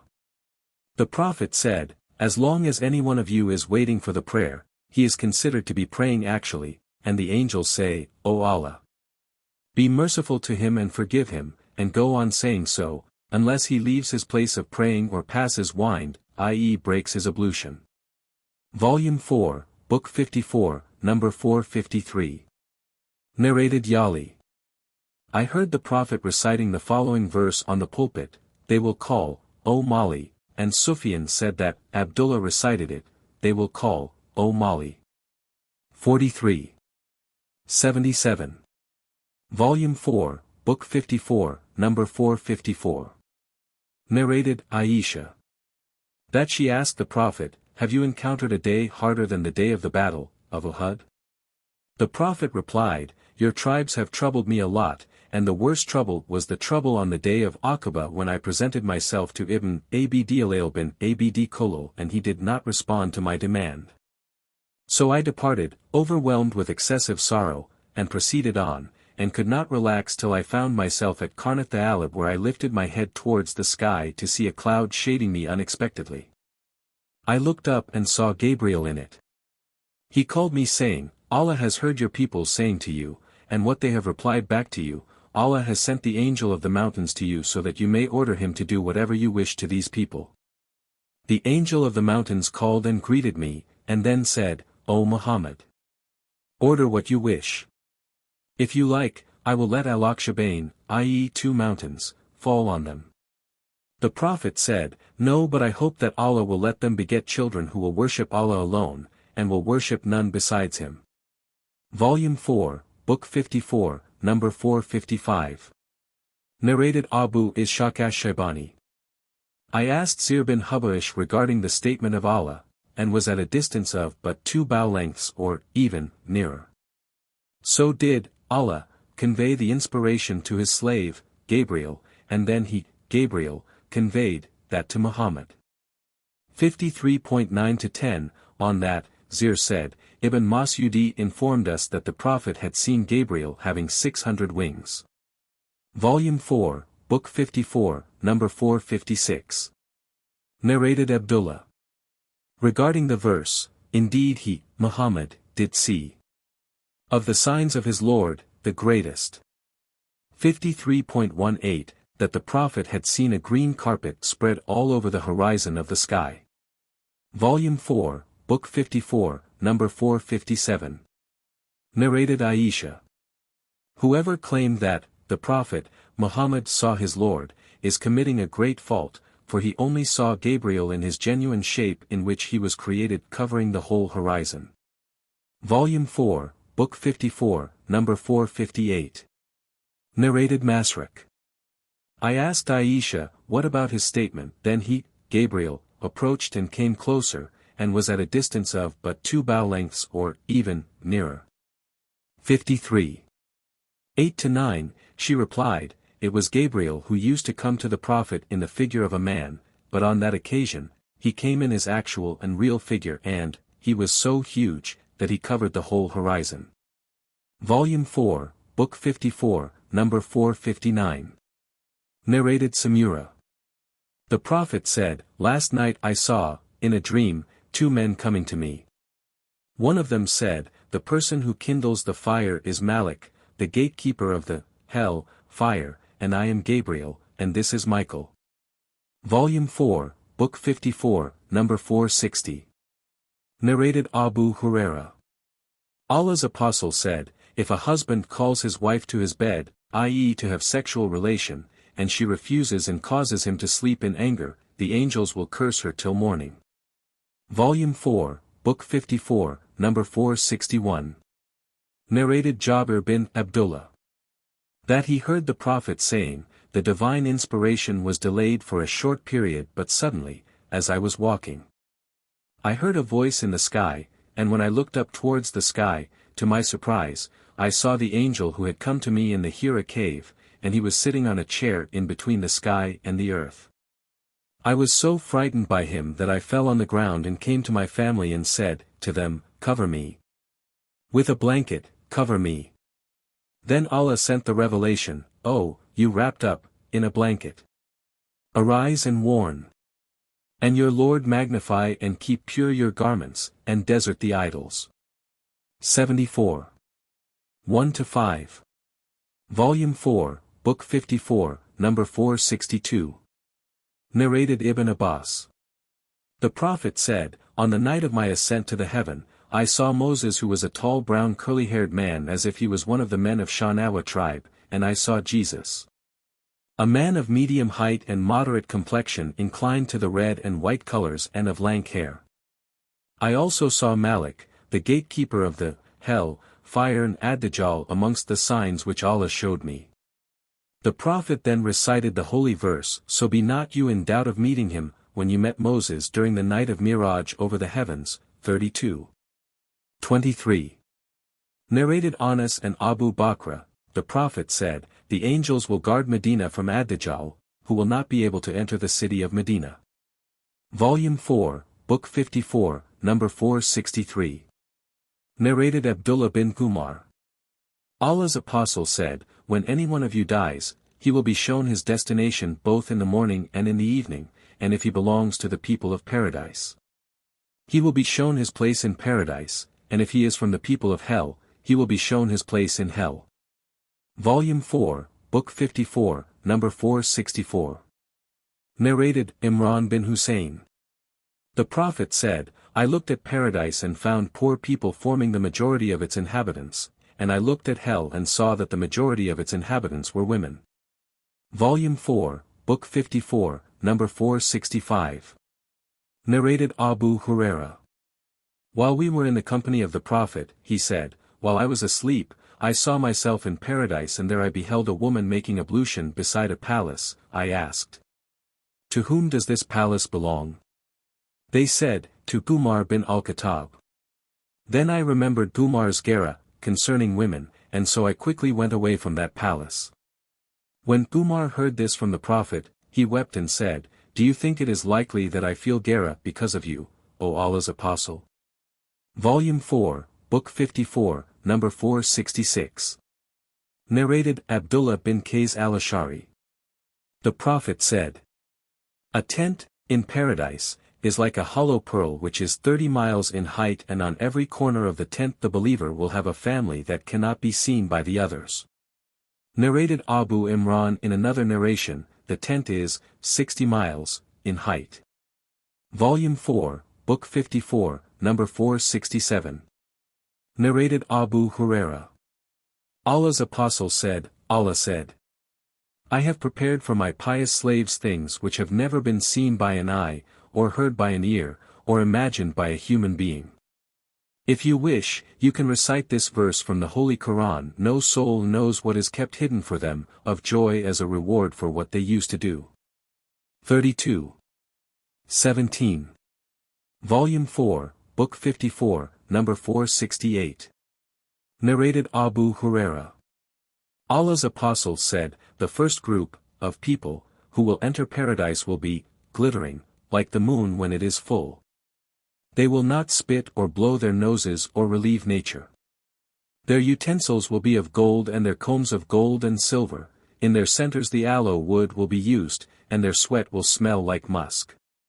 Every one of them will have 2 wives. The marrow of the bones of the wives' legs will be seen through the flesh out of excessive beauty.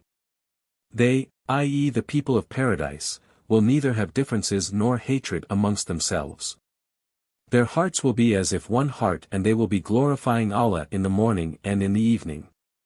Volume 4, Book 54, number 469. Narrated Abu Huraira.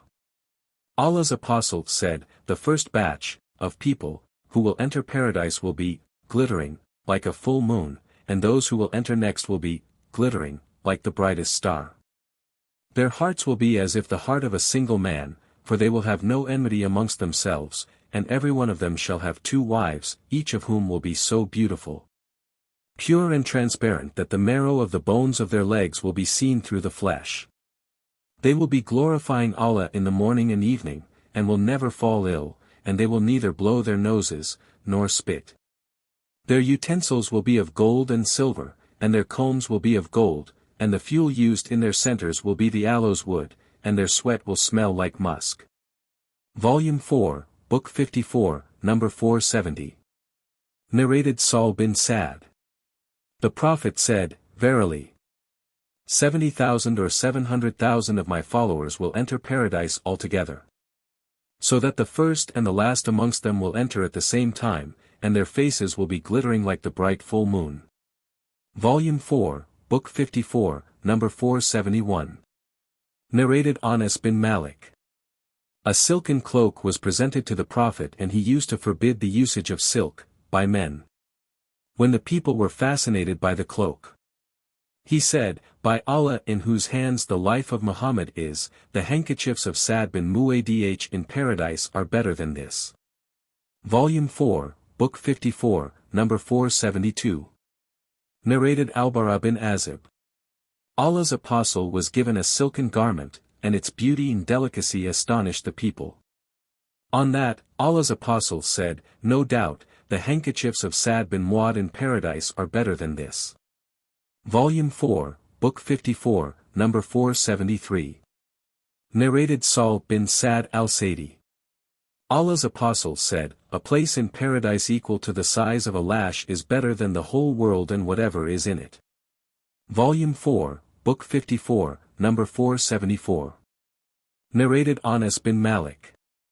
The Prophet said, there is a tree in paradise, which is so big and huge that, if a rider travels in its shade for 100 years, he would not be able to cross it. Volume 4, Book 54, number 475.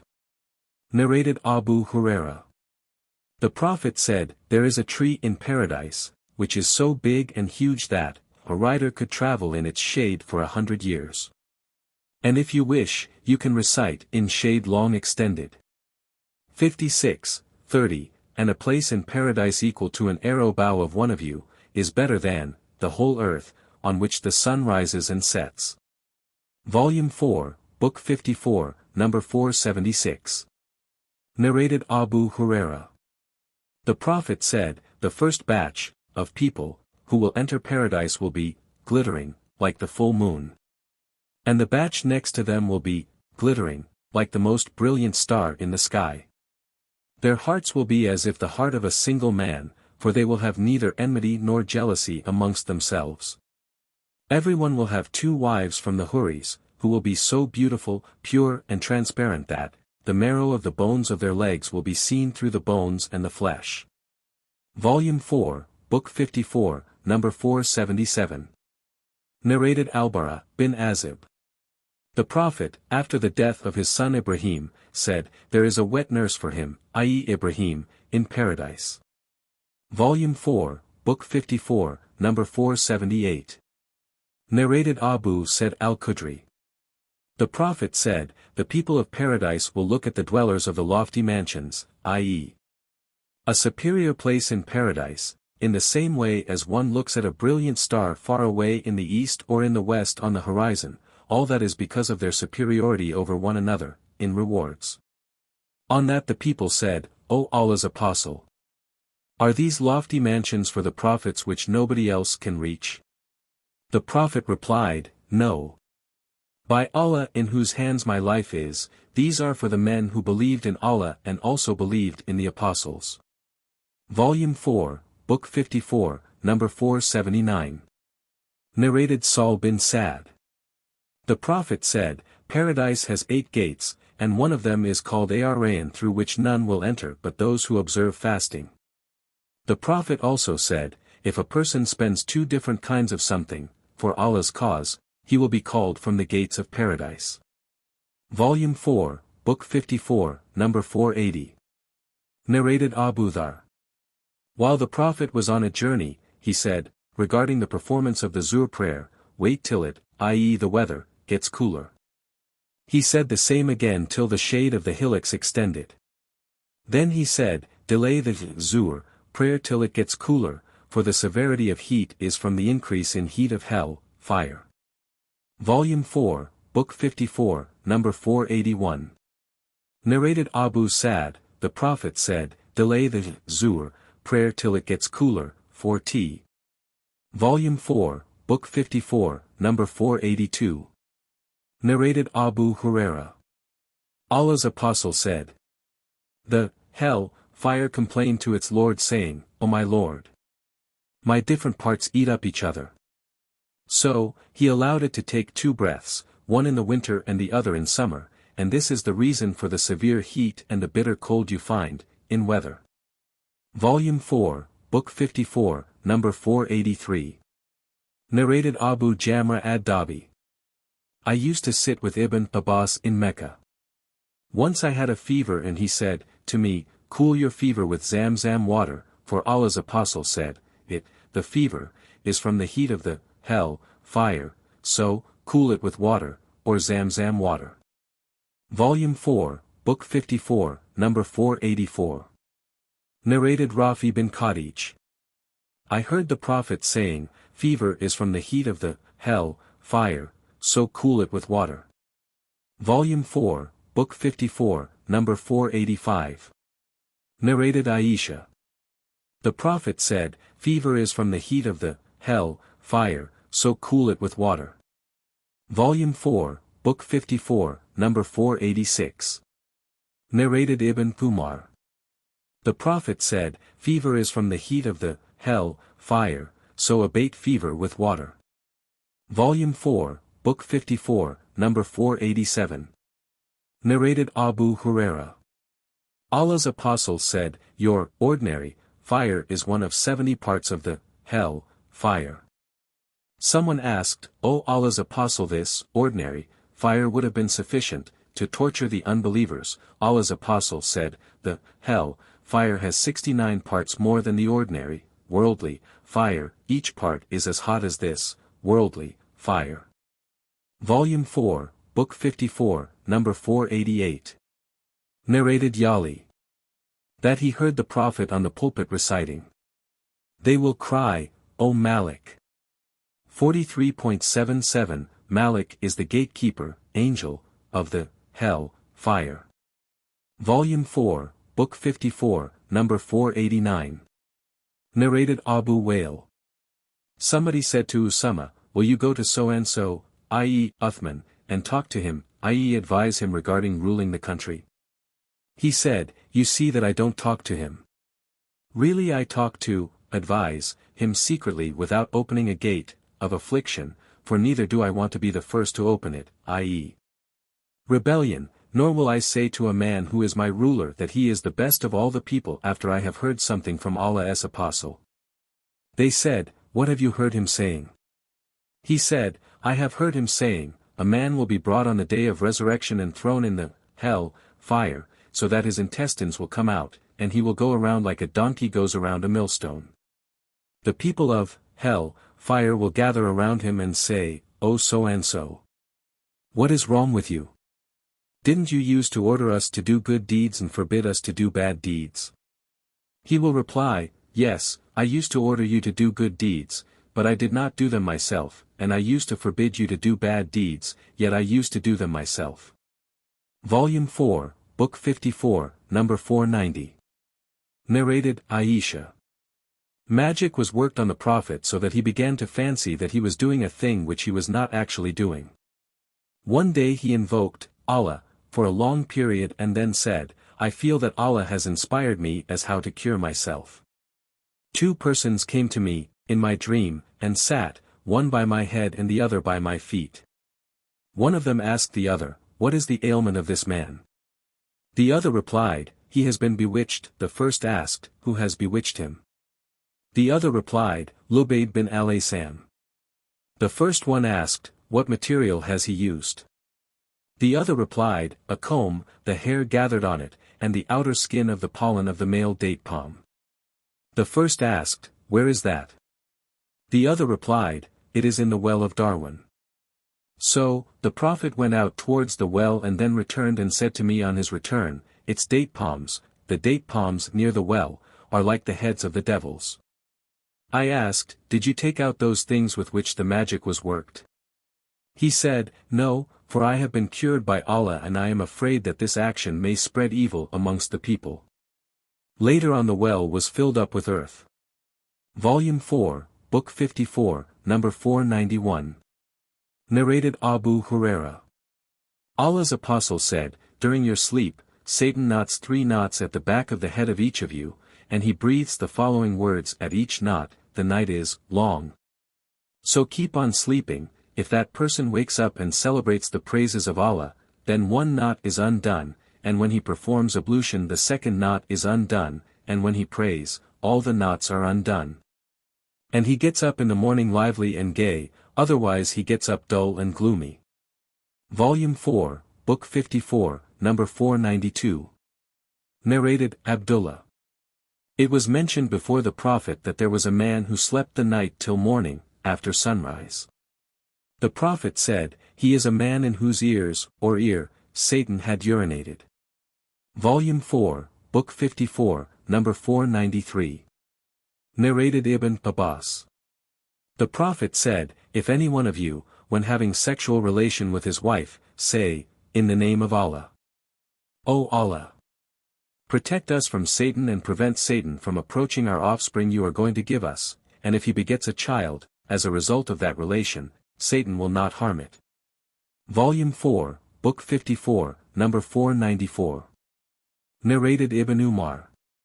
Allah's Apostle said, When the upper edge of the sun appears, in the morning, don't perform a prayer till the sun appears in full, and when the lower edge of the sun sets. Don't perform a prayer till it sets completely. And you should not seek to pray at sunrise or sunset, for the sun rises between 2 sides of the head of the devil, or Satan. Volume 4, Book 54, number 495. Narrated Abu Said al-Khudri. The Prophet said, If while you are praying, somebody intends to pass in front of you, prevent him, and should he insist, prevent him again. And if he insists again, fight with him, i.e. prevent him violently, e.g. pushing him violently, because such a person is, like, a devil. Narrated Muhammad bin Sirin. Abu Huraira said, Allah's Apostle put me in charge of the zakat of Ramadan, i.e. zakat al-fitr. Someone came to me and started scooping some of the foodstuff of zakat with both hands. I caught him and told him that I would take him to Allah's Apostle. Then Abu Huraira told the whole narration and added, he, i.e. the thief, said, Whenever you go to your bed, recite the verse of Al-Kursi, 2.255, for then a guardian from Allah will be guarding you, and Satan will not approach you till dawn. On that the Prophet said, He told you the truth, though he is a liar, and he, the thief, himself was the Satan. Volume 4, Book 54, number 496. Narrated Abu Huraira. Allah's Apostle said, Satan comes to one of you and says, Who created so-and-so? Till he says, Who has created your Lord? So, when he inspires such a question, one should seek refuge with Allah and give up such thoughts. Volume 4, Book 54, number 497. Narrated Abu Huraira. Allah's Apostle said, When the month of Ramadan comes, the gates of paradise are opened and the gates of the hell fire are closed, and the devils are chained. Volume 4, Book 54, number 498. Narrated Ubay bin Ka'b. That he heard Allah's apostle saying, the Prophet, Moses said to his attendant, bring us our early meal, 18.62. The latter said, did you remember when we betook ourselves to the rock? I indeed forgot the fish and none but Satan made me forget to remember it. 18.63, Moses did not feel tired till he had crossed the place which Allah ordered him to go to. Volume 4, Book 54, number 499. Narrated, Abdullah bin Umar. I saw Allah's apostle pointing towards the east saying, lo! Afflictions will verily emerge hence. Afflictions will verily emerge hence where the side of the head of Satan appears. Volume 4, Book 54, number 500. Narrated Jabir. The Prophet said, when night falls, then keep your children close to you, for the devil spread out then. An hour later you can let them free. And close the gates of your house, at night, and mention Allah's name thereupon, and cover your utensils, and mention Allah's name thereupon, and if you don't have something to cover your utensil, you may put across it something, e.g. a piece of wood etc. Volume 4, Book 54, number 501. Narrated Safiya bint Huyay. While Allah's apostle was in itikaf, I called on him at night and having had a talk with him, I got up to depart. He got up also to accompany me to my dwelling place, which was then in the house of Usama bin Zaid. 2 Ansari men passed by, and when they saw the Prophet they hastened away. The Prophet said, to them, don't hurry. It is Safiya, the daughter of Huyay, i.e. my wife. They said, glorified be Allah. O Allah's apostle! How dare we suspect you? He said, Satan circulates in the human mind as blood circulates in it, and I was afraid that Satan might throw an evil thought, or something, into your hearts.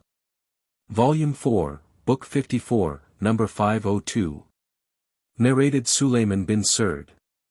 While I was sitting in the company of the Prophet, 2 men abused each other and the face of one of them became red with anger, and his jugular vein swelled, i.e. he became furious. On that the Prophet said, I know a word, the saying of which will cause him to relax, if he does say it. If he says, I seek refuge with Allah from Satan. Then all his anger will go away. Somebody said to him, the Prophet has said, seek refuge with Allah from Satan. The angry man said, am I mad? Volume 4, Book 54, number 503. Narrated Ibn Abbas. The Prophet said, if any one of you, on having sexual relation with his wife, says, O Allah, protect me from Satan, and prevent Satan from approaching the offspring you are going to give me, and if it happens that the lady conceives a child, Satan will neither harm it nor be given power over it. Volume 4, Book 54, number 504. Narrated Abu Huraira. The Prophet offered a prayer, and, after finishing, he said, Satan came in front of me trying persistently to divert my attention from the prayer. But Allah gave me the strength to overpower him. Volume 4, Book 54, number 505. Narrated Abu Huraira. The Prophet said, when the call for the prayer is pronounced, Satan takes to his heels, passing wind with noise, when the call for the prayer is finished, he comes back.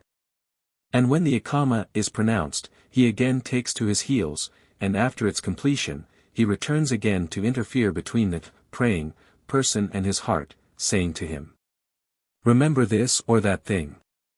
Till the person forgets whether he has offered 3 or 4 rakat, so if one forgets whether he has prayed 3 or 4 rak'ati, he should perform 2 prostrations of sahu, i.e. forgetfulness.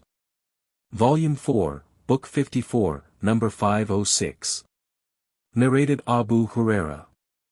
The Prophet said, when any human being is born, Satan touches him at both sides of the body with his 2 fingers, except Jesus, the son of Mary, whom Satan tried to touch but failed, for he touched the placenta cover instead. Volume 4, Book 54, number 507. Narrated Alqamah. I went to Sham, and asked, who is here? The people said, Abu ad-Darda. Abu Darda said, is the person whom Allah has protected against Satan, as Allah's apostle said, amongst you. The sub-narrator, Mughira said that the person who was given Allah's refuge through the tongue of the Prophet was Ammar bin Yasir. Volume 4, Book 54, number 508. Narrated Aisha. The Prophet said, while the angels talk amidst the clouds about things that are going to happen on earth, the devils hear a word of what they say and pour it in the ears of a soothsayer as one pours something in a bottle, and they add 100 lies to that, one word. Volume 4, Book 54, number 509. Narrated Abu Huraira. The Prophet said, yawning is from Satan, and if any one of you yawns, he should check his yawning as much as possible, for if any one of you, during the act of yawning, should say, ah, Satan will laugh at him. Volume 4, Book 54, number 510. Narrated Aisha. On the day of the battle of Uhud, when the pagans were defeated, Satan shouted, O slaves of Allah! Beware of the forces at your back, and on that the Muslims of the front files fought with the Muslims of the back files, thinking they were pagans. Hudhaifa looked back to see his father Al-Yaman, being attacked by the Muslims. He shouted, O Allah's slaves! My father! My father! By Allah, they did not stop till they killed him. Hudhaifa said, May Allah forgive you. Urwa said that Hudhaifa continued to do good, invoking Allah to forgive the killer of his father till he met Allah, i.e. died. Volume 4, Book 54, number 511. Narrated Aisha. I asked the Prophet about one's looking here and there during the prayer. He replied, it is what Satan steals from the prayer of any one of you. Volume 4, Book 54, number 512. Narrated Abu Qatada. As below, i.e. Hadith number 513. Volume 4, Book 54, number 513. Narrated Abu Qatada. The Prophet said, a good dream is from Allah, and a bad or evil dream is from Satan. So if any one of you has a bad dream of which he gets afraid, he should spit on his left side and should seek refuge with Allah from its evil, for then it will not harm him. Volume 4, Book 54, number 514. Narrated Abu Huraira. Allah's Apostle said, if one says 100 times in one day, none has the right to be worshipped but Allah, the alone who has no partners. To him belongs dominion and to him belong all the praises, and he has power over all things, i.e. omnipotent. One will get the reward of manumitting 10 slaves, and 100 good deeds will be written in his account, and 100 bad deeds will be wiped off or erased from his account. And on that day he will be protected from the morning till evening from Satan, and nobody will be superior to him except one who has done more than that which he has done. Volume 4, Book 54. Number 515. Narrated Sa'd bin Abi Waqqas. Once Umar asked the leave to see Allah's Apostle, in whose company there were some Qurayshi women who were talking to him and asking him for more financial support, raising their voices. When Umar asked permission to enter, the women got up, quickly, hurrying to screen themselves. When Allah's Apostle admitted Umar, Allah's Apostle was smiling. Umar asked, O Allah's Apostle, may Allah keep you gay always. Allah's Apostle said, I am astonished at these women who were with me. As soon as they heard your voice, they hastened to screen themselves. Umar said, O Allah's Apostle, you have more right to be feared by them. Then he addressed those women, saying, O enemies of your own souls, do you fear me and not Allah's Apostle? They replied, yes, for you are a fearful and fierce man as compared with Allah's Apostle. On that Allah's Apostle said, to Umar, by him in whose hands my life is, whenever Satan sees you taking a path, he follows a path other than yours. Volume 4, Book 54, number 516. Narrated Abu Huraira. The Prophet said, if any one of you rouses from sleep and performs the ablution, he should wash his nose by putting water in it and then blowing it out thrice. Because Satan has stayed in the upper part of his nose all the night. Volume 4, Book 54, number 517. Narrated Abdurrahman bin Abdullah bin Abdurrahman bin Abi Sasa Ansari.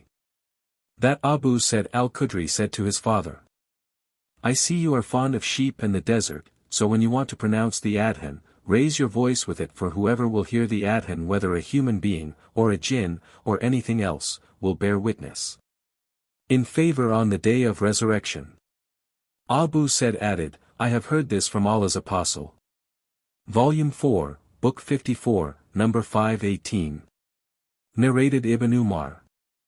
That he heard the Prophet delivering a sermon on the pulpit saying, kill snakes and kill dhu at-tufiyatain, i.e. a snake with 2 white lines on its back, an albatross, i.e. a snake with short or mutilated tail, for they destroy the sight of one's eyes and bring about abortion. Abdullah bin Umar further added, once while I was chasing a snake in order to kill it, Abu Lubaba called me saying, don't kill it, I said.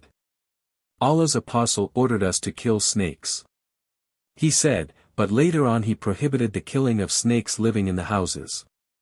Az Zubri said, such snakes are called al-awamir.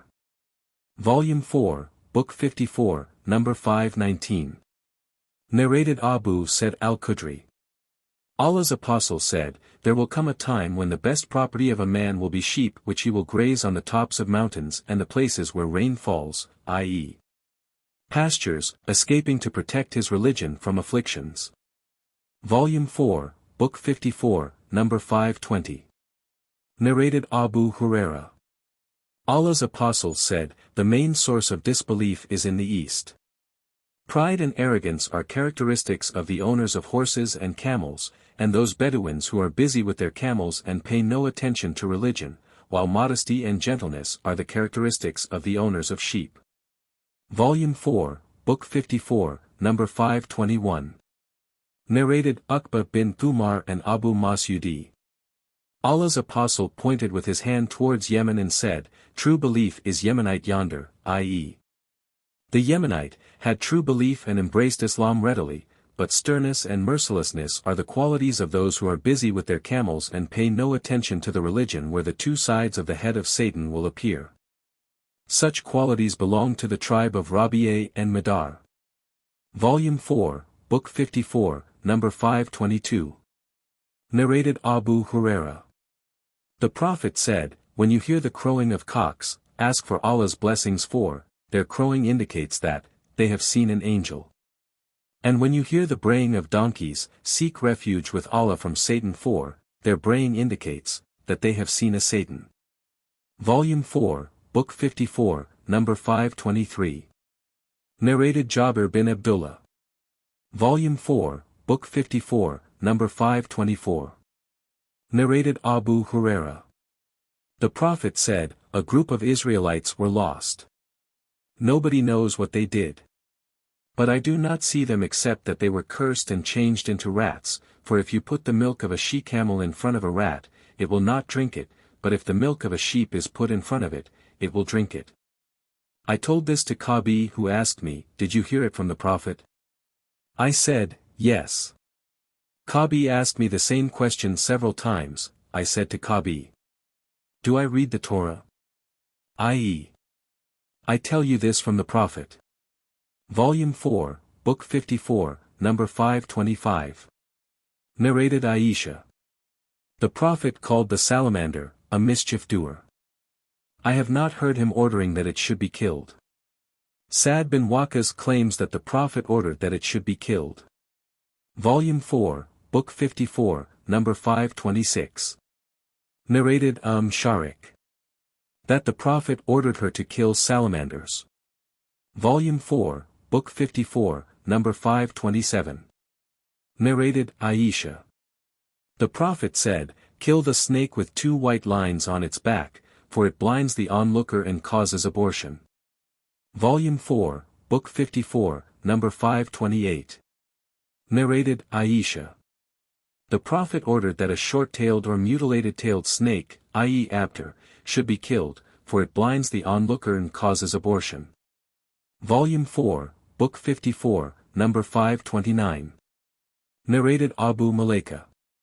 Ibn Umar used to kill snakes, but afterwards he forbade their killing and said, once the Prophet pulled down a wall and saw a cast-off skin of a snake in it. He said, look for the snake. They found it and the Prophet said, kill it. For this reason I used to kill snakes. Later on I met Abu Lubaba who told me the Prophet said, do not kill snakes except the short-tailed or mutilated-tailed snake with 2 white lines on its back, for it causes abortion and makes one blind. So kill it. Volume 4, Book 54, number 530. Narrated Nafi. Ibn Umar used to kill snakes, but when Abu Lubaba informed him that the Prophet had forbidden the killing of snakes living in houses, he gave up killing them. Volume 4, Book 54, number 531. Narrated Aisha. The Prophet said, 5 kinds of animals are mischief doers and can be killed even in the sanctuary, they are the rat, the scorpion, the kite, the crow, and the rabid dog. Volume 4, Book 54, number 532. Narrated Abdullah bin Umar. Allah's Apostle said, it is not sinful of a person in the state of Ihram to kill any of these 5 animals, the scorpion, the rat, the rabid dog, the crow, and the kite. Volume 4, Book 54, number 533. Narrated Jabir bin Abdullah. The Prophet said, cover your utensils and tie your water skins, and close your doors and keep your children close to you at night.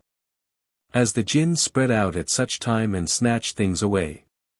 When you go to bed, put out your lights, for the mischief doer, i.e. the rat, may drag away the wick of the candle and burn the dwellers of the house.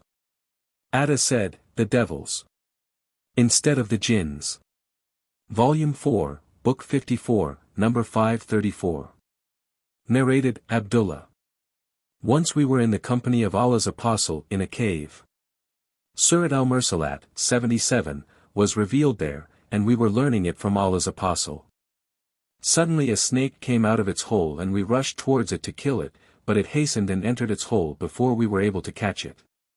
Allah's Apostle said, it has been saved from your evil and you have been saved from its evil. Volume 4, Book 54, number 535. Narrated Ibn Umar, the Prophet said, a woman entered the hell fire because of a cat which she had tied, neither giving it food nor setting it free to eat from the vermin of the earth. Volume 4, Book 54, number 536. Narrated Abu Huraira.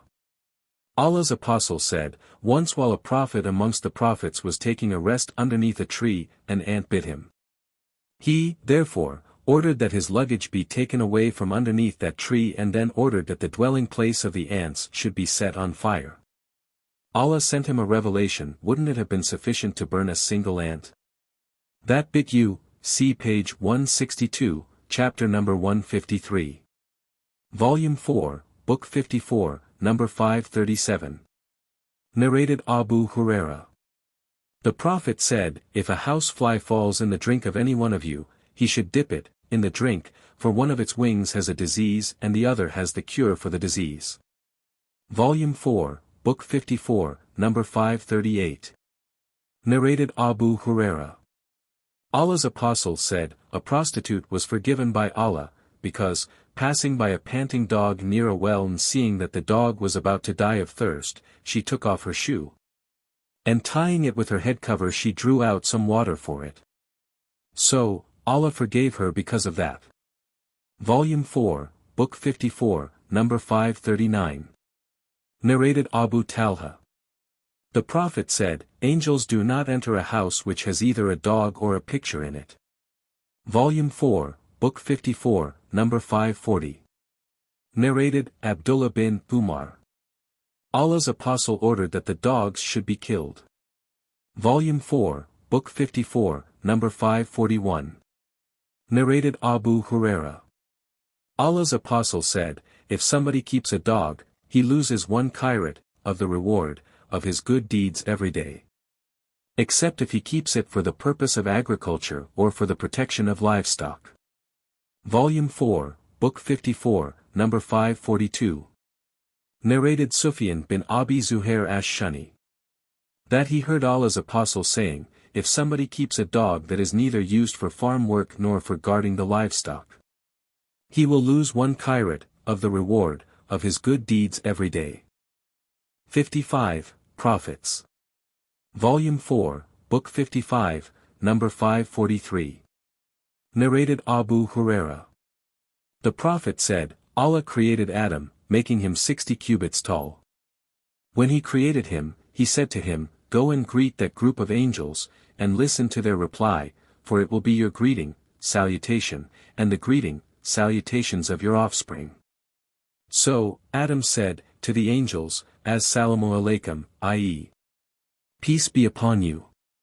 The angels said, As-salamu alayka wa rahmatullahi, i.e., peace and Allah's mercy be upon you. Thus the angels added to Adam's salutation the expression, wa rahmatullahi, any person who will enter paradise will resemble Adam, in appearance and figure. People have been decreasing in stature since Adam's creation. Volume 4, Book 55, number 544. Narrated Abu Huraira.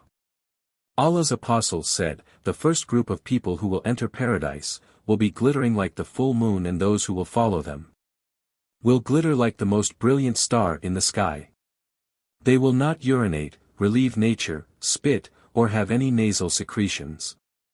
Their combs will be of gold, and their sweat will smell like musk. The aloes wood will be used in their centers. Their wives will be houris. All of them will look alike and will resemble their father Adam, in statute, 60 cubits tall. Volume 4, Book 55, number 545. Narrated Abu Salama. Salama said, Salam said, O Allah's apostle, Allah does not refrain from saying the truth. Is it obligatory for a woman to take a bath after she gets nocturnal discharge?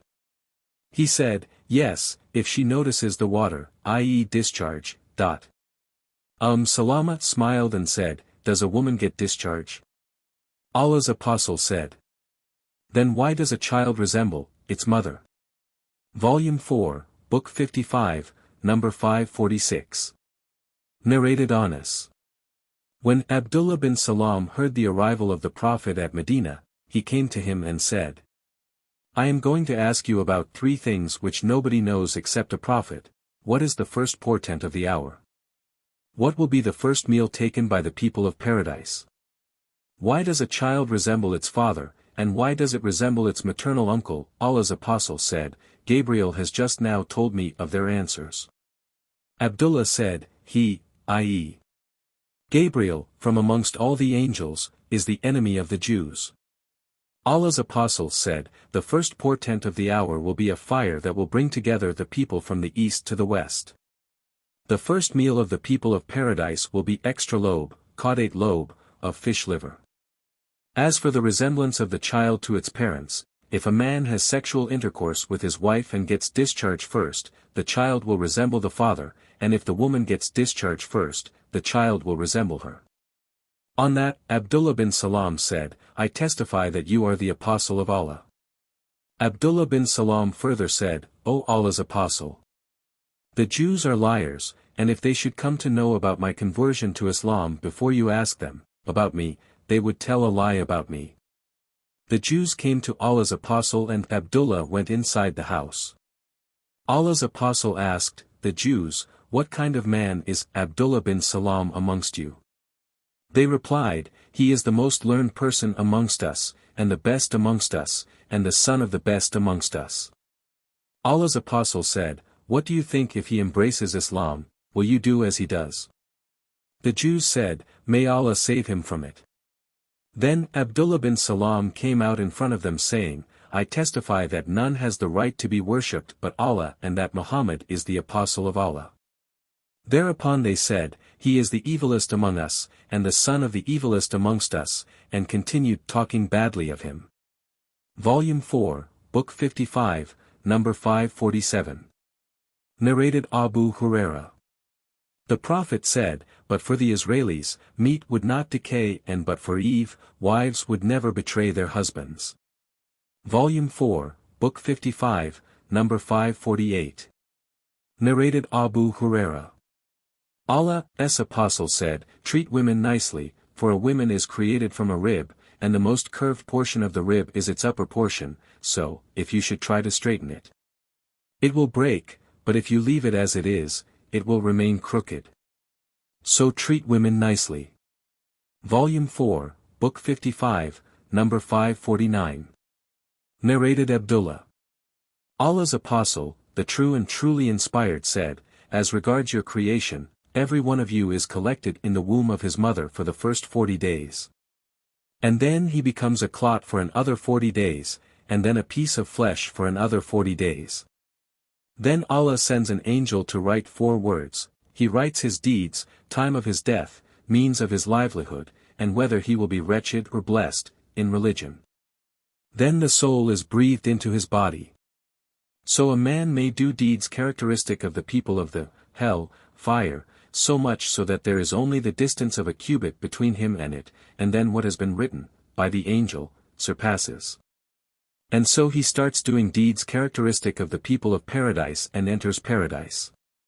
Similarly, a person may do deeds characteristic of the people of paradise, so much so that there is only the distance of a cubit between him and it, and then what has been written, by the angel, surpasses. And he starts doing deeds of the people of the hell, fire and enters the hell, fire. Volume 4, Book 55, number 550. Narrated Anas bin Malik. The Prophet said, "Allah has appointed an angel in the womb, and the angel says, O Lord. A drop of discharge, i.e. of semen, O Lord. A clot, O Lord. A piece of flesh." And then, if Allah wishes to complete the child's creation, the angel will say, O Lord. A male or a female? O Lord. Wretched or blessed, in religion? What will his livelihood be? What will his age be? The angel writes all this while the child is in the womb of its mother. Volume 4, Book 55, number 551. Narrated Anas. The Prophet said, Allah will say to that person of the hell, fire who will receive the least punishment, if you had everything on the earth, would you give it as a ransom to free yourself, i.e. save yourself from this fire? He will say, yes. Then Allah will say, while you were in the backbone of Adam, I asked you much less than this, i.e. not to worship others besides me, but you insisted on worshipping others besides me. Volume 4, Book 55, number 552. Narrated Abdullah. Allah's apostle said, whenever a person is murdered unjustly, there is a share from the burden of the crime on the first son of Adam, for he was the first to start the tradition of murdering. Volume 4, Book 55, number 553. Narrated Ibn Umar. Once Allah's apostle stood amongst the people, glorified and praised Allah as he deserved, and then mentioned the Dajjal, saying, I'll warn you against him, i.e. the Dajjal, and there was no prophet but warned his nation against him. No doubt, Noah warned his nation against him, but I tell you about him something of which no prophet told his nation before me. You should know that he is one-eyed, and Allah is not one-eyed. Volume 4, Book 55, number 554. Narrated Abu Huraira. Allah's apostle said, Shall I not tell you about the Dajjal, a story of which no prophet told his nation? The Dajjal is one-eyed and will bring with him what will resemble hell and paradise, and what he will call paradise will be actually hell, so I warn you, against him, as Noah warned his nation against him. Volume 4, Book 55, number 555. Narrated Abu said. Allah's apostle said, Noah and his nation will come, on the day of resurrection, and Allah will ask, Noah, did you convey the message? He will reply, Yes, O my Lord. Then Allah will ask Noah's nation, Did Noah convey my message to you? They will reply, No, no prophet came to us. Then Allah will ask Noah, Who will stand a witness for you? He will reply, Muhammad and his followers will stand witness for me. So, I and my followers will stand as witnesses for him, that he conveyed Allah's message. That is, the interpretation of the statement of Allah, thus we have made you a just and the best nation that you might be witnesses over mankind. 2. 143. Volume 4, Book 55, number 556. Narrated Abu Huraira. We were in the company of the Prophet at a banquet and a cooked mutton forearm was set before him, and he used to like it. He ate a morsel of it and said, I will be the chief of all the people on the day of resurrection. Do you know how Allah will gather all the first and the last people in one level place where an observer will be able to see all of them and they will be able to hear the announcer, and the sun will come near to them? Some people will say, don't you see, in what condition you are and the state to which you have reached? Why don't you look for a person who can intercede for you with your Lord? Some people will say, appeal to your father, Adam. They will go to him and say, O Adam, you are the father of all mankind, and Allah created you with his own hands, and ordered the angels to prostrate for you, and made you live in paradise. Will you not intercede for us with your Lord? Don't you see in what miserable state we are, and to what condition we have reached? On that Adam will reply, my Lord is so angry as he has never been before and will never be in the future. Besides, he forbade me to eat from the tree, but I disobeyed him. I am worried about myself. Myself. Go to somebody else, go to Noah.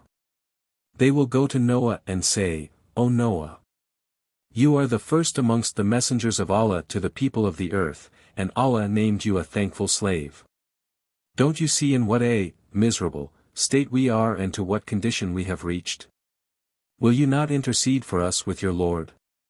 Noah will reply, today my Lord has become so angry as he had never been before and will never be in the future. Myself. Go to the Prophet, Muhammad. The people will come to me, and I will prostrate myself underneath Allah's throne. Then I will be addressed, O Muhammad. Raise your head, intercede, for your intercession will be accepted, and ask for anything. For you will be given. Volume 4, Book 55, number 557. Narrated Abdullah. Allah's Apostle recited the following verse, in the usual tone, Fahal min Mudalkar. 54. 15. Volume 4, Book 55, number 558. Narrated Ibn Abbas. The Prophet said, I have been made victorious with Az-Saba, i.e. an easterly wind, and the people of Ad were destroyed by Ad-Dabr, i.e. a westerly wind.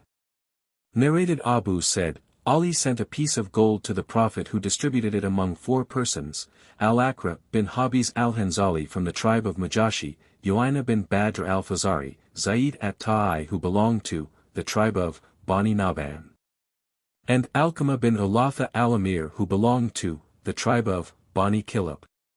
So the Quraysh and the Ansar became angry and said, he, i.e. the Prophet, gives the chief of Najd and does not give us. The Prophet said, I give them, so as to attract their hearts to Islam. Then a man with sunken eyes, prominent checks, a raised forehead, a thick beard and a shaven head, came in front of the Prophet, and said, Be afraid of Allah, O Muhammad. The Prophet said, Who would obey Allah if I disobeyed him? Is it fair that Allah has trusted all the people of the earth to me while you do not trust me? Somebody who, I think was Khalid bin al-Walid, requested the Prophet to let him chop that man's head off, but he prevented him. When the man left, the Prophet said, Among the offspring of this man will be some who will recite the Qur'an but the Qur'an will not reach beyond their throats, i.e. they will recite like parrots and will not understand it nor act on it, and they will renegade from the religion as an arrow goes through the game's body. They will kill the Muslims but will not disturb the idolaters. If I should live up to their time I will kill them as the people of Ad were killed, i.e. I will kill all of them. Volume 4, Book 55, number 559. Narrated Abdullah. I heard the Prophet reciting, Fahal min Mudalkar. See Hadith No. 557.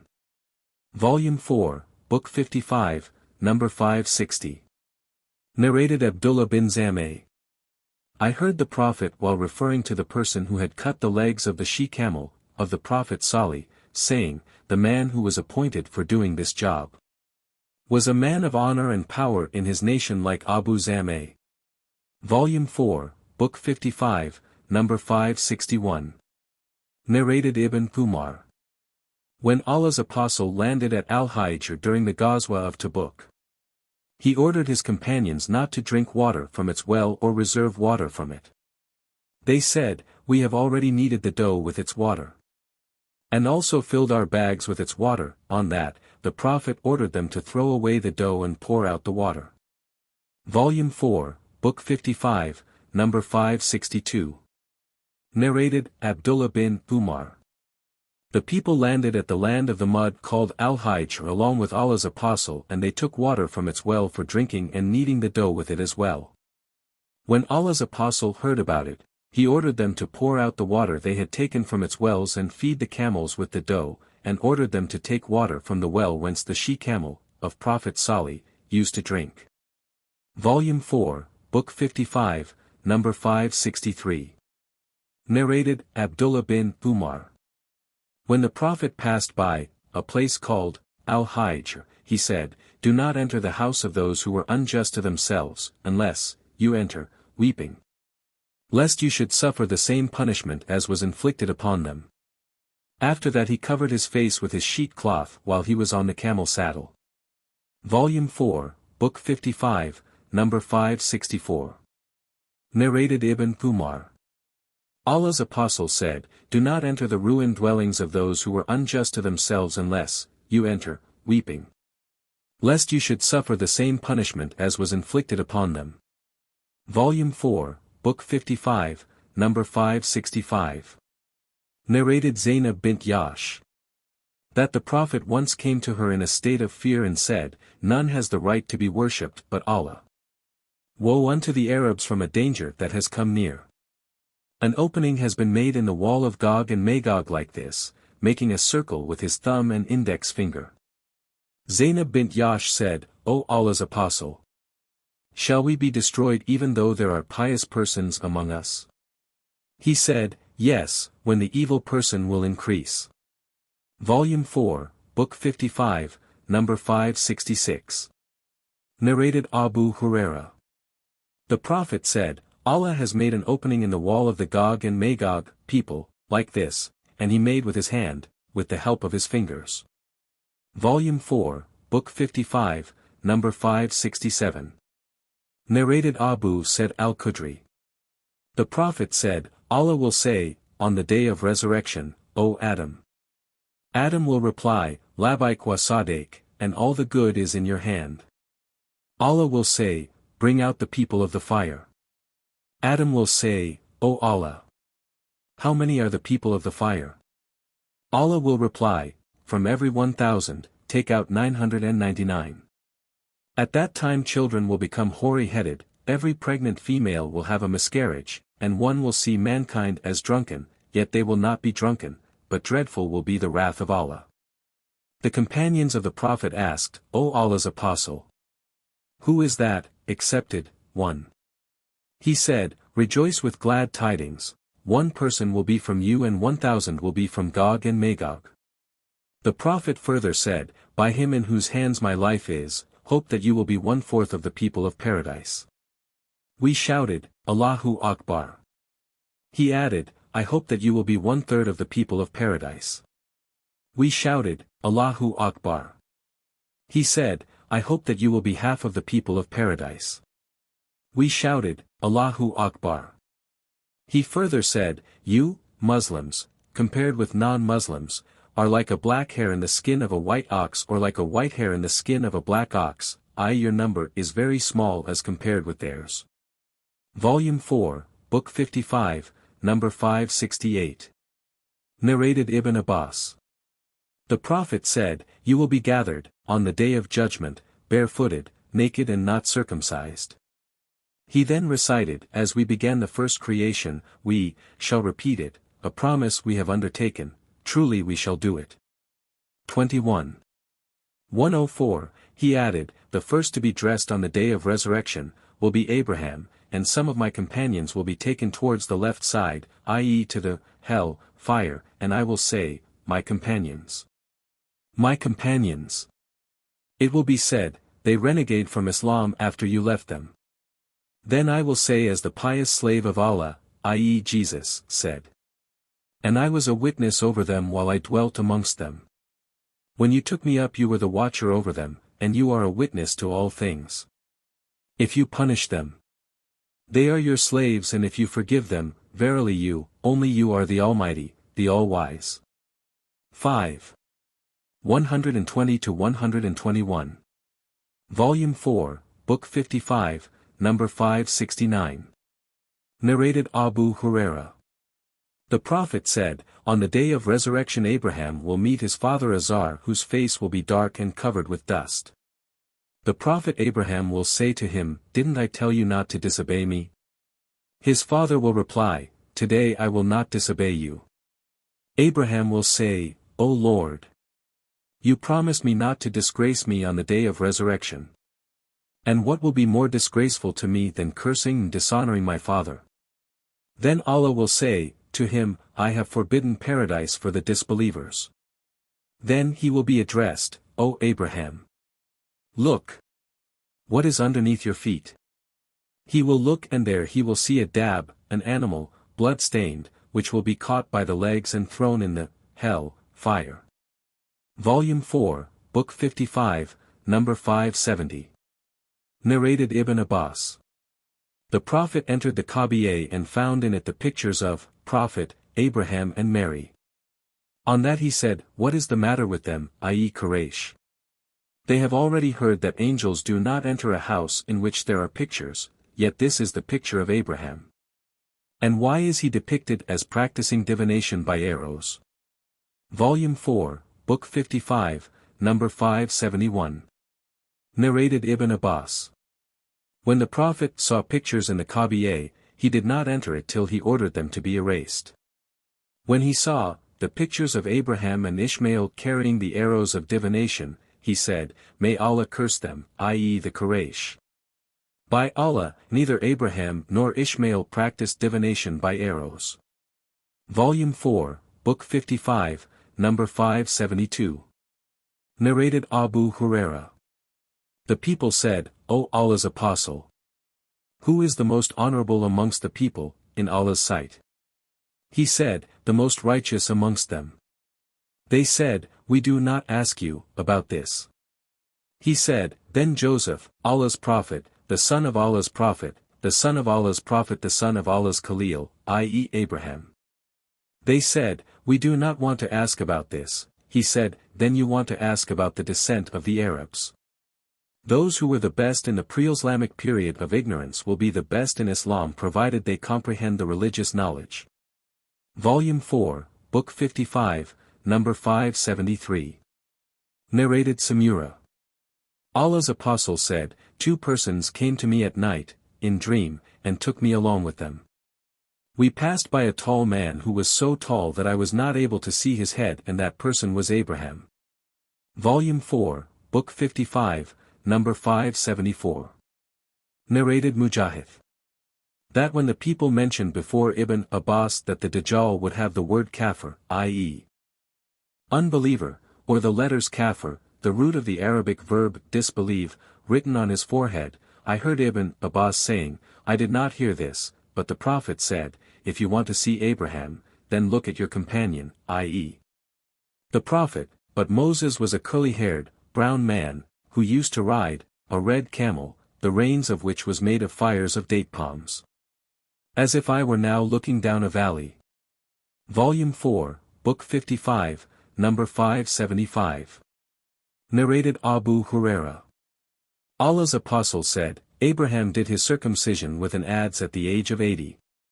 Volume 4, Book 55, number 576. Narrated Abu Zinad. As above in Hadith No. 575, with an adze. Volume 4, Book 55, number 577. Narrated Abu Huraira. Allah's Apostle said, Abraham did not tell a lie except on 3 occasions. Volume 4, Book Book 55, number 578. Narrated Abu Huraira. Abraham did not tell a lie except on 3 occasions. Twice for the sake of Allah when he said, I am sick, and he said, I have not done this but, the big idol has done it. The third was, that while Abraham and Sarah, his wife, were going, on a journey, they passed by, the territory of, a tyrant. Someone said to the tyrant, this man, i.e. Abraham, is accompanied by a very charming lady. So, he sent for Abraham and asked him about Sarah saying, who is this lady? Abraham said, she is my sister. Abraham went to Sarah and said, O Sarah! There are no believers on the surface of the earth except you and I. This man asked me about you and I have told him that you are my sister, so don't contradict my statement. The tyrant then called Sarah and when she went to him, he tried to take hold of her with his hand, but, his hand got stiff and, he was confounded. He asked Sarah, pray to Allah for me, and I shall not harm you. So Sarah asked Allah to cure him and he got cured. He tried to take hold of her for the second time, but, his hand got as stiff as or stiffer than before and, was more confounded. He again requested Sarah, pray to Allah for me, and I will not harm you. Sarah asked Allah again and he became all right. He then called one of his guards, who had brought her, and said, you have not brought me a human being but have brought me a devil. The tyrant then gave Hajar as a girl servant to Sarah. Sarah came back, to Abraham, while he was praying. Abraham, gesturing with his hand, asked, what has happened? She replied, Allah has spoiled the evil plot of the infidel, or immoral person, and gave me Hajar for service. Abu Huraira then addressed his listeners saying, that, Hajar, was your mother, O Bani Maiz Sama, i.e. the Arabs, the descendants of Ishmael, Hajar's son. Volume 4, Book 55, number 579. Narrated Sharik. Allah's apostle ordered that the salamander should be killed and said, it, i.e. the salamander, blew, the fire, on Abraham. Volume 4, Book 55, number 580. Narrated Abdullah. When the verse, it is those who believe and do not confuse their belief with wrong, i.e. joining others in worship with Allah, 6.83, was revealed, we said, O Allah's apostle. Who is there amongst us who has not done wrong to himself? He replied, it is not as you say, for wrong, in the verse and, do not confuse their belief, with wrong means, shirk, i.e. joining others in worship with Allah. Haven't you heard Luqman saying to his son, O my son? Join not others in worship with Allah, verily joining others in worship with Allah is a great wrong indeed. 31. 13. Volume 4, Book 55, number 581. Narrated Abu Huraira. One day some meat was given to the Prophet and he said, on the day of resurrection Allah will gather all the first and the last, people, in one plain. And the voice of the announcer will reach all of them, and one will be able to see them all, and the sun will come closer to them. The narrator then mentioned the narration of intercession, the people will go to Abraham and say, you are Allah's prophet and his Khalil on the earth. Will you intercede for us with your Lord? Abraham will then remember his lies and say, myself. Myself. Go to Moses. Volume 4, Book 55, number 582. Narrated Ibn Abbas. The Prophet said, may Allah bestow his mercy on the mother of Ishmael. Had she not hastened, to fill her water skin with water from the Zamzam well. Zamzam would have been a stream flowing on the surface of the earth. Ibn Abbas further added, the Prophet, Abraham brought Ishmael and his mother, to Mecca, and she was suckling Ishmael and she had a water skin with her. Volume 4, Book 55, number 583. Narrated Ibn Abbas. The first lady to use a girdle was the mother of Ishmael. She used a girdle so that she might hide her tracks from Sarah. Abraham brought her and her son Ishmael while she was suckling him, to a place near the Kaaba under a tree on the spot of Zamzam, at the highest place in the mosque. During those days there was nobody in Mecca, nor was there any water, so he made them sit over there and placed near them a leather bag containing some dates, and a small water skin containing some water, and set out homeward. Ishmael's mother followed him saying, "O Abraham! Where are you going, leaving us in this valley where there is no person whose company we may enjoy, nor is there anything to enjoy?" She repeated that to him many times, but he did not look back at her. Then she asked him, "Has Allah ordered you to do so?" He said, "Yes." She said, "Then he will not neglect us," and returned while Abraham proceeded onwards, and on reaching the Thaniya where they could not see him, he faced the Kaaba, and raising both hands, invoked Allah, saying the following prayers. "O our Lord! I have made some of my offspring dwell in a valley without cultivation, by your sacred house, Kaaba at Mecca, in order, O our Lord, that they may offer prayer perfectly. So fill some hearts among men with love towards them, and, O Allah, provide them with fruits, so that they may give thanks." 14.37 Ishmael's mother went on suckling Ishmael and drinking from the water she had. When the water in the water skin had all been used up, she became thirsty and her child also became thirsty. She started looking at him, i.e. Ishmael, tossing in agony. She left him, for she could not endure looking at him, and found that the mountain of Safa was the nearest mountain to her on that land. She stood on it and started looking at the valley keenly so that she might see somebody, but she could not see anybody. Then she descended from Safa, and when she reached the valley, she tucked up her robe and ran in the valley like a person in distress and trouble, till she crossed the valley and reached the Marwa mountain, where she stood and started looking, expecting to see somebody, but she could not see anybody. She repeated that, running between Safa and Marwa, 7 times. The Prophet said, "This is the source of the tradition of the walking of people between them, i.e. Safa and Marwa." When she reached the Marwa, for the last time, she heard a voice and she asked herself to be quiet and listened attentively.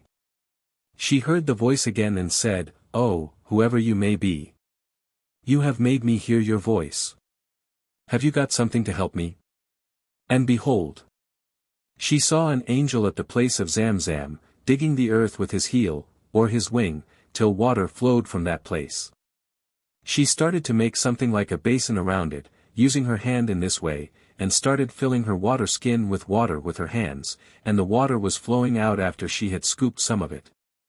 The Prophet added, "May Allah bestow mercy on Ishmael's mother. Had she let the Zamzam flow without trying to control it, or had she not scooped from that water, to fill her water skin, Zamzam would have been a stream flowing on the surface of the earth."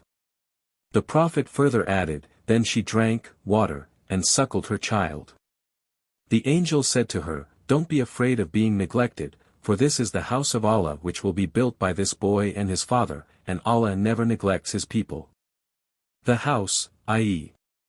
Kaaba, at that time was on a high place resembling a hillock, and when torrents came, they flowed to its right and left. She lived in that way till some people from the tribe of Juram or a family from Juram passed by her and her child, as they, i.e. the Juram people, were coming through the way of Qadr. They landed in the lower part of Mecca, where they saw a bird that had the habit of flying around water and not leaving it. They said, "This bird must be flying around water, though we know that there is no water in this valley." They sent 1 or 2 messengers who discovered the source of water, and returned to inform them of the water. So, they all came towards the water. The Prophet added, "Ishmael's mother was sitting near the water." They asked her, "Do you allow us to stay with you?" She replied, "Yes, but you will have no right to possess the water." They agreed to that. The Prophet further said, "Ishmael's mother was pleased with the whole situation, as she used to love to enjoy the company of the people." So, they settled there, and later on they sent for their families who came and settled with them, so that some families became permanent residents there. The child, i.e. Ishmael, grew up and learnt Arabic from them, and, his virtues, caused them to love and admire him as he grew up, and when he reached the age of puberty they made him marry a woman from amongst them. After Ishmael's mother had died, Abraham came after Ishmael's marriage in order to see his family that he had left before, but he did not find Ishmael there. When he asked Ishmael's wife about him, she replied, "He has gone in search of our livelihood." Then he asked her about their way of living and their condition, and she replied, "We are living in misery. We are living in hardship and destitution, complaining to him." He said, "When your husband returns, convey my salutation to him and tell him to change the threshold of the gate, of his house." When Ishmael came, he seemed to have felt something unusual, so he asked his wife, "Has anyone visited you?" She replied, "Yes, an old man of so-and-so description came and asked me about you, and I informed him, and he asked about our state of living, and I told him that we were living in a hardship and poverty." On that Ishmael said, "Did he advise you anything?" She replied, "Yes, he told me to convey his salutation to you and to tell you to change the threshold of your gate." Ishmael said, "It was my father, and he has ordered me to divorce you. Go back to your family." So, Ishmael divorced her and married another woman from amongst them, i.e. Joram. Then Abraham stayed away from them for a period as long as Allah wished and called on them again but did not find Ishmael. So he came to Ishmael's wife and asked her about Ishmael. She said, "He has gone in search of our livelihood." Abraham asked her, "How are you getting on?" asking her about their sustenance and living. She replied, "We are prosperous and well off, i.e. we have everything in abundance." Then she thanked Allah. Abraham said, "What kind of food do you eat?" She said, "Meat." He said, "What do you drink?" She said, "Water." He said, "O Allah, bless their meat and water." The Prophet added, "At that time they did not have grain, and if they had grain, he would have also invoked Allah to bless it." The Prophet added, "If somebody has only these two things as his sustenance, his health and disposition will be badly affected, unless he lives in Mecca." The Prophet added, "Then Abraham said Ishmael's wife, when your husband comes, give my regards to him and tell him that he should keep firm the threshold of his gate." When Ishmael came back, he asked his wife, "Did anyone call on you?"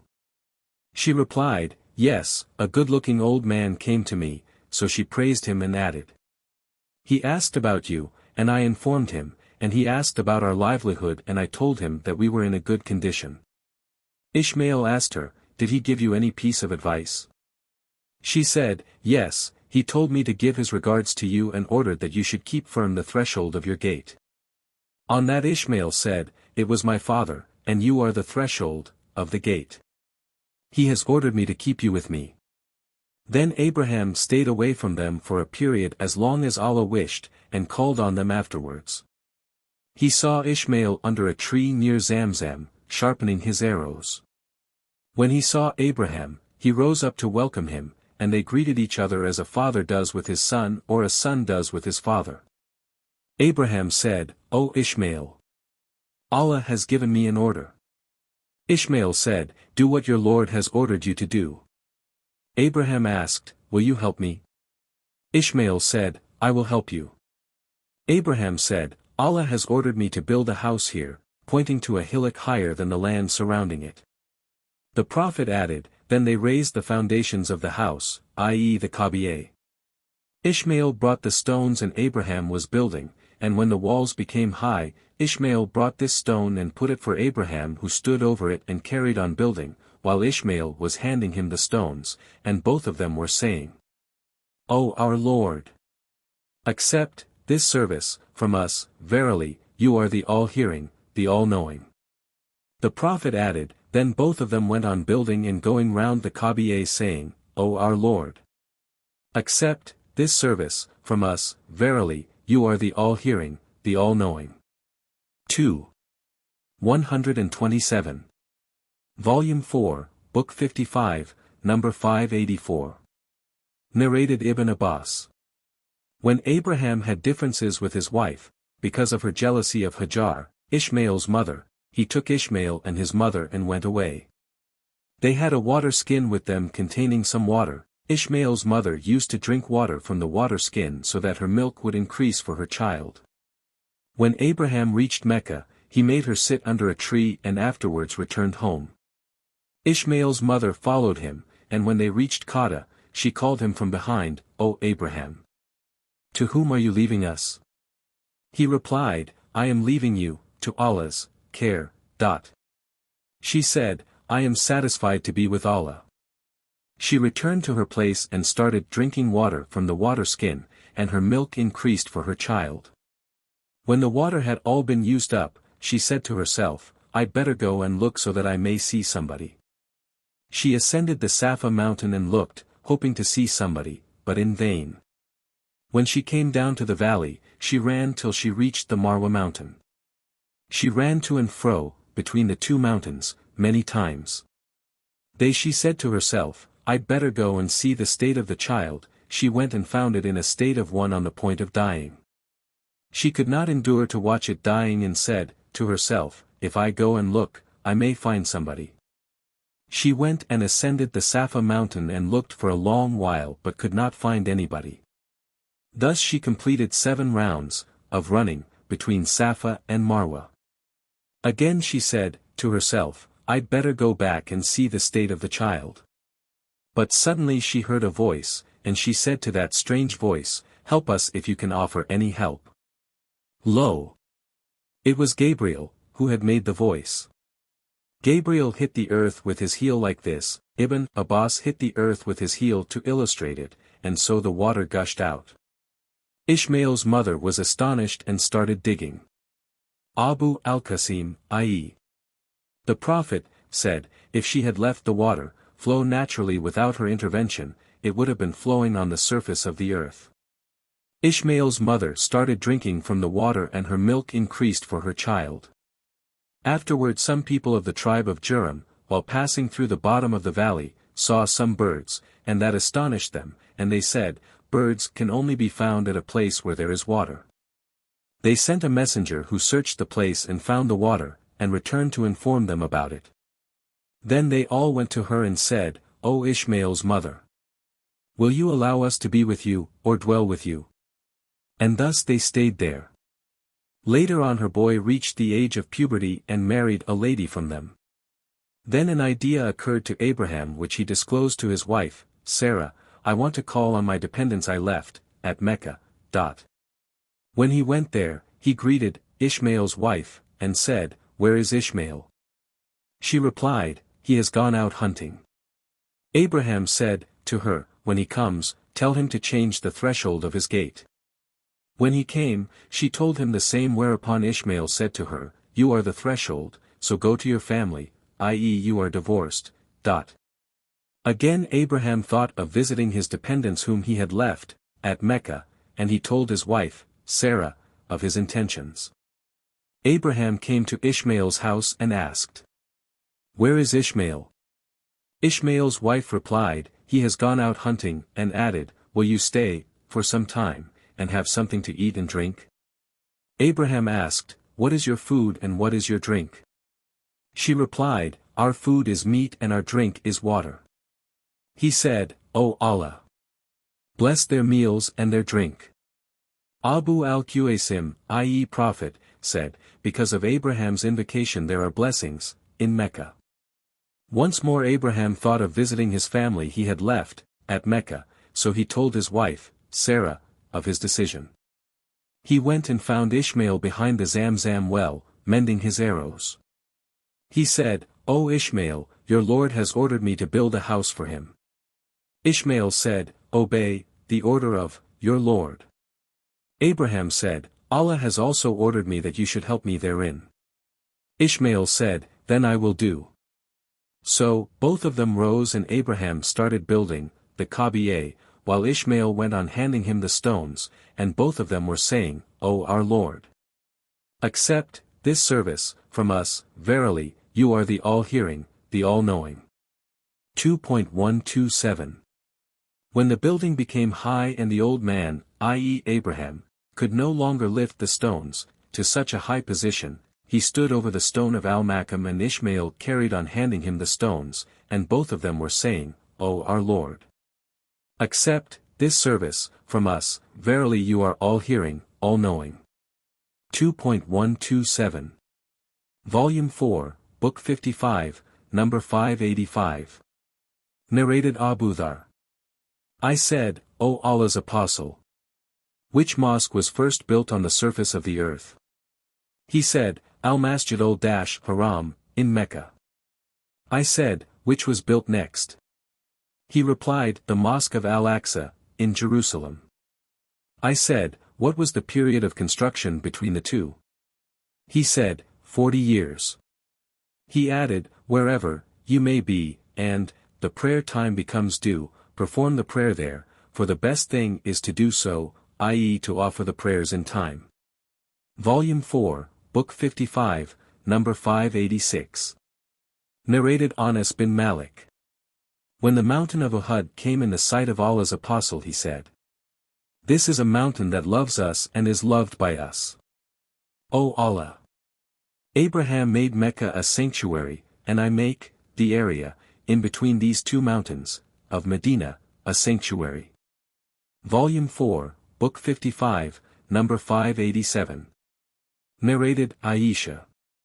The wife of the Prophet, Allah's apostle, said to her, don't you see that when your folk built the Kaaba, they did not build it on all the foundations built by Abraham? I said, O Allah's apostle, why don't we rebuild it on the foundations of Abraham? He said, but for the fact that your folk have recently given up infidelity, I would have done so. Narrated Ibn Umar, Aisha must have heard this from Allah's apostle, for I see that Allah's apostle used not to touch the two corners facing Al-Hajj only because the house had not been built on the foundations of Abraham. Volume 4, Book 55. Number 588. Narrated Abu Hamid as-Sa'idi. The people asked, O Allah's apostle, how shall we ask Allah to send blessings on you? Allah's apostle replied, say, O Allah, send your mercy on Muhammad and on his wives and on his offspring, as you sent your mercy on Abraham's family. And send your blessings on Muhammad and on his offspring, as you sent your blessings on Abraham's family, for you are the most praiseworthy, the most glorious. Volume 4, Book 55, number 589. Narrated Abdurrahman bin Abi Layla. Kabi bin Ujra met me and said, shall I not give you a present I got from the Prophet? Abdurrahman said, yes, give it to me. I said, we asked Allah's apostle saying, O Allah's apostle, how should one ask Allah to send blessings on you, the members of the family, for Allah has taught us how to salute you, in the prayer. He said, say, O Allah, send your mercy on Muhammad and on the family of Muhammad, as you sent your mercy on Abraham and on the family of Abraham, for you are the most praiseworthy, the most glorious. O Allah, send your blessings on Muhammad and the family of Muhammad, as you sent your blessings on Abraham and on the family of Abraham, for you are the most praiseworthy, the most glorious. Volume 4, Book 55, number 590. Narrated Ibn Abbas. The Prophet used to seek refuge with Allah for Al-Hasan and Al-Hussein and say, your forefather, i.e. Abraham, used to seek refuge with Allah for Ishmael and Isaac by reciting the following, O Allah, I seek refuge with your perfect words from every devil and from poisonous pests and from every evil, harmful, envious eye. Volume 4, Book 55, number 591. Narrated Abu Huraira. Allah's apostle said, we are more liable to be in doubt than Abraham when he said, my Lord, show me how you give life to the dead. He, i.e. Allah, slid, don't you believe then? He, i.e. Abraham, said, yes, but, I ask, in order to be stronger in faith. 2.260, and may Allah send his mercy on Lot. He wished to have a powerful support. If I were to stay in prison for such a long time as Joseph did, I would have accepted the offer of freedom without insisting on having my guiltless less declared. Volume 4, Book 55, number 592. Narrated Salama bin al-Aqwa. The Prophet passed by some persons of the tribe of Aslam practicing archery, i.e. the throwing of arrows. Allah's apostle said, O offspring of Ishmael, practice archery, i.e. arrow throwing, as your father was a great archer, i.e. arrow thrower. I am on the side of, the son of so-and-so. Hearing that, one of the two teams stopped throwing. Allah's apostle asked them, "Why are you not throwing?" They replied, "O Allah's apostle, how shall we throw when you are with the opposite team?" He said, "Throw, for I am with you all." Volume 4, Book 55, number 593. Narrated Abu Huraira. Some people asked the Prophet, "Who is the most honorable amongst the people?" He replied, "The most honorable among them is the one who is the most Allah-fearing." They said, "O Allah's Prophet, we do not ask about this." He said, "Then the most honorable person is Joseph, Allah's Prophet, the son of Allah's Prophet, the son of Allah's Prophet, the son of Allah's Khalil." They said, "We do not ask about this." He said, "Then you want to ask me about the Arabs' descent?" They said, "Yes." He said, "Those who were best in the pre-Islamic period, are the best in Islam, if they comprehend the religious knowledge." Volume 4, Book 55, number 594. Narrated Abu Huraira. The Prophet said, "May Allah forgive Lot, he wanted to have a powerful support." Volume 4, Book 55, number 595. Narrated Abdullah. The Prophet recited, How min Mudakar, 54. 15. Is there any that will remember, and avoid evil? Volume 4, Book 55, number 596. Narrated Ibn Umar. The Prophet said, The honorable is the son of the honorable, the son the honorable, i.e. Joseph, the son of Jacob, the son of Isaac, the son of Abraham. Volume 4, Book 55, number 597. Narrated Abu Huraira. Allah's apostle was asked, Who is the most honorable amongst the people? He replied, The most Allah-fearing. The people said, We do not want to ask you about this. He said, The most honorable person is Joseph, Allah's prophet, the son of Allah's prophet, the son of Allah's prophet, the son of Allah's Khalil. The people said, We do not want to ask you about this. He said, Then you want to ask me about the origins of the Arabs? People are of various origins. The best in the pre-Islamic period are the best in Islam, provided they comprehend the religious knowledge. Volume 4, Book 55, number 598. Narrated Aisha. That the Prophet said to her, Order Abu Bakr to lead the people in prayer. She replied, Abu Bakr is a soft-hearted person, and when he stands at your place, he will weep, so he will not be able to lead the prayer. The Prophet repeated the same order and she gave the same reply. The narrator, Shuf'a, said that the Prophet said on the third or fourth time, You are, like, the female companions of Joseph. Order Abu Bakr to lead the prayer. Volume 4, Book 55, number 599. Narrated Abu Musa. When the Prophet fell ill, he said, Order Abu Bakr to lead the people in prayer. Aisha said, Abu Bakr is a soft-hearted person. The Prophet gave the same order again and she again gave the same reply. He again said, Order Abu Bakr to lead the prayer. You are, like, the female companions of Joseph. Consequently Abu Bakr led the people in prayer in the lifetime of the Prophet. Volume 4, Book 55, number 600. Narrated Abu Huraira. Allah's apostle said, O Allah, save Ayyash bin Abi Rabia from the unjust treatment of the infidels. O Allah, save Salama bin Hisham.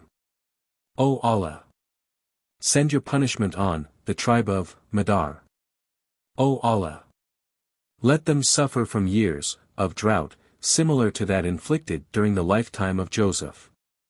Volume 4, Book 55, number 601.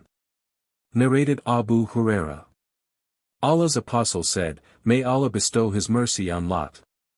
He wanted to have a powerful support. If I were to stay in prison, for a period equal to the stay of Joseph, prison, and then the offer of freedom came to me, then I would have accepted it. See Hadith No. 591. Volume 4, Book 55, number 602. Narrated Masruk. I asked Ruman, Aisha's mother, about the accusation forged against Aisha. She said, while I was sitting with Aisha, an Ansari woman came to us and said, let Allah condemn such and such person. I asked her, why do you say so? She replied, for he has spread the slanderous story. Aisha said, what story? The woman then told her the story. Aisha asked, have Abu Bakr and Allah's apostle heard about it? She said, yes. Aisha fell down senseless, on hearing that, and when she came to her senses, she got fever and shaking of the body. The Prophet came and asked, what is wrong with her? I said, she has got fever because of a story which has been rumored. Aisha got up and said, by Allah. Even if I took an oath, you would not believe me, and if I put forward an excuse, you would not excuse me. My example and your example is just like that example of Jacob and his sons. Against that which you assert, it is Allah, alone, whose help can be sought. 12.18 The Prophet left and then Allah revealed the verses, concerning the matter, and on that, Aisha said, thanks to Allah, only, and not to anybody else. Volume 4, Book 55. Number 603. Narrated Urwa. I asked Aisha the wife of the Prophet about the meaning of the following verse, respite will be granted, until when the apostles give up hope, of their people, and thought that they were denied, by their people. 12.110 Aisha replied, really, their nations did not believe them. I said, by Allah. They were definite that their nations treated them as liars and it was not a matter of suspecting. Aisha said, O Uriah, i.e., Urwa. No doubt, they were quite sure about it. I said, may the verse be read in such a way as to mean that the apostles thought that Allah did not help them? Aisha said, Allah forbid. Impossible, the apostles did not suspect their Lord of such a thing.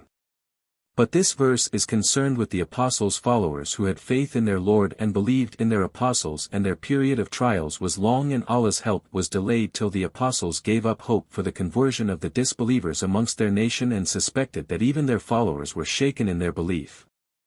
Allah's help then came to them. Narrated Ibn Thumar, the Prophet said, the Honorable, the son of the Honorable, the son of the Honorable, was Joseph, the son of Jacob, the son of Isaac, the son of Abraham. Volume 4, Book 55, Number 604. Narrated Abu Huraira. The Prophet said, while Job was naked, taking a bath, a swarm of gold locusts fell on him and he started collecting them in his garment. His Lord called him, O Job. Have I not made you rich enough to need what you see? He said, yes, O Lord. But I cannot dispense with your blessing. Volume 4, Book 55, Number 605. Narrated Aisha. The Prophet returned to Khadijah while his heart was beating rapidly. She took him to Waraka bin Nawfal, who was a Christian convert and used to read the Gospels in Arabic. Waraka asked the Prophet, what do you see? When he told him, Waraka said, that is the same angel whom Allah sent to the Prophet, Moses. Should I live till you receive the divine message, I will support you strongly. Volume 4, Book 55, Number 606. Narrated Malik bin Sasa. Allah's apostle talked to his companions about his night journey to the heavens.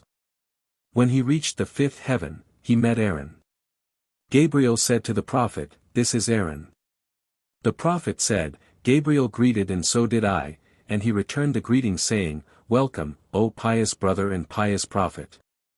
Volume 4, Book 55, Number 607.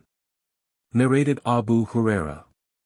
Allah's apostle said, on the night of my ascension to heaven, I saw, the Prophet, Moses, who was a thin person with lank hair, looking like one of the men of the tribe of Shanua.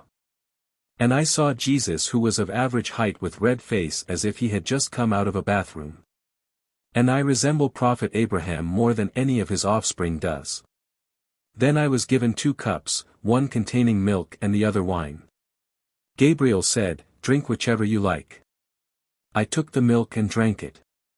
Gabriel said, you have accepted what is natural, true religion i.e. Islam, and if you had taken the wine, your followers would have gone astray. Volume 4, Book 55, number 608. Narrated Ibn Abbas. The Prophet said, one should not say that I am better than Jonah, i.e. Yunus, bin Matta. So, he mentioned his father Matta. The Prophet mentioned the night of his ascension and said, the Prophet Moses was brown, a tall person as if from the people of the tribe of Shanu'eh. Jesus was a curly-haired man of moderate height. He also mentioned Malik, the gatekeeper of the hell, fire, and Ad-Dajjal. Volume 4, Book 55, number 609. Narrated Ibn Abbas. When the Prophet came to Medina, he found the Jews fasting on the day of Ashura, i.e. 10th of Muharram. They used to say, this is a great day on which Allah saved Moses and drowned the folk of Pharaoh. Moses observed the fast on this day, as a sign of gratitude to Allah. The Prophet said, I am closer to Moses than they. So, he observed the fast, on that day, and ordered the Muslims to fast on it. Volume 4, Book 55, number 610. Narrated Abu said. The Prophet said, people will be struck unconscious on the day of resurrection and I will be the first to regain consciousness, and behold. There I will see Moses holding one of the pillars of Allah's throne. I will wonder whether he has become conscious before me if he has been exempted, because of his unconsciousness at the Tur mountain, which he received, on the earth. Volume 4, Book 55, number 611. Narrated Abu Huraira. The Prophet said, were it not for Bani Israel, meat would not decay, and were it not for Eve, no woman would ever betray her husband. Volume 4, Book 55, number 612. Narrated Ibn Abbas. That he differed with Al-Hur bin Qays al-Fazari regarding the companion of Moses. Ibn Abbas said that he was Al-Qadir. Meanwhile Ubay bin Ka'b passed by them and Ibn Abbas called him saying, my friend and I have differed regarding Moses' companion whom Moses asked the way to meet. Have you heard Allah's apostle mentioning something about him? He said, yes, I heard Allah's apostle saying, while Moses was sitting in the company of some Israelites, a man came and asked him, do you know anyone who is more learned than you?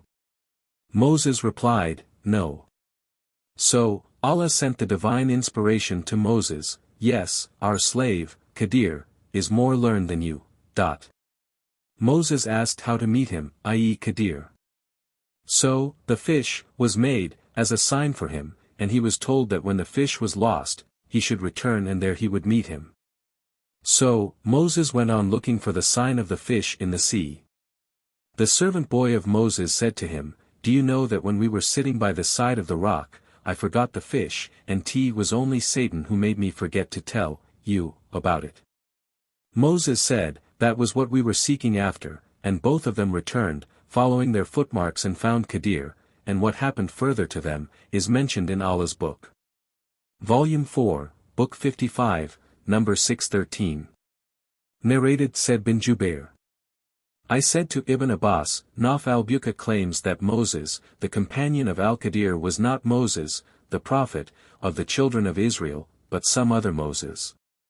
Ibn Abbas said, Allah's enemy, i.e. Naf, has told a lie. Ubay bin Ka'b told us that the Prophet said, once Moses stood up and addressed Bani Israel. He was asked who was the most learned man amongst the people. He said, I. Allah admonished him as he did not attribute absolute knowledge to him, Allah. So, Allah said to him, yes, at the junction of the two seas there is a slave of mine who is more learned than you. Moses said, O my Lord! How can I meet him? Allah said, take a fish and put it in a large basket and you will find him at the place where you will lose the fish. Moses took a fish and put it in a basket and proceeded along with his servant boy, Yusha bin Nun, till they reached the rock where they laid their heads, i.e. lay down. Moses slept, and the fish, moving out of the basket, fell into the sea. It took its way into the sea, straight, as in a tunnel. Allah stopped the flow of water over the fish and it became like an arch. The Prophet pointed out this arch with his hands. They traveled the rest of the night, and the next day Moses said to his boy, "Servant, give us our food, for indeed, we have suffered much fatigue in this journey of ours." Moses did not feel tired till he crossed that place which Allah had ordered him to seek after. His boy, servant, said to him, "Do you know that when we were sitting near that rock, I forgot the fish, and none but Satan caused me to forget to tell you about it, and it took its course into the sea in an amazing way." So there was a path for the fish, and that astonished them. Moses said, "That was what we were seeking after." So, both of them retraced their footsteps till they reached the rock. There they saw a man lying covered with a garment. Moses greeted him and he replied saying, "How do people greet each other in your land?" Moses said, "I am Moses." The man asked, "Moses of Bani Israel?" Moses said, "Yes, I have come to you so that you may teach me from those things which Allah has taught you." He said, "O Moses, I have some of the knowledge of Allah which Allah has taught me, and which you do not know, while you have some of the knowledge of Allah which Allah has taught you and which I do not know." Moses asked, "May I follow you?" He said, "But you will not be able to remain patient with me, for how can you be patient about things which you will not be able to understand?" Moses said, "You will find me, if Allah so will, truly patient, and I will not disobey you in aught." So, both of them set out walking along the seashore. A boat passed by them and they asked the crew of the boat to take them on board. The crew recognized al-Qadr and so they took them on board without fare. When they were on board the boat, a sparrow came and stood on the edge of the boat and dipped its beak once or twice into the sea. Al-Qadr said to Moses, "O Moses, my knowledge and your knowledge have not decreased Allah's knowledge except as much as this sparrow has decreased the water of the sea with its beak." Then suddenly al-Qadr took an adze and plucked a plank, and Moses did not notice it till he had plucked a plank with the adze. Moses said to him, "What have you done?" "They took us on board charging us nothing. Yet I have intentionally made a hole in their boat so as to drown its passengers. Verily, you have done a dreadful thing." Al-Qadr replied, "Did I not tell you that you would not be able to remain patient with me?" Moses replied, "Do not blame me for what I have forgotten, and do not be hard upon me for my fault." So the first excuse of Moses was that he had forgotten. When they had left the sea, they passed by a boy playing with other boys. Al-Qadr took hold of the boy's head and plucked it with his hand like this. Sufyan, the sub-narrator, pointed with his fingertips as if he was plucking some fruit. Moses said to him, "Have you killed an innocent person who has not killed any person? You have really done a horrible thing." Al-Qadr said, "Did I not tell you that you could not remain patient with me?" Moses said, "If I ask you about anything after this, don't accompany me. You have received an excuse from me." Then both of them went on till they came to some people of a village, and they asked its inhabitant for wood, but they refused to entertain them as guests. Then they saw therein a wall which was just going to collapse, and al-Qadr repaired it just by touching it with his hands. Sufyan, the sub-narrator, pointed with his hands, illustrating how al-Qadr passed his hands over the wall upwards. Moses said, "These are the people whom we have called on, but they neither gave us food, nor entertained us as guests, yet you have repaired their wall. If you had wished, you could have taken wages for it." Al-Qadr said, "This is the parting between you and me, and I shall tell you the explanation of those things on which you could not remain patient." The Prophet added, "We wished that Moses could have remained patient, by virtue of which Allah might have told us more about their story."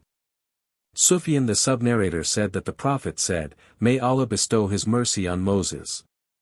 If he had remained patient, we would have been told further about their case." Volume 4, Book 55, Number 614. Narrated Abu Huraira. The Prophet said, Al-Qadr was named so because he sat over a barren white land, it turned green with plantation after his sitting over it. Volume 4, Book 55, Number 615. Narrated Abu Huraira. Allah's Apostle said, "It was said to Bani Israel, enter the gate of the town, with humility, prostrating yourselves, and saying, repentance. But they changed the word and entered the town crawling on their buttocks and saying, a weak grain in the hair. Volume 4, Book 55, number 616. Narrated Abu Huraira. Allah's Apostle said, the Prophet, Moses was a shy person and used to cover his body completely because of his extensive shyness. One of the children of Israel hurt him by saying, he covers his body in this way only because of some defect in his skin, either leprosy or scrotal hernia, or he has some other defect. Allah wished to clear Moses of what they said about him, so one day while Moses was in seclusion, he took off his clothes and put them on a stone and started taking a bath. When he had finished the bath, he moved towards his clothes so as to take them, but the stone took his clothes and fled. Moses picked up his stick and ran after the stone saying, O stone! Give me my garment. Till he reached a group of Bani Israel who saw him naked then, and found him the best of what Allah had created, and Allah cleared him of what they had accused him of. The stone stopped there and Moses took and put his garment on and started hitting the stone with his stick. By Allah, the stone still has some traces of the hitting, 3, 4 or 5 marks. This was what Allah refers to in his saying, O you who believe. Be you not like those who annoyed Moses, but Allah proved his innocence of that which they alleged, and he was honorable in Allah's sight. 33. 69. Volume 4, Book 55, number 617. Narrated Abdullah. Once the Prophet distributed something, among his followers. A man said, this distribution has not been done, with justice, seeking Allah's countenance. I went to the Prophet and told him, of that. He became so angry that I saw the signs of anger on his face. Then he said, may Allah bestow his mercy on Moses, for he was harmed more, in a worse manner, than this, yet he endured patiently. Volume 4, Book 55, number 618. Narrated Jabir bin Abdullah. We were with Allah's Apostle picking the fruits of the harak trees, and Allah's Apostle said, pick the black fruit, for it is the best. The companions asked, were you a shepherd? He replied, there was no prophet who was not a shepherd. Volume 4, Book 55, number 619. Narrated Abu Huraira. The angel of death was sent to Moses. When he came to Moses, Moses slapped him on the eye. The angel returned to his Lord and said, you have sent me to a slave who does not want to die.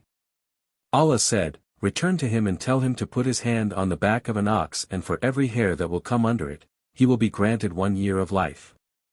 Moses said, O Lord! What will happen after that? Allah replied, then death. Moses said, let it come now. Moses then requested Allah to let him die close to the sacred land, so much so that he would be at a distance of a stone's throw from it. Abu Huraira added, Allah's Apostle said, if I were there, I would show you his grave below the red sandhill on the side of the road. Volume 4, Book 55, number 620. Narrated Abu Huraira. A Muslim and a Jew quarreled. The Muslim, taking an oath, said, by him who has preferred Muhammad over all people. The Jew said, by him who has preferred Moses, over all people. The Muslim raised his hand and slapped the Jew who came to the Prophet to tell him what had happened between him and the Muslim. The Prophet said, don't give me superiority over Moses, for the people will become unconscious, on the day of resurrection, and I will be the first to gain consciousness to see Moses standing and holding a side of Allah's throne. I will not know if he has been among those people who have become unconscious, and that he has gained consciousness before me, or he has been amongst those whom Allah has exempted. Volume 4, Book 55, number 621. Narrated Abu Huraira. Allah's Apostle said, Adam and Moses argued with each other. Moses said to Adam, you are Adam whose mistake expelled you from paradise. Adam said to him, you are Moses whom Allah selected as his messenger and as the one to whom he spoke directly, yet you blame me for a thing which had already been written in my fate before my creation. Allah's Apostle said twice, so Adam overpowered Moses. Volume 4, Book 55, number 622.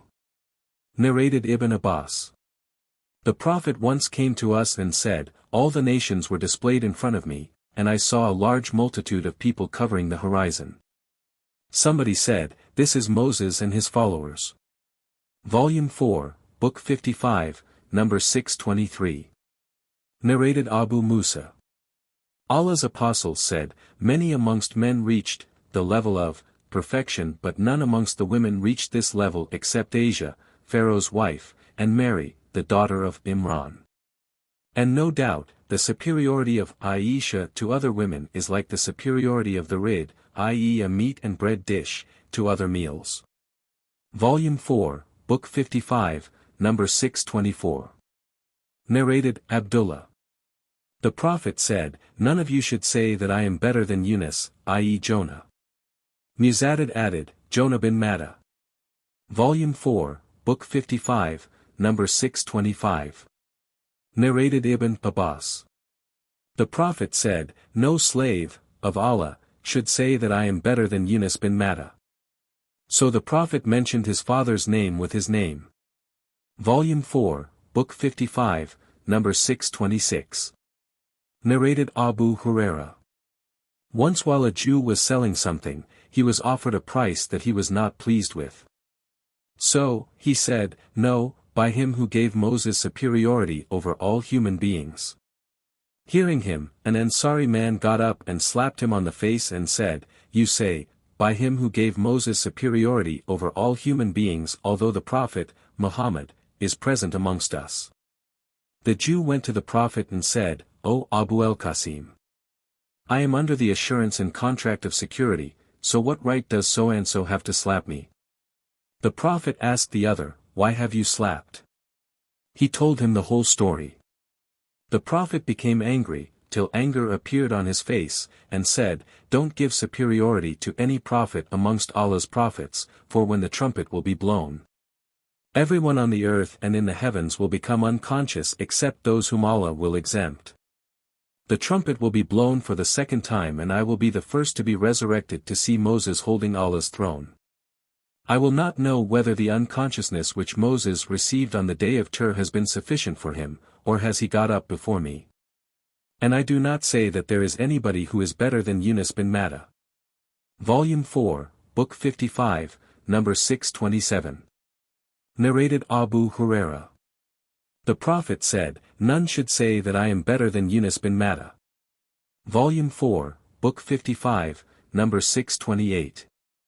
Narrated Abu Huraira. The Prophet said, "The reciting of the Zabur, i.e. Psalms, was made easy for David. He used to order that his riding animals be saddled, and would finish reciting the Zabur before they were saddled. And he would never eat except from the earnings of his manual work." Volume 4, Book 55, number 629. Narrated Abdullah bin Amr. Allah's Apostle was informed that I have said, "By Allah, I will fast all the days and pray all the nights as long as I live." On that, Allah's Apostle asked me, "Are you the one who says, 'I will fast all the days and pray all the nights as long as I live'?" I said, "Yes, I have said it." He said, "You cannot do that. So fast, sometimes, and do not fast, sometimes. Pray and sleep. Fast for 3 days a month, for the reward of a good deed is multiplied by 10 times, and so the fasting of 3 days a month equals the fasting of a year." I said, "O Allah's Apostle, I can do, fast, more than this." He said, "Fast on every 3rd day." I said, "I can do, fast, more than that." He said, "Fast on alternate days, and this was the fasting of David, which is the most moderate sort of fasting." I said, "O Allah's Apostle, I can do, fast, more than that." He said, "There is nothing better than that." Volume 4, Book 55, number 630. Narrated Abdullah bin Amr bin al-As. The Prophet said to me, "I have been informed that you pray all the nights and observe fast all the days, is this true?" I replied, "Yes." He said, "If you do so, your eyes will become weak and you will get bored. So fast 3 days a month, for this will be the fasting of a whole year, or equal to the fasting of a whole year." I said, "I find myself able to fast more." He said, "Then fast like the fasting of the Prophet, David who used to fast on alternate days and would not flee on facing the enemy. Volume 4, Book 55, number 631. Narrated Abdullah bin Amr. Allah's apostle said to me, the most beloved fasting to Allah was the fasting of, the Prophet, David who used to fast on alternate days. And the most beloved prayer to Allah was the prayer of David who used to sleep for, the first, half of the night and pray for 1/3 of it and, again, sleep for 1/6 of it. Volume 4, Book 55, number 632. Narrated Mujahid. I asked Ibn Abbas, should we perform a prostration on reciting Surat Sad? He recited, the surah, including, and among his progeny, David, Solomon, up to, so follow their guidance, 6:84-91, and then he said, your prophet is amongst those people who have been ordered to follow them, i.e. the preceding apostles. Volume 4, Book 55, number 633. Narrated Ibn Abbas. The prostration in Surah Sad is not amongst the compulsory prostrations, though I saw the Prophet prostrating on reciting the statement of Allah, and to David we gave Solomon, for a son. How excellent, slave he was ever oft returning in repentance, to us, 38.30, and his statement, he said, my Lord forgive me and grant me a kingdom such as shall not belong to any other after me. 38. 35, and his statement, and they followed what the devils gave out, falsely, of magic in the lifetime of Solomon. 2. 102. Volume 4, Book 55, number 634. Narrated Abu Hurairah. The Prophet said, a strong demon from the jinns came to me yesterday suddenly, so as to spoil my prayer, but Allah enabled me to overpower him. And so I caught him and intended to tie him to one of the pillars of the mosque so that all of you might see him, but I remembered the invocation of my brother Solomon, and grant me a kingdom such as shall not belong to any other after me. 38.35, so I let him go cursed. Volume 4, Book 55, number 635. Narrated Abu Hurairah. The Prophet said, Solomon, the son of David said, tonight I will sleep with 70 ladies each of whom will conceive a child who will be a knight fighting for Allah's cause. His companion said, if Allah will. But Solomon did not say so, therefore none of those women got pregnant except one who gave birth to a half-child. The Prophet further said, if the Prophet Solomon had said it, i.e. if Allah will, he would have begotten children who would have fought in Allah's cause. Shu'aib and Ibn Abi Zinad said, 90 women is more correct than 70. Volume 4, Book 55, number 636. Narrated Abu Dar. I said, O Allah's Apostle, which mosque was built first? He replied, Al-Masjid al-Haram. I asked, which was built next? He replied, Al-Masjid al-Aqsa, i.e. Jerusalem. I asked, what was the period in between them? He replied, 40 years. He then added, wherever the time for the prayer comes upon you, perform the prayer, for all the earth is a place of worshipping for you. Volume 4, Book 55, number 637. Narrated Abu Hurairah. Allah's Apostle said, my example and the example of the people is like that of a person who lit a fire and let the moths, butterflies and these insects fall in it. He also said, there were 2 women, each of whom had a child with her. A wolf came and took away the child of one of them, whereupon the other said, it has taken your child. The first said, but it has taken your child. So they both carried the case before David, who judged that the living child be given to the elder lady. So both of them went to Solomon bin David and informed him of the case. He said, bring me a knife so as to cut the child into 2 pieces and distribute it between them. The younger lady said, may Allah be merciful to you. Don't do that, for it is her, i.e. the other lady's, child. So he gave the child to the younger lady. Volume 4, Book 55, number 638. Narrated Abdullah. When the verse, those who believe and mix not their belief with wrong, was revealed, the companions of the Prophet said, who amongst us has not mixed his belief with wrong? Then Allah revealed, join none in worship with Allah, verily joining others in worship with Allah is a great wrong indeed. Volume 4, Book 55, number 639. Narrated, Abdullah. When the verse, those who believe and mix not their belief with wrong, was revealed, the Muslims felt it very hard on them and said, O Allah's Apostle, who amongst us does not do wrong to himself? He replied, the verse does not mean this. But that, wrong, means to associate others in worship to Allah. Don't you listen to what Luqman said to his son when he was advising him, O my son, join not others in worship with Allah. Verily joining others in worship with Allah is a great wrong indeed. 31. 13. Volume 4, Book 55, number 640. Narrated Malik bin Sasa.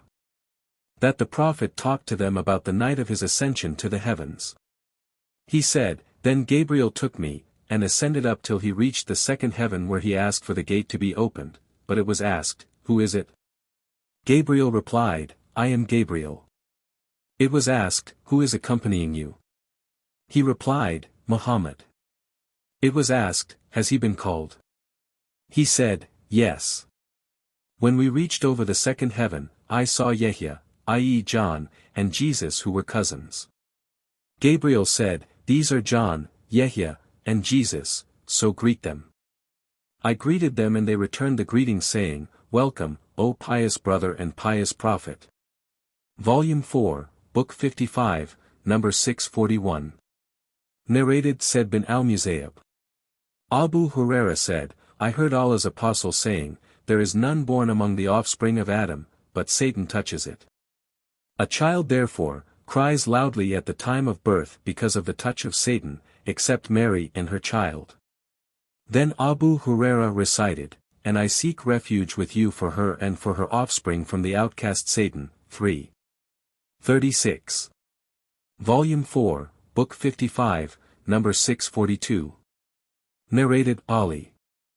I heard the Prophet saying, Mary, the daughter of Imran, was the best among the women of the world of her time, and Khadijah is the best amongst the women of this nation. Volume 4, Book 55, number 643. Narrated Abu Musa al-Ash'ari. The Prophet said, the superiority of Aisha to other ladies is like the superiority of the rid, i.e. meat and bread dish, to other meals. Many men reached the level of perfection, but no woman reached such a level except Mary, the daughter of Imran and Asia, the wife of Pharaoh. Narrated Abu Huraira, I heard Allah's Apostle saying, amongst all those women who ride camels, i.e. Arabs, the ladies of Quraysh are the best. They are merciful and kind to their offspring and the best guardians of their husbands' properties. Abu Huraira added, Mary the daughter of Imran never rode a camel. Volume 4, Book 55, number 644. Narrated, Ubadah. The Prophet said, if anyone testifies that none has the right to be worshipped but Allah alone who has no partners, and that Muhammad is his slave and his apostle, and that Jesus is Allah's slave and his apostle and his word which he bestowed on Mary and a spirit created by him, and that paradise is true, and hell is true, Allah will admit him into paradise with the deeds which he had done even if those deeds were few. Junayda, the sub-narrator said, Ubadah added, such a person can enter paradise through any of its 8 gates he likes. Volume 4, Book 55, number 645. Narrated Abu Huraira. The Prophet said, none spoke in cradle but 3, the first was, Jesus, the second was, there a man from Bani Israel called Jurayj. While he was offering his prayers, his mother came and called him. He said, to himself, shall I answer her or keep on praying? He went on praying, and did not answer her. His mother said, O Allah, do not let him die till he sees the faces of prostitutes. So while he was in his hermitage, a lady came and sought to seduce him, but he refused. So she went to a shepherd and presented herself to him to commit illegal sexual intercourse with her, and then later she gave birth to a child and claimed that it belonged to Jurayj. The people, therefore, came to him and dismantled his hermitage and expelled him out of it and abused him. Juraj performed the ablution and offered prayer, and then came to the child and said, "O child! Who is your father?" The child replied, "The shepherd." After hearing this, the people said, "We shall rebuild your hermitage of gold," but he said, "No, of nothing but mud." The third was the hero of the following story. A lady from Bani Israel was nursing her child at her breast when a handsome rider passed by her. She said, "O Allah! Make my child like him." On that the child left her breast, and facing the rider said, "O Allah! Do not make me like him." The child then started to suck her breast again. Abu Huraira further said, "As if I were now looking at the Prophet sucking his finger, in way of demonstration." After a while the people passed by, with a lady slave, and she, i.e. the child's mother, said, "O Allah! Do not make my child like this, slave girl." On that the child left her breast and said, "O Allah! Make me like her." When she asked why, the child replied, "The rider is one of the tyrants while this slave girl is falsely accused of theft and illegal sexual intercourse." Volume 4, Book 55, number 646. Narrated Hisham. From Ma'mar as below. Volume 4, Book 55, number 647. Narrated Abu Huraira. The Prophet said, "I met Moses on the night of my ascension to heaven." The Prophet then described him saying, "As I think, he was a tall person with lank hair as if he belonged to the people of the tribe of Shanus." The Prophet further said, "I met Jesus." The Prophet described him saying, "He was one of moderate height and was red-faced as if he had just come out of a bathroom." I saw Abraham whom I resembled more than any of his children did. The Prophet further said, "That night, I was given 2 cups, one full of milk and the other full of wine. I was asked to take either of them which I liked, and I took the milk and drank it. On that it was said to me, 'You have taken the right path, religion. If you had taken the wine, your Muslim nation would have gone astray.'" Volume 4, Book 55, number 648. Narrated Ibn Umar. The Prophet said, "I saw Moses, Jesus and Abraham, on the night of my ascension to the heavens. Jesus was of red complexion, curly hair and a broad chest. Moses was of brown complexion, straight hair and tall stature as if he was from the people of Azizat." Volume 4, Book 55, number 649. Narrated Abdullah. The Prophet mentioned the Messiah Ad-Dajjal in front of the people saying, "Allah is not one-eyed while Messiah, Ad-Dajjal is blind in the right eye and his eye looks like a bulging out grape. While sleeping near the Kaaba last night, I saw in my dream a man of brown color, the best one can see amongst brown color, and his hair was long that it fell between his shoulders.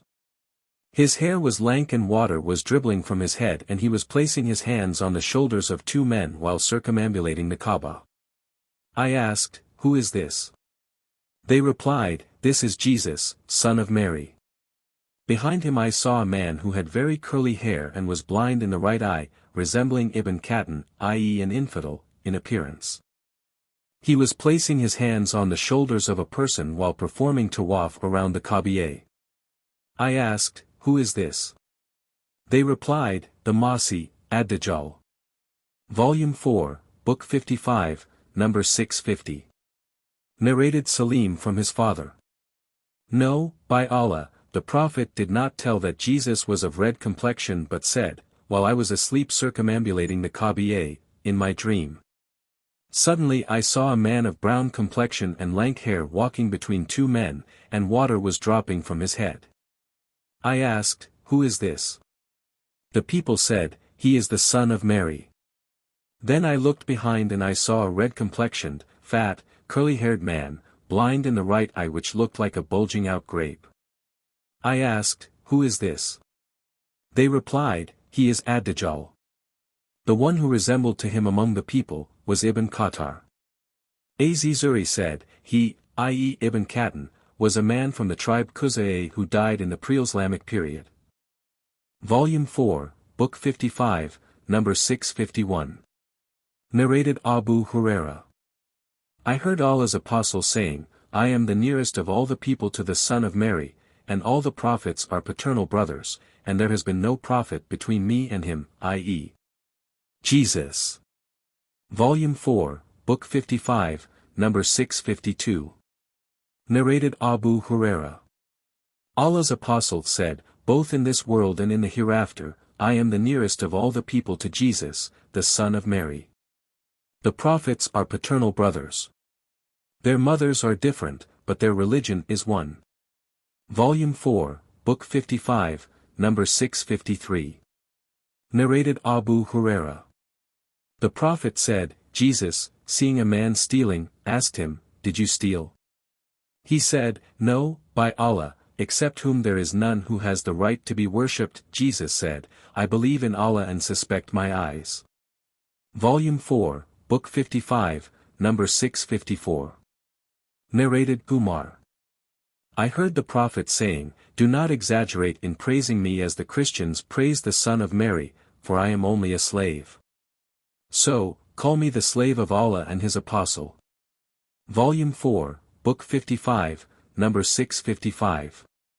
Narrated Abu Musa al-Ash'ari. Allah's Apostle said, If a person teaches his slave girl good manners properly, educates her properly, and then manumits and marries her, he will get a double reward. And if a man believes in Jesus and then believes in me, he will get a double reward.